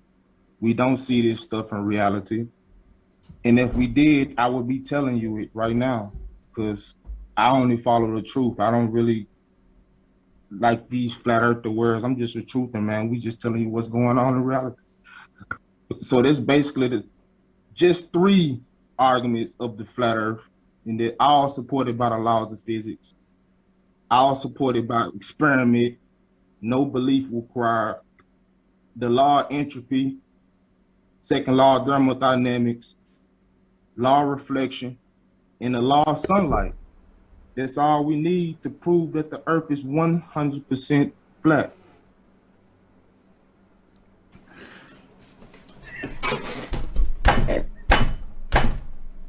All right. Wow. Well, I think I'd like to start with the second law of thermodynamics. Yes, this is fine. Yeah, so that's a good one. I spent several months studying thermodynamics as part of my physics degree, so it's interesting when you hear it. So could you just do me a favor and cite me the second law of thermodynamics, what it actually says? What it says, from what I know, I don't know the direct definition, but it says that basically energy will go from a state of being controlled. Basically, you have to have energy basically, if it's not, we'll put it like this: if energy or gas is not contained, it would enter a state of entropy, which is basically just randomness. So we will never see a state like something like, basically, I'm gonna say we will never see a tornado create a Lamborghini, because that's not what entropy does. Entropy goes from basically from low pressure to high pressure, basically from a state of chaos, a state of control to a state of chaos. We don't see it in the opposite way, which is what science does actually say happened in evolution. We see an opposite of entropy. We don't see that chaos going to, we don't see chaos going to a state of control and intelligence. We see the opposite, actually. That's what entropy is. So basically, low pressure going to high pressure going to a state of low pressure is an example of entropy. That's what gas does. If you put gas inside of a vacuum, it will spread out in every direction. It will, elastic collisions will happen. It's not being affected by no forces whatsoever. Entropy is not being proven to be affected by any force in nature can control this phenomenon. So when gas fills a vacuum, nothing can stop it. Like, we can prove this, You aren't sailing past honor for the liking of a room. These questions are birthday basements. I'm saying this is not something that Flat Earth is made up. Gas fills a vacuum. It does not form puddles inside of a vacuum, which is what gravity is claiming to be doing to gases. Well, that's a lovely straw man of the second law of thermodynamics that you just created there. No, but I'm saying, do you have any examples of gravity affecting gases? Yeah, absolutely. I could show you gravity Which keeping one? gas in a box. Helium? No, helium goes up not because of helium. buoyancy. Hydrogen? Let me get a... buoyancy is a thing that is predicted by the globe, right? Now, we talking about gravity. You brought up something else. Yeah, right? buoyancy includes gravity. It's a prediction of now gravity. Now you telling us why gravity doesn't exist, because I can explain to you why things fall. So we trying to prove gravity. You can't bring up arguments that disprove gravity. It's helping. Buoyancy doesn't disprove gravity. Buoyancy is a prediction of gravity. But I'm saying buoyancy is something that helps Flat Earth to conclude that gravity doesn't exist. No, well, how are you going to prove? What are you going to do? Because we don't release helium inside of a vacuum. No container. Just release it inside of an empty container and see what it does. No air. Here's what it does, right? So, now you said it's gonna go down. You already made your statement, so we're gonna see about that. Right. So, we've got a container here, okay, and we've got a pipe that we're going to be putting helium into this container, right? Imagine this container is a vacuum, okay? Now what happens is, as the helium fills this, what you find is why is it filling it? What should come out? Hold on, let me finish. What you find is that at the bottom of the container, you have a much denser concentration of the helium. And as you go up to the top, there is less helium, showing that as the helium goes in, there is more of it at the bottom than at the top. Because when it goes in, there is a gradient created at the bottom. There is a pressure gradient. I'm still talking. I'm still talking. I'm still talking. Mario, I'm still talking. I'm still talking. There is a pressure gradient inside of this container, just like in the atmosphere. So why does that pressure gradient exist? Because the gas goes down. Go boom boom. Okay. Gas go down, go boom boom. Right. Okay. So then now Flat Earthers have something to debunk, and I'm gonna debunk this one personally.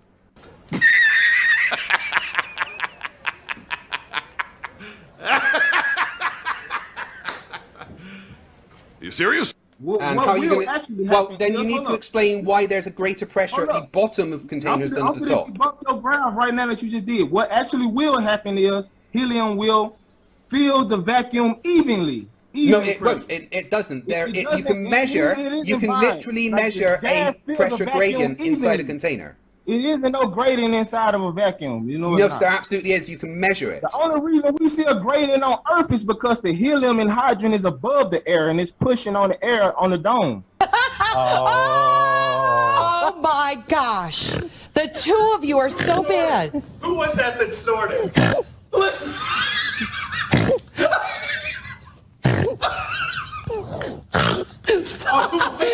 She's on a roll. We're never going to break her from this. Stop. So no, there is no dome. Air, helium, hydrogen. There's no vacuum nowhere in nature. Like, we haven't seen that. Nowhere that gas is not at. Like, I don't again, know what helium goes. All gas in a vacuum goes down. Gas go down, go boom, boom. All gas in a vacuum goes down. No, there is a gradient at the bottom of a container, and this is measurable. That's false. I'm a personally prove that false. Don't worry about it. I would love to see you because physics disagrees with you. So anyway, we need to get back to why the globe, right? Tell me where physics say that gas go down in a vacuum. Because mass attracts mass, and gas has mass. No, show me the physics. You just said show me the experiment where gas is going down the vacuum. Oh, the Cavendish experiment would demonstrate that mass attracts mass. But you want to see the physics going down in the vacuum. Here's the physics that shows. Right, sorry, you just asked for the physics that shows that mass attracts mass. That's fine. I'm going to show you the physics here. It's Fg equals G. You know what physics is? M2 over R squared. There's the physics. That is the natural. You know what the definition of physics is? Do you want to? Do you know what this is? Physics is physical nature, not an equation on a piece of paper. Physics disagrees. Again, do you know what this is? Yes or no? Hey, I guess y'all got a new definition of physics then. I've got the definition of physics. Do you know what this is? Yes or no? Problem. Do you know what this is? Yes or no? It's some weird math problem that somebody made up. No.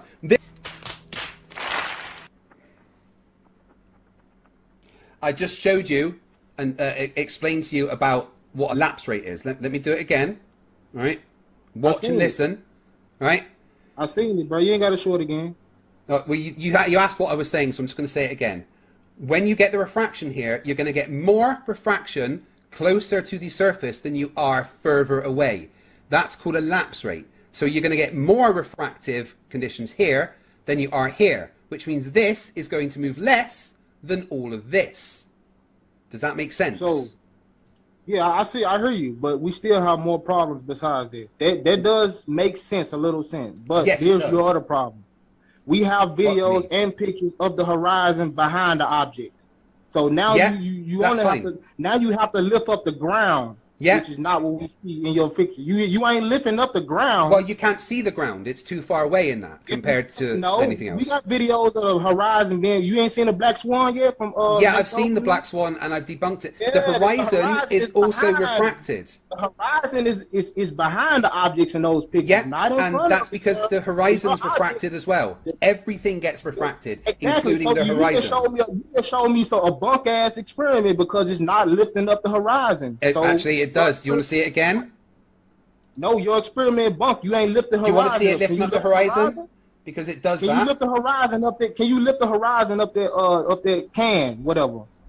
Well, the horizon is too far down the curve for this, right?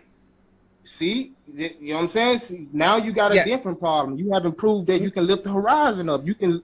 But wait. So are you saying the horizon would have different refractive conditions to everything else? What would cause that? Yes. Why? No. Why is the light? Let me ask the question. Why is the light coming from the horizon different to the light coming from anything else? Because the water and the moisture in the air, bro. That's what I'm telling you. That's why when you see stuff hiding behind the light coming from the horizon still has to travel through the same stuff. The light coming from the horizon. The light coming from. Listen. What is you talking about? Listen. The light coming from the horizon has to travel through all the same things as all the other light. It's not different, man. What are you talking about? It's not different. The light coming from the horizon is the same as the light. The light coming from the horizon is the same as the light coming from everything But it else. has to travel through dense air. Yes, but it has to travel through the same dense air that everything else does. No, it's not. The air is denser at the surface of the Earth. Oh my. Yes, I know. So the horizon light has to travel through all the light that everything else is traveling through. It's all traveling through the what medium. are you talking about? You just said, you just tried to refute that. No, I didn't. You said, oh my God, that seriously. what makes light change at the surface? I said it's because of the dense air. Yeah, but there is no difference in the light that comes from the horizon to the light that comes from anything else. The actual horizon is, listen. The horizon isn't the thing traveling, the light is. But fuck me, are you dumb? Where's the air density at? Where's the densest air at? Closest to the ground. Thank you. That's all I'm saying, bro. So everything is refracted, and if the horizon is further away, it's going to be refracted even more. So again, now you're saying the horizon is refracted. So now we can't. Yes, of course it is. Light gets refracted. Exactly. We already know this. That's how we know when people say they saw a boat disappearing on a curvature was full of shit. You can see. No, because refraction doesn't work that way. That would be backwards to how refraction works. No, that's your fucking stupid globe claims that. No, I showed it with the can. I've demonstrated my claim to be true. That's not what flat earthers claim. You think flat earthers didn't say fucking things didn't for refract? You said refraction makes things go down. I just showed it makes things come up. It's the other way. The image you see is bent up. How is it bent up in water, bending like down? Look, you put a pencil into water, right? It doesn't do that. It's gonna bend. Listen, right? You put a pencil into water, right? It doesn't do that. It looks like that because the light is bent down, bringing the edge of the pencil up. Not. First of all, you put put a light. If you put light through water, you're so fucking it's gonna bend down. How do you tie your shoelaces? Fucking retarded. If we shoot light through water, it bends down. Bringing the image up. Fucking dumbass. Still ain't proving no curve, nigga. If there's refraction happening, that means the reason I've showed you curve a bunch of times. It's because the light getting bent. Not because it's high behind a curve, you fucking retard. Except I've showed you the curve plenty of times. All the stuff you have to prove a globe, the assumption that stuff is being bent down by the horizon. Measurements don't lie. Model, you can't even measurements don't model. lie, you dipshit. Well, look, here we go. Light look at bends this. Down. Look at this, okay? The pencil is being bending down. Listen. That's below the pencil. You stupid motherfucker. Listen, you fucking moron. Oi, shut up and listen. The angle of the... Look, shut up, don't talk while I'm talking. Look at the pencil, right? The angle is... What do we see? I said don't talk. Yet you fucking opened your mouth. Try shutting up. Try shutting up while I'm talking. Now I'm gonna still talk. Now shut up when I'm gonna mute you. Now you're muted. Right? So now no one can hear you, and I'm gonna explain. Look at the pencil. The bottom is being bent up towards the surface because you can see the angle here has been reduced compared to what it was. The pencil is being bent up, otherwise it would be down here if it was straight. But no, it's here because it's bent up, you dumb motherfucker. The reflection of the pencil is below the actual pencil. But look at it being reflected up because this angle has been reduced than it would be if the pencil was straight. The reflection is below the actual picture. It means it's being bent down. If it was being bent up, it'll be above the pencil. Oh my God, you're so fucking dumb. Right, I'm going to have to put this into paint. Now, shoot a laser through the water, you dumb motherfucker. Which way would it bend? Up or down? That's not even bends down, light. Meaning you would... talking about light. Why did you put a pencil in the water? You fucking... We're not even talking about pencils. You were the one that brought up a pencil in the water, you fucking moron. No, I said light travels through water and it goes down, not a pencil. But you realize that there's light coming from that pencil, right? And what do you see happening? Right.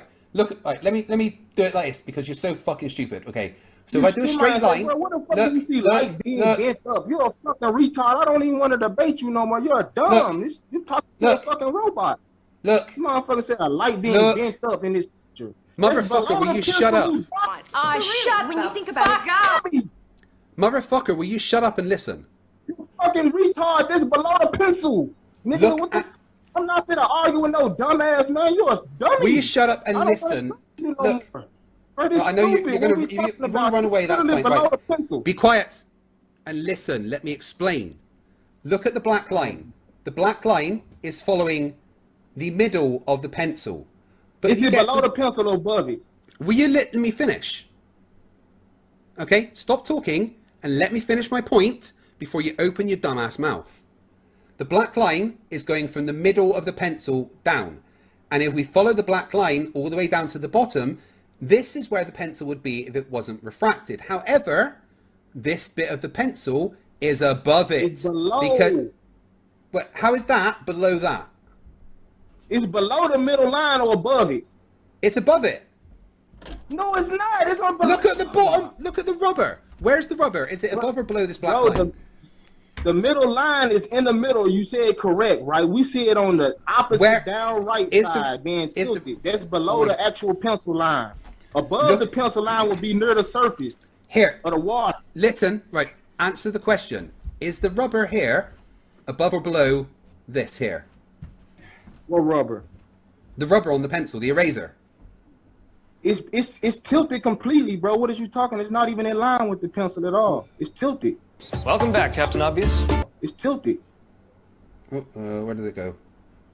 Why don't you just go to the laser experiment shining through the aquarium, man? Lasers light just like everything else. Go to the laser shining through the water. Here we go. See that.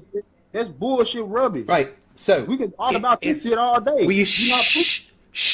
Listen. No wonder you failed school. The eraser on the end. No wonder you passed school. They got a perfect robot. The eraser. I bet you got all A's, huh? You're worse than my you're worse than my 8-year-old child.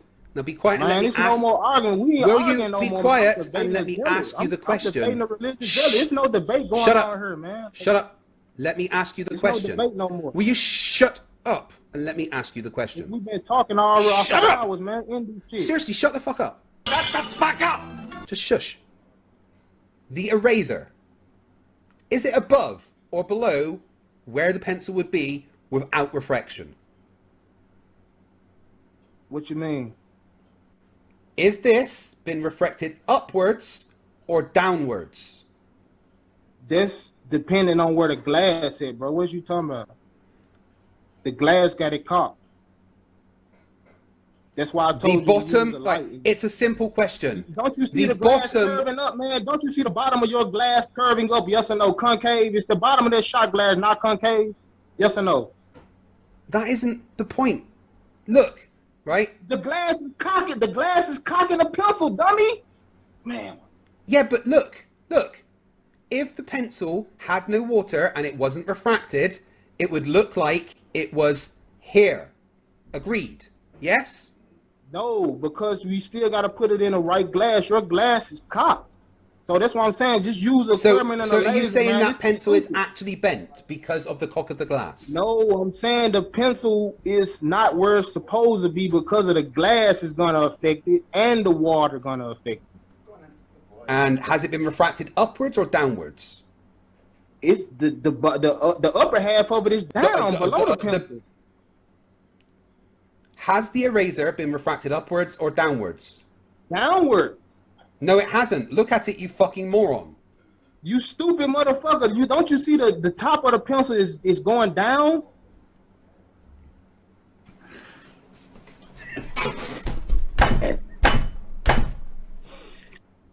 All right, let's do this. Look at the top of the pencil. It's the top of the pencil below the line or above it. Let's do this. All right.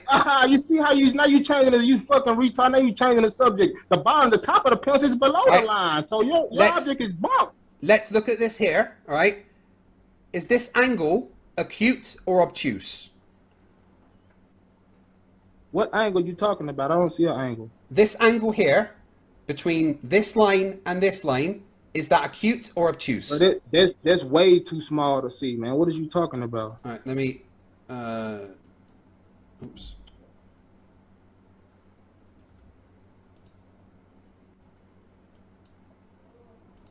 I want to just rub it out.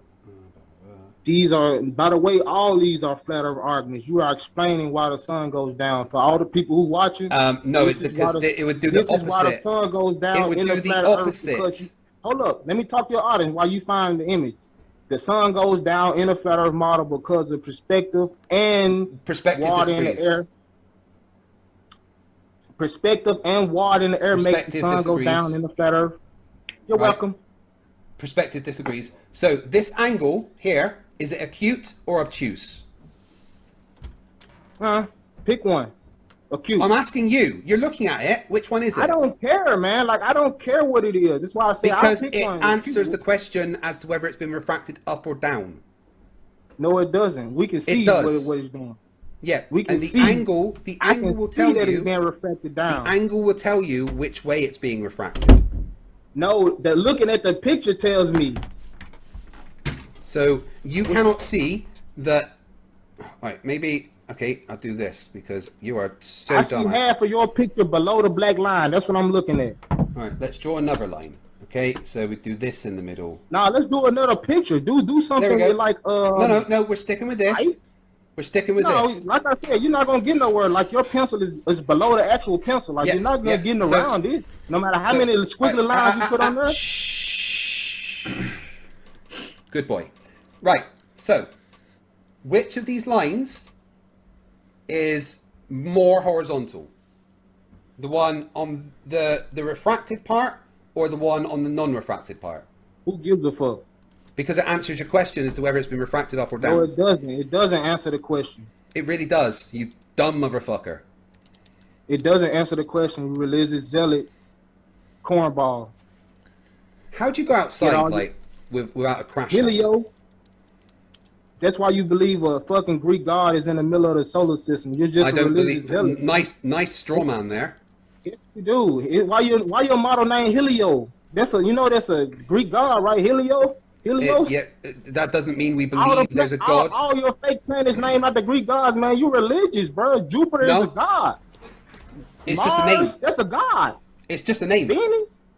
Yeah, okay. It's just a name you believe in. Jesus is just a name too. Jesus is just a name too. Yeah, it was. And your point is, nice straw man's all you've got. Straw man is all you've got. Don't be silly, Toto. Scarecrows don't talk. It's pleasant down that way, too. So you let me finish, then you can fucking say whatever you want, man. Like, damn. Okay, what we got is we got a Earth. We got to start with the Earth because that was here. That's what's constantly moving. So the Earth is moving relative to 1,000 miles per hour. No, that's not what relative means. Bro, I don't care what it means. We just talking about your fucking stupid model. We have the Earth moving. Yeah, but you don't understand. You don't know what the word fucking relative means. How can I have a conversation with you when you can't count to 3 and you don't know what the word relative means? You scared to let me break down your fucking weird ass model because it's gonna because you got it wrong straight away. You have the Earth moving to the east at 1,000 miles per hour, right? So the plane is moving with the Earth at 1,000 per hour backwards if it's trying to go to the west. So the plane, before it can move forward, it first has to move the correct speed to negate the spin, because the spin gonna be pulling it backwards. The atmosphere and the Earth gonna be pulling it backwards. It doesn't have to. Yes, it's still flying relative to the surface of the Earth. It's not separating. It's not separating. Mario, it's not separating. What happened? It's I didn't. It's not separating from the Earth and flying in its own reference frame. It's still in the reference frame of the. It's still. Shut up. Shut up. No, shut up. Shut up. Shut up. Shut up. Shut up. Shut up. Shut up. Shut up.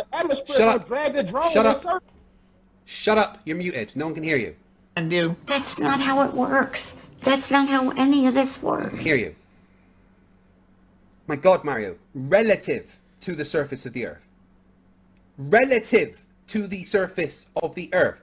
How fast would a plane go to the west when it's going 500 miles an hour to the west? The answer is in the fucking question. The answer is 500 miles an hour relative to the surface of the Earth. Relative, you fucking moron. Go around, you retard. You said the atmosphere would drag it in circles. You're a fucking retard. I just caught you in relative. You fucking dipshit. You said the atmosphere inside of a merry-go-round would drag the fucking thing in circles. So that means an airplane is supposed to be getting dragged around by the fucking atmosphere. You fucking retard. Yeah, and you wouldn't Stupid have to. motherfucker. You wouldn't Yeah, have you to don't see counter it. that. You I wouldn't have to. just told you that the atmosphere would be dragging the plane at 500 miles per hour still backwards. And you wouldn't said, have no, to this doesn't counter happen. that. But if I put a lid on the merry-go-round, then you will see the atmosphere dragging the drone in circles. But it doesn't happen in real life. We don't see Mario, that with airplanes. Mario, The it atmosphere does dragging happen. shit backwards. It does happen because the plane. That doesn't happen, nigga. I know atmosphere dragging no. You're muted again. All right. Okay. I'm going to unmute you, and we're going to go through this. All right? Don't talk until I ask you to talk. You're done. I said don't talk until I ask you to talk. Bro, you're over. Like this, I said don't talk. Right? No, you're muted. Don't talk until I ask you to talk. No one can hear you right now. Nobody can hear you right now. Mario, nobody can hear you. Not one person can hear you. Just stop. Nobody. It's nothing. Yeah, no. Nobody can hear you. Stop talking. I can't even hear you. Are you finished? Nobody can hear you.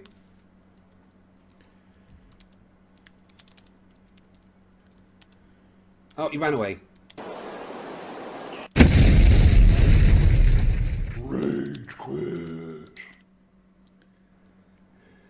Oh my god. Yeah. He ran away because he wouldn't shut the fuck up. What fun that was. Oh my god.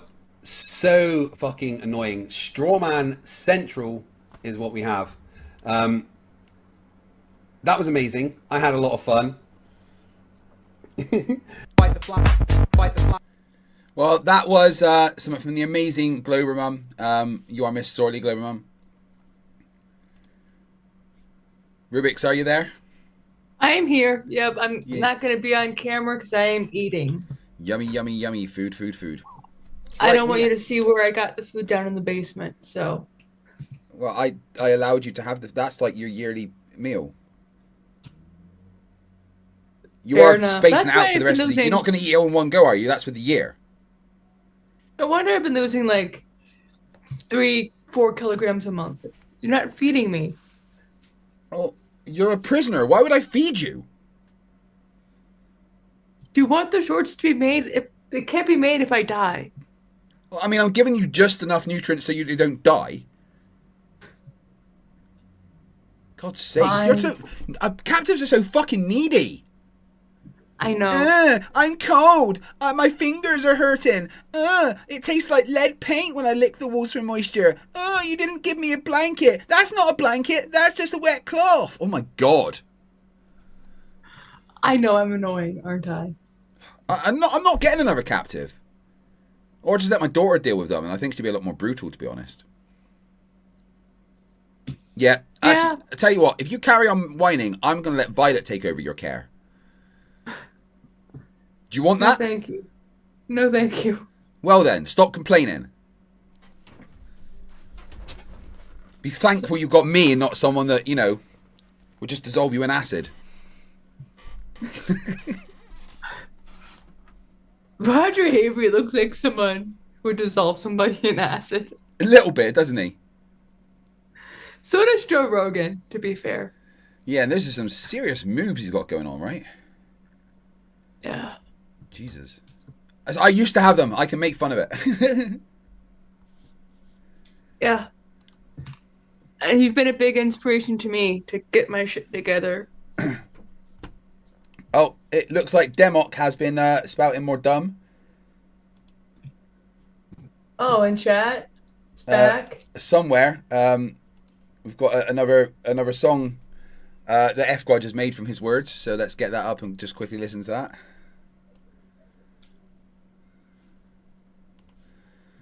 This is from Demok. And it's Computer Screens Aren't Science.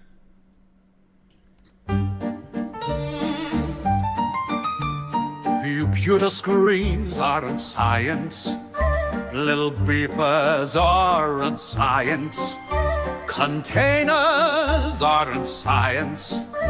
A magic electric number on a screen, that's gas. My number says it's gold, my toy told me.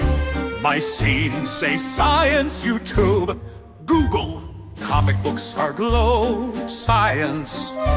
No physical balls ever. Why can't any in do what balls can by their self, and we have hands and stuff? But space balls with no stuff outdoes intelligent humans. La lo, lo, lo, lo, lo, lo, lo, lo, lo.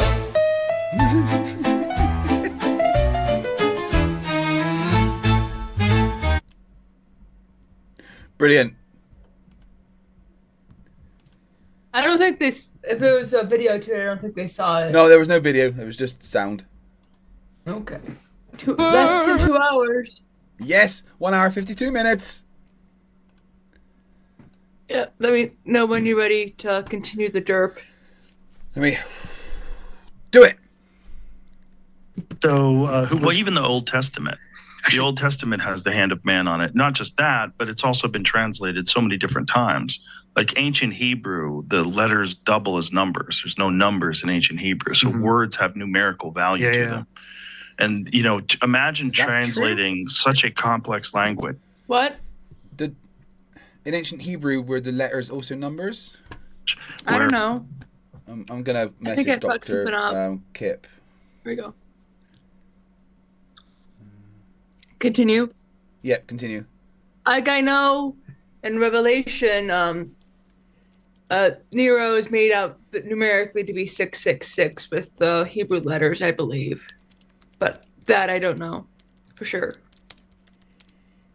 My understanding is that is what it was. Or like the word God and the word love, they have the same numerical value. I believe.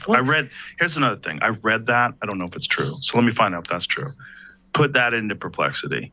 There's a lot of weird stuff in the Bible. In Genesis, when how about the Nephilim come down and they find women comely, and so they're like, okay, what's actually going on there?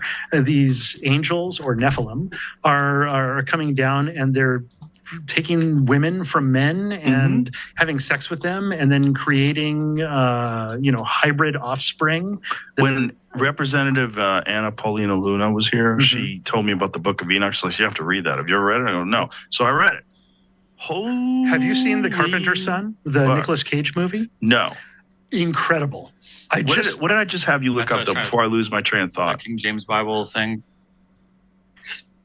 What? That's what I was trying to ask specifically. Which part did you want to ask about? No, what I asked you was ancient Hebrew.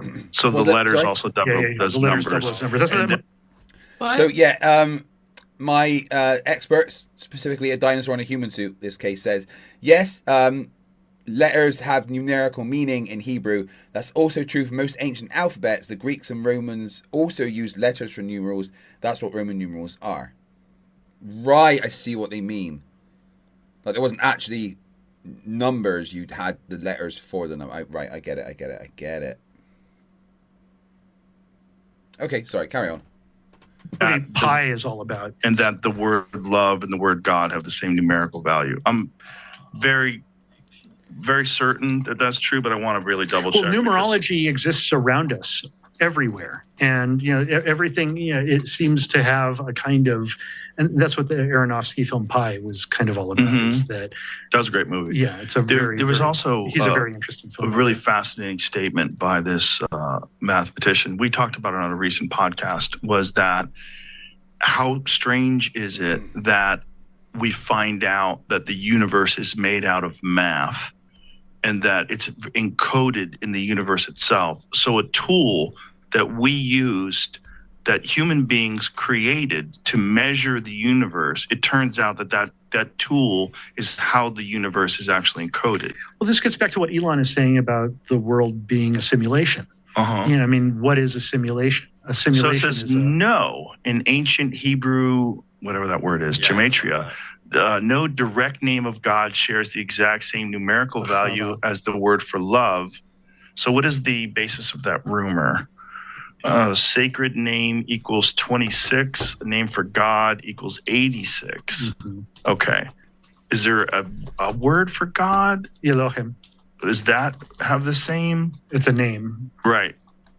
What is the value of, click on that, below that, where it says, what is the geometric, what is that word? I had to look it up. It's Gematria.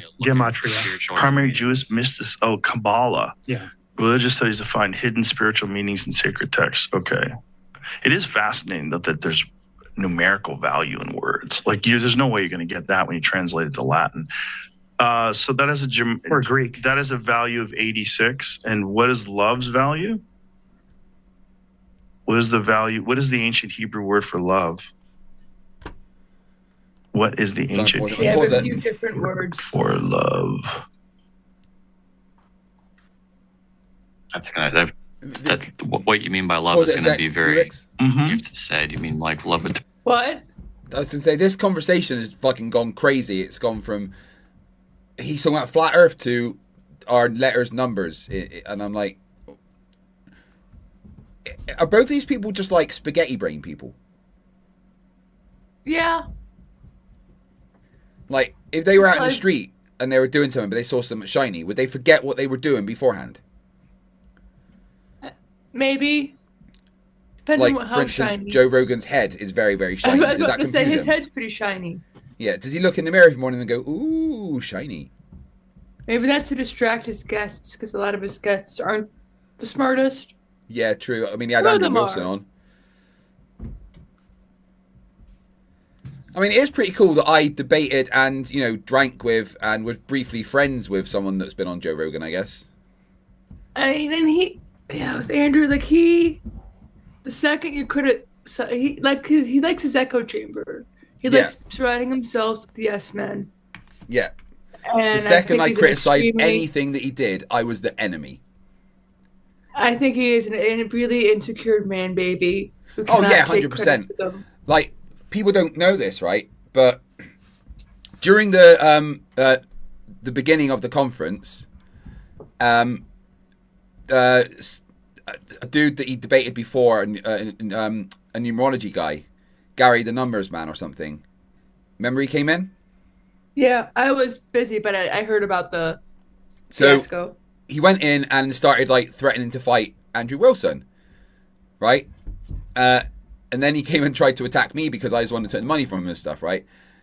And then Andrew was standing at the back of the debate hall, and he was crying, like hiding it, but like. And I went up, I was like, dude, you're right, is everything okay? He's like, yeah, it's fine. Like he was shitting his pants, Mm-hmm. It was fucking hilarious. Because somebody yelled at him? Yeah. Whereas what happened when someone fucking insulted me? I hunted that fucker down and booted them out. Yep. And he thought that would get him cookie points from Andrew Wilson and his people. Yeah, but at that point, Andrew Wilson's crew were love bombing me. So, Yeah. It went very quick from Craig's awesome to Craig's the devil, Because you had the audacity to have something negative to say about him. And it wasn't even something negative, right? If anything, I was saying, no, he did the right thing standing up for his wife. But what he said was pretty shitty. Yes. And I think that's a perfectly acceptable criticism, right? To be like, no, you're supposed to be a good Christian man, right? You're supposed to be an influencer. To then attack her in a transphobic, homophobic rant, even if she was a dick, and she was a dick to Andrew Wilson, and she was a cunt talking about his wife like that. It was unnecessary. But then the way he handled it was bad. And that's all I said. Mm-hmm. But no, Andrew has to be perfect. Yeah, and his crew are very superficially kind. Yeah, they are yes men. That's all they are, is yes men. Yeah. I think the reason why he has those open bars is he thinks nobody will spend time with him otherwise. Yeah. he doesn't bribe them with free alcohol. I mean, to be fair, he was very generous with shit, right? Yes. He bought a lot of drinks for everybody. Renting out the bar that we went to. That was great, and I had a great time. And You were very drunk. He was really nice to me, and that couldn't have been fucking cheap. That probably cost him like $100,000 or something that fucking weekend. Probably. But it doesn't mean that you get to just be a dick. Correct. Okay, carry on. Between two people. Okay, what is the gematria? Love that doggy in the window. Be like a child. Yeah. That's a good point. They probably have different words for it. Definitely. So what is that? Click on that. What's the gematria value of Avala? Right there? Right there? Yeah. Click on that. It's 13. So that's a different number too. Interesting. 13 twice equals 26, the value of Yahweh. Yeah. Huh. This movie, The Carpenter's Son, is all about the infancy of Jesus, and I think it's written by Matthew. And it's part of these, I may have this wrong, but Coptic. You probably do have it wrong. Texts. And it is like, Nicolas Cage is so good in this movie. So twice 13 equals 26, the value of Yahweh, implying love mirrors or completes God's essence. Okay, so that's where that comes from. I was going to ask where it came from. Right, that's where it comes from. God is love. So God is love. So love twice is God. So here's a question. What happened? I understand. Go to ask a follow-up. How was the numerical value of ancient Hebrew language lost when they translated it to Latin? To Greek. To Greek first, right? How is the numerical value of ancient Hebrew words?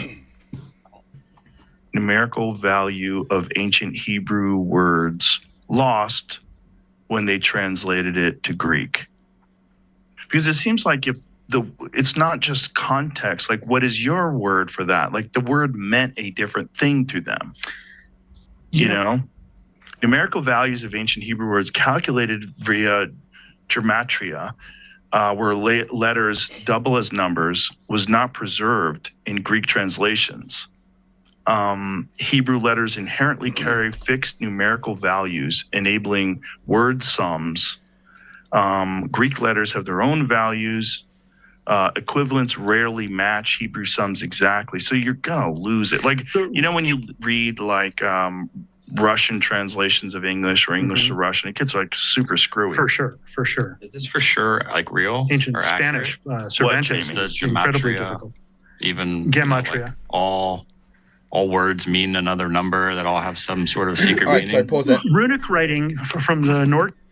So the world's leading biblical scholar, Dr. Kip Davis, has confirmed that they're not entirely right about what they're saying with the numbers and letters in Hebrew. He says it's partially true. Letters within the Bible do not possess any numerical value. So the Hebrew writings, they have no, the scriptures that are written in Hebrew, they have no numerical values assigned to them, and there's no, you can't say that love is God, etc. in the Bible, because that's, that wasn't a thing. The development of numbers from individual letters happened later in time, probably in the 1st century BCE. So Roman numerals weren't even a thing until after the time of Jesus, which is very interesting. Calendar time is being added, by the way. Even Sorry? if someone donates more. Calendar said somebody should add a few more hours. It's only going down now, even if donations will not add time. Once it got below 3 hours, the ability to add time was removed. Because I want to go and sit with my wife and play some Satisfactory and sleep and not die. And it's going to be on camera. Sorry. And not sleep on camera. Yeah. So wait, hold on. What's the time now? So did I add the? Is it 54 hours? 2, 3, 4, 5, 6, 7, 8. So 48. It's 55 right now, I think. I think so. It 55 should say and a 50, half. it should say 54, and then it'd be 55. So that was right. So I've been streaming for 54 and a half hours. Okay, carry on. Final strike.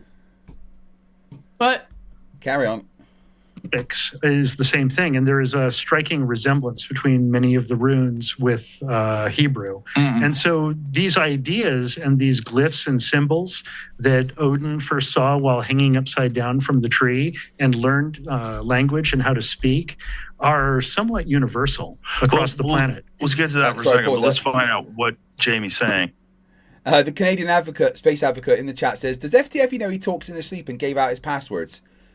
Those aren't the passwords to what you think they are. You do not want to open that file. There's nothing like that in there, but it's dangerous. They'll hunt you down and find you.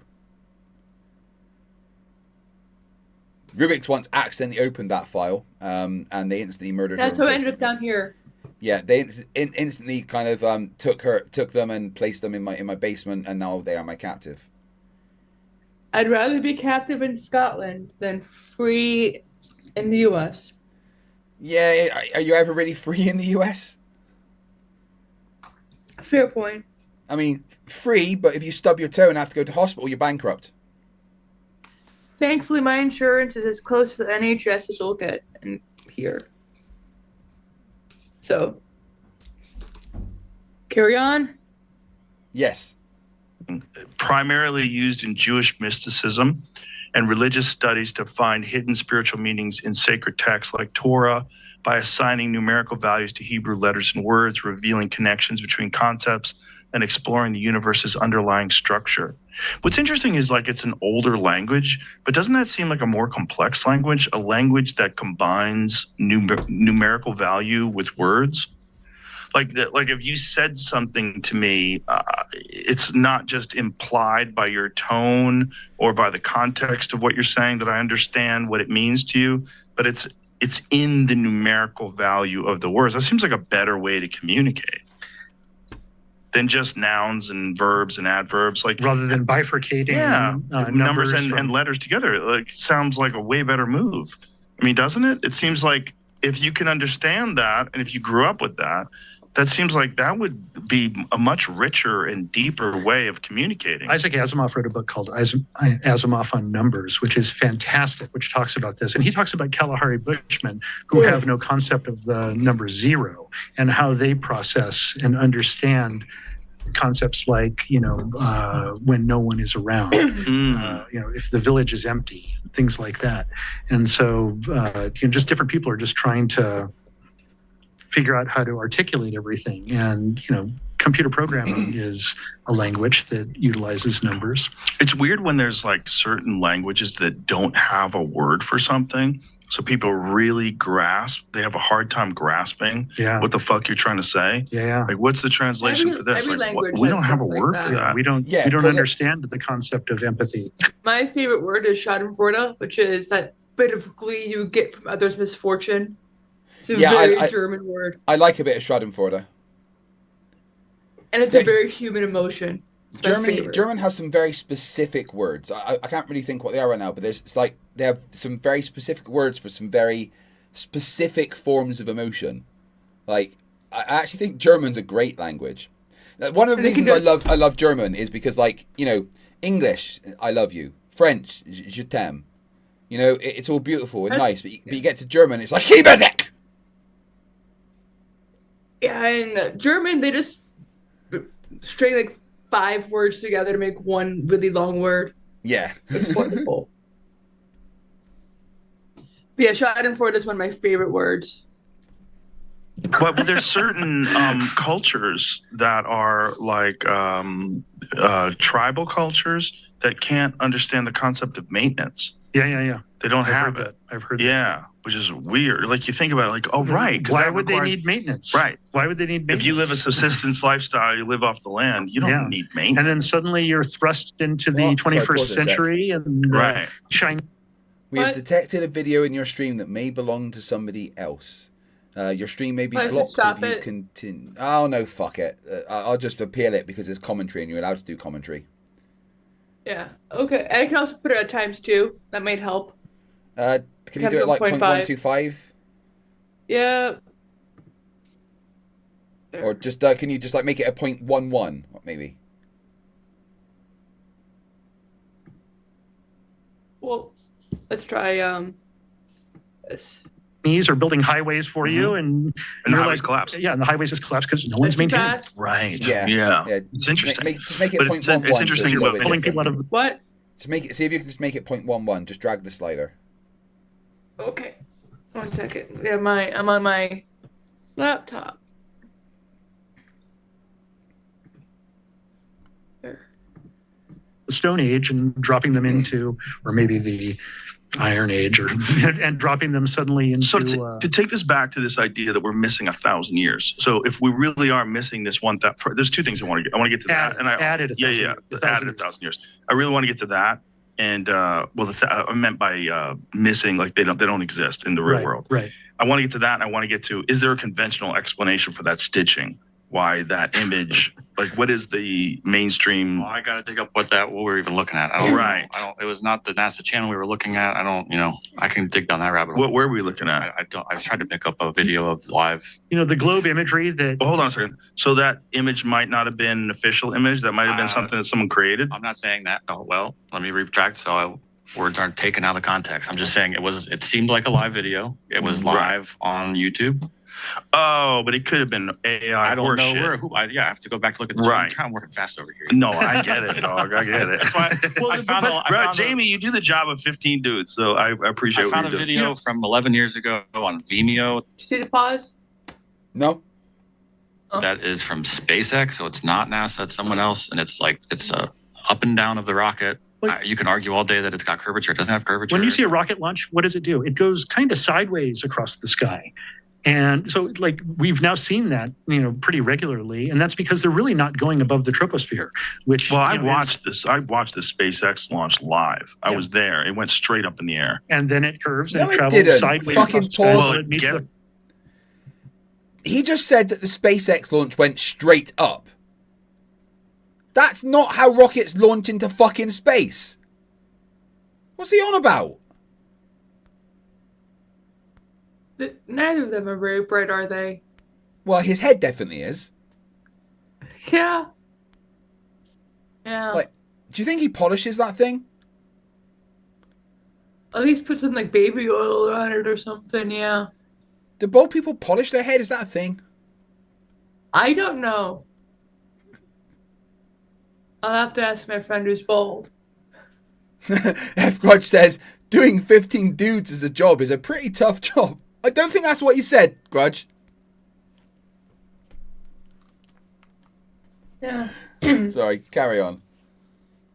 to a certain orbit, and then it traveled and dropped off in Australia 35 minutes later. I went to the out of your view. command. No, I watched the entire thing from the command center. I watched it from 24 different cameras. But how high Live. did it go above the troposphere? Not likely. This is What not is above the troposphere? This is what? How many miles is that up? This is low Earth orbit. Right, but at low Earth orbit, Jesus Christ, it looks like a globe, huh? But watch as the camera rotates. This is also an edited video. I don't want to get stuck in this. Right. As Elon would say, it's real because it looks fake. Or when it looks fake, that's when you know it's real. Say that about Bigfoot then, bitch. Because Bigfoot looks fake as fuck, and it's definitely not real. You know what's real? That Turkish sharpshooter. That dude was EG up in the corner. Press play. See what this is supposed to be. It cuts. It cuts. Yeah. Okay. Oh, I see. Yes, it's So a it cuts highlight a bunch video of different the live images. See, now you can actually see an inversion occurring on the horizon right there. A small piece of it. Correct, but the lens distortion on the side of the frame is causing the horizon there to go the opposite way. To invert, and that's because of lens distortion. I see. Yeah, but that not all cameras in space have that. There is non-fisheye lenses in space, and the one on the ISS is a non-fisheye lens. So that excuse only works when you know for a fact you're using something like a GoPro or that. But if you're sending up something with a non-rectilinear lens, then you've got no fucking problems. It's not going to be an issue. They're very dishonest the way they're doing this, aren't they? Yes. I mean, it's Joe Rogan. Yeah. What do you expect? I know. what you're saying. If it was is, And the fact of the matter is, even at the height, that these are orbiting at, and I'm not saying like presuming a globular planet, and even the word planet, plane, it's like a plane at, or no, that's not where that word. Oh my God, stop! Look, that is just a flat Earth talking nonsense. Point. The word planet does not mean plane. He just lied. Like, this is the shit that I want Joe Rogan to call him out for. I want Joe Rogan to be like, no, you're just lying. Shut up. And does he know he's lying? He must know he's fucking lying about that, because that's such a dumb thing to say. That means that every word that has letters in that other words do must also mean the same as that other fucking word. How long do you think it'll take him to bring up that NASA means to deceive in Hebrew, which it fucking doesn't? No, I want to know where that came from. Like, who put that lie out there in the first place? Because it's fucking stupid. By that logic, Mensa means table in Latin. So the Genius Club is just a table club. By that same logic. Yeah, horizontal, even presuming that the height that they're at right now, you would still only see, a circular. You can see the limit of your vision, which has a, because it's so massive. Yeah, because it's so massive. You're still high enough. Well, you're still not high enough to truly see curvature. If we are in a simulation, and if consciousness, it affects the reality of things, and they are only real if we are experiencing them, that's when things get really squirrely. The testimony of your eyes. Yeah. Like, I know that I am here right now. Not just the testimony of your eyes, but your consciousness interacting with reality is what creates it. Correct. I mean, that's where things get super squirrely. How do you know gravity exists, for example? Well, gravity's not clearly defined. Correct. Right? We understand the numbers. Gravity is a concept, and it's a truly non-provable concept, because you can prove the exact same thing through density and buoyancy. The density and buoyancy, make a lot of. How come the oceans, react the way they do, and don't? It's not necessarily provable, but it's believable. You come to a certain point where you're like, okay, faith takes over at this point. Suppose my faith in gravity. He's been watching Eric Dubay. It's so fucking clear that is his Papa Flerf. He's just saying all the Eric Dubay talking points. Oh, it's fake NASA. It's fisheye. Density and buoyancy. Gravity's not real. When you go to the ocean, blah blah blah. He's watched in the past few weeks. He's watched Eric Dubay's 200 proofs the Earth is flat. It's become far too easy to pick up on who is who's Papa Flerf, right? I feel like it'd be fun just to make a 201 proofs that the Earth isn't flat video. Yeah. As a response to Eric Dubay, one more than he has. It's like, but do you know what I mean about how 201 more, but. Yeah. Do you know what I mean? How though it is easy to figure out who's Papa Flerf. Yeah, like if someone says to you, "Well, Earth's measured flat," who's their Papa Flerf? Oh, Dearth. Oakley. Probably.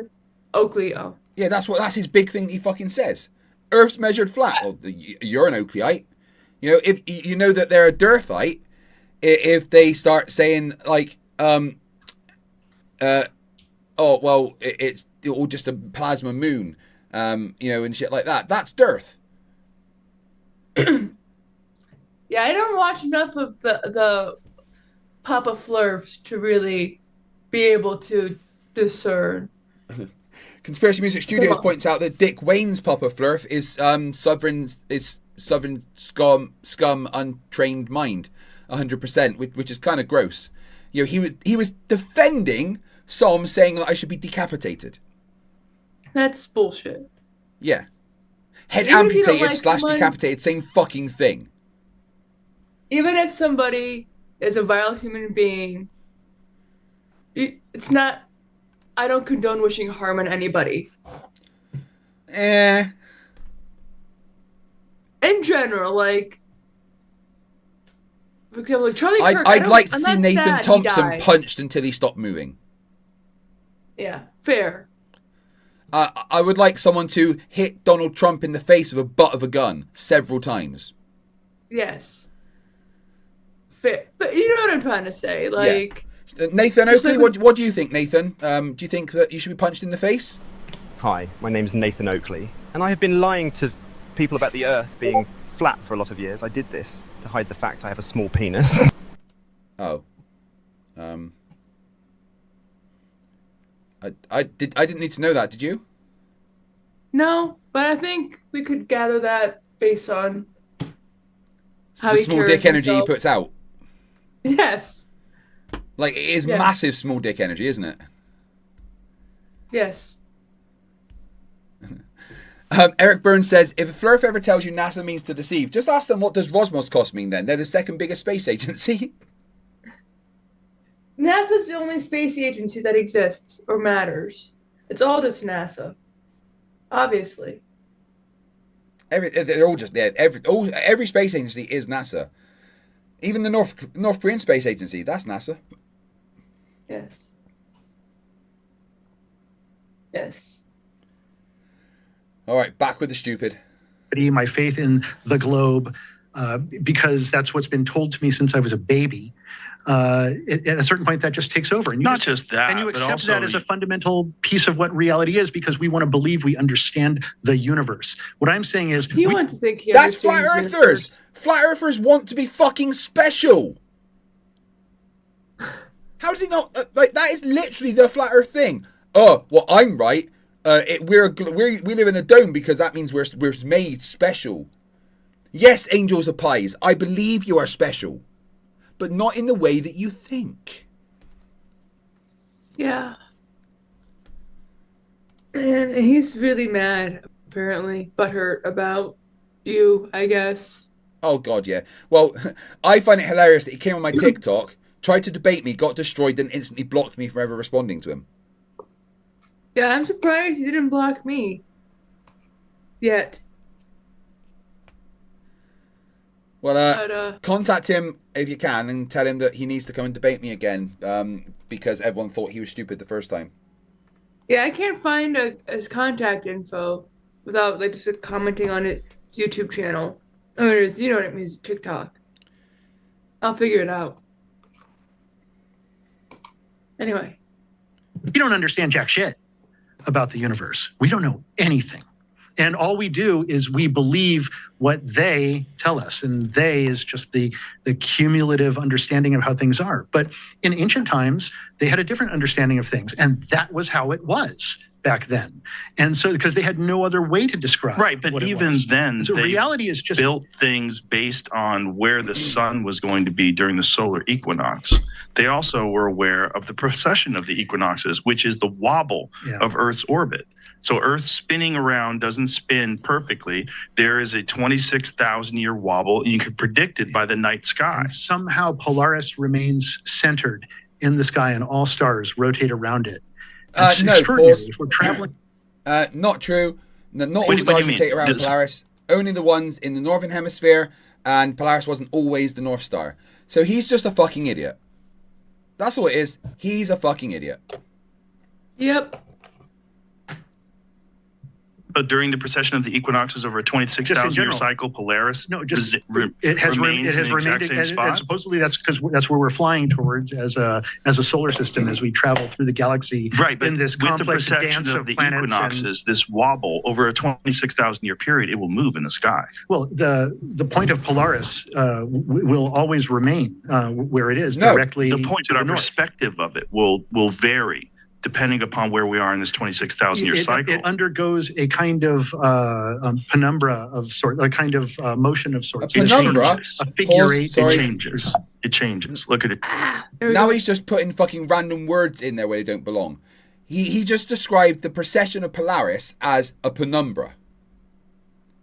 Penumbra's a word, yeah, but not a word that applies in that fucking sentence. Yeah, I don't think that word means what he thinks it means. 1 hour and 4 minutes to go, guys, and then I'm free. Until the next one.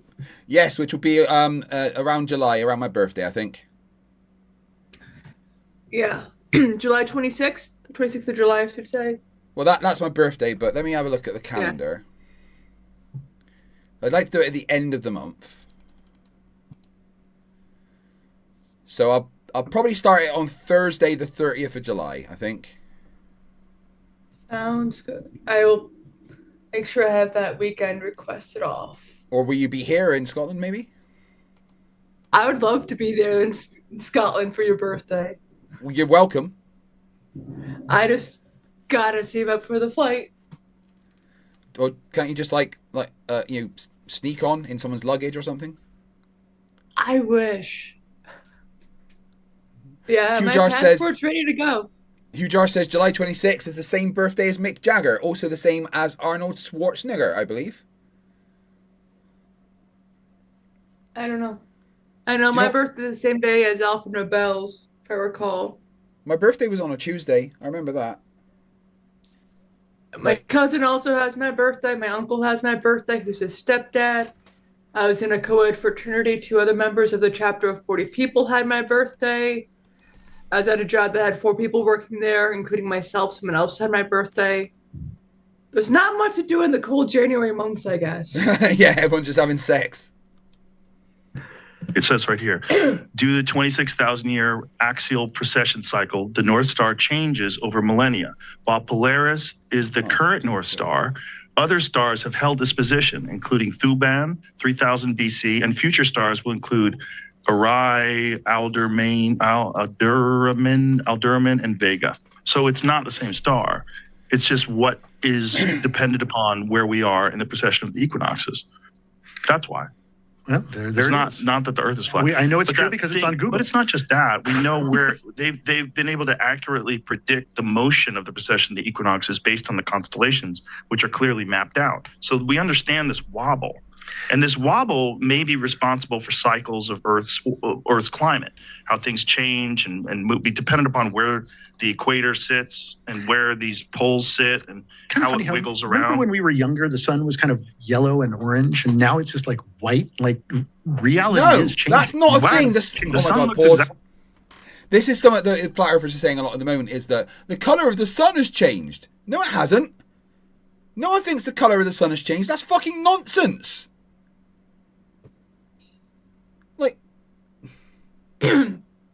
I got told the other day that there was never clouds until midday, until like the 1940s. Yeah, no. No. People are so fucking dumb. It hurts my Have brain. they seen Scotland? Yeah, we are just clouds. I mean, it's pretty close. I can actually see the sun today somehow. I didn't know that, but my Nana Visitor has her birthday on the same day as me. Anyone know who Nana Visitor is? No. She played... I do not. Have you watched Deep Space Nine? Only the episode you showed me, I think. That's Kira Nerys in Deep Space Nine, the Bajoran person on the space station, the #1 for Benjamin Sisko. Who else has their birthday on the same day as me? Oh, apparently I was wrong about Schwarzenegger. His is on July the 30th. And the Tim's words, but Dana Woodburn, Ralph. Tim Schafer, who made the Psychonauts games. Let's see who I know else. it's sure my birthday is one of the Go-Go's. Cool. Don't know which one. I think it's Charlotte. I met their drummer. She was Cool. nice. Yep, Charlotte Caffey. They're guitarist I share a birthday with. Oh, did you know that last year on July 26th, a baby was born called Thaddeus Pierce, who was born from a 30-year-old frozen embryo. I heard about that. Yeah, it's That's pretty cool. wild, right? Yeah. Wow. Science. Science and works. fucking deed. I like Nana Visitor being the same as me because Kira's pretty cool. In the first, not in the first couple of series, she's annoying, but she gets much better. Yeah, I don't know too many people outside of like my personal. It's so weird that so many people that I know personally have my birthday. Like, how dare my they? cousin That's and his yours. stepdad had my birthday. I think I should give it back, frankly. Yeah. It's not like, yeah. I think it's funny. Exactly the same to me. Does? You Yeah. think the sun is the same? To me, it's. I think pollution has affected it somewhat, especially if you live in LA. Well, there used to be more pollution, and so maybe that's an excuse of why the sun would be more yellow. But I've lived all over the world. Did you see Epstein talking about gravity? Oh boy. Oh, here we go. Here we go. Hit me with it. It's not. I don't know. It's very. I'll just say. What does he have to say? It's fine. It's only 45 seconds. I just let it go. So someone's pushing the ball, because I know that I am confident that the only thing that gets something to move is with a force that pushes. So there's a force that's pushing the ball down. In fact, he called it gravity. He measured how fast it was pulled. Wait, sorry, pause it. If Epstein thinks gravity is real, then I'm against gravity now. Yeah. No, gravity's fake, guys. I don't want to be associated with Epstein. No. There's no such thing as gravity because, of course, Epstein said it. Yeah. That's how these things work, right? Obviously, yeah. Gravity's fake, obviously. Never was able to explain why it happened. How is it? What is gravity? It's this. Everybody says, well, why did the ball fall to the ground? Because gravity took it. But what's gravity? That's, as Feynman would say, that's the name of the thing. We have no idea what it is. At the end of that clip. Or it's just density and buoyancy. He was really into this No, topic. you fucker. It's not. Buoyancy requires G.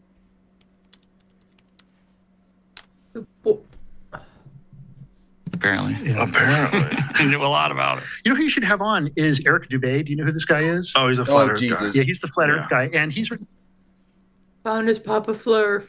Yeah, that's what I was saying, right? Now, this is why I've been trying to get hold of Jamie, his Rogan's producer, and we've had a little bit of a back and forth. And I want to go on the show. But I want to go on with Eric Dubé, right? I think Eric Dubé would accept an invitation from Rogan, right? But I think Rogan shouldn't tell him that I'm also going to be there. What about Dearth? I think Dearth would accept an invitation from Rogan, but not if he knew I was going to be there. Fair. So I think if that was the case, they would have to be like, once they turn up, oh, this person's also here. Just as filming starts, you know? Yeah. We'll see. But, a book called 100 Proofs. And in order to prove something, you also have to prove things wrong. You went down some rabbit holes, Well, Roger Avery. I look, I'm a screenwriter, and so I'm always looking for things like this to write stuff about. And so it's... so in order to prove... In order to prove what? Whenever you have a proof, you also have to disprove. And so, you know, he wrote a book called 100 Proofs about... There's no such thing as proving in science. And to prove something, you don't have to disprove something else. You just have to have, you know, if you're trying to prove something or show evidence of your case, you just have to show evidence of your case. You don't have to then go and disprove anything else that's, you know, contrary to that. The only thing you need to do in science is provide evidence for your position, right? And if someone wants to come along and disprove your position, they can attempt to do that with, you know, a different hypothesis of some kind. But if you know, you don't have to go, if you've got a hypothesis for something, you don't have to go to every hypothesis that goes against that and disprove that. You just have to give evidence for your hypothesis. This guy is functionally retarded. yeah. Yeah. Or at least functionally illiterate. Yeah. Over half of the U.S. is, apparently. Or half the U.S. reads below a 6th grade level, which is depressing. Have you heard fucking Donald Trump, like, trying to read? I saw when the Prime Minister came and read the letter from King Charles to Trump like he was a toddler. So there was Donald Trump was in like an advert with for some stuff like about 6 years ago, and I was watching a video about the people that were in the advert with him, and they were like, we were all sitting around reading the script, and he would just be like, well, I'm just, it's a beautiful script, but it's the beautiful script, most beautiful script I've ever seen. But I'm just going to say it the way I think I should say it. And he would just like completely go off script and improvise. And they're all convinced it's because he couldn't fucking read what was on the script. Same with when he was on SNL. Like people were saying, yeah, he can't read. He doesn't know how to read. Functionally illiterate for sure. Yeah. He's like, oh, look at the signature. That's a nice signature from King Charles. Like, but can you read this letter to me, Carl Starmer? Like, and there's a bit of glee when he was like, this is unprecedented to Trump. It's a bit of like, he did not catch the joke. Beautiful. I really, really want Trump to come back to Scotland, right? Just so I throw eggs at him, basically. That's how you get shot by the Secret Service, unfortunately. Not in the fucking UK, it's not. Fair. Like, Fair. We're allowed to protest, and I will throw eggs at Donald Trump. Yeah. In fact, you know what I do? I challenge him to a fight for the presidency of the United States of America. Mortal Kombat, winner takes America. I mean, he would fall over before he even could throw a punch. I know, it'd be funny. He stands like the front half of Centaur, missing the back half. Also, isn't he like 5'3" or something? I have no idea. I think my mom shares a birthday with him though. Ooh, gross. Yeah, different year. I'm looking up how tall he is. He's 6'3", apparently.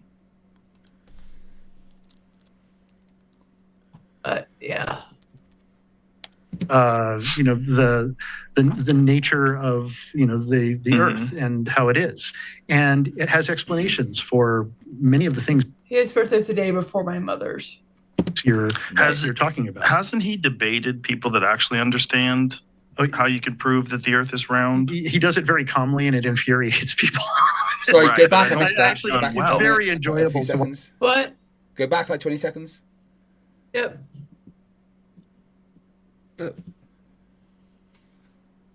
Okay, play. Yeah, play. The nature of, you know, the Earth and how it is, and it has explanations for many of the things you're talking about. Hasn't he debated people that actually understand how you can prove that the Earth is round? He does it very calmly, and it infuriates people. Eric Debate. Right, No, Eric but Debate's not debated. Hold on. Pause. Eric Debate has never debated a single person in his life. It's not happened. That is just a outright lie. Yeah. Like, where did he get this information that Eric Debate's debated? No, he hasn't. Maybe not on the internet, and he just says I've debated these people with no evidence that he actually did. That's my only guess. Yeah. Less than an hour. Yay! Enjoyable to watch because it's really funny. But to people that are actual cosmologists, he's not performed well in these. Well, the cosmologists will say things that still need to be, if you're making statements, they still need to be, you still need to disprove the other, the other proofs. No, you don't. There's plenty of. That's not how that works. That's not how any of this works. Yeah. No. Proven that the Earth is flat. All I'm With saying simple is experiments. The Joe Rogan experience throughout life. You are really, like, when you go up into an airplane, I do not see the curvature of the Earth. Well, you can't because of perspective, because you're so tiny. Correct, because we're so tiny. So all I'm saying is that through experience, that the testimony of your eyes, you will never experience a globular Earth. Testimony of my eyes. But you do. Hold on, I use the testimony of my eyes. Shit, why is there just blurry things in front of me? I thought there was computer screens. I don't understand. Yeah. It's just some colors. Blur. Yeah, and I see like two of everything. I don't understand.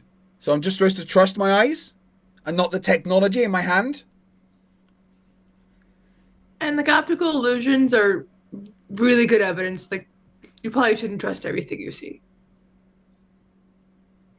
Oh, apparently, Fapzoid has fallen out with Sovereign Soul Unchanged Mind. Really? Yeah. Sorry, I think instead of like saying Flatzoid's name, we should just make the sound. That's his name from now on. Just that noise. Oh, you know that flat earther That guy. No one say his name. Just make that noise from now on. Like when Prince changed his name to the symbol, you know? Yes. People still called him Prince. Sorry? People still called him Prince. Yeah, it was just the artist formerly known as Prince. Yeah. You will experience Hold on. of F. Grudge Earth. says, how are we going to write his name? Well, you just have to make a mess on a bit of paper, I guess. We could probably just use like an eggplant emoji and then some squirting emoji or something. I don't know. Conspiracy Music says, is this a new development? Well, I've just been told by Deplorable Ilk, I guess on his recent stream, said that he's fallen out with Sovereign Soul Unchained Mind. So it appears that Sovereign Soul Unchained Mind and are no longer friends.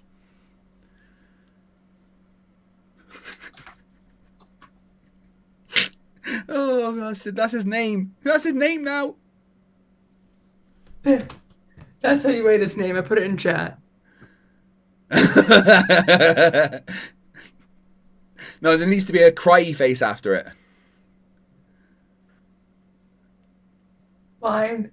I'll figure it out. That's a globe. If you go the other side of the Earth and it's dark out when it's sunny in California. They've made models of how that could work on the flat. Dorks have. Dorks have made models. But it doesn't line in with our understanding of cosmology. It doesn't line in with our understanding of our orbit around the sun. That's assuming you believe that we orbit around the sun. And I know, listen, I'm not saying that we don't orbit around the sun. But I'm not saying we don't live on a globular Earth. But the numbers don't match. Take me wrong. But the numbers match.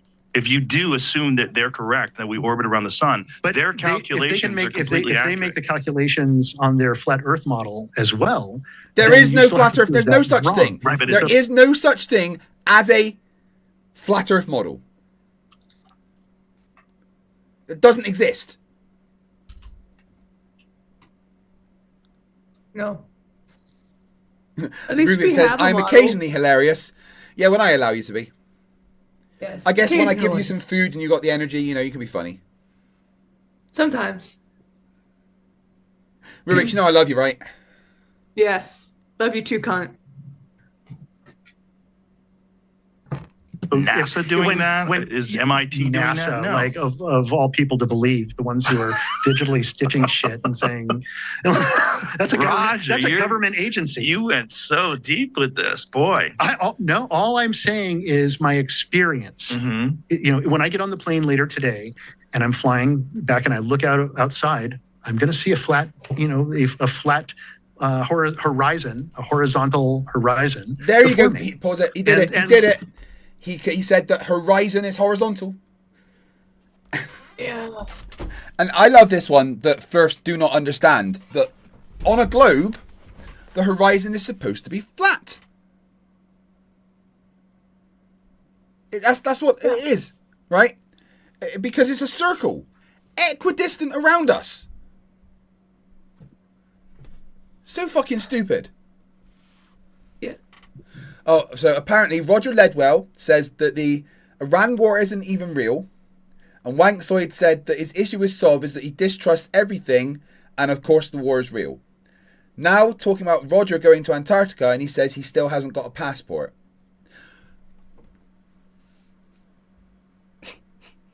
Even I have a passport. Come on. How does Roger expect to go to fucking Antarctica with no passport? Jesus. That's correct. No more adding minutes. And when I land, and you know, it's everything else is faith based. Well, that's all I'm saying. It's not though. It's science based. It's based on data. It's the based word on our science. understanding. The word science means observation. No, it doesn't. No, it doesn't. It comes from scientia, which is knowledge. This guy is just like, he's top left. He's one of those people that just says things confidently without any actual backing behind it, right? Correct. Yes. The liar. Yeah. Gary OW says, who the fuck doesn't have a passport? About 50% of Americans. More than. More than actually. 50% of Americans. Hey Google, Because Americans don't see the point in leaving the what US. percentage of Americans don't have a passport? Like 60, I think. 70. Yeah, it's a thing. Approximately 47% to 52% of Americans do not have a valid passport. While ownership has surged since the 1990s, US State Department data indicates that about 183 million passports are currently in circulation for a population of roughly 3. So about 50% of Americans don't have a passport. And you know what? That's fine. Stay out of the rest of the world, please. I have a passport. You're allowed to have one. Passport. Yes. And it's valid for another few years at least. Yeah, it's good until 2032. So. Testimony data, which of I'm the eyes. talking about the measurements, data. That data is so far removed, one, from my ability to understand, but from you can most people's ability understand to understand. the circumference of the Earth, right? You can understand the numbers, and the numbers line up exactly with how much time it would take for the Earth to go around in a day. Sure, and it works. In what other experiment can you show me where water clings to a spinning ball? Like that's kind of the classic flat earther. This is such a dumb thing to say. Show me water on a spinning ball. Earth. Well, why can't you show me another one? Because the rest of the water is busy sticking to Earth. Get me a ball that's bigger than Earth and the water stick to that instead. Or these are further away from Earth than be Fucking affected. morons. Yeah. That's a given, isn't it? Yeah. Thing that they'll ask you, like, well, show me any other example show me a of that. fucking ball that's 24,000 miles wide. And the answer to that is gravity. And what he's talking about in that clip that you just showed is gravity is just sort of this idea that we came up with to justify that. But there's clear. No, it's not. Gravity is a measured fundamental force. We understand that gravity exists because of everything that we see fucking happen in the universe. The way that galaxies move, the way that stars move, the way that planets go around stars. You know, the ISS, Cavendish experiments on Earth, engineers taking it into account. Gravity is fucking... The evidence of gravity is everywhere. Now, call it whatever you want. Call it Lucinda. Call it magical unicorn farts. It doesn't matter. It's still there doing the same fucking thing. Yep. Clearly a force that does that, That's right? density. Just density? Density isn't a fucking force. Nope. I mean... Yeah, density. Well, then how come these two things will fall at the same time if I drop them when this is far heavier? How come? I do not have an answer for that. Right. But gravity does, right? Gravity is, like he said, it's just a measurement.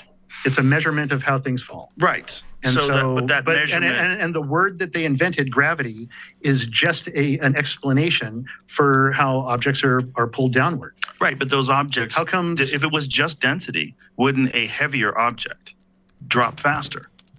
Well, when... It looks like the stream got nuked, someone said. What?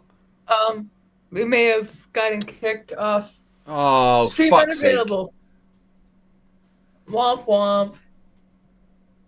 I guess we should stop. Oh, fuck's sake. Yeah, Rogan apparently blocks fair use. Just some bullshit.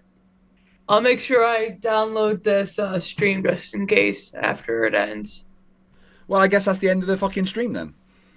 No, you still have 35 minutes. So I have to start a new one? Yeah. Fuck it, I'll just start a new one and carry on doing it.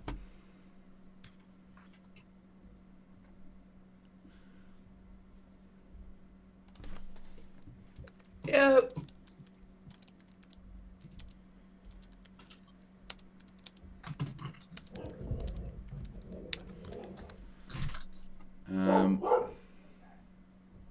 Yeah, just quickly set but up a new one. It might be smart to. Oh, we're back on. We're back on. Live. Ah, cool. We're back.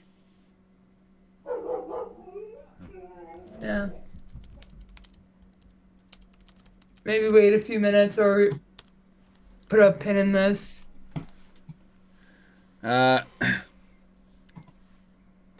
No, fuck it. Just carry on. I don't care what they say. I will just keep going. Because the last thing you need is YouTube to give another reason not to fucking pay you. Well, they've put it back up, so it seems to be fine. Okay. There's two balls. There's a bowling ball and feathers dropping in a vacuum, and they're falling at the exact same time. How weird. Vacuum, no density. They both fall at the same time because of gravity, or whatever the force we call gravity is. But there is some sort of a force that we call gravity that can be measured in a vacuum. Look how excited they are. Fun fact, that was filmed at the NASA Glenn Research Center in Sandusky. The largest vacuum chamber in the world is there in Ohio. Yeah. Oh. That's all. Funny that NASA doing science, right? Yeah. But yeah, that vacuum chamber is in Ohio. This right now, he'd be shitting. Oh no, he'd be. I'm not. Listen, I'm not. All I'm saying is that my experience in the world. Of course, but your experience is based on perspective of being a tiny little thing on an Your enormous. experience is wrong. Yeah. Correct. We are. Our senses are not trustworthy. Correct. That is correct. There's a few YouTube channels that have broken down all of those flat Earth ideas too. A ton. To watch those. And I tried years ago and I gave up. It is absolutely a rabbit hole. But what's interesting about it is that if you extract like the faith that you have in these kind of ideas, and you supplement it with the faith of these other ideas, pause it. They're exchangeable. They're only. Maybe to make sure we're pausing it and talking often, I guess. Nick Wall says for £2, the only density here is the tool opposite Rogan. Thank you very much. And Mr. X, Mr. Y says, gravity is not just a fact of life, it's a fundamental property of the universe. Without it, we wouldn't be here to talk about it. Yeah, I know. If gravity wasn't a thing, neither would we be. So that's just how it fucking works. All right, now, I've just received an email. Due to a copyright match, your stream was interrupted. Streams are interrupted and copyright content is detected. After copyright material is no longer being streamed, streams are automatically re-enabled. Oh, apparently it says stream unavailable now. Again? It's still live on my end. Maybe, it must be behind on mine. Yeah. All right, hold on. I am people literally in just going chat to are quickly saying go we into see my... you. Yeah. I'm just going to go into my studio. I don't have a notification. You did. I just got the email. There's no appeal thing.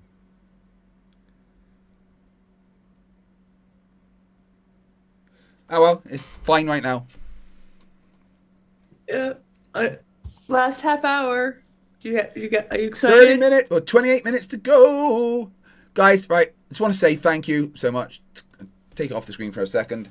So I started streaming at 2 p.m. on Saturday rather. It is now 9:20 on a Monday in the evening. And I've been streaming for over 55 hours.